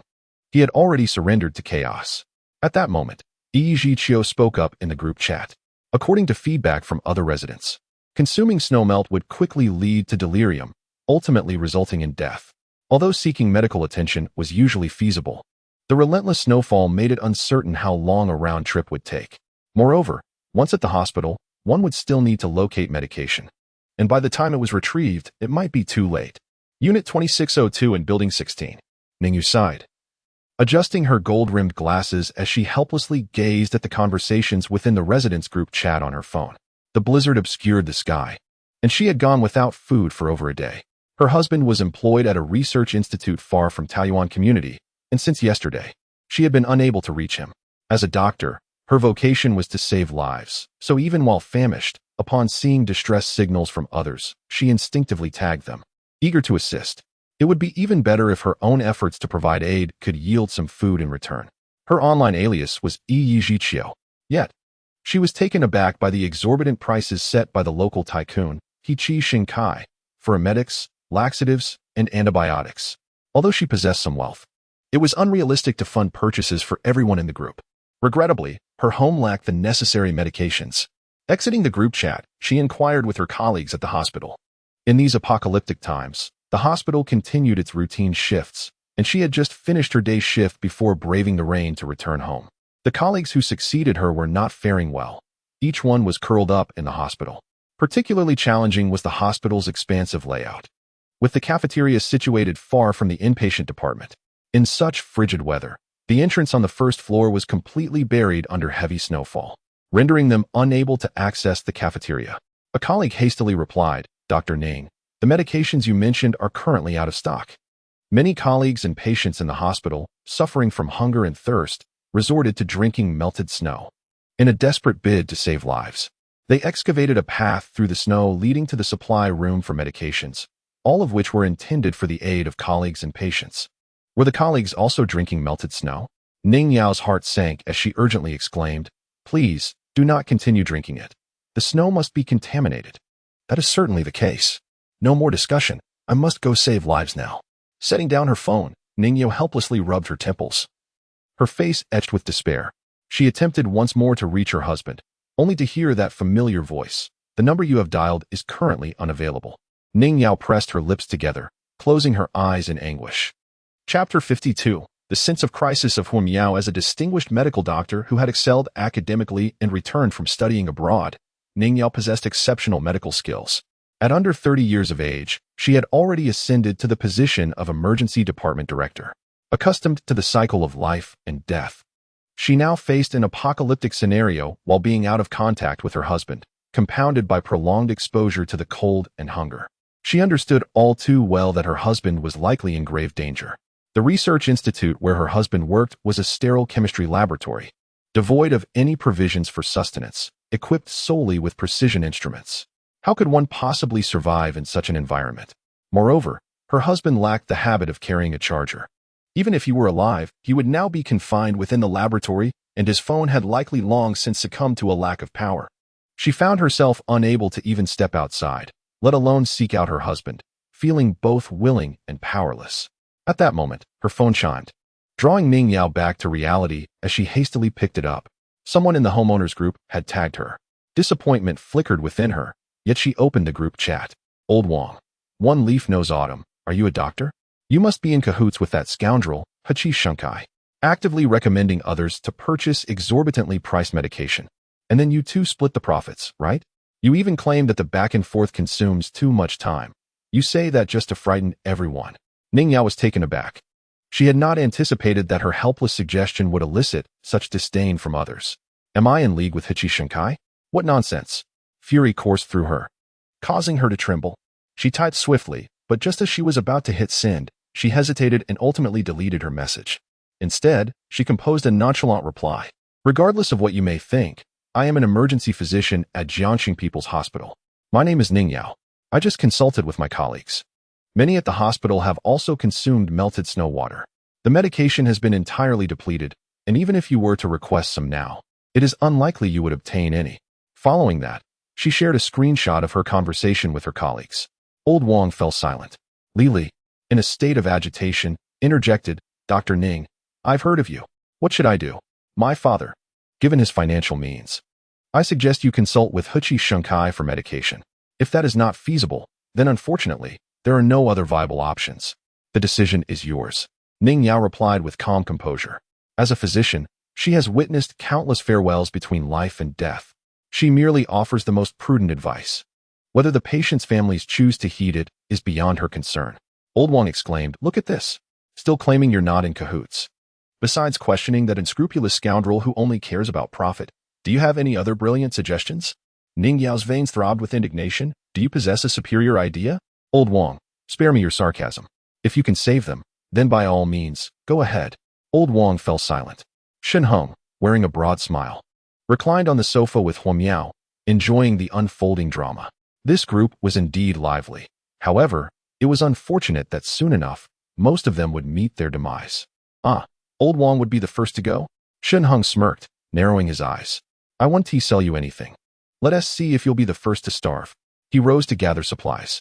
Since his consciousness space was locked today, he had to rely solely on his own strength to transport everything once he stepped outside. Fortunately, he had managed to ride back with a bicycle yesterday. However, today, he could not part with the thick comforters. He could only attempt to sell more convenient food items, such as instant noodles and bread. This might work to his advantage, as the property owners would likely go into a frenzy upon realizing their inventory was dwindling, thus driving prices upwards. He and Huo Miao filled burlap sacks with supplies and secured them onto the bicycle. Now, the bicycle S-basket, both sides, and the rear seat were all laden with bulging sacks, brimming to the brim. Thanks to the spacious underground passage and the absence of any onlookers, Shen Heng was able to unsteadily mount his bicycle and ride forward. To avoid drawing attention, he donned a thick outer jacket over the meticulously selected windbreaker from the system. Although this made him appear somewhat bulky, his mobility was hardly hindered. The system's chosen windbreaker resembled a form-fitting garment. In this apocalyptic world, while others were bundled in heavy clothing weighing over 10 pounds, resembling dumplings, Shen Heng's entire outfit scarcely added any weight. "I'm off," Shen Heng said with a smile to Huo Miao, planting a gentle kiss on her cheek. "Be careful," Huo Miao replied obediently. Although she was still somewhat perplexed about Shen Heng's reasons for selling supplies, especially as the stock in the basement was dwindling. Nevertheless, she wisely refrained from questioning him. If he was reluctant to share, she felt it was not her place to pry. Yet, the image of the red strand of hair around Shen Heng's neck lingered in her mind, proving difficult to accept. It seemed inevitable that he would attract many women. With his vast resources, it was only a matter of time before women sought him out. Rather than passively waiting, she contemplated the idea of establishing her own harem for Shen Heng. By positioning herself as his first woman, she could secure her status as the matriarch. Moreover, she resolved to cultivate good relationships with each of Shen Heng's women, ensuring mutual support. This way, her own life would be safeguarded. Turning her gaze towards the tightly shut door of the underground passage leading to Villa number 3, she squinted. If she were to introduce a couple more women into Shen Heng's life, would he be able to manage the situation? Consequently, he found himself devoid of leisure time during the day. She harbored a desire to knock on the door, yet feared the exposure it might bring. In a world on the brink of collapse, it was prudent to avoid lingering outdoors, even if the underground passage lay deserted. Recalling Shen Heng's admonitions, Huo Miao swiftly turned back towards her home. Upon her return, she noticed Shen Heng's old mobile phone still resting on the sofa. This device, which logged into his original WeChat account, had been left behind as he now carried a new phone specifically designated for business transactions, known for its auspicious name. Shen Heng, in his quest to minimize what he carried, had opted to keep the old phone. The realization that Shen Heng's phone remained brought a spark to Huo Miao's eyes as she hastily picked it up. The password to this phone had long been shared with her, for as a devoted admirer, he possessed little in the way of secrets apart from his infatuation with Feng Lu. It was, in fact, Shen Heng who had recently informed Huo Miao that this phone could access the surveillance of Su Chao and Feng Lu, enabling her to keep a watchful eye on the couple's clandestine dealings. This newfound convenience was a stroke of fortune for her. Huomiao unlocked the phone and subsequently located Yang Jinshuan's WeChat account. She shared her contact card and, using her own device, added Yang Jinxian to her contacts. Chapter 53. The young brother Gui Yuping. Unbeknownst to Shen Heng, Huomiao was orchestrating plans for him to take a concubine at home. Had he been aware, he would undoubtedly have praised her for her thoughtfulness and cleverness. To find such a considerate partner who would even entertain the idea of acquiring two sisters was a rarity indeed, something one could scarcely dream of. Meanwhile, he struggled onward on his bicycle, heading southward. Fortunately, the underground passage is spacious and even. Although cycling is arduous, it is still far superior to trudging along while dragging a sack. Once the system upgrades, I must acquire a pickup truck. Shen Heng panted, contemplating. Transporting supplies in a pickup would be a tremendous relief. Upon arriving at his designated spot, he untied the sack and placed it on the ground, then took a seat on a small stool. Subsequently, he sent a message in the Owner-S group. I have arrived. Those who wish to purchase supplies, please come down now. However, be advised that supplies are limited. Once they are gone, they are gone. Spare me any nonsense about reservations. I only acknowledge money, not people. As soon as this message was dispatched, individuals began to emerge promptly. The saying goes, politeness brings wealth, and indeed, it was true. Money speaks louder than words. A young man dashed over, arriving breathless before Shen Heng. He glanced at the sack on the ground and inquired, Brother, are you selling all these items as a bundle? Bundle? Shen Heng replied, astonished. Yes, the young man nodded. I noticed you mentioned that you only acknowledge money, not people, so I wanted to ask. If you prefer not to sell everything to me, that's perfectly fine. I'm more than willing to make a normal purchase. Shen Heng scrutinized him. The young man appeared to be of a similar age, exuding a sense of maturity while also displaying a keen intellect. His eyes shone with sincerity, and he spoke with humility. Indeed, Shen Heng found himself favorably impressed. Why are you interested in buying everything? Shen Heng inquired. The young man glanced around, taking stock of his surroundings. He had just arrived at the underground passage and had been waiting here, eager for a private meeting with a potential ally. No worries. Speak your mind.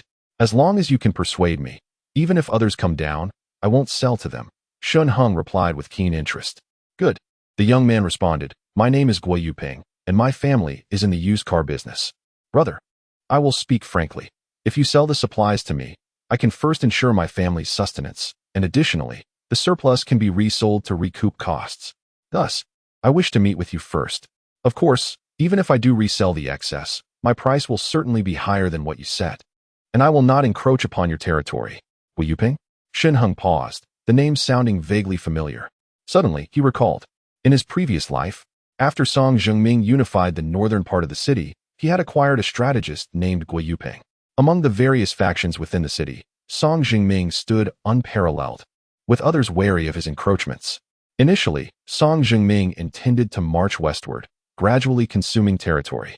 However, after bringing Gui Yuping to his side, he abruptly changed his strategy, choosing to fortify the north and focus on consolidation.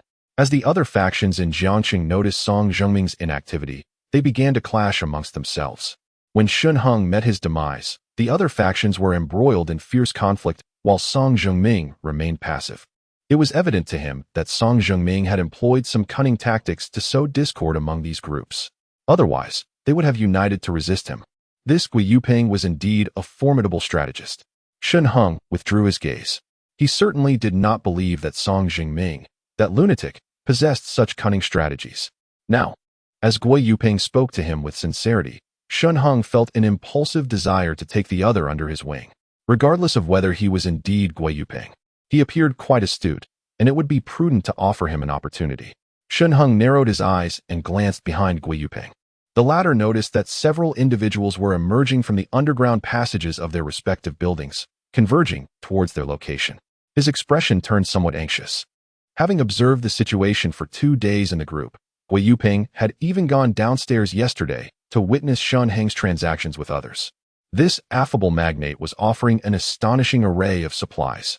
He had everything one could desire, even selling tincture. Gui Yuping felt a pang of envy. With a child only a year old at home, if he could procure tincture, his little one would not have to endure the cold and hunger. Regrettably, he had merely observed the previous day and had not prearranged a purchase with Shen Heng. Today, however, he had added Shen Heng on WeChat and expressed his interest in buying tincture, only to be informed that it was temporarily out of stock. Yet, before Gui Yuping could feel disheartened, Shen Heng explained that tincture would be available for sale the following day. This revelation left him astounded. In such inclement weather, when venturing outside was cumbersome, how could this enigmatic magnate be out of stock today, yet have supplies tomorrow? It was utterly preposterous. Thus, he mustered his courage to approach, seeking to inquire about this affable benefactor. After all, despite the magnate's somewhat irritable demeanor, Gui Yuping summarized that his statements in the group were quite reasonable. In a typical discussion, this prominent figure would refrain from participating. Rather, it is the shameless remarks of individuals like Old Wang that provoke his response. Very well, I shall grant you an opportunity. Shen Heng nodded, stating, I will package these supplies and sell them to you. He casually gestured toward the burlap sacks, inviting Gui Yuping to take a look. Before inquiring, I won't disclose the quantity. You may propose a suitable price. He intended to test the other party's acumen. Gui Yuping paused momentarily. This allows him to set the price? He leaned forward, examining the sacks in turn, and cautiously ventured. I estimate there are about 5 boxes of instant noodles, roughly 140 packets, and as for the bread, approximately 80 pieces. Based on your price of 2,000 per packet, that totals around 440,000. Should you be willing to part with these, I can round it up to 500,000. Would that be agreeable? His perceptiveness is commendable. Shen Heng nodded in satisfaction. Yesterday, he had descended to the square and retrieved supplies from his consciousness space, and indeed, he possessed far more than he had disclosed. Today, he rode a dilapidated bicycle, carrying only a limited quantity, which coincidentally aligned with Gui Yuping's estimation. Very well, then, 500,000 it is. Shen Heng affirmed. I can sell you all these items, but remember, those individuals in the group whom I have stated I will not sell to. I shall not sell to them either. Gui Yuping promptly nodded. The ones you wish to exclude are my adversaries.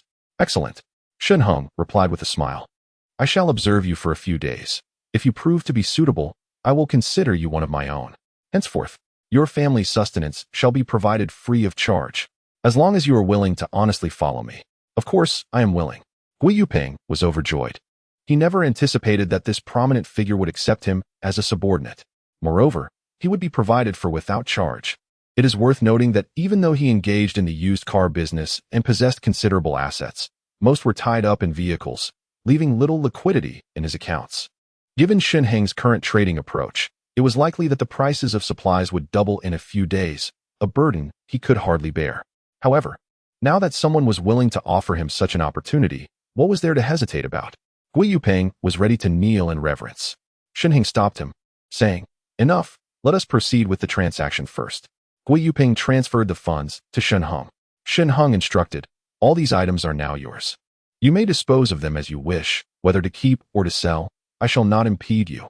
However, I advise you to reserve enough for today as sustenance, as I will bring better provisions tomorrow. Tomorrow, my consciousness space will also be unlocked, allowing access to a plethora of items, rendering the need for bread or instant noodles obsolete. Boss, I will heed your words. Gui Yuping nodded fervently. Furthermore, I have a gift for you. Shen Heng produced a dagger, discreetly handing it to Gui Yuping while lowering his voice. In these apocalyptic times, human intentions are inscrutable. This is a gift for your self-defense. Thank you, esteemed leader. Gui Yuping accepted the dagger, overwhelmed with gratitude and at a loss for words. By the way, my surname is Shen. You may call me Brother Shen. Shen Heng patted Gui Yuping on the shoulder and then rode his bicycle towards Unit 2 of Building 4. In his bicycle basket, there lay a small bag containing supplies intended for the property manager. It had only been a day since he last encountered the corpulent fellow, and he found himself oddly missing him. Of course, what he truly missed was the property manager's wife, the ethereal Bai Shuwan, who had been a cherished memory from his student days. In a past life, the property manager had been in dire straits, sacrificing Bai Shuwan for provisions. Now, in this lifetime, having provided the manager with sustenance, he felt certain the man should grasp the situation and willingly present Bai Shuwan to him. Chapter 54. Trading with other means. Old Zhang. Isn't it said that being amiable brings prosperity? Haven't you arranged the transaction in the underground passage? He even promised to provide you with food. Why the delay? Why the rush? My connections facilitate his transactions daily. He should be delivering the goods to me directly. It's freezing outside. One could easily perish in this weather. Yet, He possesses resources. What is there to boast about? Do not provoke him, lest we find ourselves famished. Does he dare? Huh. Even if he refuses, my wife can intervene. That fellow would have no choice but to grovel. What nonsense are you spouting? Haha. Merely jesting. I shall go now. At the entrance of Unit 2, Building 4, Room 601. Listening to the sounds of laughter from within, Shen Heng shook his head with a smile. This property manager truly took himself too seriously. Connecting in the group? How embarrassing. Just moments ago, I packaged up the sales of supplies. If Gui Yuping performs well, I may no longer need you. Moreover, were it not for the fact that your wife is named by Shu Wan, do you truly believe I would be delivering supplies to you? At that moment, the property manager approached the door, turning his head as he opened it, and remarked, "You should stay at home and not venture out to flaunt yourself and entice men just because I am unable to." "What are you saying?" Bai Shuan retorted playfully. "You know I'm not very adept in that regard. Only by exchanging such stimulating words with you can I feel anything. I truly love you." After a few more words of caution from the property manager, he opened the door, only to be startled by a figure standing on the threshold. Upon closer inspection, he realized it was Shen Heng, whose smile appeared somewhat strained. Had he overheard the earlier conversation between himself and his wife? Shen Heng was dressed as he had been the day before, sporting a leather cap, snow goggles, and a solid black mask. The property manager's face quivered with unease as he stammered, B-boss, what brings you here?" Bai Shuan, hearing the exchange at the door, rushed over. Upon seeing Shen Heng, her cheeks flushed momentarily, and she shot her husband an irritated glance before promptly speaking. "You must be Mr. Shen Heng, right? I've heard about you from old Zhang. Thank you so much for your generous provisions. Please come in." Yes, do come in," the property manager quickly added, stepping aside. Shen Heng sauntered into the room, placing the bag on the table, instantly captivating the couple's attention.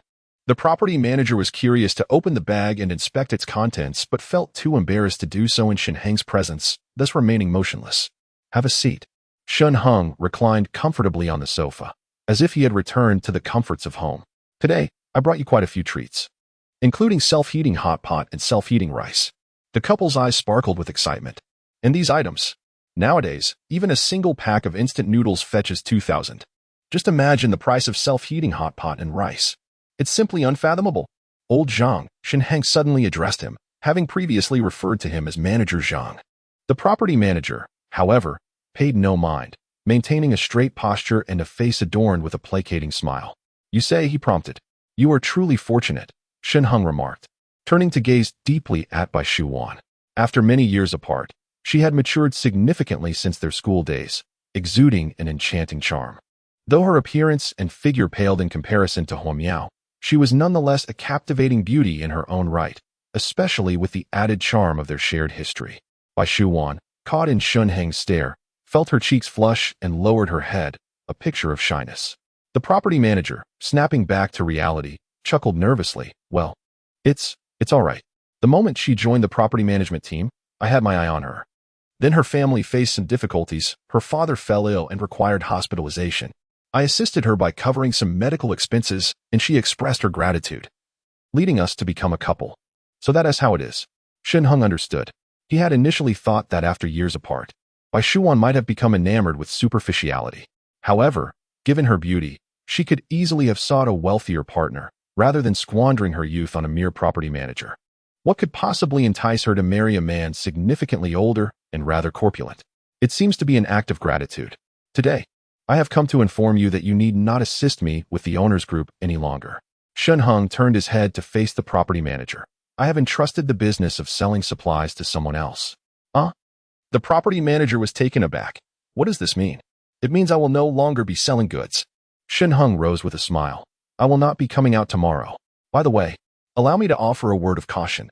Tomorrow's supplies will at least double in price. Therefore, if you can purchase them now, it would be wise to stock up." Considering the weather, the snow shows no signs of abating. Bai Shuan and her husband felt a jolt in their hearts and instinctively glanced out the window. Outside, the heavy snow continued to fall gracefully, and the sky remained overcast, offering no indication of the snow ceasing. Moreover, in the courtyard of the community, the accumulation of snow was even more pronounced. Just yesterday, it had reached the first floor, and now it was nearly at the windows of the second-floor balcony. At this rate, in just a week, wouldn't the snow inundate our sixth floor? What was even more alarming was the prospect of prices doubling. A single pack of instant noodles is already priced at 2,000. If it doubles, wouldn't that be 4,000? Who can afford that?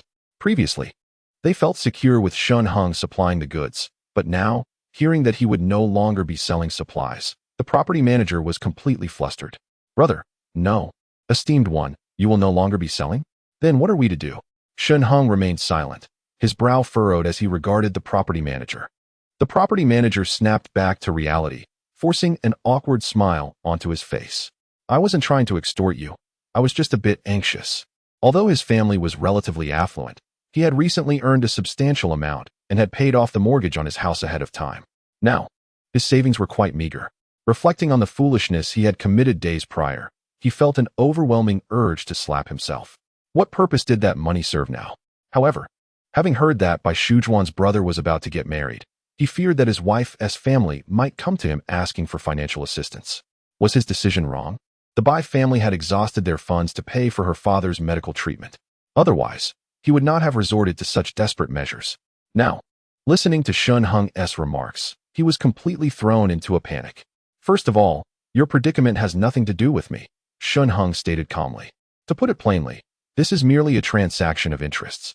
You want me to announce the sale of supplies in the group, and in return, I will provide you with some materials.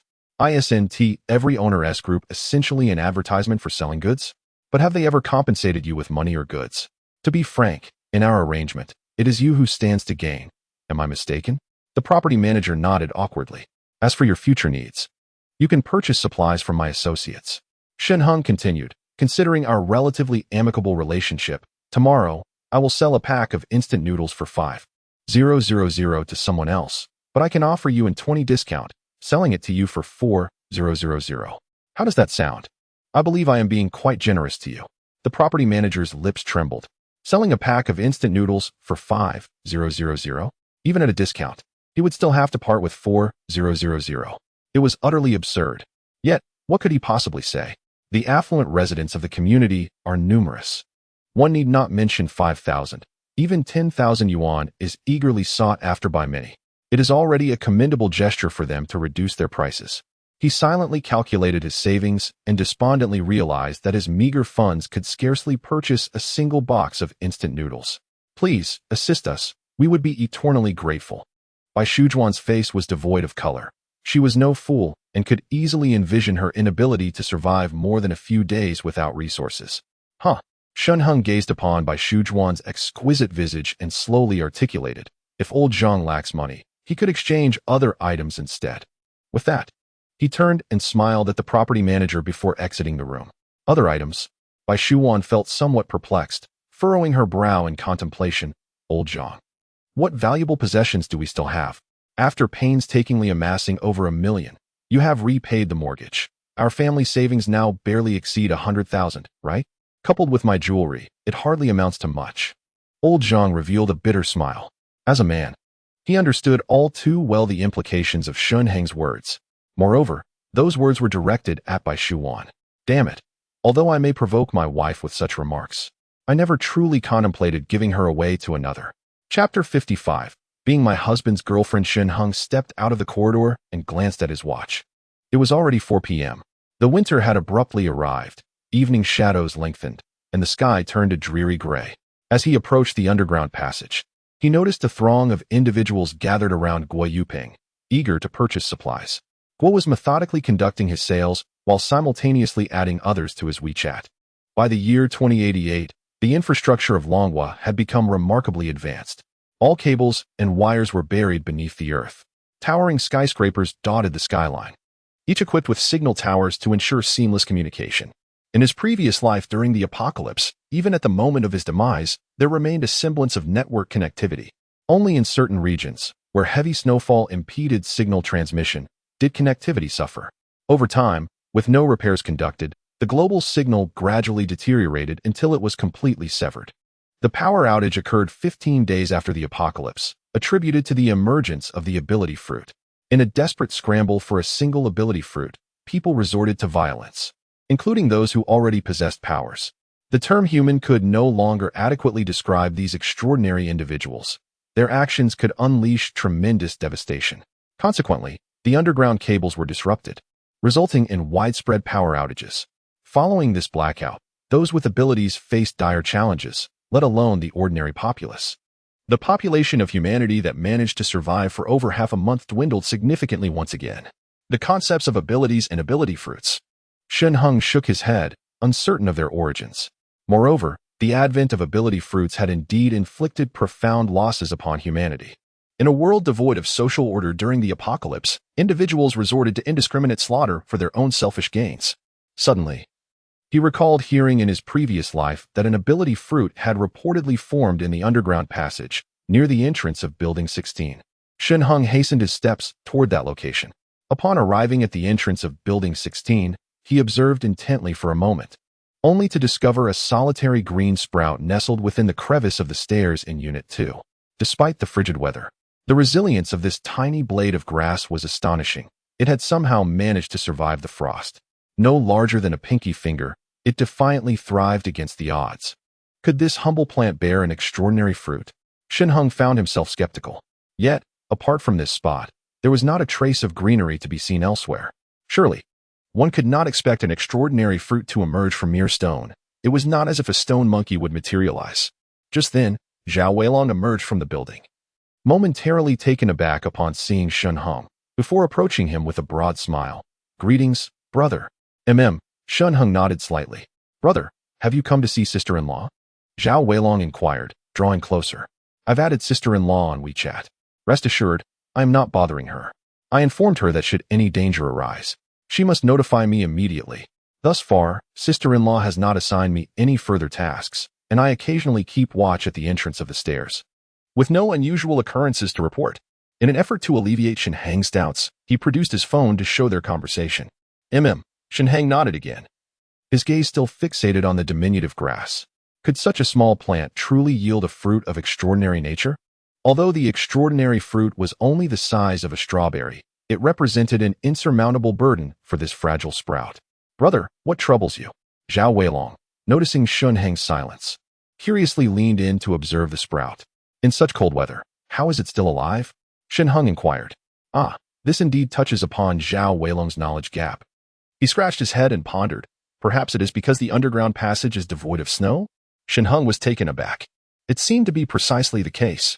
The plants outside, shrouded in snow, would undergo mutations following the emergence of the ability fruit, rather than yielding the fruit itself. The potholes he had brought home thrived precisely because it had not encountered snow. This detail appeared to have eluded those around him. Taking a deep breath, he regarded Zhao Weilong with a solemn expression. Truly, he was a fortunate ally. You should pay closer attention to the plants indoors. But, are those subordinates of yours reliable? Upon hearing Shen Heng's words, Zhao Weilong's face flushed. It was indeed those very subordinates who had scattered in disarray yesterday, leaving him vulnerable to a beating. Well, they can be considered somewhat dependable. They usually stick with me. But you were just so forceful yesterday that it startled them. Zhao Weilong replied awkwardly. Then discreetly gather more of your subordinates. I shall provide the necessary resources, and you must consolidate them all. Shen Heng narrowed his eyes. Loyalty isn't a prerequisite, but with a supply of resources, they will surely flock to you. Have them contribute their household plants. Furthermore, discreetly collect plants from others' homes in exchange for resources. Understood. Zhao Weilong nodded eagerly.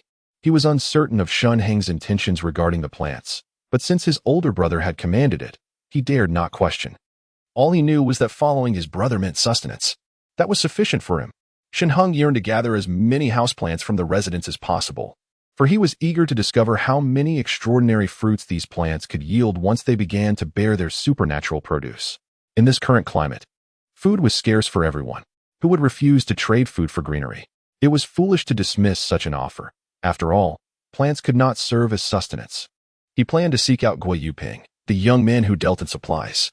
Shen Heng gestured towards the distance and remarked, "Just mention that you are one of Shun Ji's associates, and he will undoubtedly provide you with some provisions."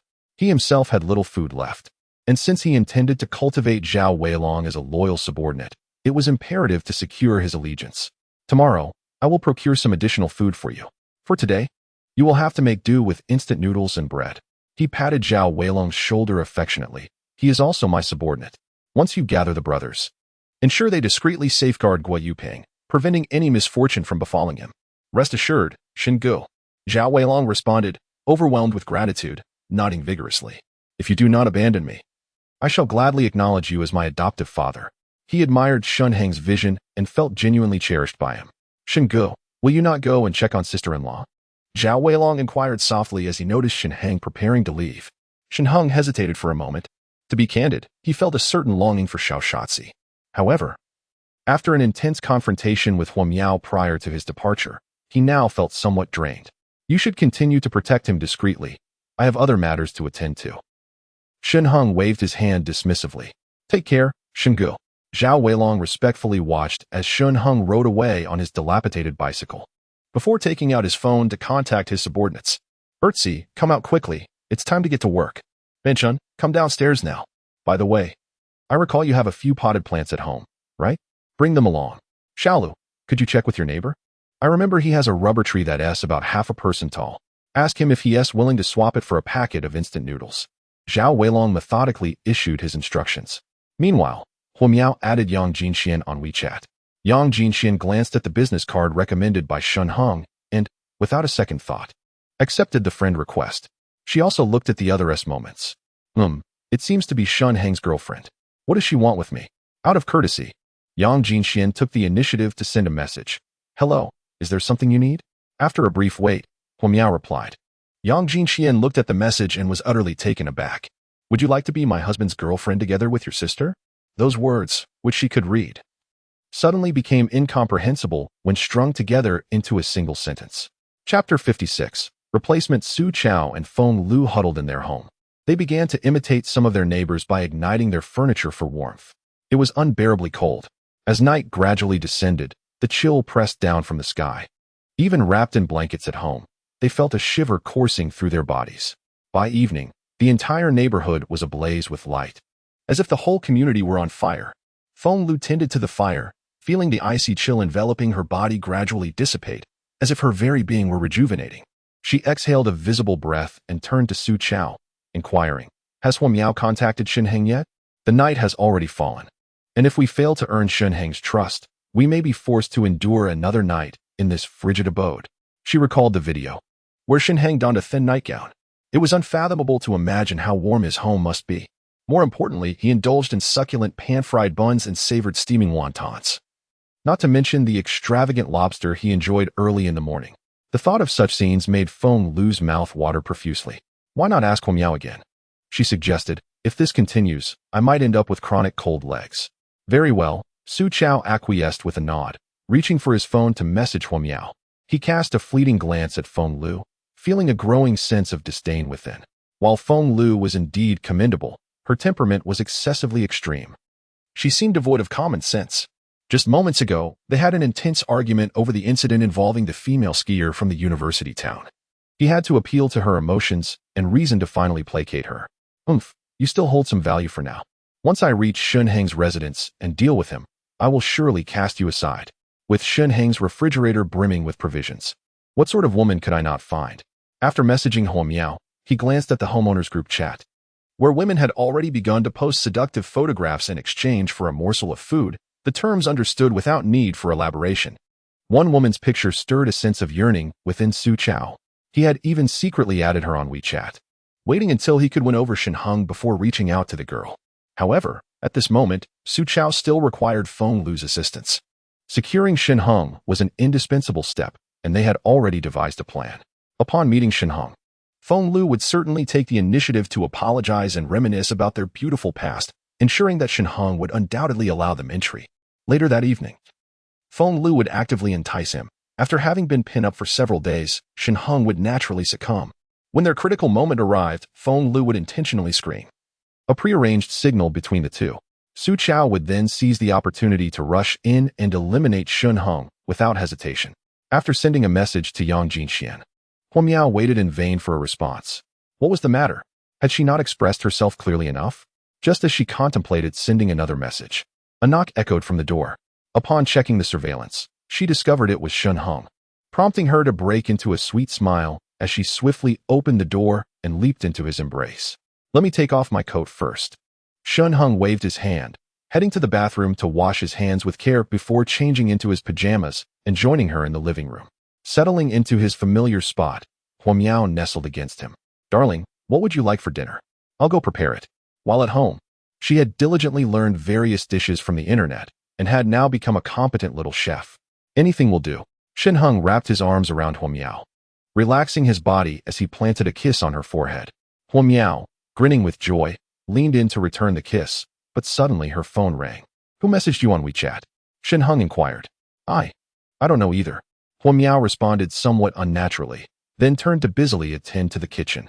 She initially believed the message to be from Yang Jinxian, anxious about it being seen by Shen Heng. Would he resent her for taking the initiative to arrange for a concubine? Surely not. After all, don't men appreciate a considerate woman like herself? Fortunately, Shen Heng was already seated on the sofa, engrossed in his phone, allowing Huo Miao a moment of privacy to glance at her own device.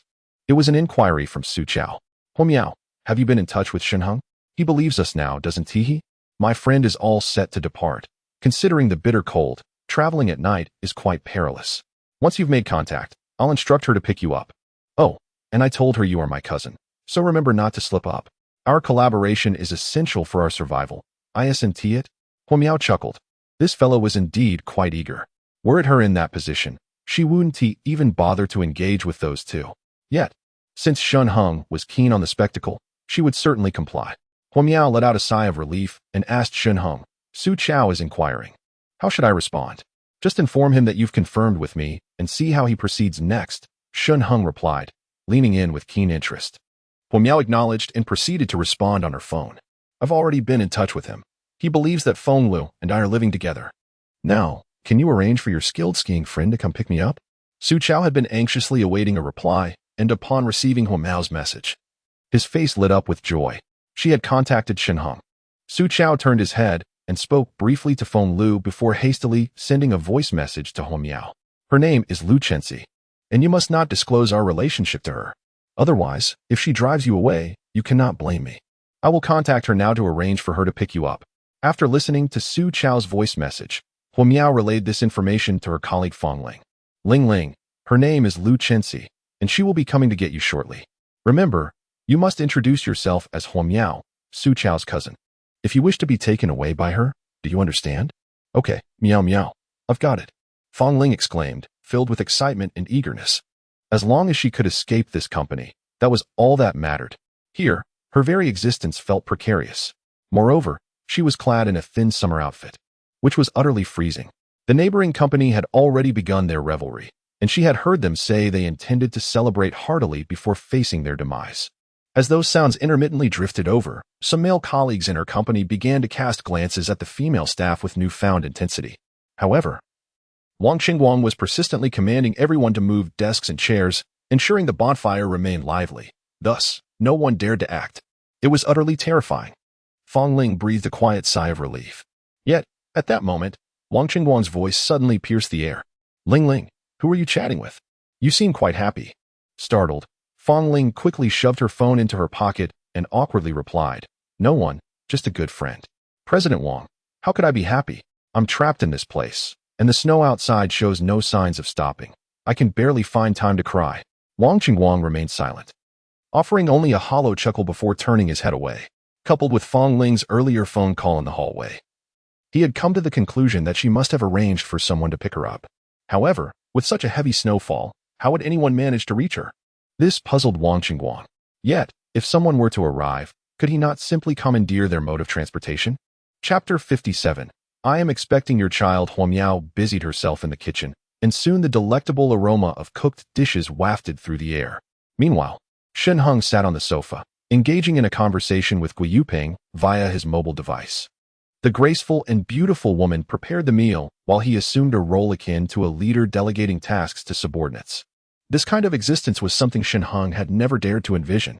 He even found himself somewhat grateful for the apocalypse, had it not been for the icy cataclysm. He would still be the beleaguered writer, yearning for validation. Gui Yuping reported that a considerable amount of supplies had been sold in the afternoon. But later Zhao Weilong had approached him, and he had shared a significant portion of food with Zhao. Working under Shen Heng naturally meant that money was not a consideration. Shen Heng offered words of reassurance, expressing his satisfaction with Gui Yuping's actions. He even entrusted Guo with the task of selling tomorrow's supplies.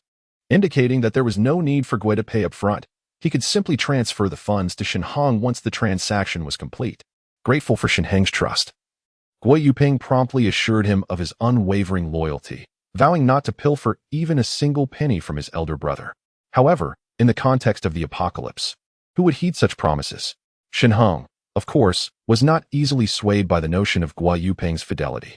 He promptly sent a WeChat message to Zhao Weilong, instructing him to dispatch 2 astute subordinates to check in on Gui Yuping the following day, surrounding Gui Yuping with the pretense of procuring supplies, but secretly keeping a watchful eye on him.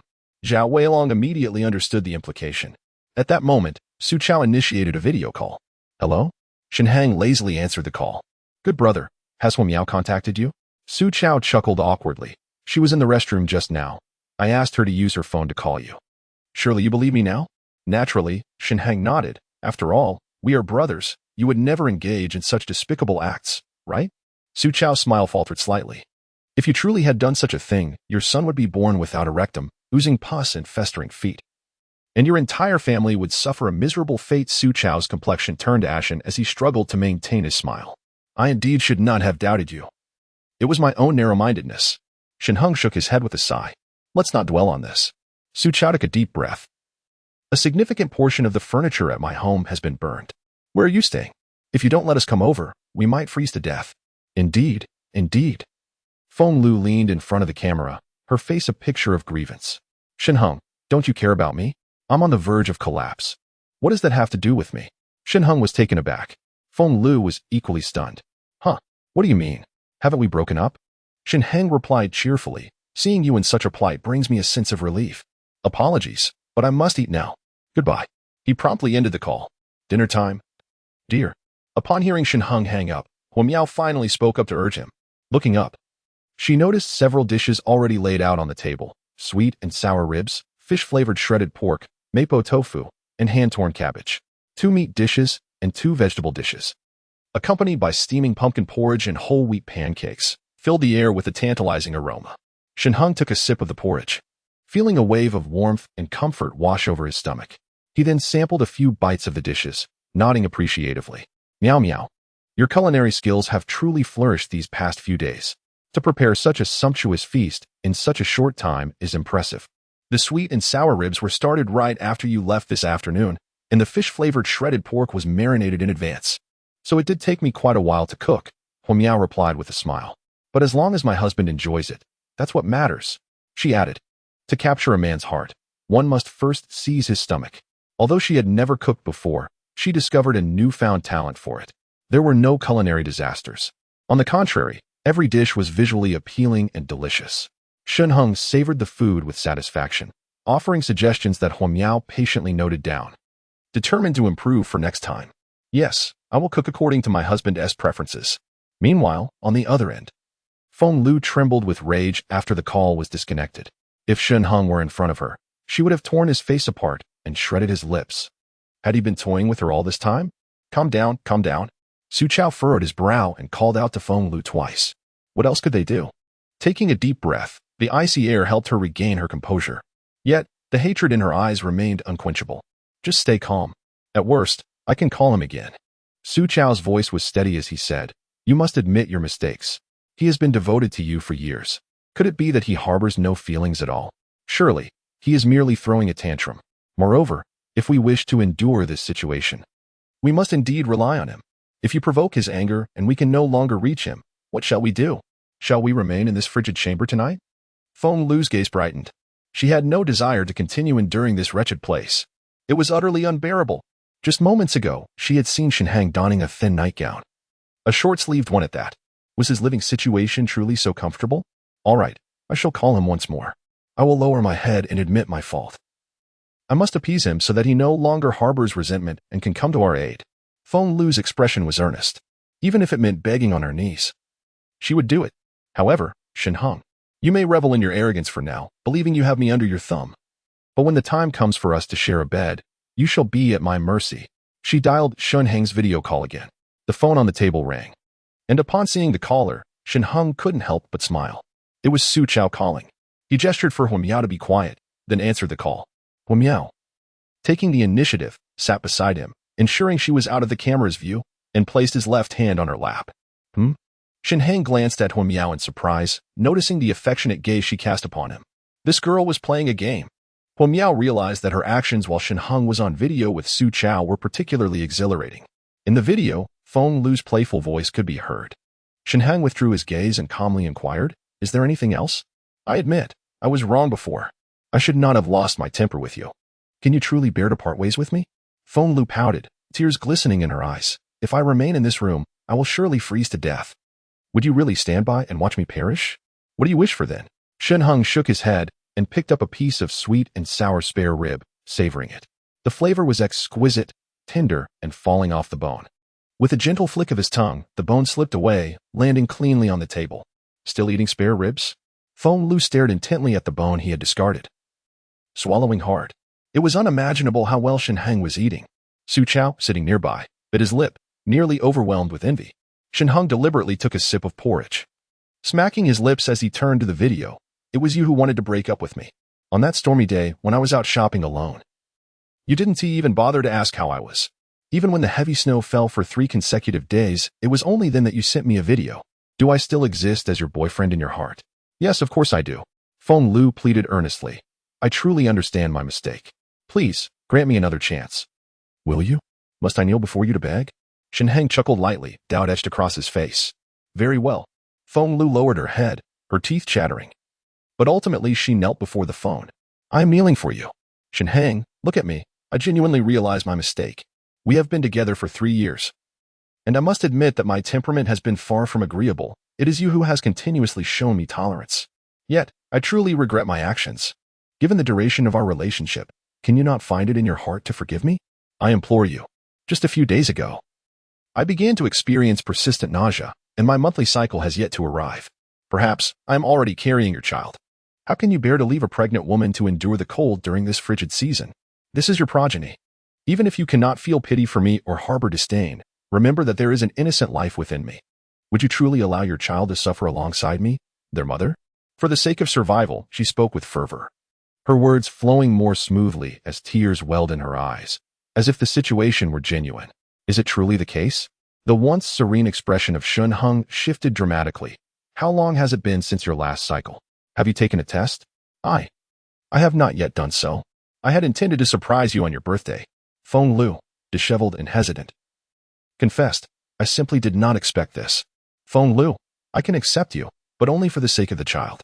After a prolonged silence, Shen Heng sighed, picked up a slice of sweet and sour pork, and slowly savored it, as if carefully choosing his words. Feng Lu and Su Chao, as anticipated, fixed their gazes upon Shen Heng's mouth, as if they could smell the delightful aroma of the dish even from a distance. "Yet, my resources are dwindling."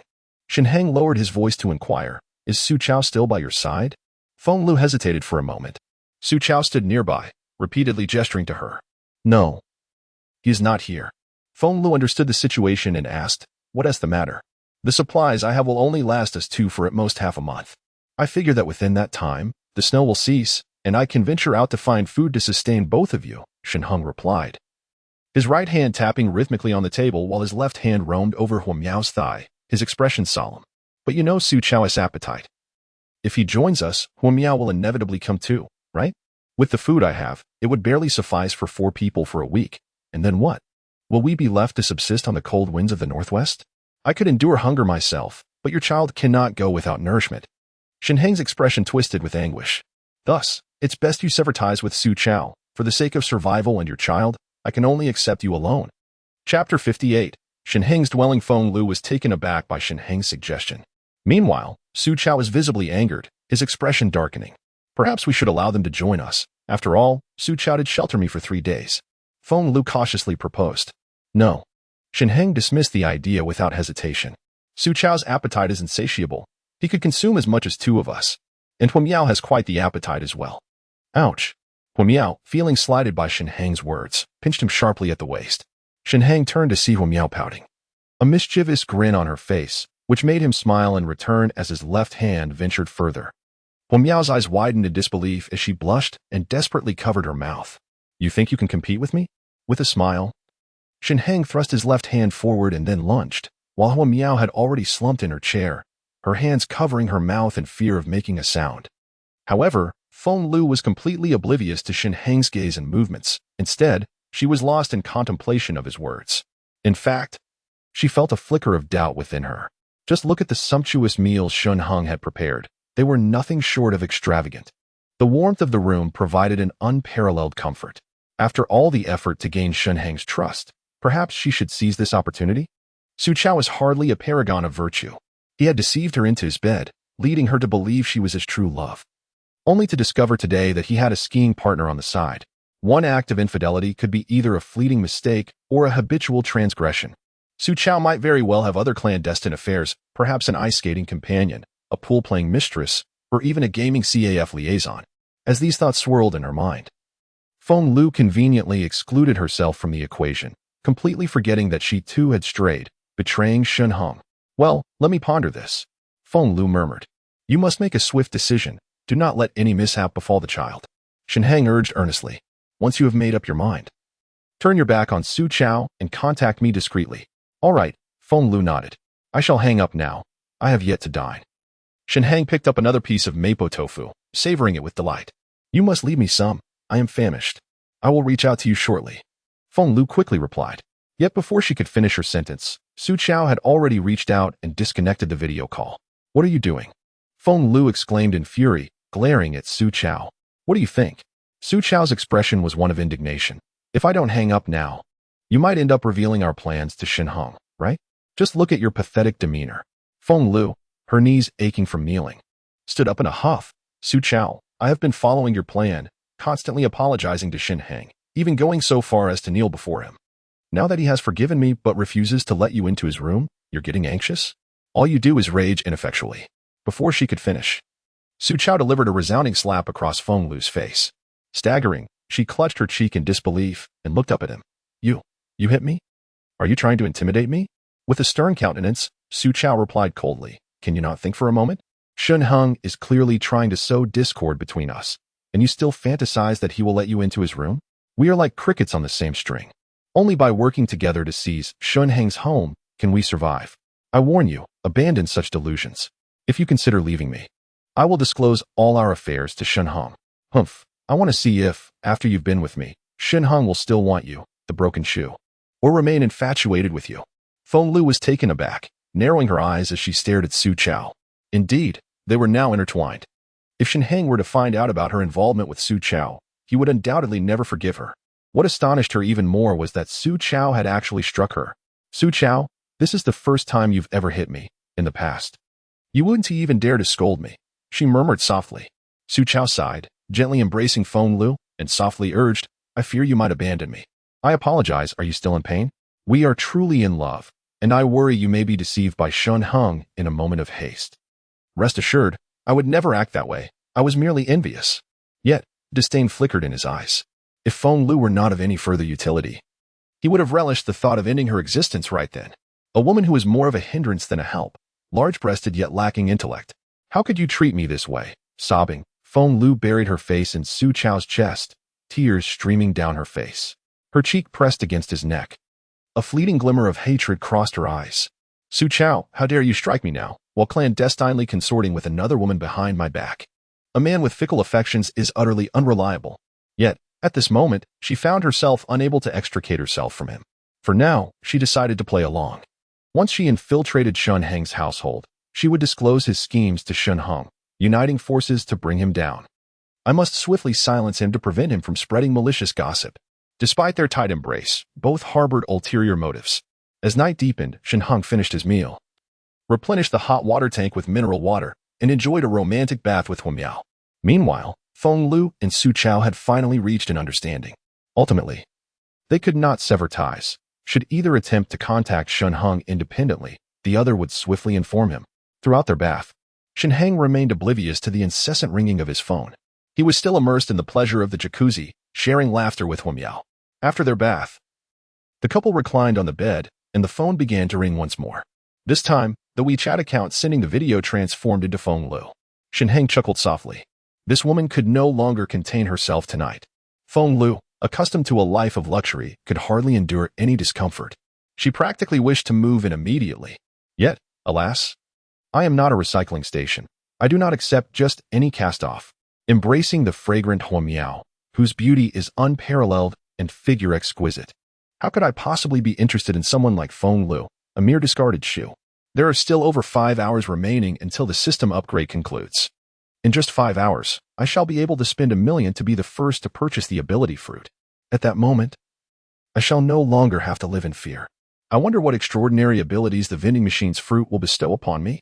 The phone continued to ring incessantly, and Shen Heng snapped back to reality, answering the video call. Shen Heng, what are you doing? Why have you taken so long to answer my call? The scene on Feng Lu's end was dimly lit, and her pouting expression exuded a playful charm. However, the surveillance from Shen Heng's other phone clearly revealed that Feng Lu was trembling under the covers on Su Chao's bed, while Su Chao sat across from her, staring intently. Just took a shower. So, have you made a decision? Shen Heng naturally understood that these two could not simply abandon one another, feigning ignorance. Shower? You took a shower? Feng Lu was taken aback. Yet, glancing at the video of Shen Heng, his hair damp and bare-chested, it was evident he could not be deceiving her. Turning her gaze towards herself, she realized she hadn't bathed in days. Her hair was unkempt and greasy, resembling a beggar. But in such frigid weather, with the pipes already frozen, not a single drop of water flowed. Even obtaining drinking water had become a challenge. Yet Shen Heng had managed to take a shower? She could hardly fathom the warmth that enveloped Shen Heng's home. Su Chao also recognized this, his eyes wide with astonishment. Their abode was stocked with a considerable supply of mineral water. Although the pipes had frozen, I managed to pour the mineral water into the water heater, allowing for a makeshift shower. Shen Heng shrugged. A bottle of mineral water costs merely 1 yuan, and although the jacuzzi is quite spacious, filling it requires a dozen boxes of water. Yet, given its affordability, the total cost to fill it amounts to only 4 or 500 yuan. Currently, Shen Heng sells a pack of instant noodles for 2,000. Excluding the bathing expenses, he still nets over 1,000. It's all profit, without any remorse. Using mineral water for bathing? Feng Lu's lips trembled. Such a waste indeed. While others must expend 2,000 just to procure a bottle of mineral water, Shen Heng brazenly uses it for bathing. It is utterly extravagant. Furthermore, it has been discovered that the snow outside harbors viruses, rendering it undrinkable, which has caused the price of mineral water to skyrocket. Some who fail to acquire supplies are privately willing to pay 3,000 for a single bottle. That Shen Heng dares to bathe with mineral water. If you are willing to come over, you could also bathe here. Feng Lu, I can see your hair is quite greasy. It seems you haven't bathed in several days. Is it not uncomfortable? Shen Heng expressed concern.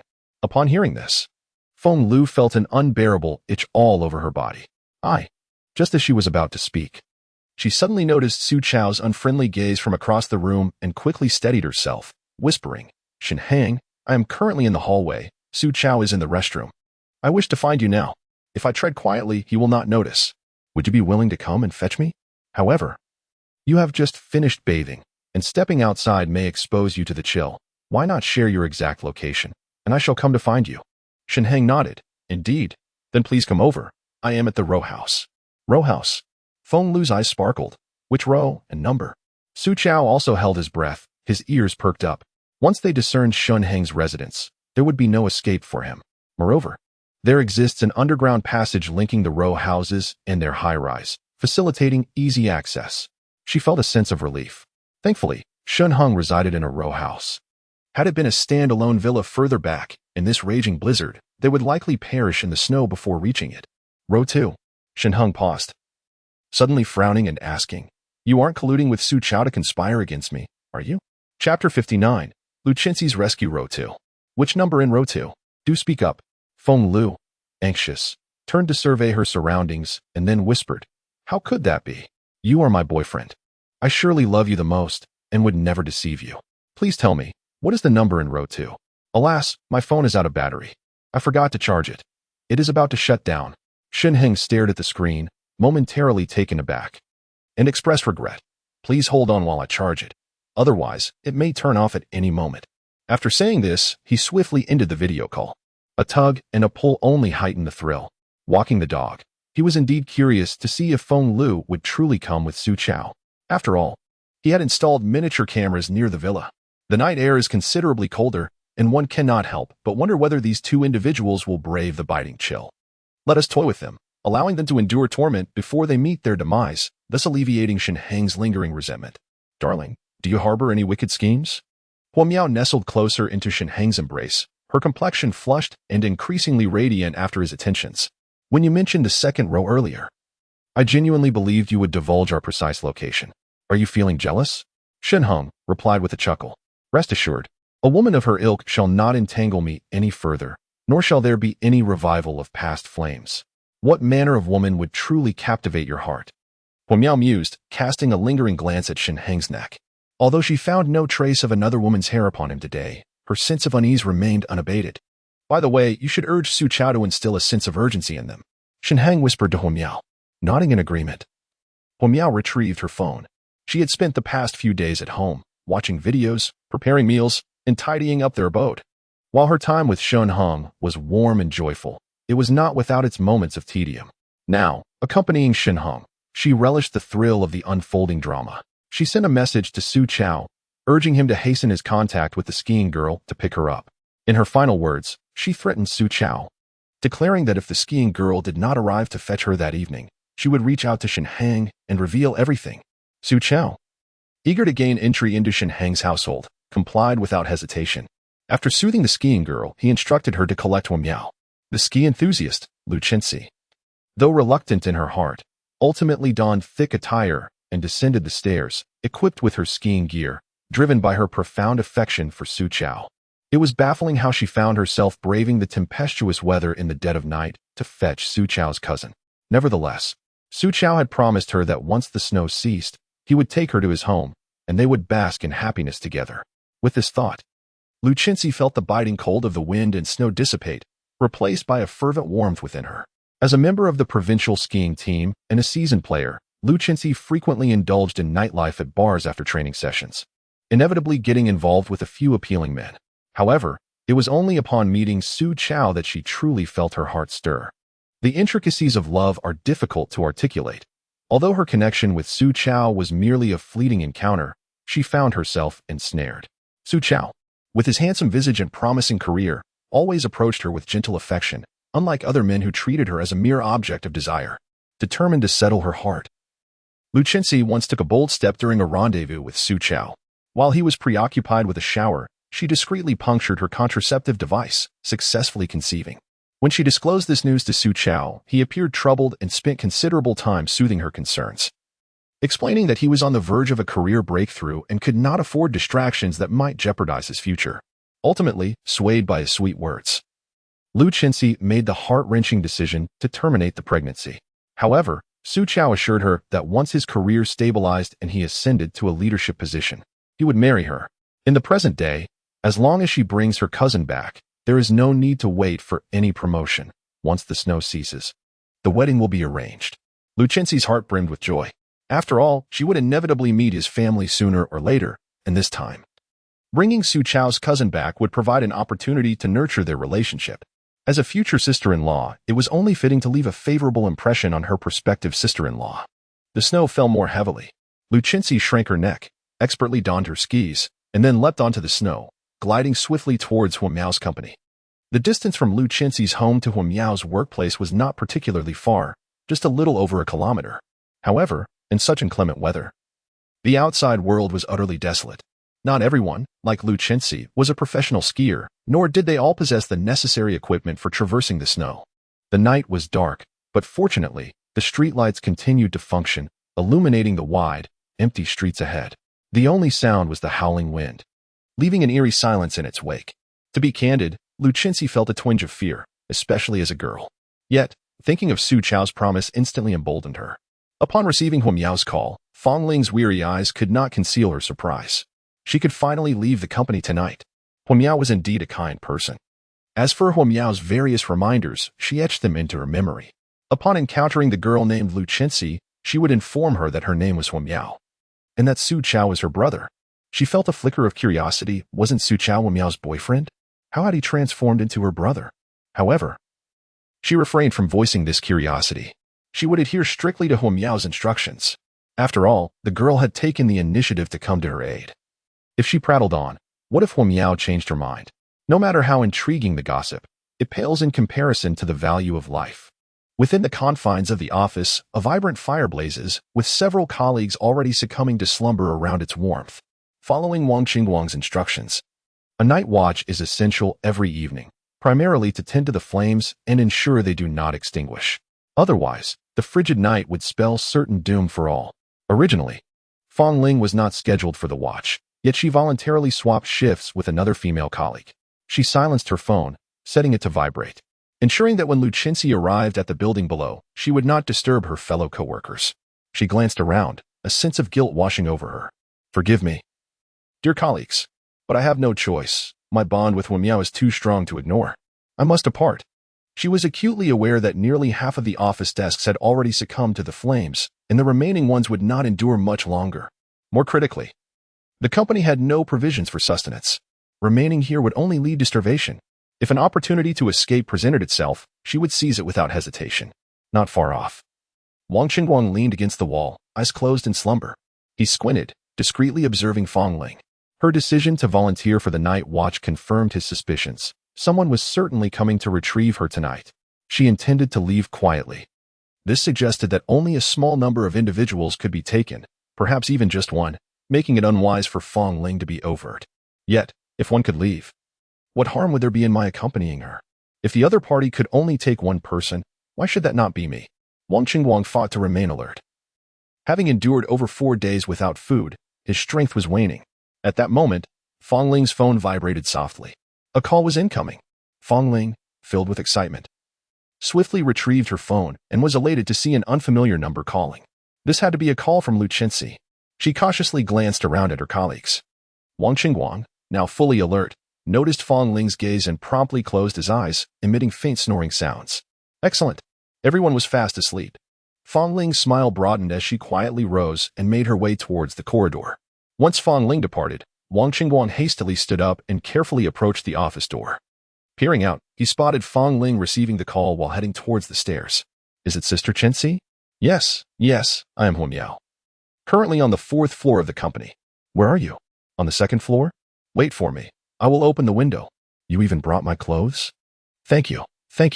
Well, you open the window, and I will go in first. You can put on your clothes before coming out, after all. It's so cold outside. Lu Qinxi stood by the window on the 2nd floor, exhaling puffs of mist. Having slid such a distance, her face felt nearly frozen. Moreover, with a climbing backpack on her back, she sensed beads of sweat forming all over her body after such a long trek. The bag contained quite a few clothes, as Wen Miao had been stuck at the company working overtime, evidently still clad in summer attire. If they were to venture out together, she would surely freeze into an ice block. If Wen Miao were to perish from the cold, Su Chao would never forgive her. Fong Ling continued her conversation on the phone, glancing back at the direction of the office before heading down the stairs. Wang Qingguang swiftly retracted his head. Was someone there? Fong Ling paused, feeling as though she had glimpsed a shadow. But had she not seen all her colleagues fast asleep when she left? She stood still for a moment, waiting, yet there was no sign of anyone at the office door. Certainly, it must be an illusion of my own eyes. After several days of hunger, feeling dizzy is quite normal.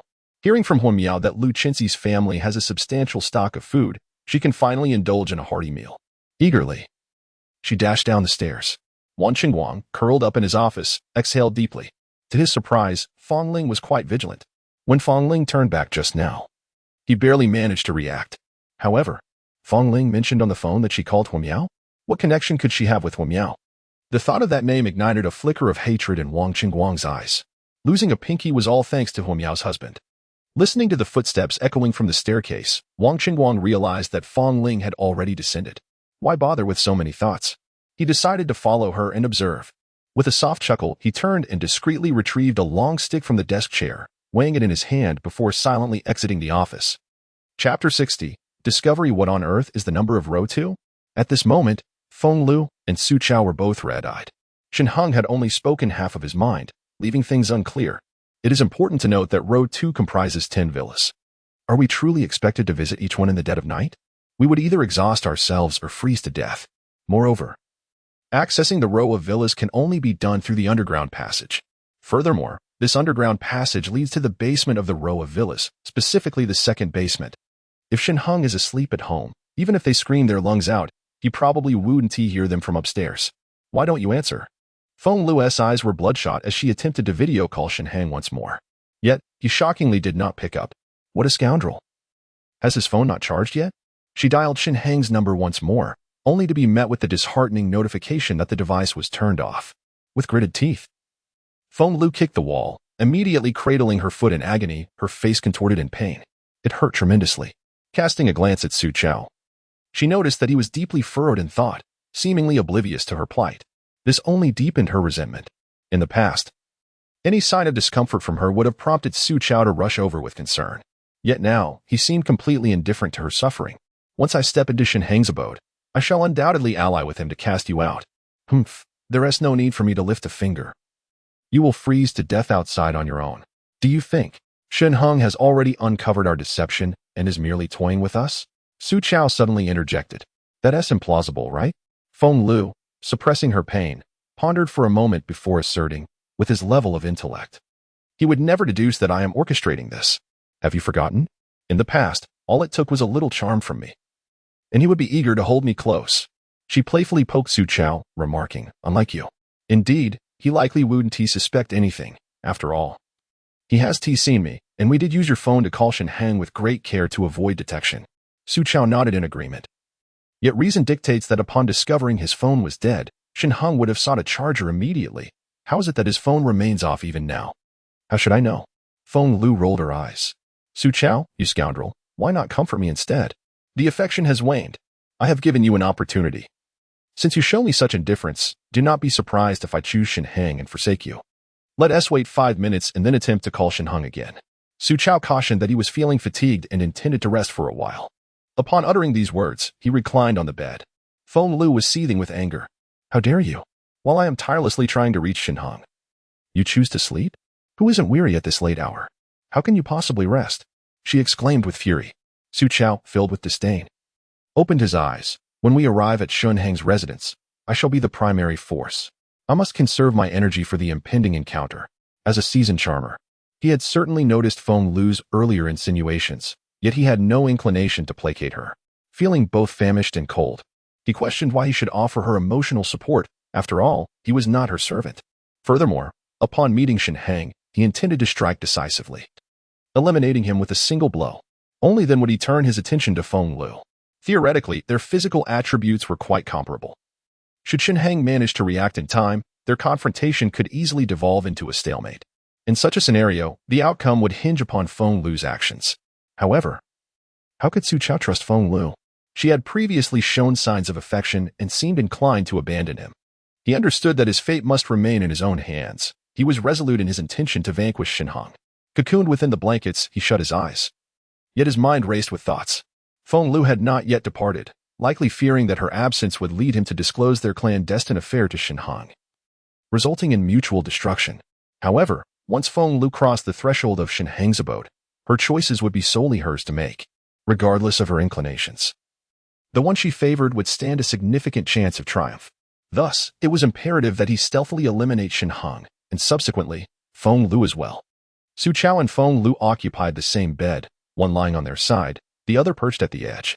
Just a couple of days ago, they were immersed in an exhilarating basketball match, yet now, each harbors ulterior motives. Wang Qingguang quietly ascends to the second floor. The previously faint sound of Feng Ling's phone call has now become much clearer. Sister Chenxi, I have arrived on the second floor. Where are you? Oh, I see you. Feng Ling exclaimed as she spotted a figure outside the window vigorously waving.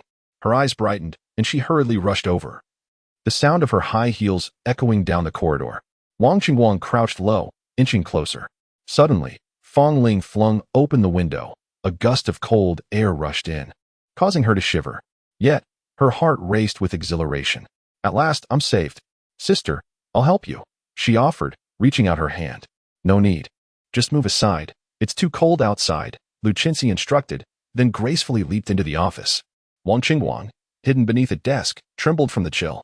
Fortunately, after Lu Chenxi jumped inside, she swiftly closed the window behind her, and soon the sound of a zipper echoed.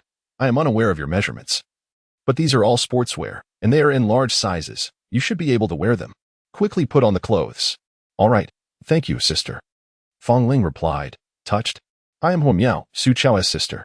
She made sure to introduce herself. Lu Chenxi looked puzzled. Didn't we just discuss this over the phone? I already know you are Huo Miao. Feng Ling chuckled awkwardly, cleared her throat. and hurriedly donned the clothes. Considering your lack of skiing experience, I have only brought my snowboard. Later, you will stand on it and hold on to me as I take you home. Luchinsi advised, but don't let your feet be too stiff. When I move one foot, you should follow the rhythm and gently lift your foot. Rest assured, it is quite simple. All right, all right. Fong Ling nodded eagerly. I heard from Su Chao that you have been hungry for several days. Here is a piece of ham for you to tide you over. When we get back, I will prepare some noodles for you, Luchinsi added. Ham, Fong Ling exclaimed as she unwrapped the sausage that Luchinsi had produced. Without hesitation, she eagerly tore open the packaging and took a hearty bite. Eat slowly, don't choke. Luchinsi shook her head. Aside from training and visiting bars, she mostly stayed at home playing computer games. She considered herself fortunate. Just a couple of days ago, she had stocked up on supplies, and then the snowstorm struck. However, the household had transformed from one person to two, and the snacks she had purchased would last at most 3 or 4 days before being depleted. Luchinsi was acutely aware of the scarcity of provisions. Although the prices were not as outrageous as those in Shen Heng's Tiyuan community, they were still astonishingly high. Take your time. Once you warm up, we will set off. There's a supermarket on the way. We can sneak in through the second floor and grab some food. Luchinsi patted the large bag on her back. Before coming here, she had already planned that the bag contained clothes, and once Hu Miao changed into them, the bag would be empty, allowing for a trip to the supermarket to buy some essentials. Great. Fong Ling nodded eagerly. By the way, are you Su Chao's cousin? He never mentioned you before. Luchinsi casually inquired, her intuition suggesting that Fong Ling was not merely Su Chao's cousin, but perhaps a charming young woman from outside. After all, the ease with which Su Chao could arrange a meeting with her indicated that such a man could not possibly be as naive as he appeared. Indeed, they had shared a meal just a few days prior. However, due to the distance of her workplace and his busy schedule, they could only meet occasionally on weekends. Fong Ling, showing no signs of distress, responded nonchalantly, "Is that so?" Luchinsi scrutinized Fong Ling's face, finding her reply plausible. This girl was rather plain. Even if she were not related to Su Chao, she posed no threat to me. Moments later, Fong Ling spoke up. All right, let us be on our way. Luchinsi skillfully glanced out the window, preparing to turn back and beckon Fong Ling, when suddenly, a chilling laugh echoed from behind her. Fong Ling, sneaking away without informing your superior? Are you afraid I might prevent your return home? Fong Ling shuddered, as if struck by lightning. Wang Zong, she stammered, forcing a laugh but remaining silent, hastening her escape through the window. Yet, before she could fully exit, a powerful force yanked her back into the room. Thud. Fong Ling landed on the floor. Her thick clothing cushioned the fall, and she quickly sprang up, glaring fiercely. What are you trying to do? Is a few minutes really such a concern? Wang Qingguang chuckled, his gaze directed toward Luchinsi outside. Beautiful lady, why not come in? We can have a proper conversation. What do you wish to discuss? Fong Ling asked, her face betraying her anxiety. Wang Qingguang smiled faintly. Let us discuss why you, clearly named Fong Ling, have suddenly adopted the name Hu Miao. Hu Miao is also an employee of our company. Have you two exchanged names, even altering your surnames? Chapter 61. Reaching consensus upon hearing Wang Qingguang's words, Fong Ling's expression changed abruptly. Damn it. He must have overheard my phone call. I sensed someone was watching in the office. It turns out to be this man. Silence. You. Fong Ling's face turned pale, her demeanor fierce yet fragile. However, before she could finish her sentence, Luchinsi outside the window returned, expressionless, and closed the window. I wish to listen as well. Wang Qingguang chuckled, nodding at Luchinsi. I am Wang Qingguang, the company leader of Fong Ling, or rather, her superior. As for Hu Miao, the person you wish to rescue, she has long since gone home. What does that mean? Luchinsi furrowed her brow. Having heard Wang Qingguang's words, she sensed something amiss. How could this woman, Hu Miao, be addressed by a man as Fong Ling? Thus, when Wang Qingguang suggested a discussion, Luchinsi did not hesitate to climb back in. For nights prior, before the blizzard, Hu Miao was indeed trapped in the company, but later, during the sleet, her husband came to take her away. Wang Qingguang's expression darkened slightly upon mentioning Hu Miao's name. Yet, he was uncertain of the relationship between Luchinsi and Hu Miao and dared not reveal any animosity. However, since this woman seemed unfamiliar with Hu Miao, why had she come to retrieve her? Her husband? Luchinsi felt perplexed. Su Chao had not mentioned any of this to her. Indeed, what was her husband's name again? Su Chao, yes, that is it. Wang Qingguang slapped his forehead. Luchinsi swayed her body and exclaimed loudly, No, it's impossible. What could be impossible? We already knew that Huan Miao had a boyfriend named Su Chao. We just didn't anticipate that they had secretly wed, even excluding us colleagues from the wedding. Wang Qingguang replied nonchalantly. It was until that night that I finally met her husband. He was somewhat handsome, standing approximately 178 centimeters tall. Lu Qinxi's complexion turned pale. No, you must be deceiving me. What is there to deceive? There are still plenty of colleagues upstairs, sound asleep. Would you like me to awaken them for verification? Wang Qingguang discerned the truth. The woman before him clearly shared a profound connection with Su Chao. Reflecting on that man who had severed his own pinky, he felt an overwhelming urge to flay him alive. Who would have thought that such a scoundrel could be so cunning, even deceiving this woman? Listening to Wang Qingguang's words, Lu Qinxi inhaled deeply. Her gaze fixed on Fong Ling on the floor as she shouted, "You must clarify this for me." Fong Ling recoiled in fear, stammering, I am called. Her name is Fong Ling. I already mentioned it earlier. Wang Qingguang interjected, producing his phone to display the company personnel information and handing it to Lu Qinxi. Here, this is our company's employee information, which includes photographs of both Huan Miao and Fong Ling. You can ascertain the truth for yourself. Lu Qinxi trembled as she accepted the phone, though it was merely an identification photo. A single glance revealed to her that the woman she was destined to save was Fong Ling, and not Huan Miao. Huan Miao was stunningly beautiful. Even in a passport picture, she captivated the eye. Lu Qinxi had to concede that Huan Miao was far more attractive than herself. How could this be?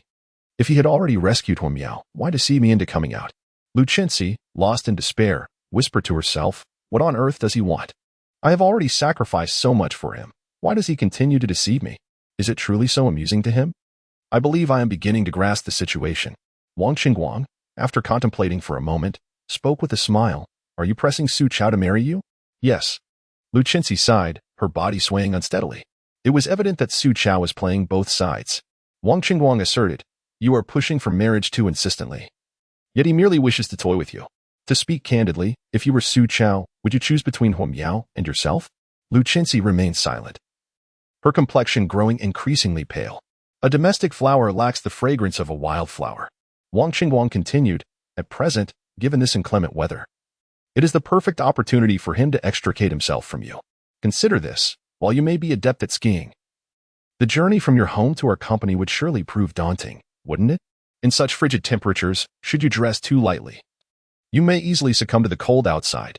To my knowledge, there have been widespread casualties across the nation, even globally, and the authorities have yet to make an appearance. Once the snowfall ceases and societal order is restored, if you were to perish outside, who would remember you? The news only reports the number of deceased nationwide. Yet the reasons behind these deaths are either from freezing or starvation. You could easily perish on the road, dressed in thick clothes, simply because your home lacks provisions. And while venturing out in search of sustenance, you might tragically succumb to the cold.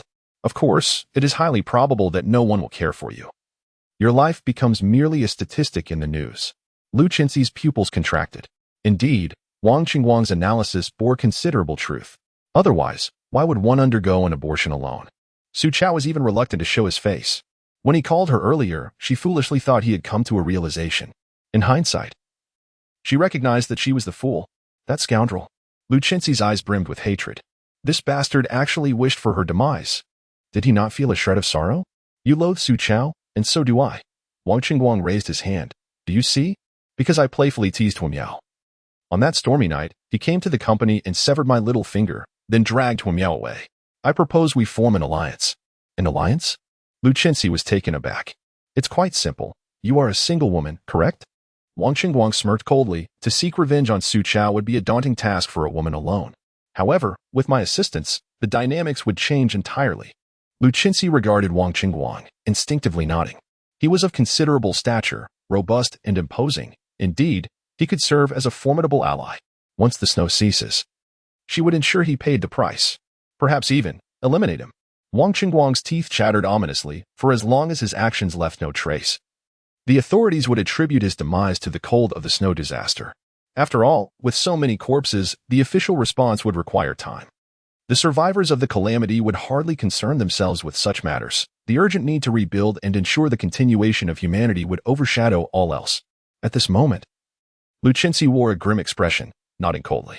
Although she harbored feelings for Su Chao, his current intentions threatened her very life, making forgiveness an impossibility. This scoundrel could not be spared. Suddenly, Fong Ling panicked. realizing that Lu Qinxi had come to her rescue. What was she to do? You? Wang Qingguang scoffed. You conspired with Hua Miao to bring harm to this lady, and now you expect her to take you with her? I can only save one person. Lu Qinxi's gaze towards Fong Ling was icy. Before Fong Ling could utter another word, Wang Qingguang lunged forward, pinning her down and swiftly stripping off her clothes to wear for himself. Give me back my clothes. Fong Ling wept. Get away. Wang Qingguang kicked her aside. He then followed Lu Qinxi through the window. The biting cold sent a shiver through Wang Qingguang, yet the fresh air invigorated him. He was saved. Fong Ling, in tears, saw Wang Qingguang follow suit through the window and, in a frenzy, lunged towards him, gripping him tightly. You seek death. A cold glint flashed in Wang Qingguang's eyes as he seized the wooden stick he had brought from the office and struck Fong Ling fiercely on the head. Yet, Fong Ling stubbornly clutched at Wang Qingguang's clothing. Let go of me. Let go. Let go. Let go. Wang Qingguang, filled with a fierce intensity, seeing Fong Ling's determination to provoke him, unleashed a series of blows to her forehead with all his might. It was not until Fong Ling fell silent, limp against the window, that Wang Qingguang let out a grunt and approached Lu Qinxi, embracing her tightly. Let's go, beautiful, he said. Lu Qinxi, her expression complex, nodded gently, but her face turned slightly unnatural. Don't hold me so tightly. I have no choice. This jacket is a bit small, and the zipper in front won't stay up. Holding you close prevents the cold wind from seeping in. Otherwise, I might freeze to death before reaching your home.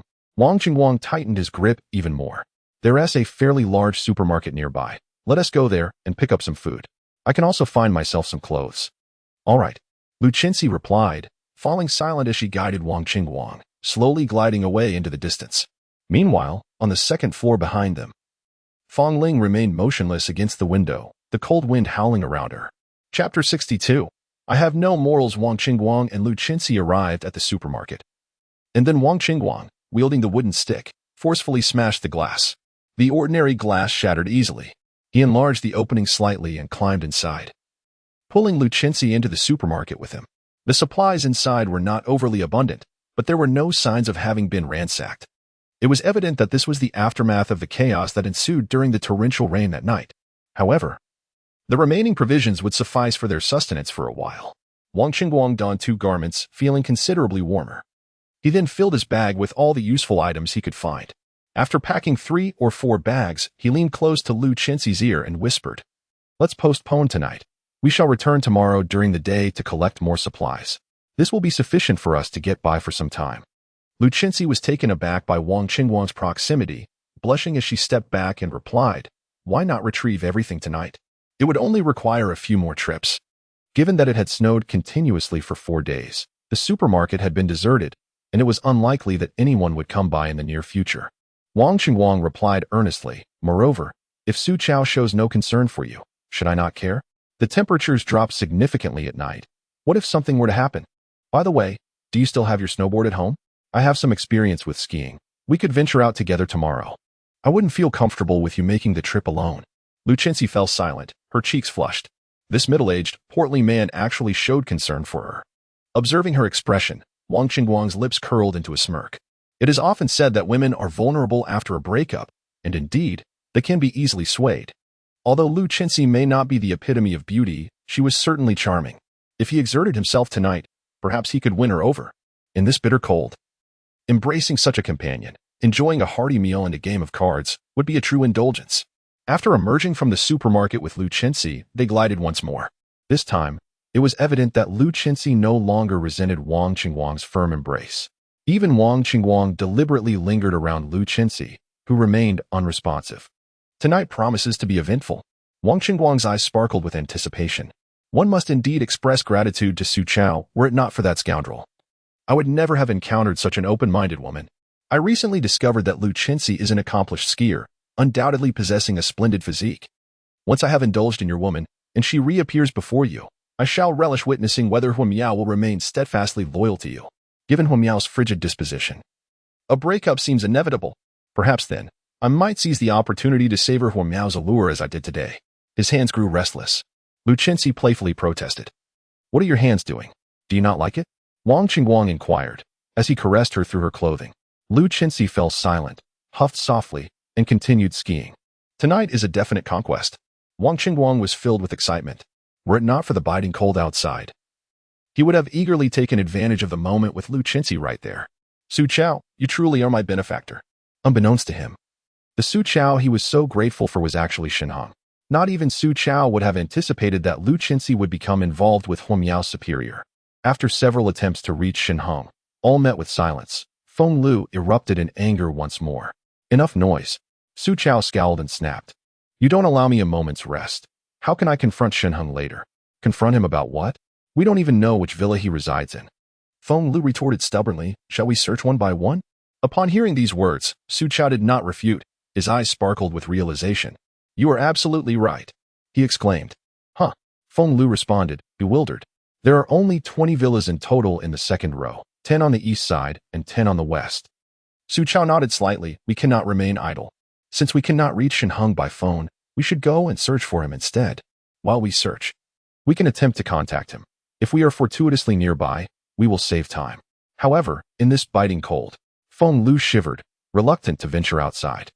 What if we don't try? Shen Heng might not turn on his phone all night, she argued. Do we really want to huddle in this room for the entire night? We have burned everything that can be ignited in the house, leaving only this double bed. If we burn that too, we will have no choice but to sleep on the floor. Su Chao frowned. We must make an effort. Perhaps we will be able to find shelter tonight. But if we do not try, we are destined to stay here. Feng Lu, albeit reluctantly, nodded in agreement. Let us go. Su Chao and Feng Lu wrapped themselves in blankets, clutching a flashlight as they descended the stairs. Unbeknownst to Shen Heng, in a previous life, Wang Qingwang would have frozen to death in the office. But now, having saved Huo Miao, Su Chao's butterfly effect had inadvertently spared Wang Qingwang as well. Yet, Wang Qingwang harbored resentment, wishing to eliminate Su Chao, embracing the fragrant and delicate Huo Miao. He switched off his old phone and scrolled through his new phone with a secondary WeChat account. As he browsed the news, he found numerous posts being shared. After all, we have long entered the era of social media, where everyone can assume the role of a reporter. The news predominantly consists of lamentations regarding the lack of sustenance and the biting cold weather. Additionally, some individuals report that their homes are devoid of water, cautioning against consuming snowmelt, as it is believed to be contaminated. It is evident that the population across the nation is dwindling sharply. Those residing abroad, who have long shared updates about conditions overseas, now offer little variation in their reports. The authorities in the United States have swiftly mobilized their military, seemingly indifferent to the suffering of the populace. The atmosphere is saturated with despair. Self-rescue appears to be the only recourse. Shen Heng deliberately searched for news concerning the coastal regions of Longhua, eager to uncover pertinent updates. It seems that half of the military has been dispatched to the coast, though their activities remain shrouded in mystery. After considerable effort, he finally stumbled upon a coastal news article, alarmingly titled Stunning. Longhua's coastline has unexpectedly encountered. However, upon clicking, he was met with a notification stating that the related news was false and had been removed. In light of such circumstances, does the government truly possess the bandwidth to erase news? What, indeed, has transpired at the coast? He shook his head, aware that less than 3 hours remained until the system upgrade concluded. He had not even engaged in intimacy with Huo Miao, fearful of exhausting himself into a deep slumber. His only desire was to endure until approximately 2 in the morning, so he could promptly acquire the extraordinary fruit once the system upgrade was complete. At that moment, his phone abruptly chimed. Shen Heng furrowed his brow. The alias Harmonious Wealth, which had garnered numerous community members, was known to refrain from disseminating messages within the group. Thus, no one dared to intrude. Any unsolicited contact would result in immediate deletion and blacklisting by Harmonious Wealth, along with a denial of any goods. Upon opening the message, he was astonished to find it was from Yi Zhiqiu. It is rather presumptuous of me to disturb you at such a late hour. I would like to inquire if you have any montmorillonite powder. The child next door is suffering from diarrhea, and I do not have any such medication at home. She and her husband have been married for a short time and do not yet have children. So it is only natural that they would not have prepared any medication for a child's diarrhea. Just as I had settled down to sleep, I was roused by a knock from next door. The couple knew that Ning Yao is a specially recruited medical expert at Jiangxing People's Hospital, and they came seeking help for their child. A physician's compassion compels Ning Yao to assist, but without the necessary medication, she finds herself at a loss. Subsequently, she thought of Shen Heng. With a mindset of mere exploration, she decided to send him a message. Yes, I have it. 1 box costs 50,000. Shen Heng replied coolly. 50,000. A box at the hospital is only 15 yuan, you. Then you may as well purchase it from the hospital. Shen Heng retorted with a cold laugh. I am merely a businessman. Do you expect me to be a saint? Are you aware that because of those 3 medications, you sold for 200,000? The owner named Li on the grassland lost his father? Ning Yao was infuriated. You could easily sell it at a lower price. Even if it were 10,000 a box, his father might not have died. Have you truly become so blinded by profit? Ah. He was the one who insisted that if it could save his father, he would pay 200,000. Therefore, I can reasonably conclude that he possesses such wealth. Shen Heng scoffed. However, when I proposed the 200,000, he hesitated and did not purchase it. His father's death is not my concern. Dr. Ning, you ought to ask him. When faced with the opportunity to save his father and the choice of 200,000, he chose the latter. How can I be blamed for that? Ning Yao found herself at a loss for words. After a while, she sent another message, this time a voice note. Can you lower the price this time? After all, it's a 4-year-old child. 50,000. Isn't that excessive? Her voice was melodious, tinged with a hint of vulnerability. However, this sentiment held little weight for Shen Heng. He lazily replied, Dr. Ning, it's a fixed price. If you wish to purchase, then proceed. If not, so be it. Have you ever seen a patient haggling with a hospital? Those who cannot afford treatment. Do you think they can plead with your hospital for a discount on surgical fees? If you wish to play the role of a benefactor, that's your prerogative. But do not impose moral obligations upon me. I am a businessman. I apologize, but I possess no ethics. Chapter 63. The young sisters listening to the voice of Yi Zhiqiu. It was a young girl. If she could be of use to him, Shen Heng would be quite pleased. He needed a doctor by his side, and if that doctor happened to be a young and beautiful woman, it would be even more advantageous. After all, no one desires to be accompanied by an elderly figure. However, in comparison, money held greater significance. Money was his fundamental cornerstone. Without it, his vending machine would stagnate, and he too would fade into obscurity. As for doctors, there were plenty even in the Taiwan community. As long as one provided some food and drink, there would be many willing to dedicate themselves. Ningyu fell silent. She turned to look at the young couple across the street, who wore smiles on their faces, and sighed. The child merely has diarrhea, but without the appropriate medication. I can't speak for others. I only know that good will brings financial rewards. Yet a box of montmorillonite powder costs 50,000. 50,000. The young couple was taken aback. Indeed. Ning Yao shook her head. If you can't find a solution, perhaps you should inquire with others. If all else fails, we may have to resort to purchasing from Huqi Shenkai. A wave of helplessness washed over her. She truly could not afford to offend Huqi Shenkai, especially since her household was devoid of provisions. She intended to seek out this influential figure for some sustenance the following day. If she were to be blacklisted by him, obtaining food would become an impossibility. It was rumored that Lao Wang and Huakai Fugue had already been placed on Huqi Shenksai's blacklist, leaving them to suffer from hunger. In the owner's group, someone soon posted a message. Changda Auto Repair, may I inquire if anyone has montmorillonite powder? My child is experiencing diarrhea. I am willing to exchange it for 2 packs of instant noodles. Quickly, someone responded. Ilu Feishing, I have some at home. Agreed. I'll trade for 2 packs of instant noodles. Changda Auto Repair, Ilu Feishing, my friend, rest assured, I will honor my word. I have added you as a friend. Please accept so we can discuss this privately. Observing their exchange, Shen Heng sneered. It seemed that the individual Ning Yao had attempted to assist was indeed Ilu Feishing. He was unwilling to part with 50,000 yuan for medicine but was eager to barter 2 packs of instant noodles. What a fool. With the passage of time, he would come to realize that not even 500,000 yuan could procure instant noodles. Money held no value in such dire circumstances. However, if these two wished to engage in their transaction, so be it. Although Shen Heng had ostensibly blacklisted a select few, it was merely to cultivate an image of unwavering authority, instilling fear in others. Truth be told, he hoped for the survival of these individuals. At the very least, they ought to survive until their savings are entirely exhausted. Once their funds are depleted, it will no longer concern them. Changda Auto Repair, in its misguided belief of having gained an advantage, considered that 2 bags of instant noodles for merely 4,000 yuan was a bargain, while the price offered by the affluent merchant for montmorillonite powder was a staggering 50,000 yuan. Elated, he hurried downstairs to complete the transaction, thoroughly pleased with his journey. A box of seemingly useless medicine could be exchanged for 2 packages of instant noodles. In an instant, The once quiet homeowners group buzzed with activity. Many were inspired to engage in barter. Naturally, food remained the most scarce commodity, and some, feeling unwell, sought to purchase medicine, deeming the prices set by the affluent merchant to be exorbitant. Ultimately, they reached an agreement with other homeowners. Guo Yuping sent a message, Brother Shen. Should I prohibit them from trading privately? He had already sold a considerable amount of supplies during the day and had tasted the sweetness of his gains. He had also interacted with Zhao Weilong and knew that Shen Heng had enlisted Zhao to discreetly recruit underlings to manage the sales stalls. Guo Yuping's loyalty to Shen Heng grew ever stronger. Brother Shen had assured him that as long as he remained obedient, he would continue to oversee the supplies for his family. No need. Let them be, Shen Heng replied nonchalantly. What concern was it of his what they exchanged? Ultimately, all the money would flow into his own coffers. Guo Yuping readily acquiesced and, seeing that Shen Heng had no further instructions, refrained from disturbing him.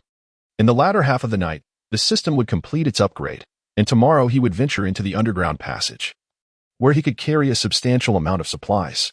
At that time, everything would be entrusted to Guo Yuping for sale, testing him for several days. Once Guo Yuping passes the trial, he will be able to free his hands and prepare to take action against other communities. After the apocalypse descended, snow fell continuously for over a week. When the snow finally ceased, the sun made its appearance. However, the temperature across the blue planet remained unchanged, devoid of any warmth. Yet, under the sun's rays, the heavy snow began to solidify. This meant that after a day or two of sunlight, the accumulated snow would become firm enough for people to tread upon it slowly, allowing them to venture outside. At that time, all the snow would settle slightly, but the snow would have already begun to freeze, enabling individuals to walk on the compacted surface without sinking into the snow. The ability to step outside signified that order would gradually disintegrate. Those with quick reflexes would rush to gas stations, restaurants, supermarkets, and clothing stores to engage in looting, while those slower to react would gather friends and family, forming various factions. Ultimately, they would descend into chaos over the competition for resources. Shen Heng hoped to seize control of Jiangcheng before the impending turmoil erupted, or rather, to capture the majority of the residential areas within Jiangcheng. What level would the vending machine reach then? In the neighboring villa number 3, sisters Yang Jinxian and Yang Mushuan curled up in the basement.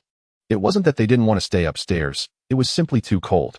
Interestingly, they discovered that the basement, covered by snow, seemed to maintain a slightly higher temperature. In their room on the second basement level, the floor was adorned with sofa cushions, topped with thick mattresses and blankets. Before them lay several bags of snacks, along with seafood shells sent earlier by Shen Heng. Not far away, a fire crackled warmly. In a moment of determination, Yang Jinxian had dragged down the family table and set it ablaze for warmth. This is indeed a brand-name table, costing her several tens of thousands. However, faced with such weather, what good is its value if they cannot find a way to light a fire for warmth? Utilizing the flames, the two of them roasted the seafood gifted by Shen Heng and enjoyed a hearty meal. With no beverages at home, they could only quench their thirst with red wine. Indeed, in the past, one might have found it ludicrous to think of red wine as a thirst quencher, yet in the aftermath of calamity, such notions have become plausible. Red wine was all that remained. The sisters, apprehensive about becoming intoxicated and leaving the fire unattended, could only sip cautiously, mindful not to choke on their food. Only when their thirst became unbearable did they allow themselves a small sip. All the thick blankets in the house had been brought down, wrapped in quilts. They huddled by the fire, which provided a semblance of warmth. Yet, how long would such days persist? Over the past few days, they had occasionally ventured upstairs to check. But the weather showed no signs of improvement, as the relentless snow continued to fall from the heavens. The food supplies were visibly dwindling. What were they to do? The sisters stared silently at the flickering flames. Yang Jinxian recalled the WeChat message sent by Huamiao. Uncertain of her own feelings, she discreetly opened the call history with Huamiao. Would you two be willing to be my husband as girlfriend? Upon receiving this message, Yang Jinxian thought Huamiao had lost her mind. She was momentarily stunned before responding with a mere question mark.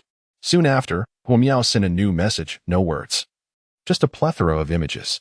There were pictures of Huamiao cooking delightful meals, various sumptuous dishes for breakfast, lunch, and dinner, along with photos of Huamiao in her delicate nightwear. There were also images of Shen Heng embracing Huamiao as they watched television together, as well as Huamiao's selfies. In the photograph, Shen Heng is clad in a thin nightgown, his hair damp, as if he has just emerged from a shower. Yang Jinxian can hardly believe her eyes. However, upon closer inspection, both Huo Miao and Shen Heng possess a complexion that is fair and rosy, immaculate in appearance. How starkly this contrasts with her own state. Having gone 4 days without a wash, she feels disheveled and foul. Furthermore, Huo Miao's selfies from the bathroom reveal her using an array of high-end cosmetics to pamper her skin, even donning a facial mask. How could they be living so splendidly? Yang Jinxian finds herself perusing these few photographs repeatedly, consumed by envy during this quiet, late hour. Shen Heng's beautiful girlfriend has even inquired whether she would like to become his partner, although not explicitly stated. Yang Jinxian understands all too well that if she and her sister consent, they would be welcomed with open arms to reside in their home. The scenario of a primary partner confronting a mistress will not unfold. Instead, there will be a harmonious coexistence. After all, the one extending the invitation is Shen Heng's girlfriend. Wait, Yang Jinxian suddenly furrows her brow. Could the individual sending the message possibly be Shen Heng himself? Is it conceivable that they are engaging in some playful banter, deliberately reaching out to her? It seems plausible.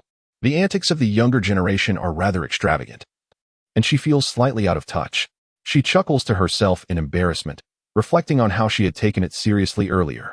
Just then, Yang Mushuan, sitting across from her and silently scrolling through her phone, suddenly looks up, a perplexed expression gracing her face. Sister, Huo Miao just added me as a friend, you know? Shen Heng's girlfriend. She asked me to inquire about your thoughts on that question she posed earlier. Why haven't you replied? Sister, what question did she ask? When I inquired, she was rather enigmatic and merely instructed me to ask you. Chapter 64. Yang Jinxuan's decision upon hearing her sister's inquiry. Yang Jinxuan's body trembled slightly. She replied awkwardly, nothing, it's nothing. Yang Mushuan questioned suspiciously, what did you and Huo Miao discuss? What did she ask you? I already said it's nothing. Yang Jinxian frowned and added, just don't worry about it. I will reply to her. Noticing that her sister seemed somewhat irritated, Yang Mushuan chose not to press further. She rose to add a couple of table legs to the fire before finally lying down on the mattress. Yang Jinxian fixated on the several photographs sent by Huo Miao on her phone. After those images, she had not responded, and Huo Miao had not sent anything else. Now, however, she had included her own sister in the conversation, urging her to prompt a response from herself. How should she reply? Yang Jinxian understood that her sister was quite inquisitive. If she did not respond to Huo Miao soon, it was likely that Huo Miao would send another message to her sister. At that point, her sister would undoubtedly press her for answers. Reluctantly, she typed a message to Huo Miao. What do you mean? Sister Jinxian, I only asked you one question. Huo Miao quickly replied. Would you and Mushuan be willing to be my husband's girlfriend? Yang Jinxuan's face quivered slightly, and she discreetly glanced at her sister. Seeing that Yang Mushuan seemed absorbed in her phone, she hastily responded, I completely do not comprehend your meaning. What does it mean to be my husband's girlfriend? It is quite straightforward. My husband is Shen Heng. Would you be willing to be Shen Heng's girlfriend? Huo Miao did not beat around the bush with Yang Jinxian. She stated directly, I trust you have seen the photos I sent you. Although the world outside is encased in frost and snow, I continue to lead a life of high quality alongside my husband. If you give me your consent, I will speak to him. I am certain that he would agree to having such beautiful sisters as you. Yang Jinxian was taken aback. You and Shen Heng are a couple. Yet you wish to find him a girlfriend? Huo Miao responded with a coy expression, nodding like a dutiful girl. Yang Jinxian rubbed her eyes, her face a canvas of astonishment. At just 28 years of age, she felt for the first time that she was unable to keep pace with the rapid changes in the world around her. Yang Mushuan lay on the bed, her gaze fixed on her phone, yet her thoughts were entirely consumed by her sister. It was evident that Huo Miao had conveyed something rather shocking to her sister, whose eyes were now wide with disbelief. What could they possibly be discussing? A sense of curiosity tingled within her, urging her to lean in closer. However, she recalled her sister's earlier discomfort when she had inquired, clearly unwilling for her to be privy to such matters. She resolved to refrain from peeking. With a slight crinkle of her nose, she typed, Is that truly you, Huo Miao? Have you been brainwashed by Shen Heng? Are you aware of what you were saying? Of course, I am fully aware. At that moment, Shen Heng was busy settling Zhao Weilong, who had been performing admirably, having recruited around 10 young, vigorous subordinates. Although his combat skills were somewhat lacking, he proved to be quite efficient in his tasks. Seeing that Shen Heng was not paying attention to her, Huo Miao replied with a sense of relief. Do you have any idea what the situation outside is like? Even if you haven't stepped out, you must have seen the messages in the owner's group, right? Yang Jinxian responded with a single word. Then may I boldly inquire, is there any food left at home? Huo Miao chuckled. Even if there is, it likely isn't much. Yang Jinxian fell silent. Aside from the seafood they had for lunch, there was indeed nothing left to eat at home. Moreover, the seafood from lunch had almost been depleted, leaving her far from satisfied. It had already been 12 hours since she last ate. Am I right? Huo Miao grinned. If you agree. Not only can you stay in our warm abode, but you will also indulge in a variety of delectable dishes. Shen Heng assured me that there is no need to worry about food. Indeed, Huo Miao realized that Shen Heng had not been untruthful over the past few days. Regardless of what they craved, Shen Heng was able to conjure it up as if by magic. There were even various fruits. Huo Miao was bewildered by Shen Heng's capabilities. After all, outside it was freezing, and food had long since turned to ice. Yet the vegetables and fruits Shen Heng produced were remarkably fresh, as if they had just been picked. When Shen Heng was previously selling supplies, she had worried about what they would do if all the provisions were sold out, leaving them hungry. However, Shen Heng had clearly stated that even if they were to eat for 10 lifetimes, they would never run out. So what was there to worry about? She needed to win these sisters over to her side, ensuring that Shen Heng would not wander astray. The outside world has witnessed the demise of many, and Huo Miao understands that if she continues to linger in the company without sustenance, she too would likely have succumbed to fate. No wonder Shen Heng remarked that this is the end of days. In such dire circumstances, resources are scarce. Yet beautiful women abound. The thought of Shen Heng growing weary of her and casting her aside is truly despairing. During a recent video call with Su Chao, she clearly observed the home they once shared, now encrusted with frost, with Su Chao curled beneath the covers, his beard unkempt and his countenance haggard. In stark contrast, she continues to enjoy a life of privilege. Moreover, after spending these past few days together, she has developed a profound affection for Shen Heng. Women are naturally drawn to powerful men, and Huo Miao realizes she has irrevocably fallen for Shen Heng. To remain by his side, she must make a decision, whether to confide in Yang Jinxian and Yang Mushuan or prepare for the possibility of being cast aside. She must think ahead. This would also demonstrate her magnanimity to Shen Heng, ensuring he grows even fonder of her. Furthermore, the Yang sisters are allies she has actively cultivated, and they would stand by her side. In the future, even if more sisters join their ranks, they would be newcomers, while she and the Yang sisters share an unbreakable bond, making it imperative for them to heed her. In conclusion, while it may seem she is destined to share her beloved man, the rewards could be even greater. Over the past few days, while browsing video news at home, she has noticed unsettling signs. As a diligent worker, she yearns for the azure skies and the sea, thus she has followed several coastal bloggers. However, currently, all those bloggers have ceased their updates. She even took the initiative to search for news regarding the seaside, but found none. This situation left her perplexed and added a layer of tension. What exactly was happening by the seaside? It strengthened her resolve to firmly grasp onto Shen Heng's support. She absolutely could not afford to be abandoned. Fortunately, Shen Heng was currently showering her with affection, which brought her a sense of contentment. Her parents in the countryside were safe for the time being.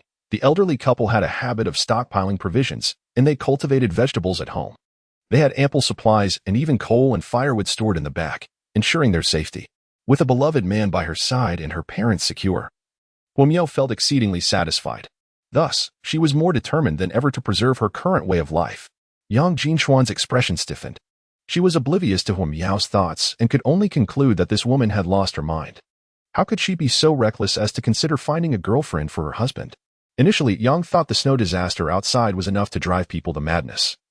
But Huo Miao's ideas were even more insane. She found it utterly incomprehensible. Are you pitying me? Do you wish for me to barter my body for resources? You believe you can also earn Shen Heng's affection? Yang Jinxian suppressed her anger and remarked, I'm sorry, but I'm unsure if you've been keeping up with the community owner group. There's a prominent figure there selling supplies.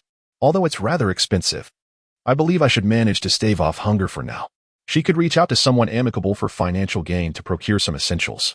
However, she feared that if she left, the sycophants from the Song family next door might take the opportunity to plunder her. Despite not fully understanding why they hadn't yet attempted to break down her door, Yang Jinxian remained cautious and vigilant, reluctant to venture outside. A melodious laughter, akin to the sound of silver bells, unexpectedly emanated from Huo Miao. What are you laughing at? Yang Jinxian furrowed her brow. Elder sister Jinxian should be unaware, I suppose. That harmony brings wealth is my husband, Shen Heng. Huo Miao chuckled lightly. Moreover, You must have heard that several individuals have already been placed on my husband's blacklist. Even if you wish to purchase supplies, you would find it impossible. Tell me, what would you do if I were to instruct my husband not to sell you any goods? What? Yang Jinchuan's pupils widened in shock. The harmony brings wealth was actually Shen Heng. She instinctively sought to refute this, but suddenly recalled the photographs sent by Huo Miao, falling silent. Huo Miao had no reason to deceive her. She could easily verify this information directly with Shen Heng. Furthermore, Huo Miao's current standard of living was undeniably elevated. While every household struggled for water, Huo Miao could still indulge in bathing. I haven't offended you, have I? Besides, it was I who lent my car to Shen Heng that stormy night, enabling him to bring you back. Otherwise, you might very well have perished from the cold at your company. Yang Jinxian gritted her teeth in frustration. Huo Miao replied with a cheerful smile thus. In gratitude to my dear sister, I wish for you to join me in enjoying a prosperous life. Yang Jinxian nearly choked on her words. Is that your way of letting me enjoy a good life? It seems more like a favor for your husband. I do not. She yearned to decline, yet upon glancing at her sister, Mu Xian, who trailed behind her, she felt a pang of guilt. Although she was still alive, the girl appeared disheveled, lacking any semblance of femininity. She was even made to endure hunger alongside her. I truly am not a competent sister. Yang Jinxian clenched her fists, and after a long pause, she despondently pleaded, I beg you, please do not proceed with this. I am willing to comply with your demands, but my sister is still so young. Chapter 65, Someone is outside, I've managed to secure one. Huo Miao exclaimed, her face beaming with joy. At that moment, Shen Heng turned his head to inquire, what brings you such delight, my dear? Nothing much, just came across something intriguing. Huo Miao replied, waving her hand dismissively. Shen Heng, trusting her completely, knew that Huo Miao was wholly devoted to him, even without checking her phone. He was certain of her loyalty. Today, Zhao Weilong had performed admirably, gathering a considerable number of subordinates, and he had shown great enthusiasm for acquiring greenery. His home was already brimming with an abundance of plants. Shen Heng worried that the plants might perish from the cold at Zhao Weilong's residence. Thus he urged him to deliver them the following day. Zhao Weilong readily agreed, harboring a deep-seated fear of Shen Heng, who wielded a firearm, a far cry from an ordinary boss. Moreover, the formidable figure had assured him that as long as he worked diligently, he would never face hunger. Despite having lost an eye due to Shen Heng's actions, Zhao Weilong felt no resentment whatsoever. At that moment, Shen Heng's phone chimed again.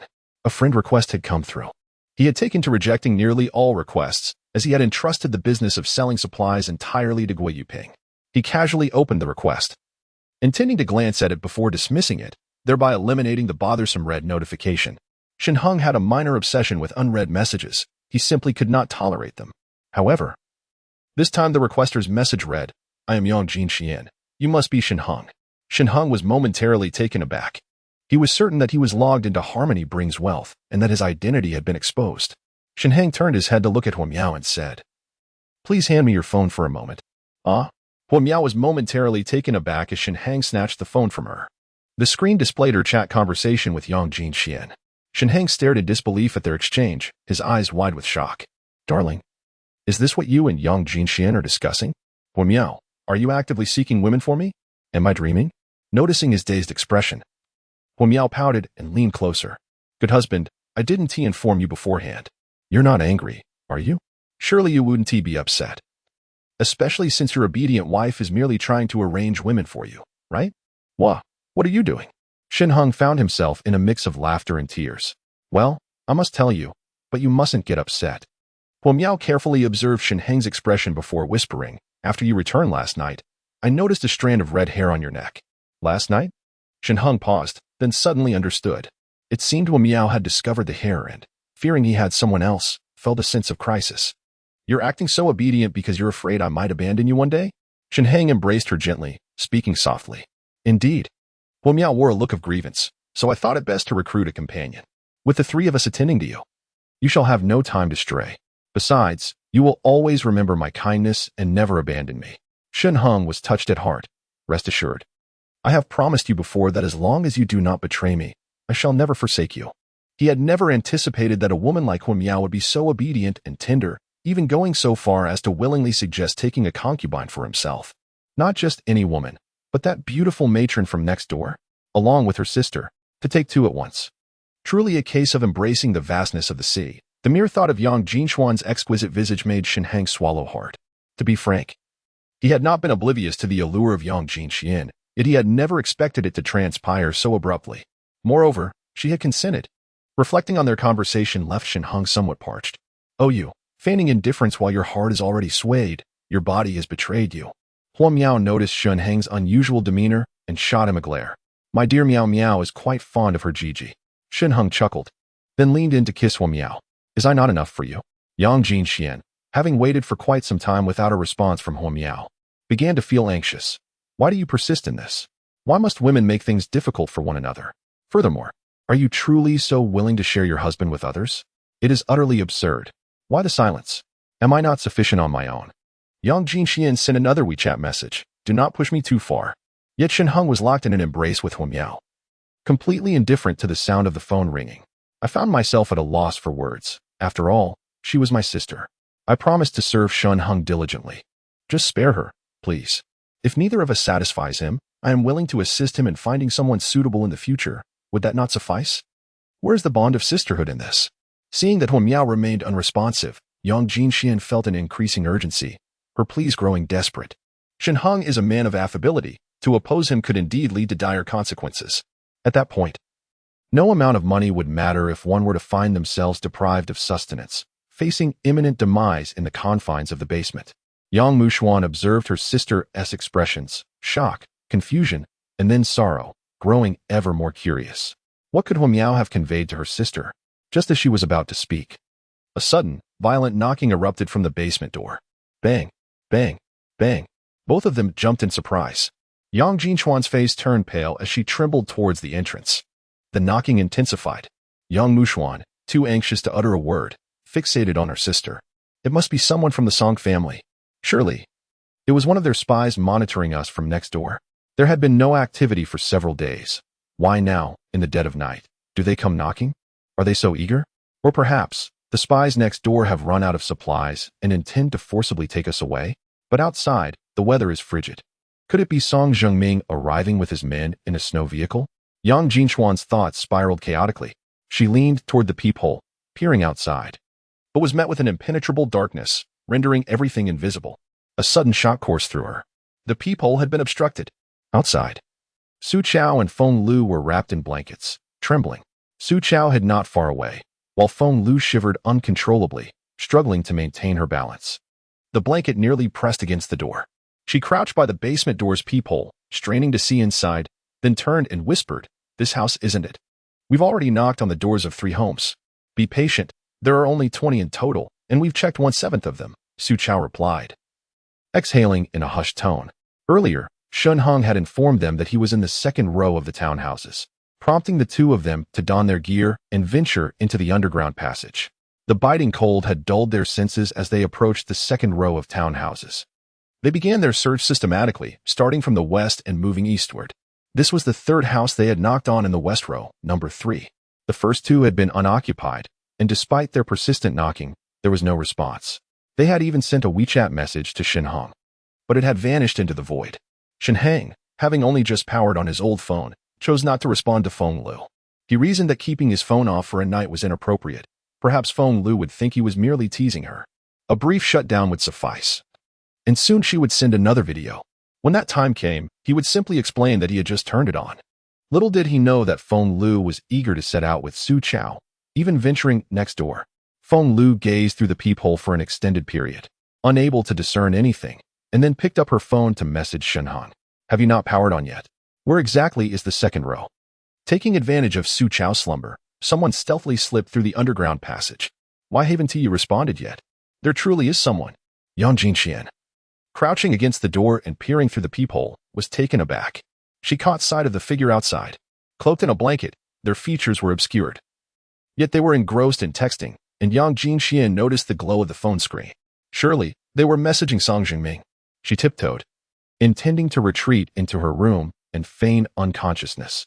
Shen Heng, lost in a passionate kiss with Huan Miao, released her upon hearing the chime of an old phone. Glancing at the screen, he was surprised to see that Feng Lu had contacted him. Raising an eyebrow, he pondered how to respond. She had ventured out late at night and hadn't he frozen to death. She must possess a resilient spirit. Nevertheless, he had no intention of opening the door to admit her. Meanwhile, Huan Miao, Her cheeks flushed, regained her composure, and checked her phone. Upon seeing multiple messages from Yang Jinxian, she smiled and replied, "Sister Jinxian, I was just sharing a sweet moment with my husband and couldn't respond to your messages." Ding. Just as Yang Jinxian turned to retreat back to her room, she suddenly heard her phone ringing from her pocket, quickly covering it, her expression darkening. Outside, as Feng Lu prepared to rise and leave, she suddenly perked up, her ears twitching, and turned to Su Chao with delight, waving at him. Su Chao cautiously approached. In a hushed tone, Feng Lu whispered, "There is someone in this house." However, the door had remained shut, which surely indicated Shen Heng was behind it. Chapter 66. The decision inside and outside the door. Both parties remained frozen in place, motionless. Feng Lu cautiously pressed against the door, once again attempting to glimpse inside through the peephole. Yang Jinchuan's expression was grim. Moments ago, the silence within the room had been shattered by the sound of a phone notification. Fearing detection by those outside, she too leaned toward the peephole. It was dark once more. The person outside had obscured her view. She was now utterly convinced that the late-night knocking, particularly done in front of the peephole, was undoubtedly the work of someone from the Song family, monitoring her from the adjacent residence. What should she do? Anxiety consumed her.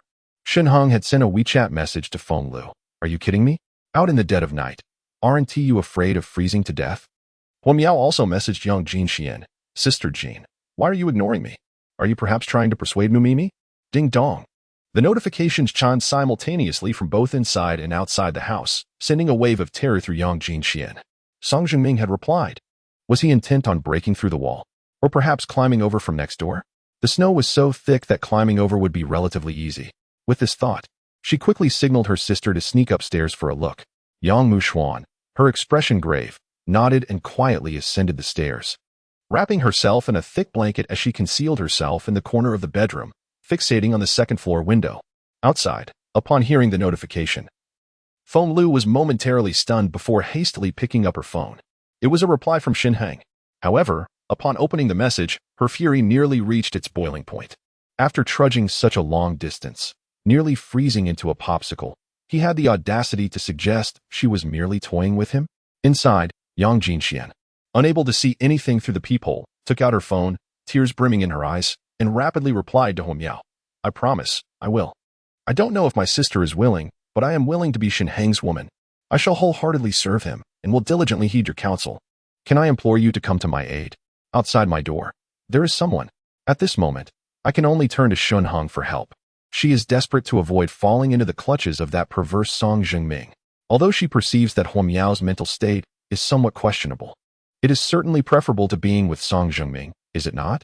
Is there anyone there?" Huo Miao paused for a moment, glancing at the time on her phone. It was nearly 1 a.m.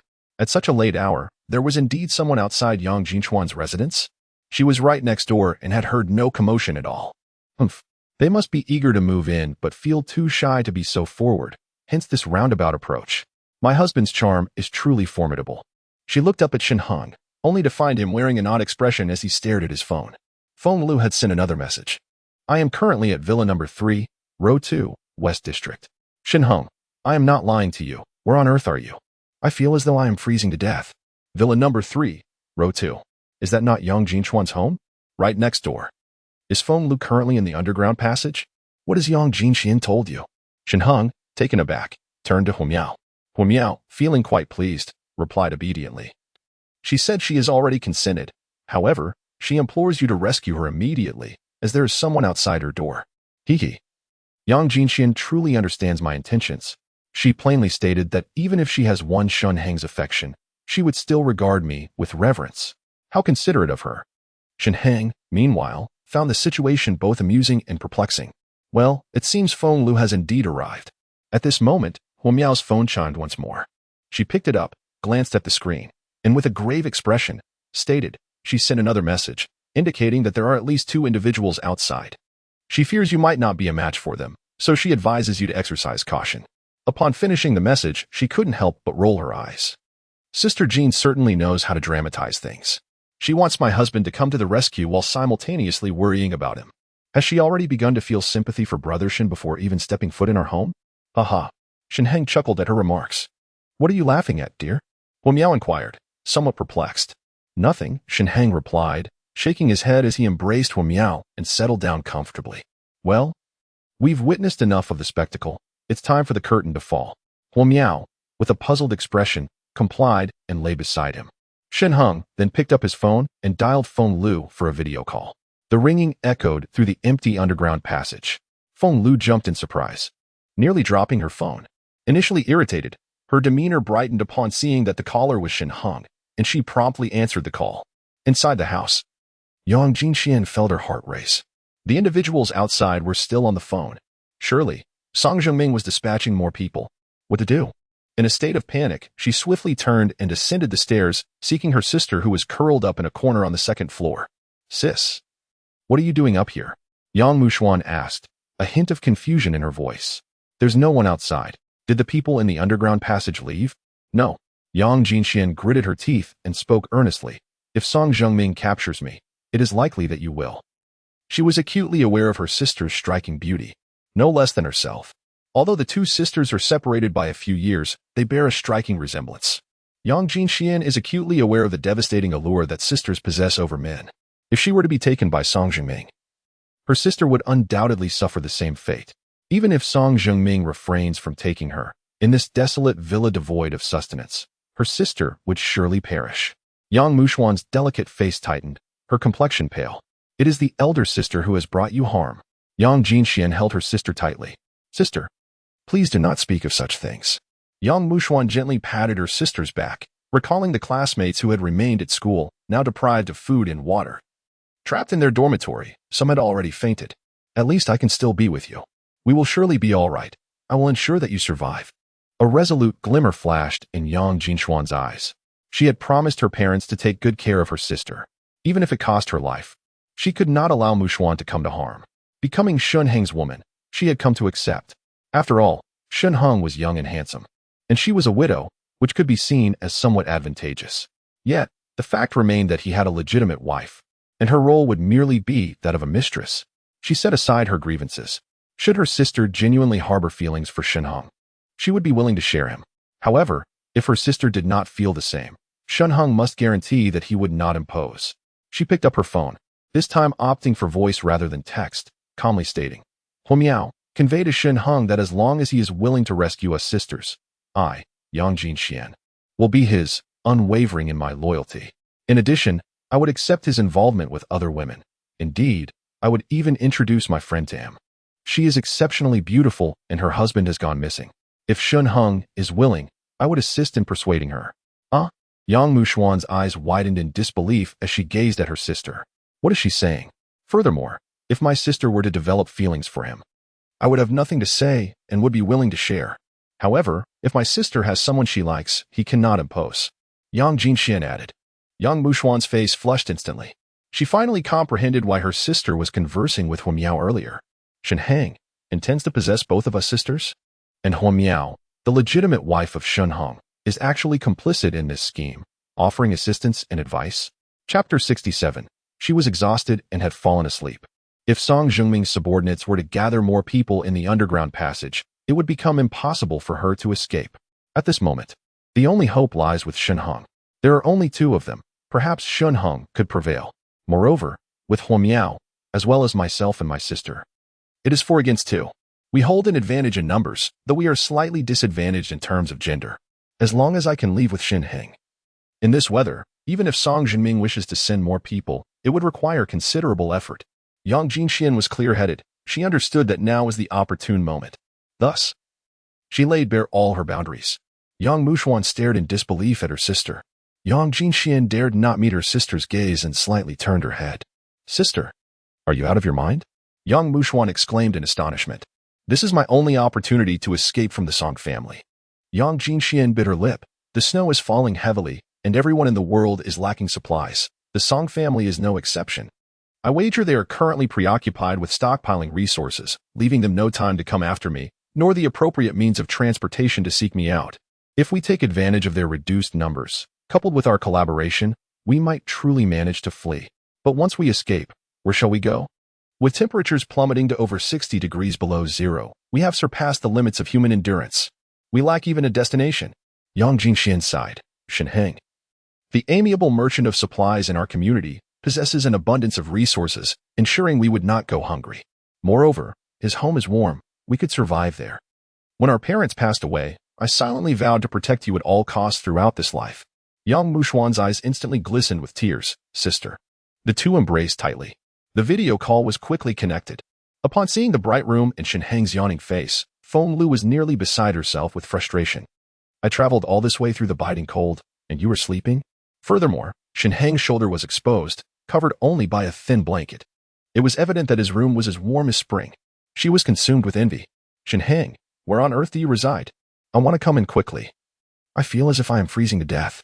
Despite her inner displeasure, Feng Lu dared not express anger. She forced a smile, her breath visible in the frigid air.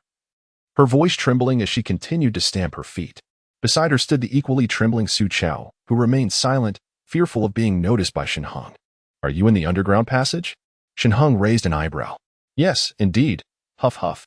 Feng Lu nodded repeatedly. I am at West Row 2. Number 3. Is it just you? Shen Heng inquired again. Well, of course. Feng Lu cast a furtive glance in Su Chao's direction, then added. I sneaked over while Su Chao was asleep. It's just me. It's already 1 o'clock. Aren't you going to let him join you? She continued. He knows he was wrong. Hey. Shen Heng shook his head, speaking in a detached tone. Feng Lu. Do you know what I despise the most? What? Feng Lu was taken aback. I loathe deceit. Shen Heng narrowed his eyes, speaking softly. What is your relationship with Su Chao? Clarify it for me. In no relationship at all. Feng Lu stammered, quickly waving her hands. There is truly nothing between us. Look, you're overthinking again. Didn't Ti Huamiao just call you? Even if you don't trust Su Chao or me, Huamiao has no reason to deceive you. Does she? Then let me ask you again. Are you alone right now? Shen Heng's tone turned frigid. Yes. You're still lying to me. Shen Heng scoffed. Feng Lu, I've already given you a chance. Su Chao is right beside you. Do you think I'm unaware? Furthermore, Huamiao is not with you at all. I harbor an intense disdain for deceivers. Reflecting upon our past conversations, it appears that your claim of being with child may have also been a fabrication. Feng Lu, cease sending me any videos, since you have chosen Su Chao. I have unwittingly assumed the role of an ex. Our relationship has naturally come to an end, has it not? I wish you well in your pursuit of a long and blissful life with Su Chao. Farewell. And, by the way, should you attempt to deceive me again, hoping to be welcomed into my home, it would be wise not to lie to me. With that, Shen Heng abruptly ended the call. Hello, Shen Heng. I did not deceive you. Feng Lu hurriedly interjected, but just as she uttered a few words, Shen Heng had already disconnected the video. Damn. Feng Lu cursed in frustration. How had she been exposed? Su Chao furrowed his brow, deep in thought. He was certain he had not revealed anything. How could Shen Heng be aware of their connection? Have you been in contact with Shen Heng behind my back? He questioned, regarding Feng Lu with suspicion. Me. Contact him in secret? Feng Lu erupted, akin to a cat whose tail had been stepped on, pointing an accusatory finger at Su Chao. Would I stoop so low? We are currently bound together as one, our fates intertwined. If I were to contact him clandestinely, I would certainly have access to his dwelling, would I not? Yet here we are, neither of us able to enter. He no longer trusts you, and I find it hard to trust you as well. Su Chao remained silent. He too believed that Feng Lu would not betray him. If she were to sever ties with him, he could just as easily inform Shen Heng of their relationship. At that point, Shen Heng would likely turn against Feng Lu. Until they had crossed the threshold of Shen Heng's home, he and Feng Lu were steadfast allies. So who could it be? Su Chao's face darkened. Huamiao? Feng Lu's eyes instantly revealed a sense of certainty. It must be her. If it weren't for Huamiao, how could we have been exposed?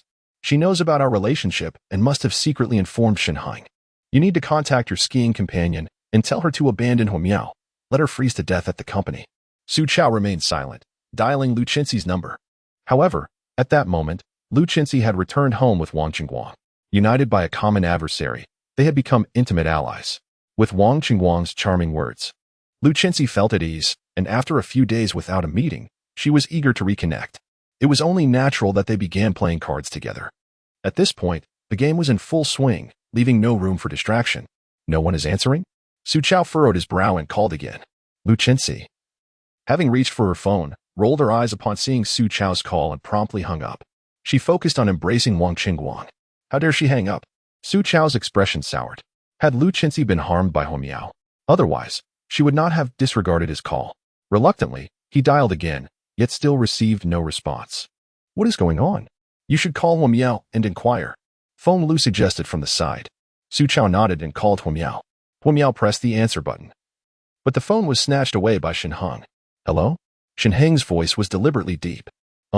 This is Hua Miao's phone. Who are you? Su Chao was taken aback, unable to recognize Shen Heng's voice. Shen Heng chuckled softly, then spoke in a low, relaxed tone. She is tired and has already gone to sleep. Chapter 68. Su Chao's frustration boom. Su Chao's mind went blank, utterly unresponsive even to the sound of Shen Heng hanging up the phone. How could it be? Hua Miao was with another man. Wasn't Lu Qinxi supposed to pick her up from the company? Hadn't they made plans? Why was Lu Qinxi ignoring his calls and blocking him, while Hua Miao was in the company of another man?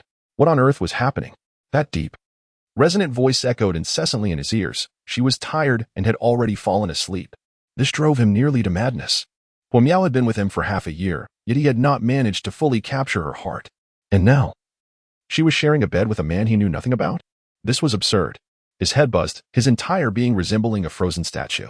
What's wrong? Feng Lu inquired anxiously. I don't know. Su Chao stammered. Don't know? You fool. How can you not understand a simple phone call? Feng Lu lashed out, immediately regretting her words. Their relationship had shifted from that of lovers to allies.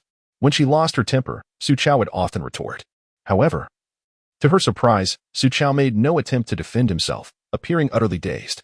After Shen Heng hung up the call, Hua Miao could no longer contain herself, bursting into laughter.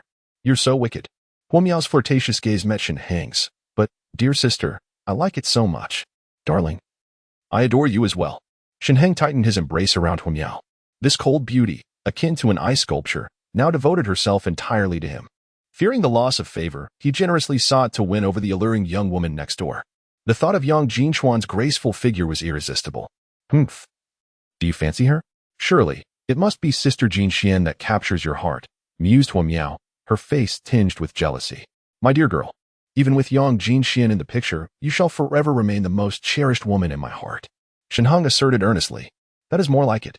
Hua Miao pouted, then softly added, You mustn't abandon me. Absolutely not. Shen Heng tightened his embrace around Hua Miao.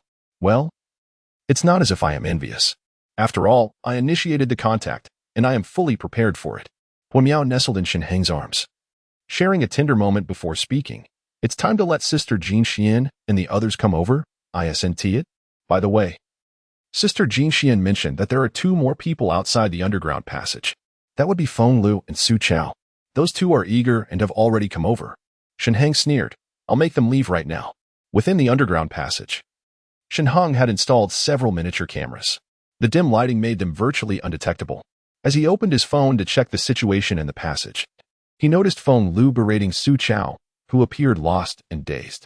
It seems that my earlier remark had quite the impact, leaving Su Chao utterly bewildered. Stop the insults. After a moment, Su Chao regained his composure, his expression twisted with rage. If you utter another word, you can go home and sleep alone tonight.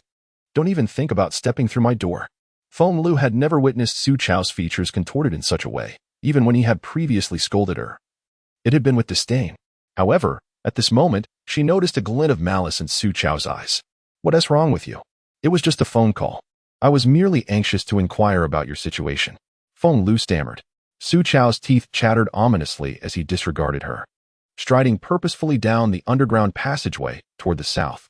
Now, Shen Heng had completely lost faith in him, and Lu Qinxi was unreachable. He felt as if his mind was engulfed in a fog, utterly bewildered by the turn of events. More importantly, Hua Miao had betrayed him. That wretched woman. Hadn't she always been pure as snow? For the 6 months they had been together, she had never allowed him to touch her. He was her boyfriend. And now, it seemed she was exhausted, asleep. Why would she be tired? His temples throbbed, and his eyes blazed with fury as he walked briskly. Where are you going? Feng Lu queried timidly. Are you an idiot? Why are you still here if you're not going back? Shen Heng clearly doesn't want us inside. If you wish to stay, that's your choice, but I'm leaving. Su Chao replied without looking back. Wait for me. I'll go back too. Although she longed to stay in Shen Heng's warm home that night, it was evident that he did not trust her either. Moreover, she was certain that her relationship with Su Chao was far from normal. Did he already know? As Feng Lu silently followed Su Chao, she pondered. If he was aware, then she must confess honestly. There might still be a glimmer of hope. After all, they had been together for 3 years. One could develop feelings, even for a dog. As long as he reminisces about the beautiful past shared between the two of them, Shen Heng might just forgive himself. If necessary, he could even kneel before him. Once he enters his home, he would serve him dutifully. Feng Lu cast a furtive glance at Su Chao, who was hastily walking ahead, cursing him silently in her heart. Su Chao is nothing but a good-for-nothing. Tomorrow morning, she would secretly slip away and confess to Shen Heng. This time, it would truly be a parting of ways. Observing the surveillance footage of the two departing, Shen Heng donned his clothes and ventured into the underground passage. He arrived at the entrance of the basement of Villa Number 3, knocked on the door, and sent a message to Yang Jinxian. The person has been dispatched. It's just me outside. Please open the door. Upon receiving the WeChat message, Yang Jinxian exhaled in relief, yet her heart fluttered with apprehension. Shen Heng was outside. Was she truly going to follow him? Contemplating Song Zhengming's persistent entanglement, she made her decision. Yang Jinxian pulled her sister to the basement, peering through the peephole to confirm that it was indeed only Shen Heng. She opened the door, and upon seeing him, her cheeks flushed instantly. Reflecting on her promise to Huo Miao, she found it almost unbelievable. Let us go? Seeing the petite, youthful demeanor of Yang Jinxian and recalling the messages she had sent to Huo Miao moments ago, Shen Heng could no longer contain himself. He stepped forward and grasped Yang Jinxuan's hand, saying, "Let us go." Gripped by Shen Heng's large hand, Yang Jinxian's face reddened further. Instinctively, she followed Shen Heng, leading her sister away. "Shen Heng, am I going to have to call you brother-in-law from now on?" Yang Mushuan said playfully, winking at Shen Heng. As Shen Heng remained silent, Yang Jinxian had already shot her sister a glare, urging her to be quiet. "Haha, brother-in-law, my sister is blushing." Yang Mushuan chuckled. "Lower your voice. What if those two return?" Yang Jinxian anxiously tugged at her sister. "Do not worry." Shen Heng waved his hand dismissively, offering no further explanation. To elaborate, Feng Lu and Su Chao had indeed come looking for him. However, observing Yang Jinxuan's demeanor, it seemed someone was watching her, prompting a hasty and desperate reaction that inadvertently benefited him. After taking a few steps, Shen Heng paused at the entrance of the basement of Villa Number 4. Yang Jinxian and Yang Mushuan's expressions grew tense as they softly urged, "We should. Hurry." "Hurry where?" Shen Heng questioned, perplexed. To the astonishment of the two sisters, he approached and knocked on the door, exclaiming, "Open up." Yang Jinxian and Yang Mushuan were utterly bewildered. What astonished them further was that the door swung open to reveal the beautiful face of Huo Miao. "Darling." Huo Miao enveloped Shen Heng in a warm embrace, her face beaming as she gestured to the astonished sisters with a welcoming sign. "Welcome to our home. From now on, this will be our home." "Our home." Yang Jinxuan's lips trembled, leaving her momentarily speechless. Yang Mushuan appeared as if she had seen a ghost. Her sister had previously mentioned that Villa No. 4 was meant for her. How could Shen Heng and Huo Miao be residing here? And who, then, were the sources of the commotion that had emanated from Villa No. 4? Chapter 69. This is my home. The sisters, Yang Jinxian and Yang Mushuan, were completely taken aback, instinctively following Shen Heng into the house. The contents of the house left the two women utterly astonished. From the basement to the first floor, an abundance of various supplies lay piled high, creating a dizzying spectacle. Even more astonishing was the warmth that enveloped the space. Upon entering, they were greeted by a wave of heat. Clad in heavy garments, they stood for a moment before feeling overwhelmingly hot. Any inquiries could wait. Taking the initiative, Huo Miao stepped forward to assist them in shedding their outerwear, saying, "Let us wash up first." Yang Jinxian and Yang Mushuan exchanged a glance, their faces flushing with embarrassment. It had been over 4 days since either had bathed, and they now felt quite unclean. "All right." The sisters nodded in agreement. The four of them made their way to the first floor, where Huo Miao entered the bathroom with pajamas in hand and then gestured for Yang Mushuan to take her turn.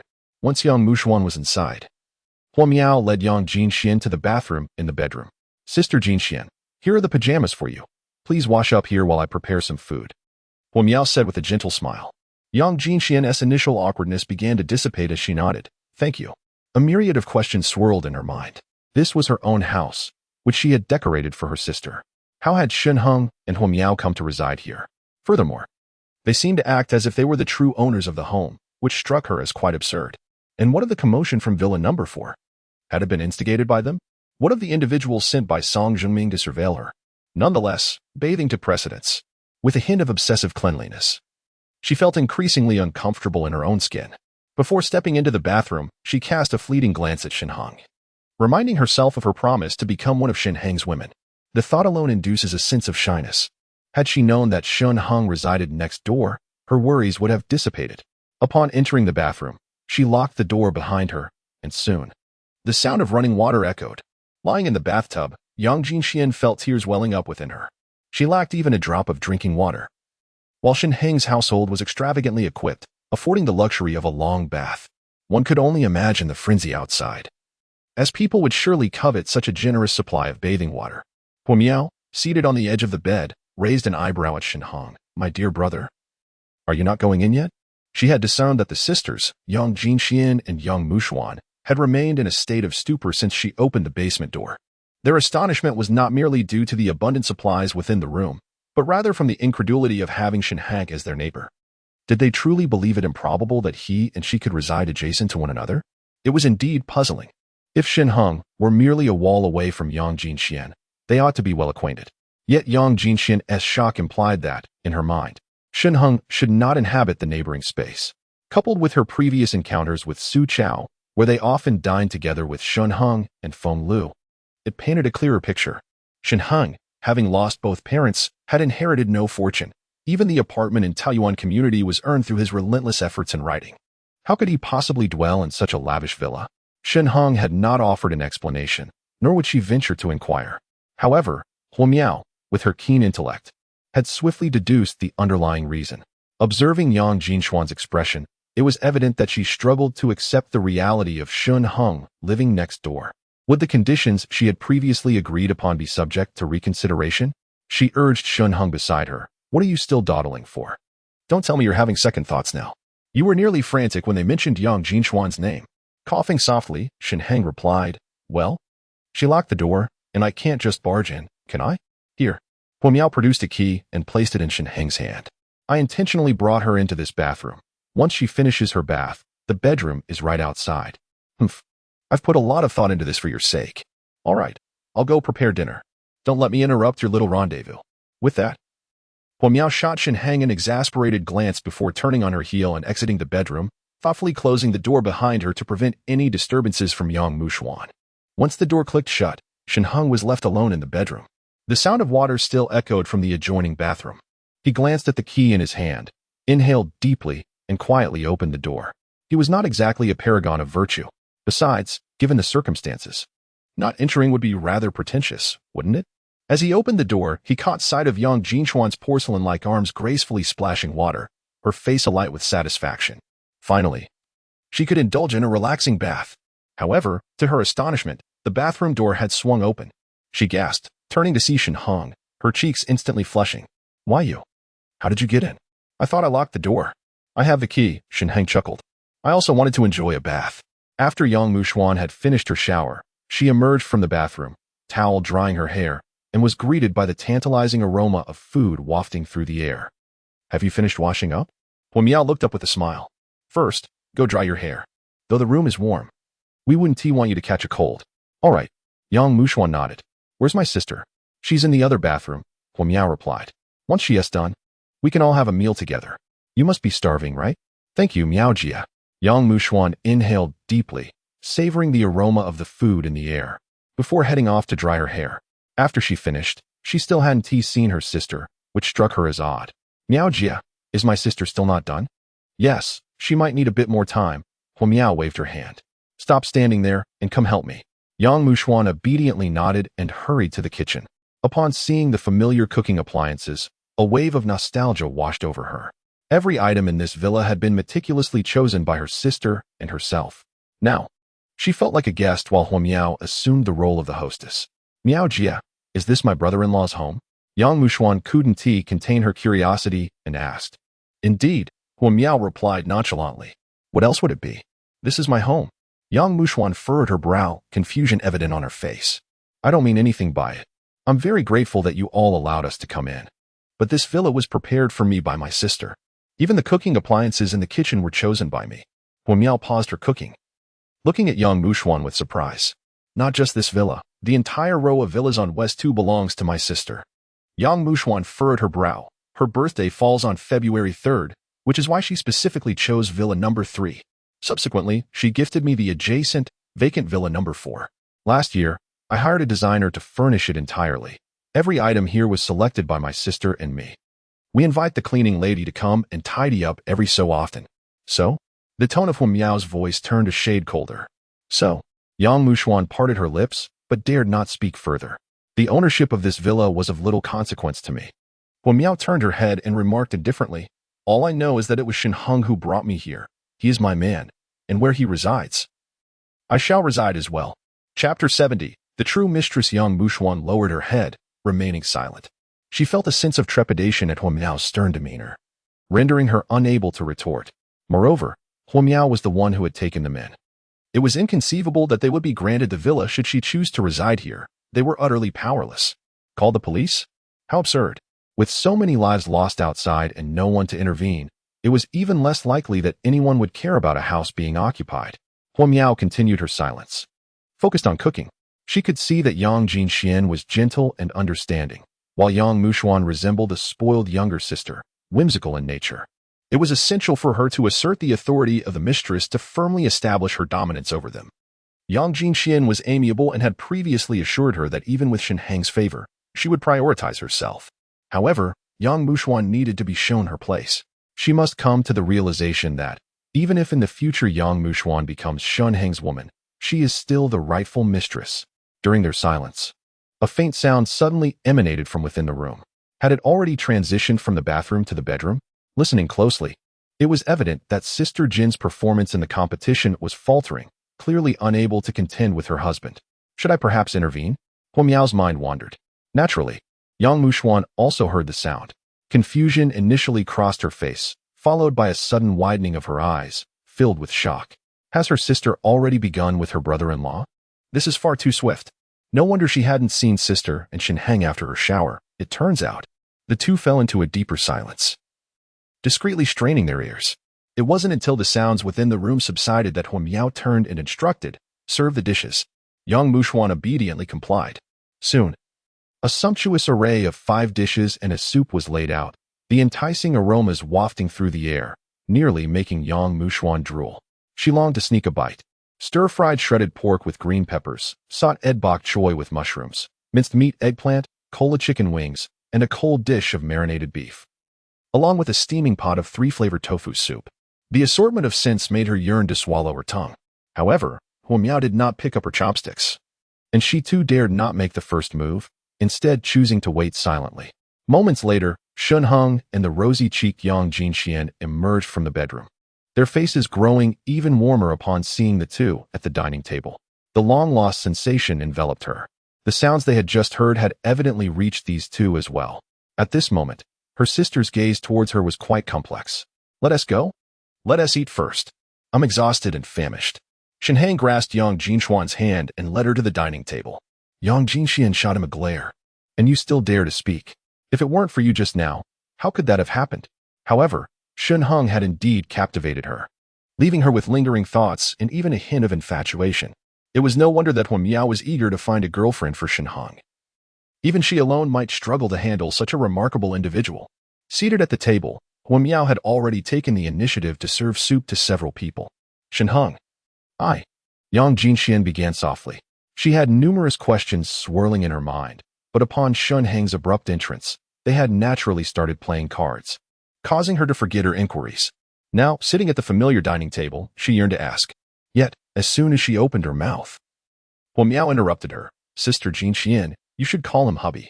Yang Jinxuan's cheeks flushed as she recalled that she and Shen Heng had already shared a marital bond. She whispered, hubby. Yes. Both Shen Heng and Huo Miao nodded in satisfaction. Shen Heng reveled in the moment, never expecting that this alluring neighbor of his would so sweetly sit beside him, addressing him as her husband. Huo Miao was pleased as well, knowing that Yang Jinxian seemed to heed her words. It appeared that her position was secure. I want to ask you. Yang Jinxian ventured cautiously. Is this house yours? Nearby, Yang Mushuan, having just finished a bowl of soup and contemplating a second serving, paused at her words and perked up her ears. Not at all. Shen Heng shrugged his shoulders, remarking, had this been my purchased abode, we would have long been neighbors. And you wouldn't have only met me on that tempestuous day. So how did you come to reside here? Yang Jinxian inquired further. When exactly? On that stormy day. Shen Heng chuckled. My girlfriend betrayed me with my close friend and cast me out. Fortuitously, I encountered you and thought, having a charming neighbor is rather pleasant. Thus I took up residence here. Yang Jinxian and Yang Mushuan were left agape, simultaneously turning their gaze towards Huo Miao.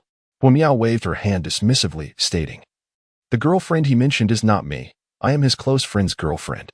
You certainly engage in intricate games." The sisters exclaimed in astonishment. "I am Su Chao's girlfriend. Su Chao pilfered my home, so I returned the favor by taking his." Shen Heng grinned. Huo Miao playfully punched Shen Heng, then nestled into his embrace, saying, "Although I am indeed Su Chao's girlfriend, he has never laid a hand on me. You are the first man in my life." "I am well aware," Shen Heng replied, wrapping his arms around Huo Miao. Yang Jinxian felt no pangs of jealousy, having resolved to stand by Shen Heng. She had mentally prepared for this. "This house belongs to me." Yang Jinxian hesitated for a moment, then softly confessed, "I renovated it last year, originally intending to gift it to my sister. However, since you have moved in, I shall remodel the adjacent villa for Mushuan once the snow has ceased." "Once the snow has ceased?" Shen Heng slightly shook his head. "Although the snowfall may cease in a few days, it will continue intermittently thereafter. With the temperature consistently hovering around -70 degrees. The snow will not stop?" Yang Jinxian exclaimed in astonishment upon observing his expression. "I believe it will not." Shen Heng refrained from recounting the events of his past life, instead stating calmly, "The entire world has irrevocably changed since that day of torrential rain. In his previous life, both Huo Miao and Yang Jinxian perished. As for Yang Mushuan, she likely met her demise at school. However, in this life, he had saved them, and they had become his own companions. Unbeknownst to him, Shen Heng, this butterfly, had already begun to flap its wings, altering the fates of many. If he were aware that Wang Qingguang had also survived, he would undoubtedly be even more reflective. "Brother-in-law, where did you procure so many supplies?" Yang Mushuan inquired, her eyes sparkling with curiosity. "You need not concern yourself with that. Simply know that the supplies I possess are far more abundant than what you observed in the basement. Together, the four of us could sustain ourselves for lifetimes." Shen Heng chuckled. The vending machine remained his secret. He would not divulge it to anyone, even Huo Miao. However, on another note, Yang Mushuan's calling him brother-in-law added a certain thrill. In the future, when he had her in his embrace, and she affectionately called him brother-in-law, it would surely carry a unique charm. Chapter 71. The ever-changing mind having already yielded to Shen Heng, Yang Jinxian did not conceal her circumstances. She shared her story with Shen Heng. Initially, she had presumed that the individuals residing next door were sent by Song Jingming. But she had not anticipated that it was actually Shen Heng, leading to a rather comical misunderstanding. However, unlike Shen Heng, she firmly believed that once the snow ceased, society would undoubtedly restore order. The official power was formidable. It could not allow such circumstances to persist. At that time, she would simply accept her role as Shen Heng's devoted partner. Whether or not they would marry was of little consequence to her. In the midst of numerous crises, being with Shen Heng ensured her sustenance and safety. His kindness toward her was already more than sufficient. Moreover, she experienced a long-lost sense of affection through her connection with him. Previously, she had deemed it absurd to allow her younger sister to serve Shen Heng as well, believing that her sister, still young, ultimately deserved to marry in the future. During dinner, Shen Heng had earnestly assured her that he harbored no intentions toward Yang Mushian. Of course, if Yang Mushian were to fall in love with him, that would be an entirely different matter. Yang Mushian pouted. Although her brother-in-law was quite exceptional and could guide them through this frozen period, he seemed rather presumptuous. Furthermore, with two women already by his side, one of whom was her own elder sister, how could she possibly develop feelings for him? "My husband," Yang Jinxian, filled with concern, recounted. "Song Zhengming has a twisted mind. Even when I was at the Song residence, he had already cast his covetous gaze upon me. After my ex-husband's demise, he further sought to coerce me. Once the snow melts, I fear that Song Zhengming will return, and I worry that it may implicate you." "Do not fret." Shen Heng waved his hand dismissively. He had not anticipated that Yang Jinxian was actually Song Zhengming's sister-in-law, and that Song Zhengming harbored thoughts toward her. "You may not be aware, but Song Jingming is." Observing that Shen Heng seemed entirely unconcerned, Yang Jinxian felt a pang of anxiety and wished to clarify. "I know. He is merely the current head of the Song family." Shen Heng replied with a faint smile, revealing his familiarity with the Song clan. In his previous life, the northern region of Jiacheng was entirely under the dominion of the Song family, wielding immense power. Yet, before the apocalypse, the Song family was merely a second-tier clan in Jiacheng. This was largely due to the first-tier families having sought refuge in shelters. In the absence of formidable adversaries, the monkeys ascend to kingship. With the first-tier families hidden away, the Song family seized the opportunity to rise. More crucially, the Song family controlled the granaries of Jiangchen. Armed with substantial resources, they recruited soldiers, rapidly gaining momentum and overshadowing several other factions. Now that Shen Heng aspired to establish his own influence, an encounter with the Song family was inevitable. It was only a matter of time. Yang Jinxian felt no burden regarding this matter. Then, what about you? Yang Jinxian hesitated. Rest assured, you need not worry about the Song family. As your man, I shall naturally resolve these troubles. Shen Heng declared coldly, when soldiers come, I shall meet them. When water flows, I shall dam it. The Song family. I do not regard them highly. Yang Jinchuan's beautiful eyes sparkled. Fixated on Shen Heng without blinking. Since the death of her husband, she had endured alone and felt utterly exhausted. Shen Heng's words seemed to provide her with immense support and confidence. After all, she was still a woman, in need of a man's shoulder to lean upon. Meanwhile, Yang Mushuan quietly scoffed, thinking, what a boastful claim. Although the Song family may not be considered a top-tier power, they are certainly not something that Shen Heng could contend with alone. This is not confidence, it is arrogance. However, upon seeing her sister's face filled with admiration, she chose to remain silent and buried her head in her meal. By the way, is your husband named Song Guangming? Shen Heng suddenly recalled something and inquired. Yes, he was my ex-husband. Yang Jinchuan's face flushed red. Her current husband is you. This woman, once she has her heart set, truly becomes tender as water. Shen Heng pulled her closer with his other hand and spoke. Have you heard of someone named Wang Ping? He is a leader in the Jiangcheng military district. Wang Ping? Yang Jinxian was taken aback. I have seen him a few times at the Song family. He seems to be a friend of Song Zhengming. I heard Wang Ping mention that he sent someone to kill Song Guangming, just to allow Song Zhengming to take over the Song family. What?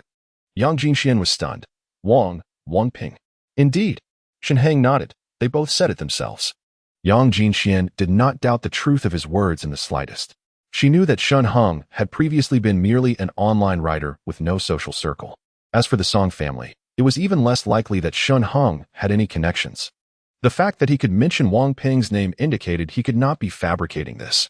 Furthermore, with Song Guangming already deceased and herself now being Shen Heng's partner, he had no reason to deceive her. Yang Jinchuan's eyes reddened. She had always felt that the car accident was extremely strange. Her greatest suspicion had been directed at her brother-in-law, Song Zhengming, but without any evidence, she had no choice but to give up. It turns out that everything was orchestrated by Song Zhengming behind the scenes. I shall seek vengeance for my ex-husband, Shen Heng murmured softly. I must express my gratitude to my former spouse. Had he not passed away, how could a stunning beauty like Yang Jinxian have come to be mine to save her? Regardless, I must confront the Song family. Once I eliminate Song Zhengming, I shall indeed owe my ex-husband a debt of gratitude. Just moments ago, he unlocked numerous actions that the inexperienced Huo Miao had never attempted. Now, I find myself comprehending the heart of Qiaomingde. To understand Qiaomingde, to become Qiaomingde, to surpass Qiaomingde. Suddenly, he recalled that Yang Jinxian had mentioned to Huo Miao that one of her friends was exceptionally beautiful and her husband had gone missing. In such circumstances, being missing is nearly tantamount to being doomed. Does this imply that Yang Jinxian wishes to introduce a new sister into the fold? Times have changed. In the past, Shen Heng had only Huo Miao as a woman in his household, and he was naturally cautious. Yet now, he has entirely lowered his guard against Huo Miao. With her presence, Yang Jinxian and Yang Mushuan surely cannot stir up any significant trouble. Furthermore, Shen Heng truly could not fathom what grounds they would have to betray him. I provide them with a warm abode and an abundance of resources. How could they possibly turn against me, even if another woman were to join? Shen Heng narrowed his eyes. I shall become the first person in the world to possess extraordinary abilities. Why should I fear the fires of discontent in my own backyard? The more powerful I become, the more devoted these women will be. Ah, you previously told Miao Miao that I cannot compel Mushuan, yet you would introduce a friend. Shen Heng said with a smile, as Yang Mushuan, who was tidying up the dishes, stumbled and rolled her eyes in response. Men are truly lacking in ambition. Just after winning over my sister, they are already eager for her to introduce them to friends? I am not lying to you. Yang Jinxian pouted. You scoundrel. Having just secured someone, and you are already so impatient? Huo Miao playfully pinched Shen Heng's waist. Darling, aren't you a bit too fickle? Sister Jean has only just entered our home, And you should be nurturing your relationship with her instead of already thinking about new companions. Aren't you worried about your own health? Haha, just a joke, just a joke. Shen Heng cleared his throat. He merely wished to tease Yang Jinxian. As for other women, he hadn't truly given them much thought. Huo Miao had taken the initiative to introduce him to Yang Jinxian. And now their home was graced with two stunningly beautiful women, one cold and alluring, the other gentle and soothing. Their styles differed, yet they were both breathtakingly beautiful. Moreover, with Chen Qin and a little sand grain also in the mix, these two beauties were no less captivating than those already in the household. Chen Qin might still need some time to cultivate a bond, but the little sand grain was practically at one's beck and call. A quick calculation revealed that there were already 4 enchanting maidens. Additionally, there were 3 from Wang Ji's side, but of course, Shen Heng was merely playing with them, not intending to develop any genuine feelings. It's all just a jest. If even Wang Ji doesn't form any attachment with them, what feelings could he possibly develop? It's merely a matter of mutual benefit. Chapter 72, Su Chao's Nightmare. I shall take my leave for the night. Observing Shen Heng, who was contentedly surrounded, Yang Mushuan tidied up the dishes and retreated to the bedroom. She was at a loss for understanding her own emotions. Seeing Shen Heng in such a state always ignited a flicker of irritation within her. Could it be that she had developed feelings for this scoundrel? Upon returning to her bedroom, she buried her head beneath the covers and resolutely shook her head. Impossible. After all, he was her brother-in-law. Moreover, they had hardly interacted. How could she possibly harbor affections for him, especially given his reputation as a philanderer? It must be that an overwhelming series of events had transpired recently, leaving her utterly exhausted. A good night's sleep would suffice. She reclined on the plush bed, the room enveloped in a cozy warmth, merely requiring a light blanket for comfort. It was already well past midnight, and after days of tension, she should have been able to relax. Yet, slumber eluded her. Her mind was consumed with her sister's earlier words. Originally, Huo Miao had suggested that she and her sister serve Shen Heng together. How could that even be conceivable? Even though Shen Heng resided in her home, Yang Mushuan found it impossible to harbor any dislike for him. Perhaps it was because he had offered refuge to both her and her sister? Yet, inexplicably, she recalled the sound of her sister's card game resonating from the bedroom before dinner. Yang Mushuan was no longer naive. She fully understood the implications of such actions. Her sister appeared to revel in the game, and after engaging in cards with Shen Heng, she seemed to abandon all restraint, affectionately calling him husband. As her younger sister, Yang Mushuan could discern that the radiant smile on her sister's face was genuine, not fade. Was that experience truly so exhilarating? It was as if her sister had fallen under Shen Heng's spell. She couldn't help but feel a wave of heat wash over her, tossing and turning in bed, ultimately staring at the ceiling until, after a prolonged moment, she finally drifted into slumber. Outside, Shen Heng sat on the sofa, embracing Huo Miao and Yang Jinxian. The beautiful woman was pregnant, and the two of them were holding fruit, actively feeding it to Shen Heng, a veritable royal indulgence. Darling, why don't you spend some time with Sister Jean tonight? It's getting late, Huo Miao spoke softly. Shen Heng patted Huo Miao's curvaceous form, appreciating how she always considered his needs. Meanwhile, Yang Jinxian blushed deeply, shyly leaning against Shen Heng's shoulder. She whispered, "Thank you, Miao Mei. Husband, it's already past 2. Perhaps I should attend to you." Shen Heng's card skills were impressive, and she had just experienced them. The sensation was something she had never felt with Song Guangming in their years of marriage. She couldn't help but yearn to play cards with Shen Heng again. The thought of his robust physique stirred something within her. Shen Heng, too, felt a restless anticipation. Yet, a sudden thought crossed his mind. What time is it? It's a little past 2. Why do you ask? Yang Jinxian was taken aback. Last night. It seemed to be around this time when she upgraded the vending machine to level 10. His heart sank as he entered his consciousness space. However, upon entering, the surroundings remained shrouded in darkness, with a countdown timer still ticking. There were still 0:15, 14, 0:15, 13, 0:15, 12. More than 10 minutes left. Shen Heng exited. This evening, he naturally intended to wait until the system upgrade concluded before consuming the supernatural fruit and retiring for the night. With some time still available, perhaps he could engage in a game of cards with Huo Miao and Yang Jinxian. The memories of that wild night at Wang Ji's villa lingered in his mind, evoking a sense of nostalgia. I have some matters to attend to. You may return for now. Once I am finished, we shall share the same blanket. Shen Heng patted the two of them. Brother, you are incorrigible. Expecting both of us to serve you. Huo Miao teased lightly, however, since my husband has made such a request, what can I say? Yang Jingxian remained silent. Her cheeks flushed as she lowered her gaze. Su Chao, with a stern expression, returned home. Upon entering, he kicked the television with force, shattering the screen worth over 10,000.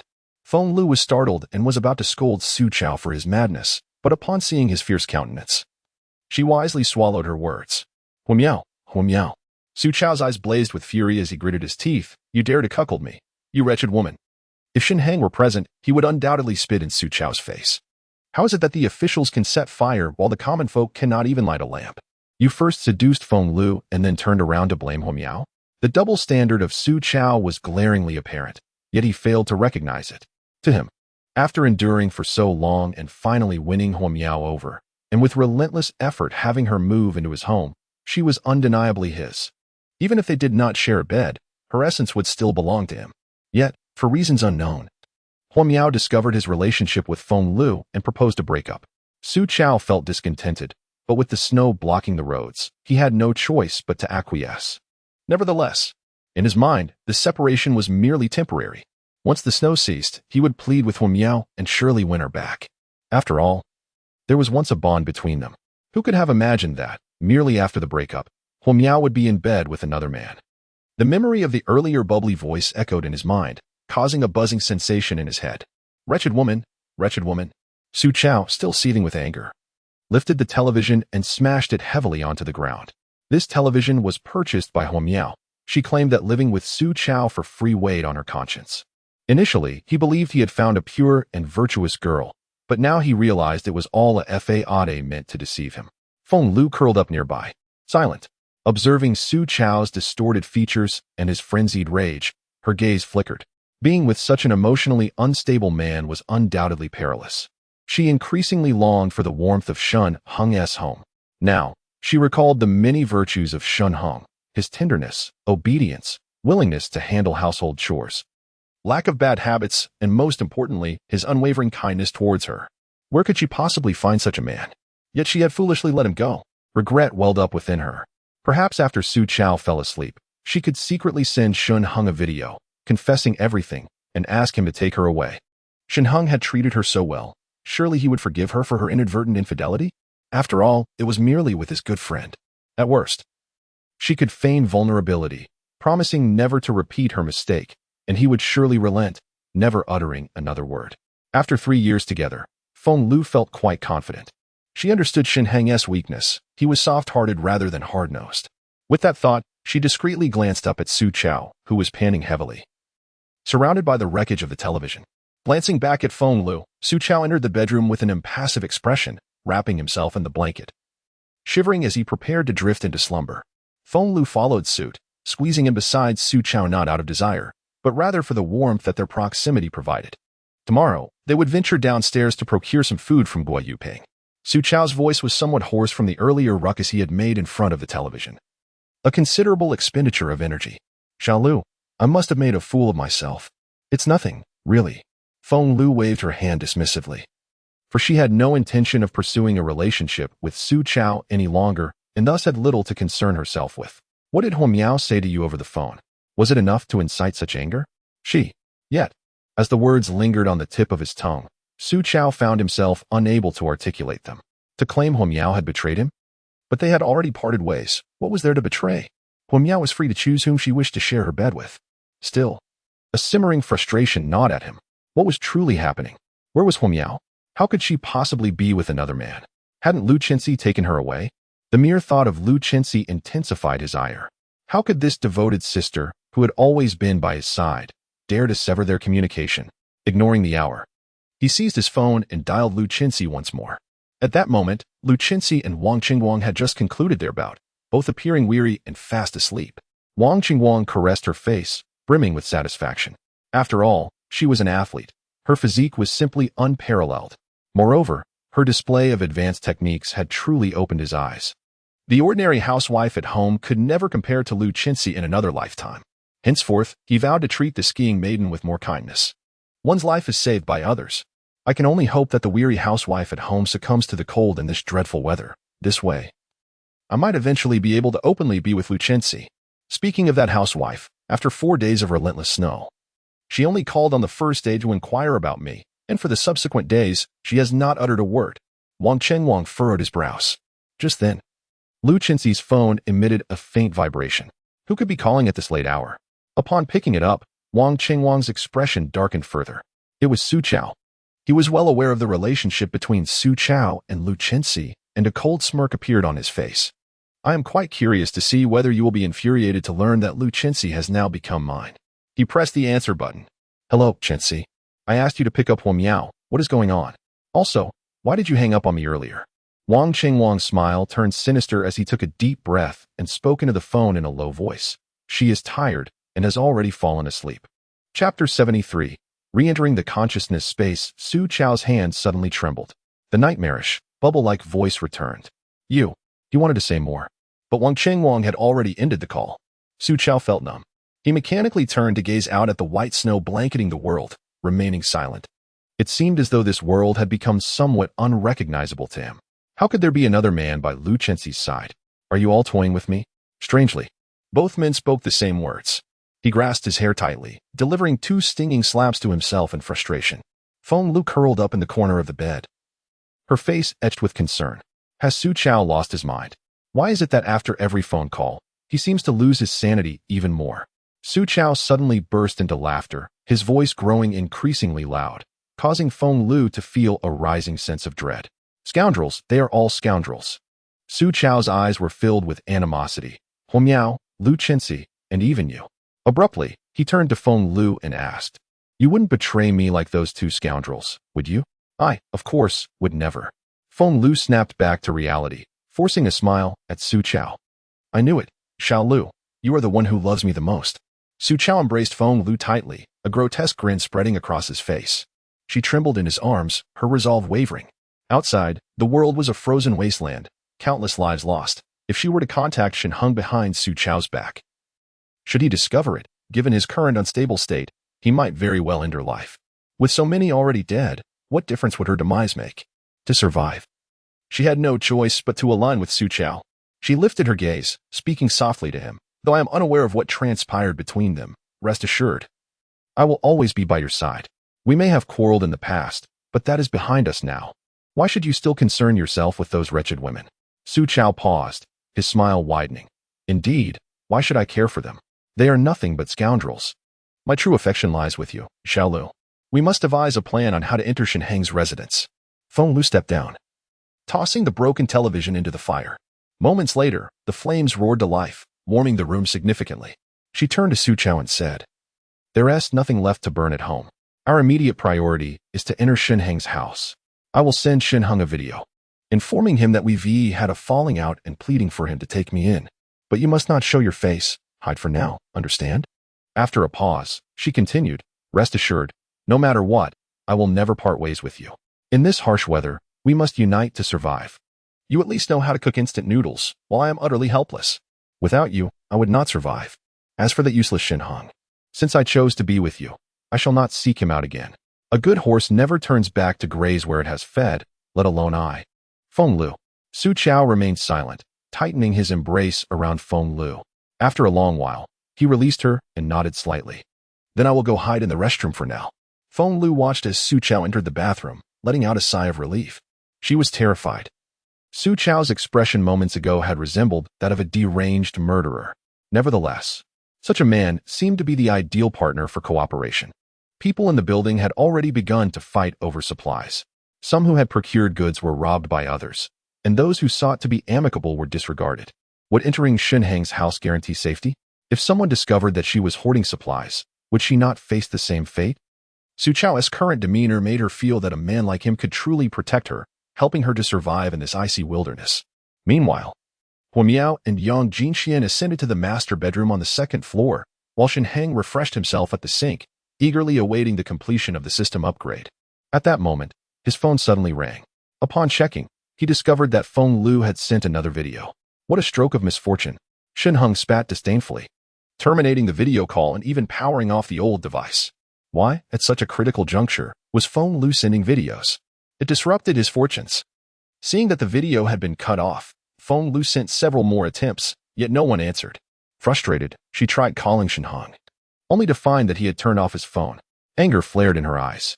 Shen Heng, "Oh Shen Heng, I offered you an opportunity. It is your own ineptitude that led to this. Since you have rejected this chance, I shall deepen my ties with Su Chao. Once I locate your home, you shall face your demise." Little did Shen Heng know he had been sentenced to death in Feng Lu's mind. In fact, she had initially considered returning to him. Yet, even if she knew, he would scoff at the notion. It was truly laughable. How could one desire a traitor who had once betrayed her? Especially after being backstabbed by the two of them in her past life. Forgiveness was out of the question. Feng Lu wished for Shen Heng's demise, and he too harbored the same sentiment. However, he would not grant her an easy death. Instead, he intended to make her suffer immensely before the end. Ding. Host vending machine level 10, system upgrade complete. Please check at your convenience. Before long, a cold mechanical voice echoed in Shen Heng's mind. His eyes sparkled as he delved into his consciousness space, returning to the familiar realm. After each upgrade of the vending machine, the space would expand slightly. Following the machine's advancement to level 10, the entire area had exceeded 200 cubic meters. Yet, this time, the system upgrade had more than doubled the space. Shen Heng estimated it had now approached 1,000 cubic meters. At the very heart of the space stood a vending machine, now more resplendent than before, radiating a cascade of shimmering lights. As Shen Heng approached the machine, he noticed a line of text displayed on its screen. The host has successfully upgraded the vending machine to level 10, receiving a reward. Please check the dispensing port for your gift. Additionally, the host is now deeply bonded with the vending machine and may view various personal attributes therein. Personal attributes? Shen Heng was taken aback. He dismissed the message and then observed the vending machine sales menu, which now offered the option to return. Previously, he could directly select various supplies, but now the entire interface had transformed. Only two options remained: personal information and purchasing supplies. Only by selecting the latter could he access a search bar to seek and procure items. He clicked on personal information, and the screen transitioned to reveal the form of a young man. This was a 3D representation, strikingly identical to Shen Heng himself, accompanied by a display of attribute values. Host, Shen Heng. Current level, 10. Personal assets, 15, 665, 200. Strength, 5. Stamina, 6. Speed, 6. Special skill, 8. The personal assets presumably represented his remaining currency. It was primarily thanks to the 2 million from Wang Ji, the affluent second-generation heir, that Shen Heng had managed to elevate the vending machine to level 10. However, he now had little over 13 million left, barely sufficient to reach the next level. Regarding the attributes, the first three were rather unremarkable, while the final special trait left Shen Heng in a state of perplexity. However, he quickly realized the implication. Was this truly a legitimate system? Shen Heng cursed inwardly. As for the enumeration of these attributes, he felt it was absurd. After all, he was clearly 18. Why was he being labeled as 8? The system was slandering him. Yet, he soon noticed that each numerical value was followed by a plus sign. Could it be that his physical attributes were subject to enhancement? A glimmer of hope sparked in Shen Heng's eyes as he tentatively tapped the plus sign next to strength. This attribute must be on a scale of 10, he reasoned. Thus, his stamina and speed barely met the passing mark, while his strength was utterly deficient. As a man of great stature, how could he allow his strength to lag behind? After a single tap, a message appeared. To increase strength by 1 point, a cost of 100,000 is required. Does the host confirm? 100,000? For Shen Heng, that was merely a trifling sum. He proceeded to tap strength 5 times, raising it directly to 10. His personal assets consequently dwindled by 500,000. Before long, he found himself automatically exiting the realm of consciousness. Simultaneously, a sensation akin to ants gnawing at him coursed through his body, leaving him with an unbearable ache. Beads of perspiration instantly formed on Shen Heng's forehead as he struggled to endure. Moments later, this discomfort dissipated, and he exhaled a sigh of relief. Instead of hastily re-entering the realm of consciousness, he stood up and attempted some simple exercises. A cacophony of cracking bones resonated from his arms and legs. He clenched his fist, immediately feeling a surge of formidable strength. Indeed, it was effective. A smile broke across Shen Heng's face. He glanced at his phone, only to discover that all his assets had now vanished, leaving him with a balance of 0. Has everything been directly absorbed by the system? What a formidable system. Not even a hint from the phone. Clicking on the detailed transaction records, the previous balance indicates a transfer made to an individual identified as Super Vending Machine. Is this truly a person? Surely, it must be artificial intelligence. However, This arrangement is quite convenient for me. After all, the transfer methods employed by people outside are rather extravagant, and when funds run low, they may resort to using jewelry as collateral. The system had previously mentioned that jewelry is also acceptable. It can seamlessly deposit all received funds directly into the vending machine's balance, sparing me the need for further transactions. As for now, Shen Heng's gaze shifted. Naturally, it is time to enhance my own skills. I am 18, not 8. Chapter 74. The Gift of the System. Once again, Shen Heng stood before the vending machine and noticed that his strength had increased to 10, while the plus sign had turned gray. Is further augmentation impossible? Is 10 the limit? Shen Heng's expression was one of confusion. He also elevated his speed and stamina to 10, instantly depleting his assets by 800,000. He was once more expelled from the realm of consciousness. The familiar sensation of soreness and numbness enveloping him anew. This time, it was likely due to the multiple attribute adjustments he had made. Shen Heng wept tears of pain, and as he let out a cry of distress, he hastily seized a cushion from the sofa and bit down hard on it. If Wen Miao and Yang Jinxian heard him, they would undoubtedly rush down in concern, and there would be no way to explain. Shen Heng's body contorted as he rolled about on the sofa, and after what felt like an eternity, the sensation abruptly dissipated. He was drenched in sweat, gasping for breath as he struggled to rise. Rising and stretching his limbs, he discovered that he felt as light as a feather. Even a simple jump from a standing position was significantly higher than before. As for his stamina, that would require gradual testing. However, it was evident that his perception had also markedly increased, though, like his stamina, the full extent would only reveal itself over time. Returning once more to the realm of consciousness, he examined his various attributes. Apart from his special skill, all others had reached the value of 10. Similarly, the plus sign had turned gray, signaling that no further enhancements were possible. Determined, he resolved to max out his special skill as well. With a steely resolve, he clicked the plus sign, only for the system to present a notification. Increasing special skill by 1 point requires 1,000,000. Are you certain? Goodness. Was this not 10 times more than the other attributes? That single point could purchase an extraordinary fruit. It was utterly exorbitant. Though his heart ached at the thought of such expense, he felt a surge of defiance. It's currently at 8, is it not? I shall observe what changes occur once it reaches 10.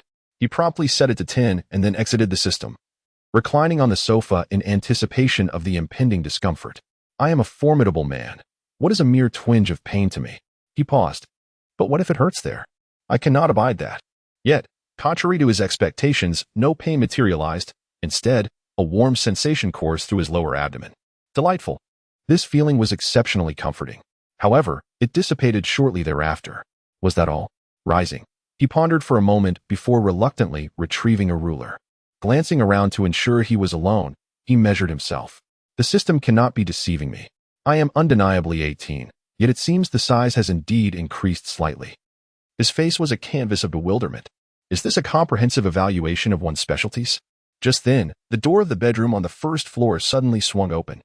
Yang Mushuan, rubbing her eyes, stepped out and exclaimed, "Brother-in-law, I just heard you scream. What happened?" Upon seeing Shen Heng with the tape measure in hand, her mind went blank. Shen Heng, equally taken aback, could not comprehend how his earlier scream had failed to awaken Wen Miao and Yang Jinxian, but had instead prompted Yang Mushuan to emerge from her room. Holding the measuring tape, he stared at Yang Mushuan in bewilderment.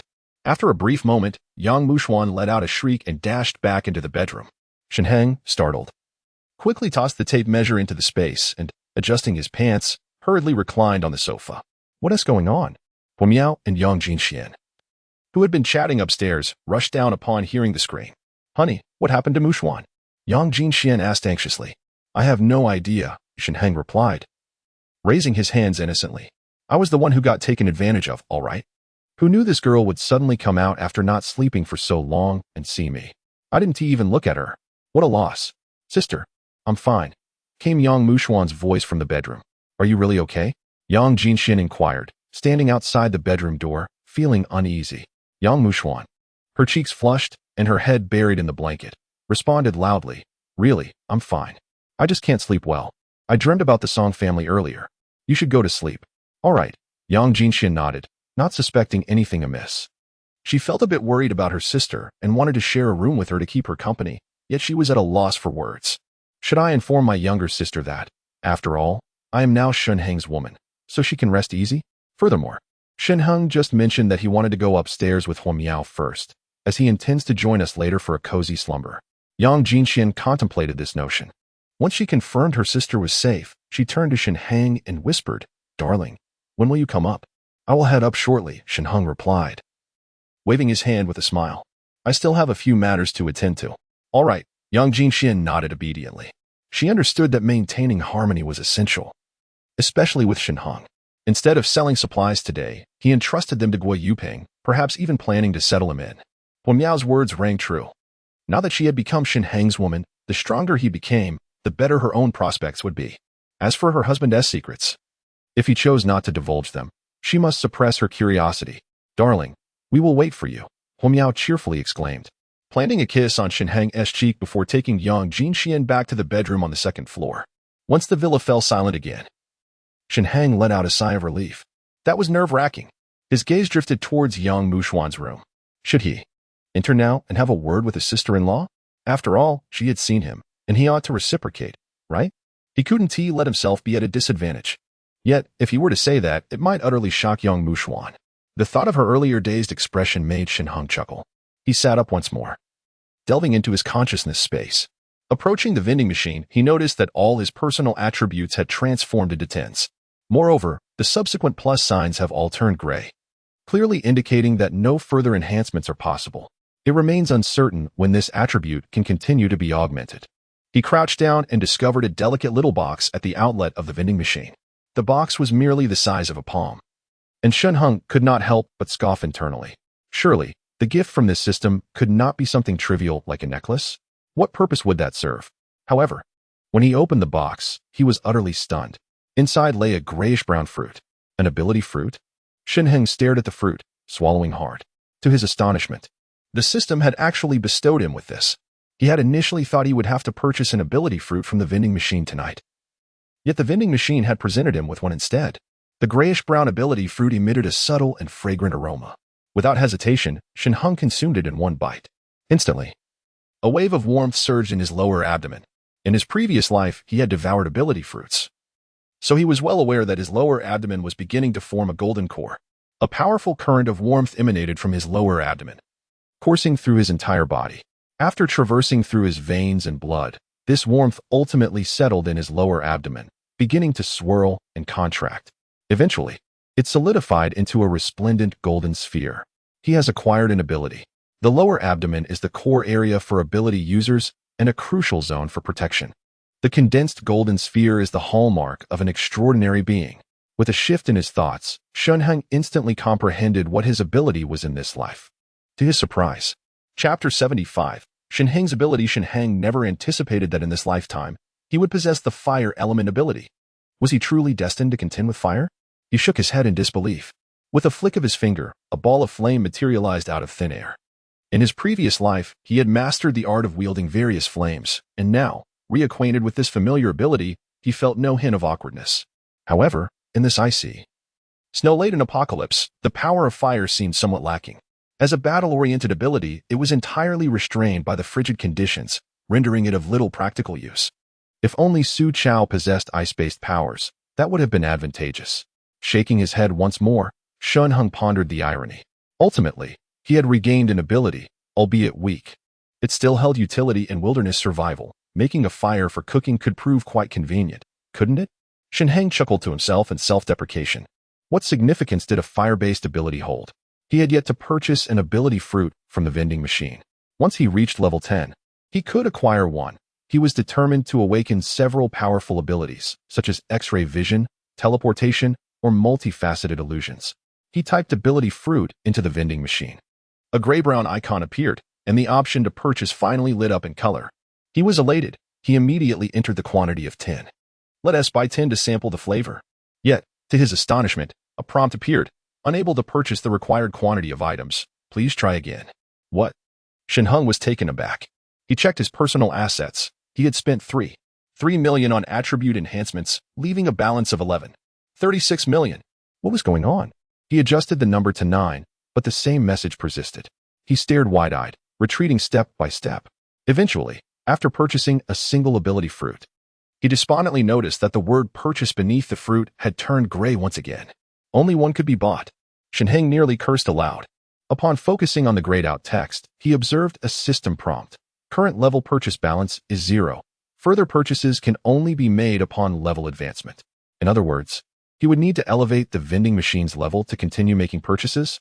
This was truly. Shen Heng had braced himself mentally. From this day forth, he resolved to treat the ability fruit as sustenance.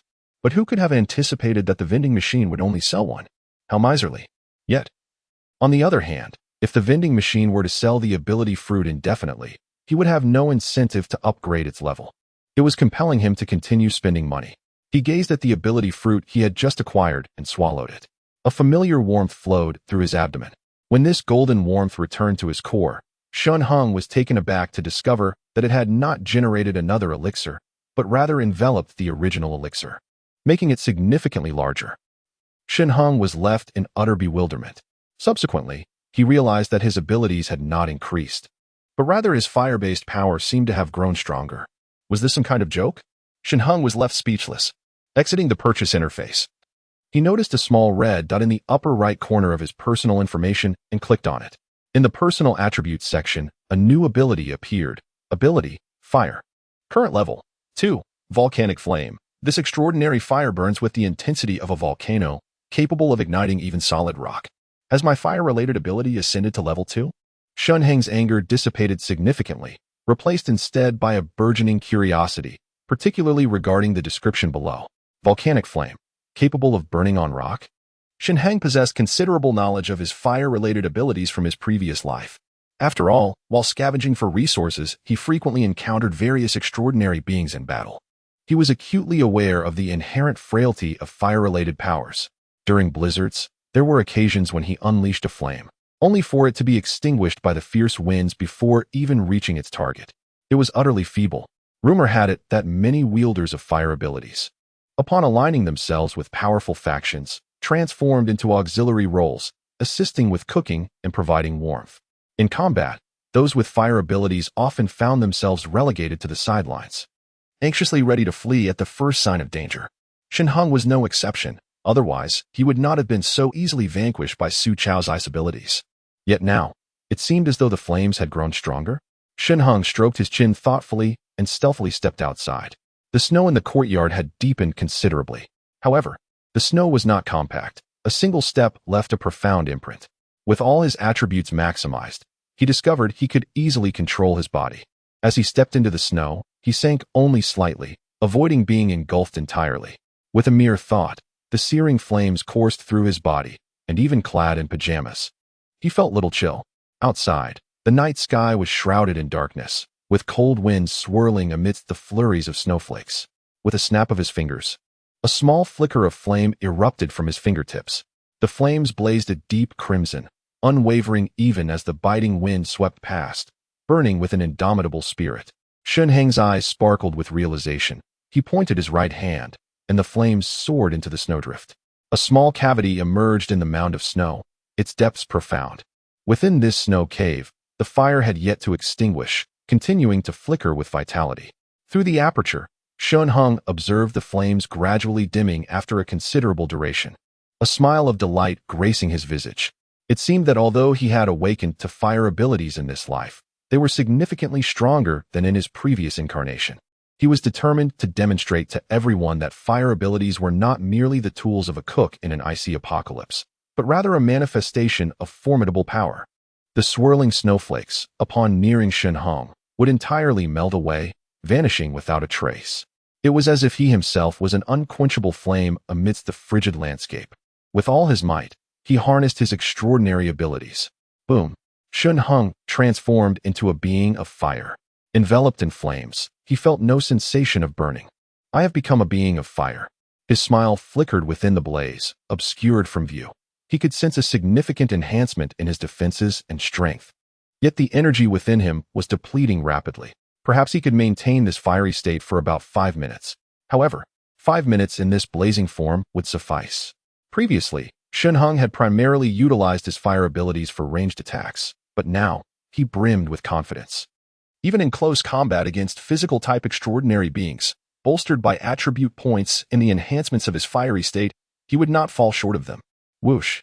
As his thoughts subsided, The once blazing flames extinguished in an instant, dissipating entirely.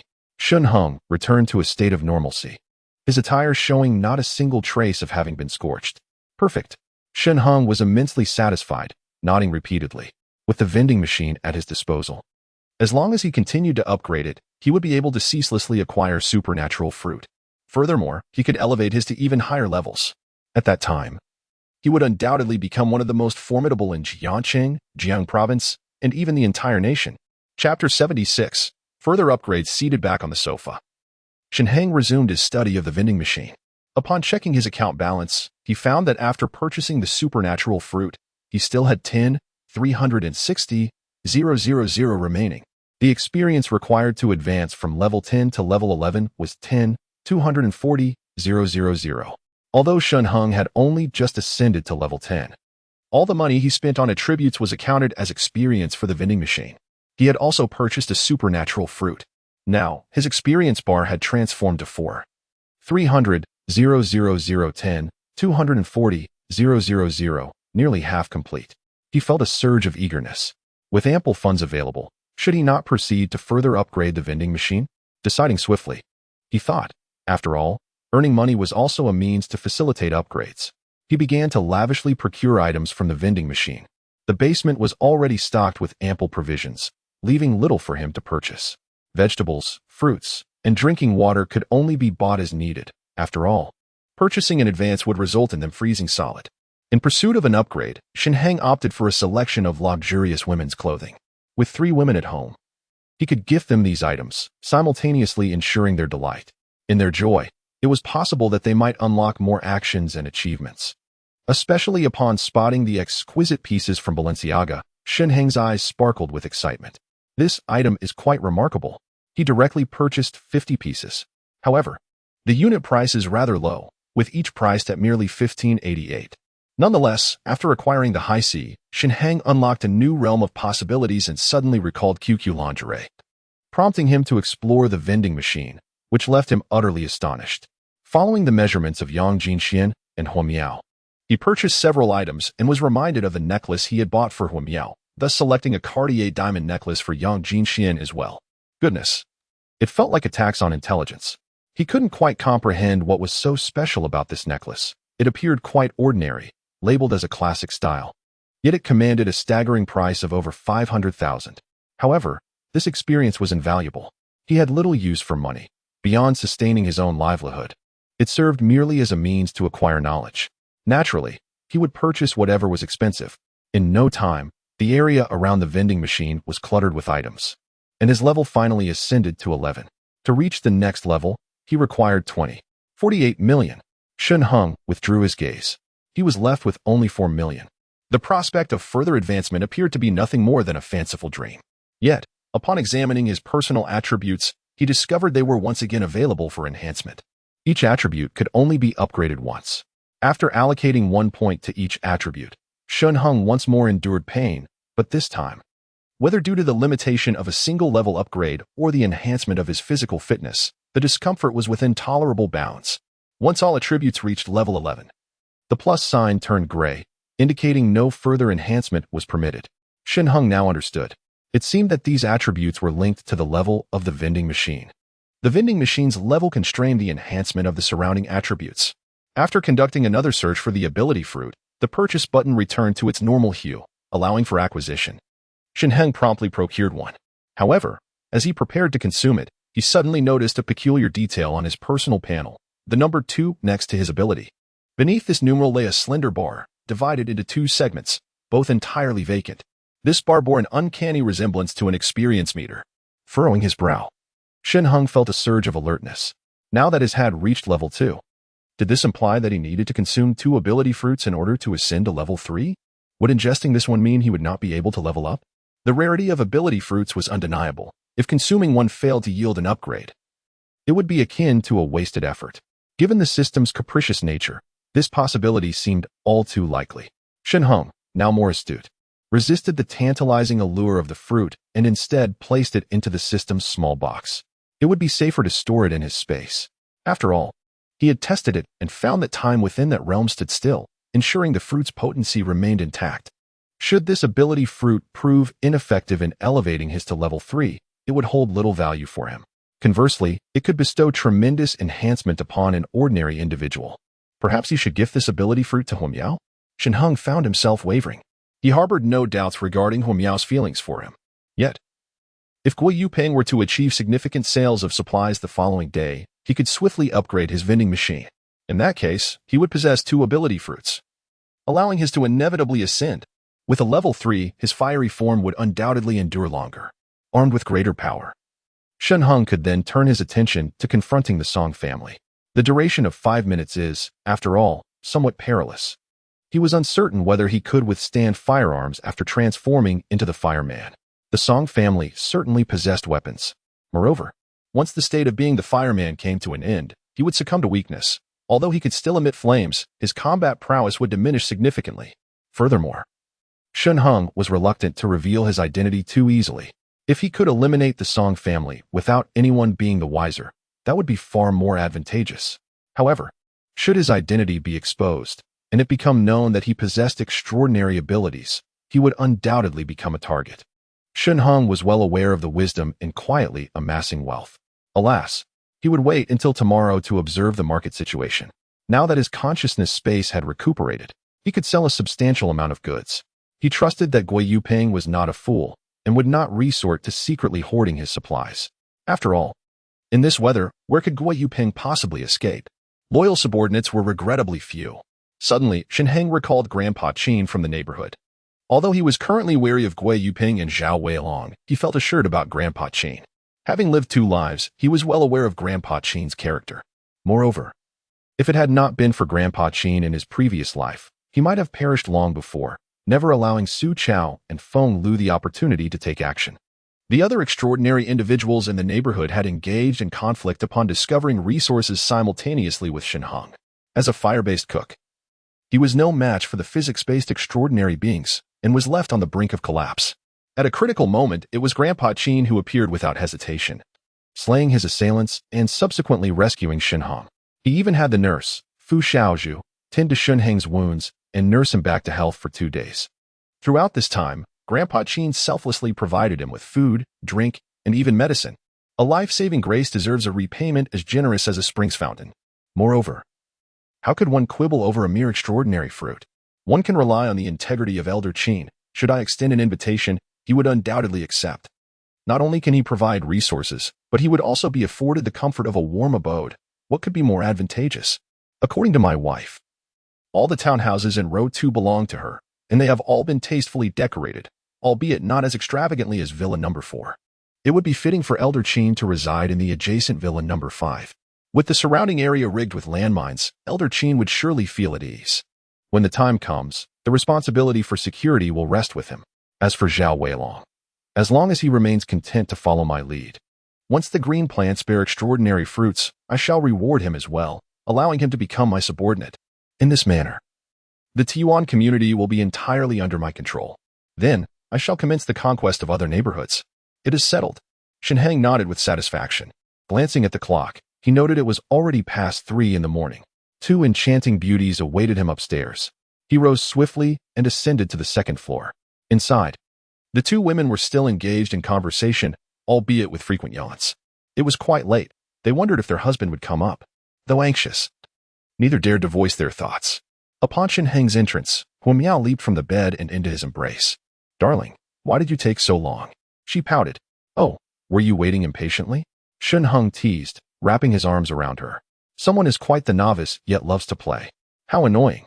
Huamiao's cheeks were flushed, and she insisted, "But tonight, I still have Sister Jean to help." Turning to glance at Yang Jinxian, she found her lying motionless on the bed. Is she pretending to sleep? Huamiao shot a knowing look at Shen Heng, who immediately understood and pounced.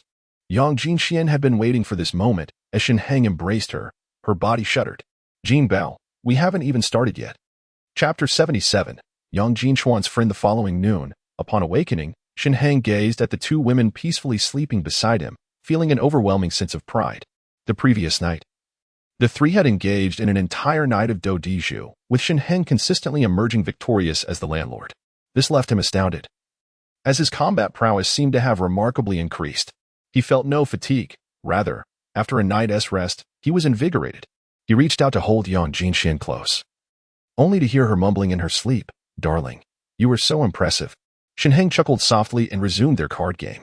In the midst of her astonished gaze, he triumphed once more. Once Yang Jinxian was utterly exhausted, Shen Heng turned to find Hua Miao had already been roused from her slumber. After a brief contest with Hua Miao, who also succumbed to defeat, Shen Heng finally felt refreshed enough to rise and wash up. Descending the stairs, he encountered Yang Mushuan, who was sporting dark circles under her eyes, wore a look of discontent as she prepared breakfast. "Mushuan, you're up quite early," Shen Heng greeted cheerfully. "Early? Brother-in-law, it's already noon," Yang Mushuan retorted, pouting. She had hardly slept well throughout the night. Although the villa boasted good soundproofing, occasional noises had disrupted her rest. She had finally dozed off just after dawn, only to be stirred again by her sister's voice. Unable to endure any longer, she had gotten up to make breakfast. How utterly unrestrained. Shen Heng remained silent, engrossed in his phone while seated on the sofa. A night had passed, and the chatter in the homeowners group had diminished significantly. Complaints about the weather still surfaced, yet they were fewer in number. It seemed that everyone had resigned themselves to their fate. What remained were the exchanges of supplies among the members. The sudden drop in temperature had rendered many, particularly the elderly and children with weakened immune systems, Illinois. They pleaded in the group for assistance, seeking medicine in exchange for goods. However, with the scarcity of medications and the exorbitant prices set by those seeking to profit, no one was willing to comply any longer. One user exclaimed, "Who is selling ibuprofen? My child is ill and urgently requires medication. Thank you." Shen Heng recognized the name. It was the same individual who had purchased medicine from Changda Auto Repair the previous night. Changda Auto Repair was located across from Ning Yao, who had sought to buy montmorillonite powder from Shen Heng but found his price exorbitant at 50,000. Consequently, he struck a deal with the user in the group, trading 2 bags of instant noodles for the medication. Shen Heng had scoffed at the time, deeming this user quite foolish. Surely one could procure essentials for oneself, especially in light of the medication scarcity. He had explicitly stated that a box of medicine was priced at 50,000. The audacity to offer 2 bags of instant noodles in exchange was utterly preposterous. Little did he anticipate that merely a night later, this user's child would fall ill. What astonished him further was the response from Changda Auto Repair in the group. Changda Auto Repair remarked, "My friend, your child has a fever? I still have some ibuprofen." The user, overjoyed, quickly tagged him in the group. "Brother, I provided you with montmorillonite powder last night. Could you spare me some ibuprofen?" Changda Auto Repair appeared somewhat irritated. "Changda Auto Repair, my friend, that montmorillonite powder was not given to me by you. I exchanged it for 2 packets of instant noodles." Ilu Feishing, Yes, I misspoke. How about you sell me that ibuprofen? I shall return the 2 packets of noodles to you." Changda Auto Repair, please, my friend, clarify this. The medicine, known for its amicable nature, is priced at 50,000. Why should I part with ibuprofen for just 2 packets of noodles? Ilu Feishing, what do you mean? Changda Auto Repair, I am not unreasonable. Here is the deal. You give me 10 packets of noodles, and I shall give you the ibuprofen. What do you say? Ilu Feishing, staring incredulously, why don't you just rob someone? I saved your child last night. How could you act this way? Changda Auto Repair, I am afraid that won't do. You might want to inquire with someone else. By the way, the montmorillonite powder is quite effective. I must go tend to the child now. Ilu Feishing, Changda Auto Repair, is this how you conduct yourself? One must not lack a sense of conscience. Ilu Feishing, Changda Auto Repair, come out and speak. Ilu Feishing, Changda Auto Repair, stop feigning ignorance. I offered you the medicine at such a low price, and this is how you treat me? Ilu Feishing, Changda Auto Repair. Shen Heng was utterly amused. These two are simply hilarious. In the apocalypse, who still possesses a good heart dies the quickest. This Ilu Feishing is a quintessential example. To be a good person? Sure, perhaps in the next life. He sold the medicine at a bargain price of 2 packets of noodles. But how did they treat him in return? Survival is such a daunting challenge that who truly remembers your kindness? In due time, this reality will only intensify. Sympathy and pity merely hasten your demise. Yang Mushuan's culinary skills are commendable, and soon Shen Heng was greeted by the delightful aroma of food. Upon lifting his gaze, he noticed his sister-in-law had already arranged the stir-fried dishes on the table. Meanwhile, Hua Miao and Yang Jinxian descended from upstairs, both appearing languid yet radiant. Particularly, Yang Jinxian exuded an air of youthful beauty, shedding the anxiety she previously bore, captivating all eyes. She cast a tender glance at Shen Heng before sitting closely beside him. Mushuan, why do you still have dark circles under your eyes? Did you not sleep well? She inquired. Don't even start. Yang Mushuan retorted, slightly annoyed. Sister, please keep your voice down. Otherwise, how about we switch places tonight and see if you can sleep? Yang Jinshuan's cheeks flushed. What nonsense are you spouting? What do you mean by switching? Is that even a thing? I'm merely looking out for you, my dear sister. For the sake of our lives, I have sacrificed myself. Huo Miao picked up her chopsticks. Oh, Mushuan, you really know how to treat us, even preparing oysters. I shall supplement my brother-in-law's meal. Yang Mushuan whispered. My husband doesn't require that. If this continues, even if Mushuan joins in, it might not suffice. Huo Miao's enchanting gaze turned towards Shen Heng, causing a flicker of uncertainty in Yang Jinxian. Indeed, she had witnessed Shen Heng's remarkable card skills last night, even playing alongside Huo Miao. She had failed to secure a victory. Could it be that her sister? No, that thought is utterly absurd. Is there such a thing as sisters sharing a husband? Later on, will my sister still marry? As for myself, given my current situation, I might as well accept my role as a mistress to Shen Heng. After all, Huo Miao, the legitimate wife, seems to be quite accepting of me. Moreover, her disposition is rather amiable. However, my sister is still young. This is simply not appropriate. She discreetly cast a glance at Shen Heng, only to find him gazing at Yang Mushuan, seemingly lost in thought. Unable to restrain herself, she playfully pinched Shen Heng's waist. You really are contemplating it. Cough, cough. Shen Heng snapped back to reality, his face flushing with embarrassment. Earlier, when Yang Mushuan suggested swapping with her sister, he had indeed entertained the thought. If she were to be the one, with the added allure of a sister-in-law, would he not charge forth amidst the echoes of brother-in-law? Furthermore, Yang Mushuan had cast a surreptitious glance at him, her eyes seemingly brimming with unspoken meaning. Could it be that the sister-in-law is genuinely interested? I shall call my friends over later. The three of us shall see how you manage. Yang Jinxian whispered conspiratorially into Shen Heng's ear. Shen Heng's eyes sparkled with intrigue. Indeed, just yesterday, Jinbao had mentioned bringing a friend along. Is this about to come to fruition? My dear, who is that friend you mentioned? Shen Heng chuckled mischievously. Look at you, so pleased with yourself. Yang Jinxian playfully tapped Shen Heng. Yet, she did so lightly, her punch as soft as a playful tickle. The previous night, before Shen Heng ascended to the second floor, she had a conversation with Huo Miao. Huo Miao remarked that Shen Heng possessed an abundance of resources. But it was precisely for this reason that he would inevitably attract numerous women, rather than guarding against those fleeting dalliances. It would be wiser to enhance the quality and quantity of the flowers at home, preventing him from straying. Moreover, she articulated the reason for seeking out Yang Jinxian and her companions, which instilled a sense of urgency within Yang Jinxian. Indeed, as she was not the first woman in Shen Heng's life, seizing this opportunity was paramount. Unlike Huo Miao, she was not alone. She had her sister to consider. The two sisters were dependent on Shen Heng, and the only means to ensure their survival in such an environment was to capture his heart and enchant him. Thus, she decided to reveal her thoughts without further hesitation, softly stating, Do you know that there resides a beautiful doctor in our community? Her name is Ning Yao. Not only is she exceptionally skilled in medicine, having been specially appointed as a medical expert at Jiangcheng People's Hospital, but she is also incredibly attractive. Of a similar age to mine. Darling, wouldn't you desire a stunning doctor in a white coat, adorned with high heels? Chapter 78. The Position of Huo Miao Ning Yao? Upon hearing that name, Shen Heng was momentarily taken aback. He had not anticipated that the sister Yang Jinxian was attempting to win over was the compassionate Ning Yao from their group.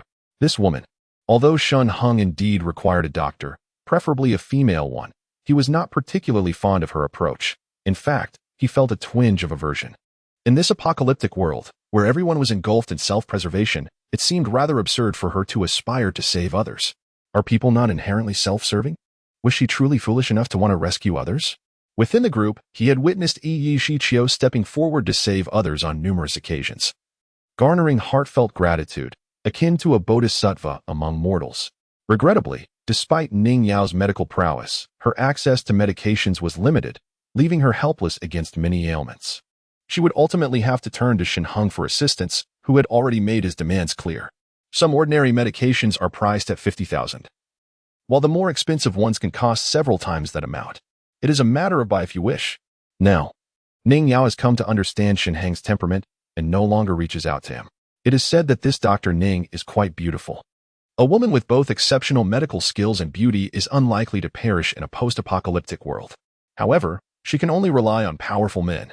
Regardless of who becomes the dominant force, doctors are an indispensable profession. Moreover, a beautiful woman will not be overlooked. Husband, do you know her? Upon seeing Shen Heng shake his head slightly, Yang Jinxian felt a pang of anxiety and quickly added, Yao Yao is quite a good person. Let us discuss this later, Shen Heng interjected, his tone indifferent. I do not wish for any saintly hypocrites here. He paused, then turned his gaze to the two sisters. Jinxian, remember this.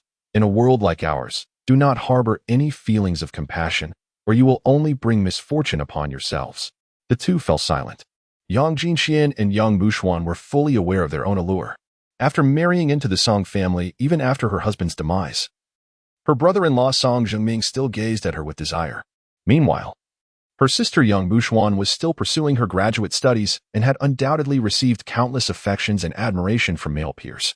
Since you are here, Jinxian, and you have become my woman, I will do everything in my power to protect you. However, if you take outsiders into our home without my consent, I will show no mercy. Shen Heng's eyes were cold. Even if they are the elderly or children, without my permission, do not show them any compassion.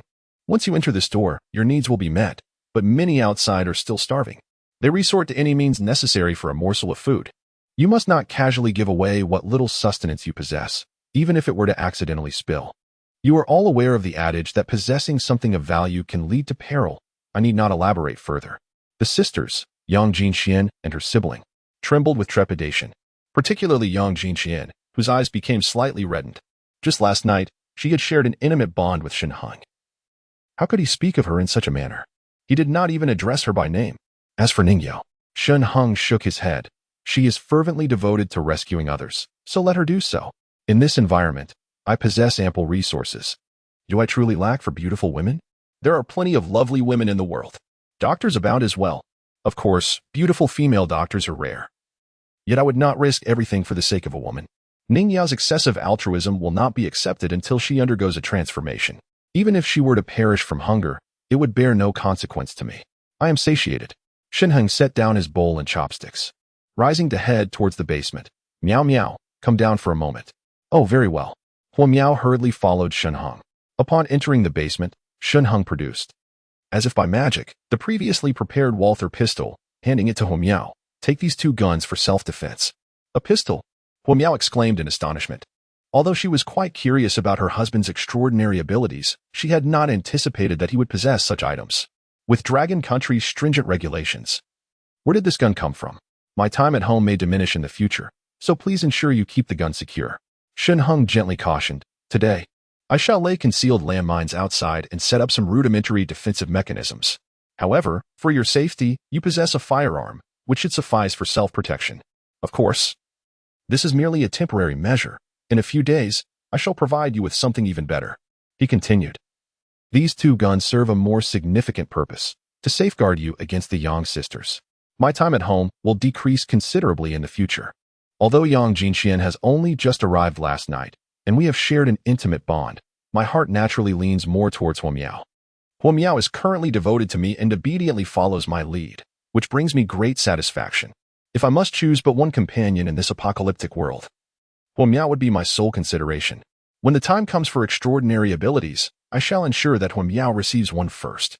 Should the sisters entertain notions of benevolence and wish to accommodate relatives or friends, I shall vehemently oppose it. Huo Miao replied earnestly. Indeed. But with only the three of you women at home, if the sisters unite, I fear you may not stand a chance against them.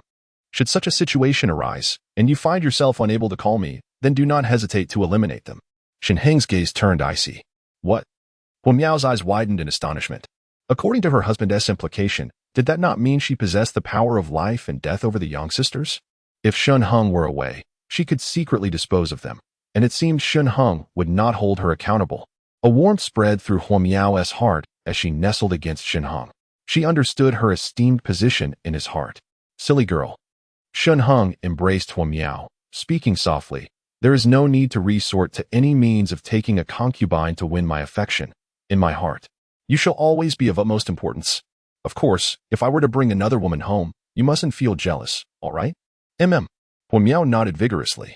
Well, I have a few matters to attend to and must step out for a while. with a wave of his hand. The surrounding supplies were promptly retracted into the realm of consciousness. The once cluttered room transformed into an expansive space. "I leave the household in your care," Shen Heng instructed as he made his way to the underground level. Huo Miao nodded resolutely, and after seeing Shen Heng off, she returned to the living room with a beaming expression. Shen Heng's promise filled her heart with joy. Not only was she the rightful mistress, but she also wielded a significant authority. Meanwhile, Shen Heng felt no pangs of cruelty. In this apocalyptic world, even long-standing couples could turn against one another, let alone the recently accepted Yang Jinxian. Naturally, he did not desire betrayal from Yang Jinxian, for she possessed more charm than Huo Miao, and could provide him with a greater sense of conquest. However, he dreaded the thought of returning home one day to find it occupied by strangers, with Huo Miao being toyed with, and the sisters Yang Jinxian and Huo Miao clinging to one another. Such a scene was utterly unacceptable to him. To Shen Heng, women were akin to resources. Only those who had endured trials and earned his recognition would receive his genuine affection. If one truly wished to indulge in games, Wang Ji's 3 girlfriends exhibited far more creativity than Yang Jinxian. Engaging with them outside, providing them with food and drink, they would eagerly await the return of their benefactor. Chapter 79. The boss is truly handsome. Emerging from the basement door, Shen Heng procured a pickup truck from the vending machine and subsequently headed southward. Upon reaching a location directly beneath the square, he parked the vehicle and with a swift gesture towards the truck bed, it instantly filled with an abundance of supplies. Shen Heng meticulously unloaded all the materials, surrounding the vehicle with a considerable heap as well. Only then did he send a message to Guo Yuping, "Come downstairs." He preferred to keep his supernatural abilities concealed from others. Since Guo Yuping had just begun to follow him, Shen Heng naturally remained cautious, much like with Yang Jinxian. However, in a few days, should they prove satisfactory, he would gradually escalate their rewards. In his previous life, although Song Zhengming's influence was not the most formidable, Zhao Erbao, the proprietor of the Donglin Group in the eastern part of the city, wielded greater power. With numerous subordinates and an unknown source of firearms, his presence was formidable. Regrettably, before Zhao Erbao could consolidate control over Jia Cheng, he was betrayed and eliminated by his most trusted brother. Subsequently, the Donglin Group crumbled, fragmenting into several factions, never to regain its former glory. It was rumored that the individual responsible for Zhao Erbao's demise was bribed by Song Zhengming, and after Zhao's death, he defected with many followers to join Song Zhengming, propelling the Song family to become the dominant force in the northern part of the city, as well as establishing it as the preeminent power in Jiangcheng. The mastermind behind this scheme was none other than Guo Yuping. Thus, Guo Yuping earned Song Zhengming's trust, assuming the role of his strategist. Shen Heng did not perceive Guo Yuping as lacking in character. Rather, he believed that the most remarkable strategist in history was the cunning Jia Su, not Zhuge Kongning. If Guo Yuping could truly comply with his wishes, he would naturally be inclined to promote him. However, this would necessitate a foundation where Guo would willingly assist him. He harbored a desire to avoid a fate akin to Zhao Erbao, betrayed by those close to him. Until he could completely trust his subordinates, he would not easily divulge any secrets. Indeed, Guo Yuping quickly responded. Within 5 minutes, he was rubbing his hands together, clad in warm clothing, and hurriedly approached. Upon spotting the pickup truck from a distance, Guo was momentarily taken aback, unable to resist rubbing his eyes. Was there truly a pickup truck in the underground passage? His curiosity about Shen Heng intensified. Simultaneously, he resolved firmly. He absolutely could not betray Shen Heng. It is worth noting that the entire underground passage merely connected to the high-rise residential buildings and the row houses ahead, with each household possessing a singular door, entirely disconnected from the surface above. How did this vehicle find its way into the underground passage? The boss's methods are indeed endlessly resourceful. He approached Shen Heng with utmost respect and said, "Greetings, Brother Shen." Shen Heng nodded, satisfied with Guo Yuping's swiftness. "Here are the supplies for sale today. Take a look." He gestured towards the ground. Only then did Guo observe the mountain of goods with keen interest, his eyes gleaming. So much merchandise. How much could this fetch? Among the items, in addition to everyday necessities, he even spotted various meats, seafood, blankets, warm clothing, and even electric kettles. You are responsible for selling these. The instant noodles were priced at 2,000 yesterday, correct?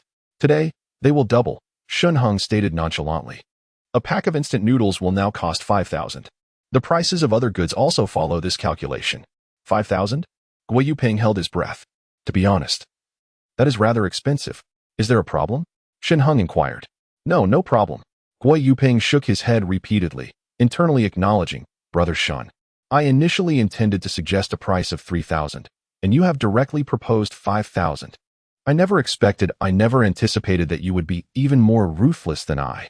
However, working under such a boss seems to promise a brighter future, does it not? Regardless of when this snow ceases, the boss will surely reap abundant profits, and as his most loyal sales subordinate, I am confident that I will not be overlooked in the future. The items in the back of the car are reserved specifically for you. Those do not need to be sold. You can take them home later. Shen Heng added. Reserved something specifically for me? Guo Yuping was momentarily taken aback. Instinctively glancing towards the back seat of the car, the seats were crammed full, with thick blankets and clothing stuffed in, bottled water beneath the seats, and a substantial portion of pork, beef, and lamb, along with a thermos, cooking pots, and utensils.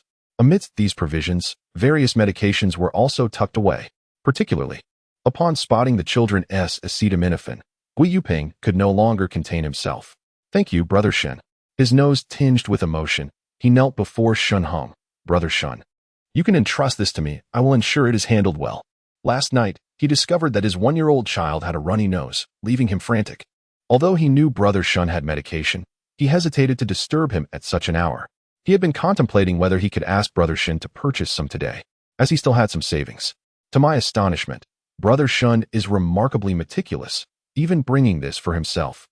It is evident that Brother Shen has seen the message I posted in the owners group. From now on, should you require anything, simply send me a message. Refrain from seeking transactions in the group. After all, you are under my employ, and as your employer, it is rather embarrassing for you to purchase goods from others. Shen Heng chuckled as he assisted him to his feet. I reside in the row house district, number 3, West Row 2. Please park your vehicle downstairs. Tomorrow you can come to collect the goods. I shall not be making deliveries anymore. Understood, Brother Shen. Guo Yuping nodded vigorously. Shen Heng patted him on the shoulder and messaged Zhao Weilong to bring his subordinates to maintain order, as there would be a considerable amount of goods today, preventing any potential chaos. However, how could he possibly reveal his true location? Villa number 3 was previously occupied by Yang Jinxian. At worst, he could place some supplies in Yang Jinxuan's basement beforehand, and then summon Guo Yuping for the transportation. By the way, if you find yourself overwhelmed, select 2 reliable individuals to assist with sales and offer them a little food afterward. I believe many would be eager to help. Shen Heng advised. Yes, Brother Shen. Guo Yuping promptly replied. Soon after, Guo Yuping announced in various owners groups, supplies have arrived today. Given the current scarcity, all items will be sold at double the price. Ham sausages, instant noodles, bread a pack for 5,000, oil tincture for 100,000, blankets for 50,000. The owners group erupted in outrage, with numerous members frantically tagging Guo Yuping, accusing him of price gouging. 5,000 for a pack of instant noodles? Why don't you seize the opportunity?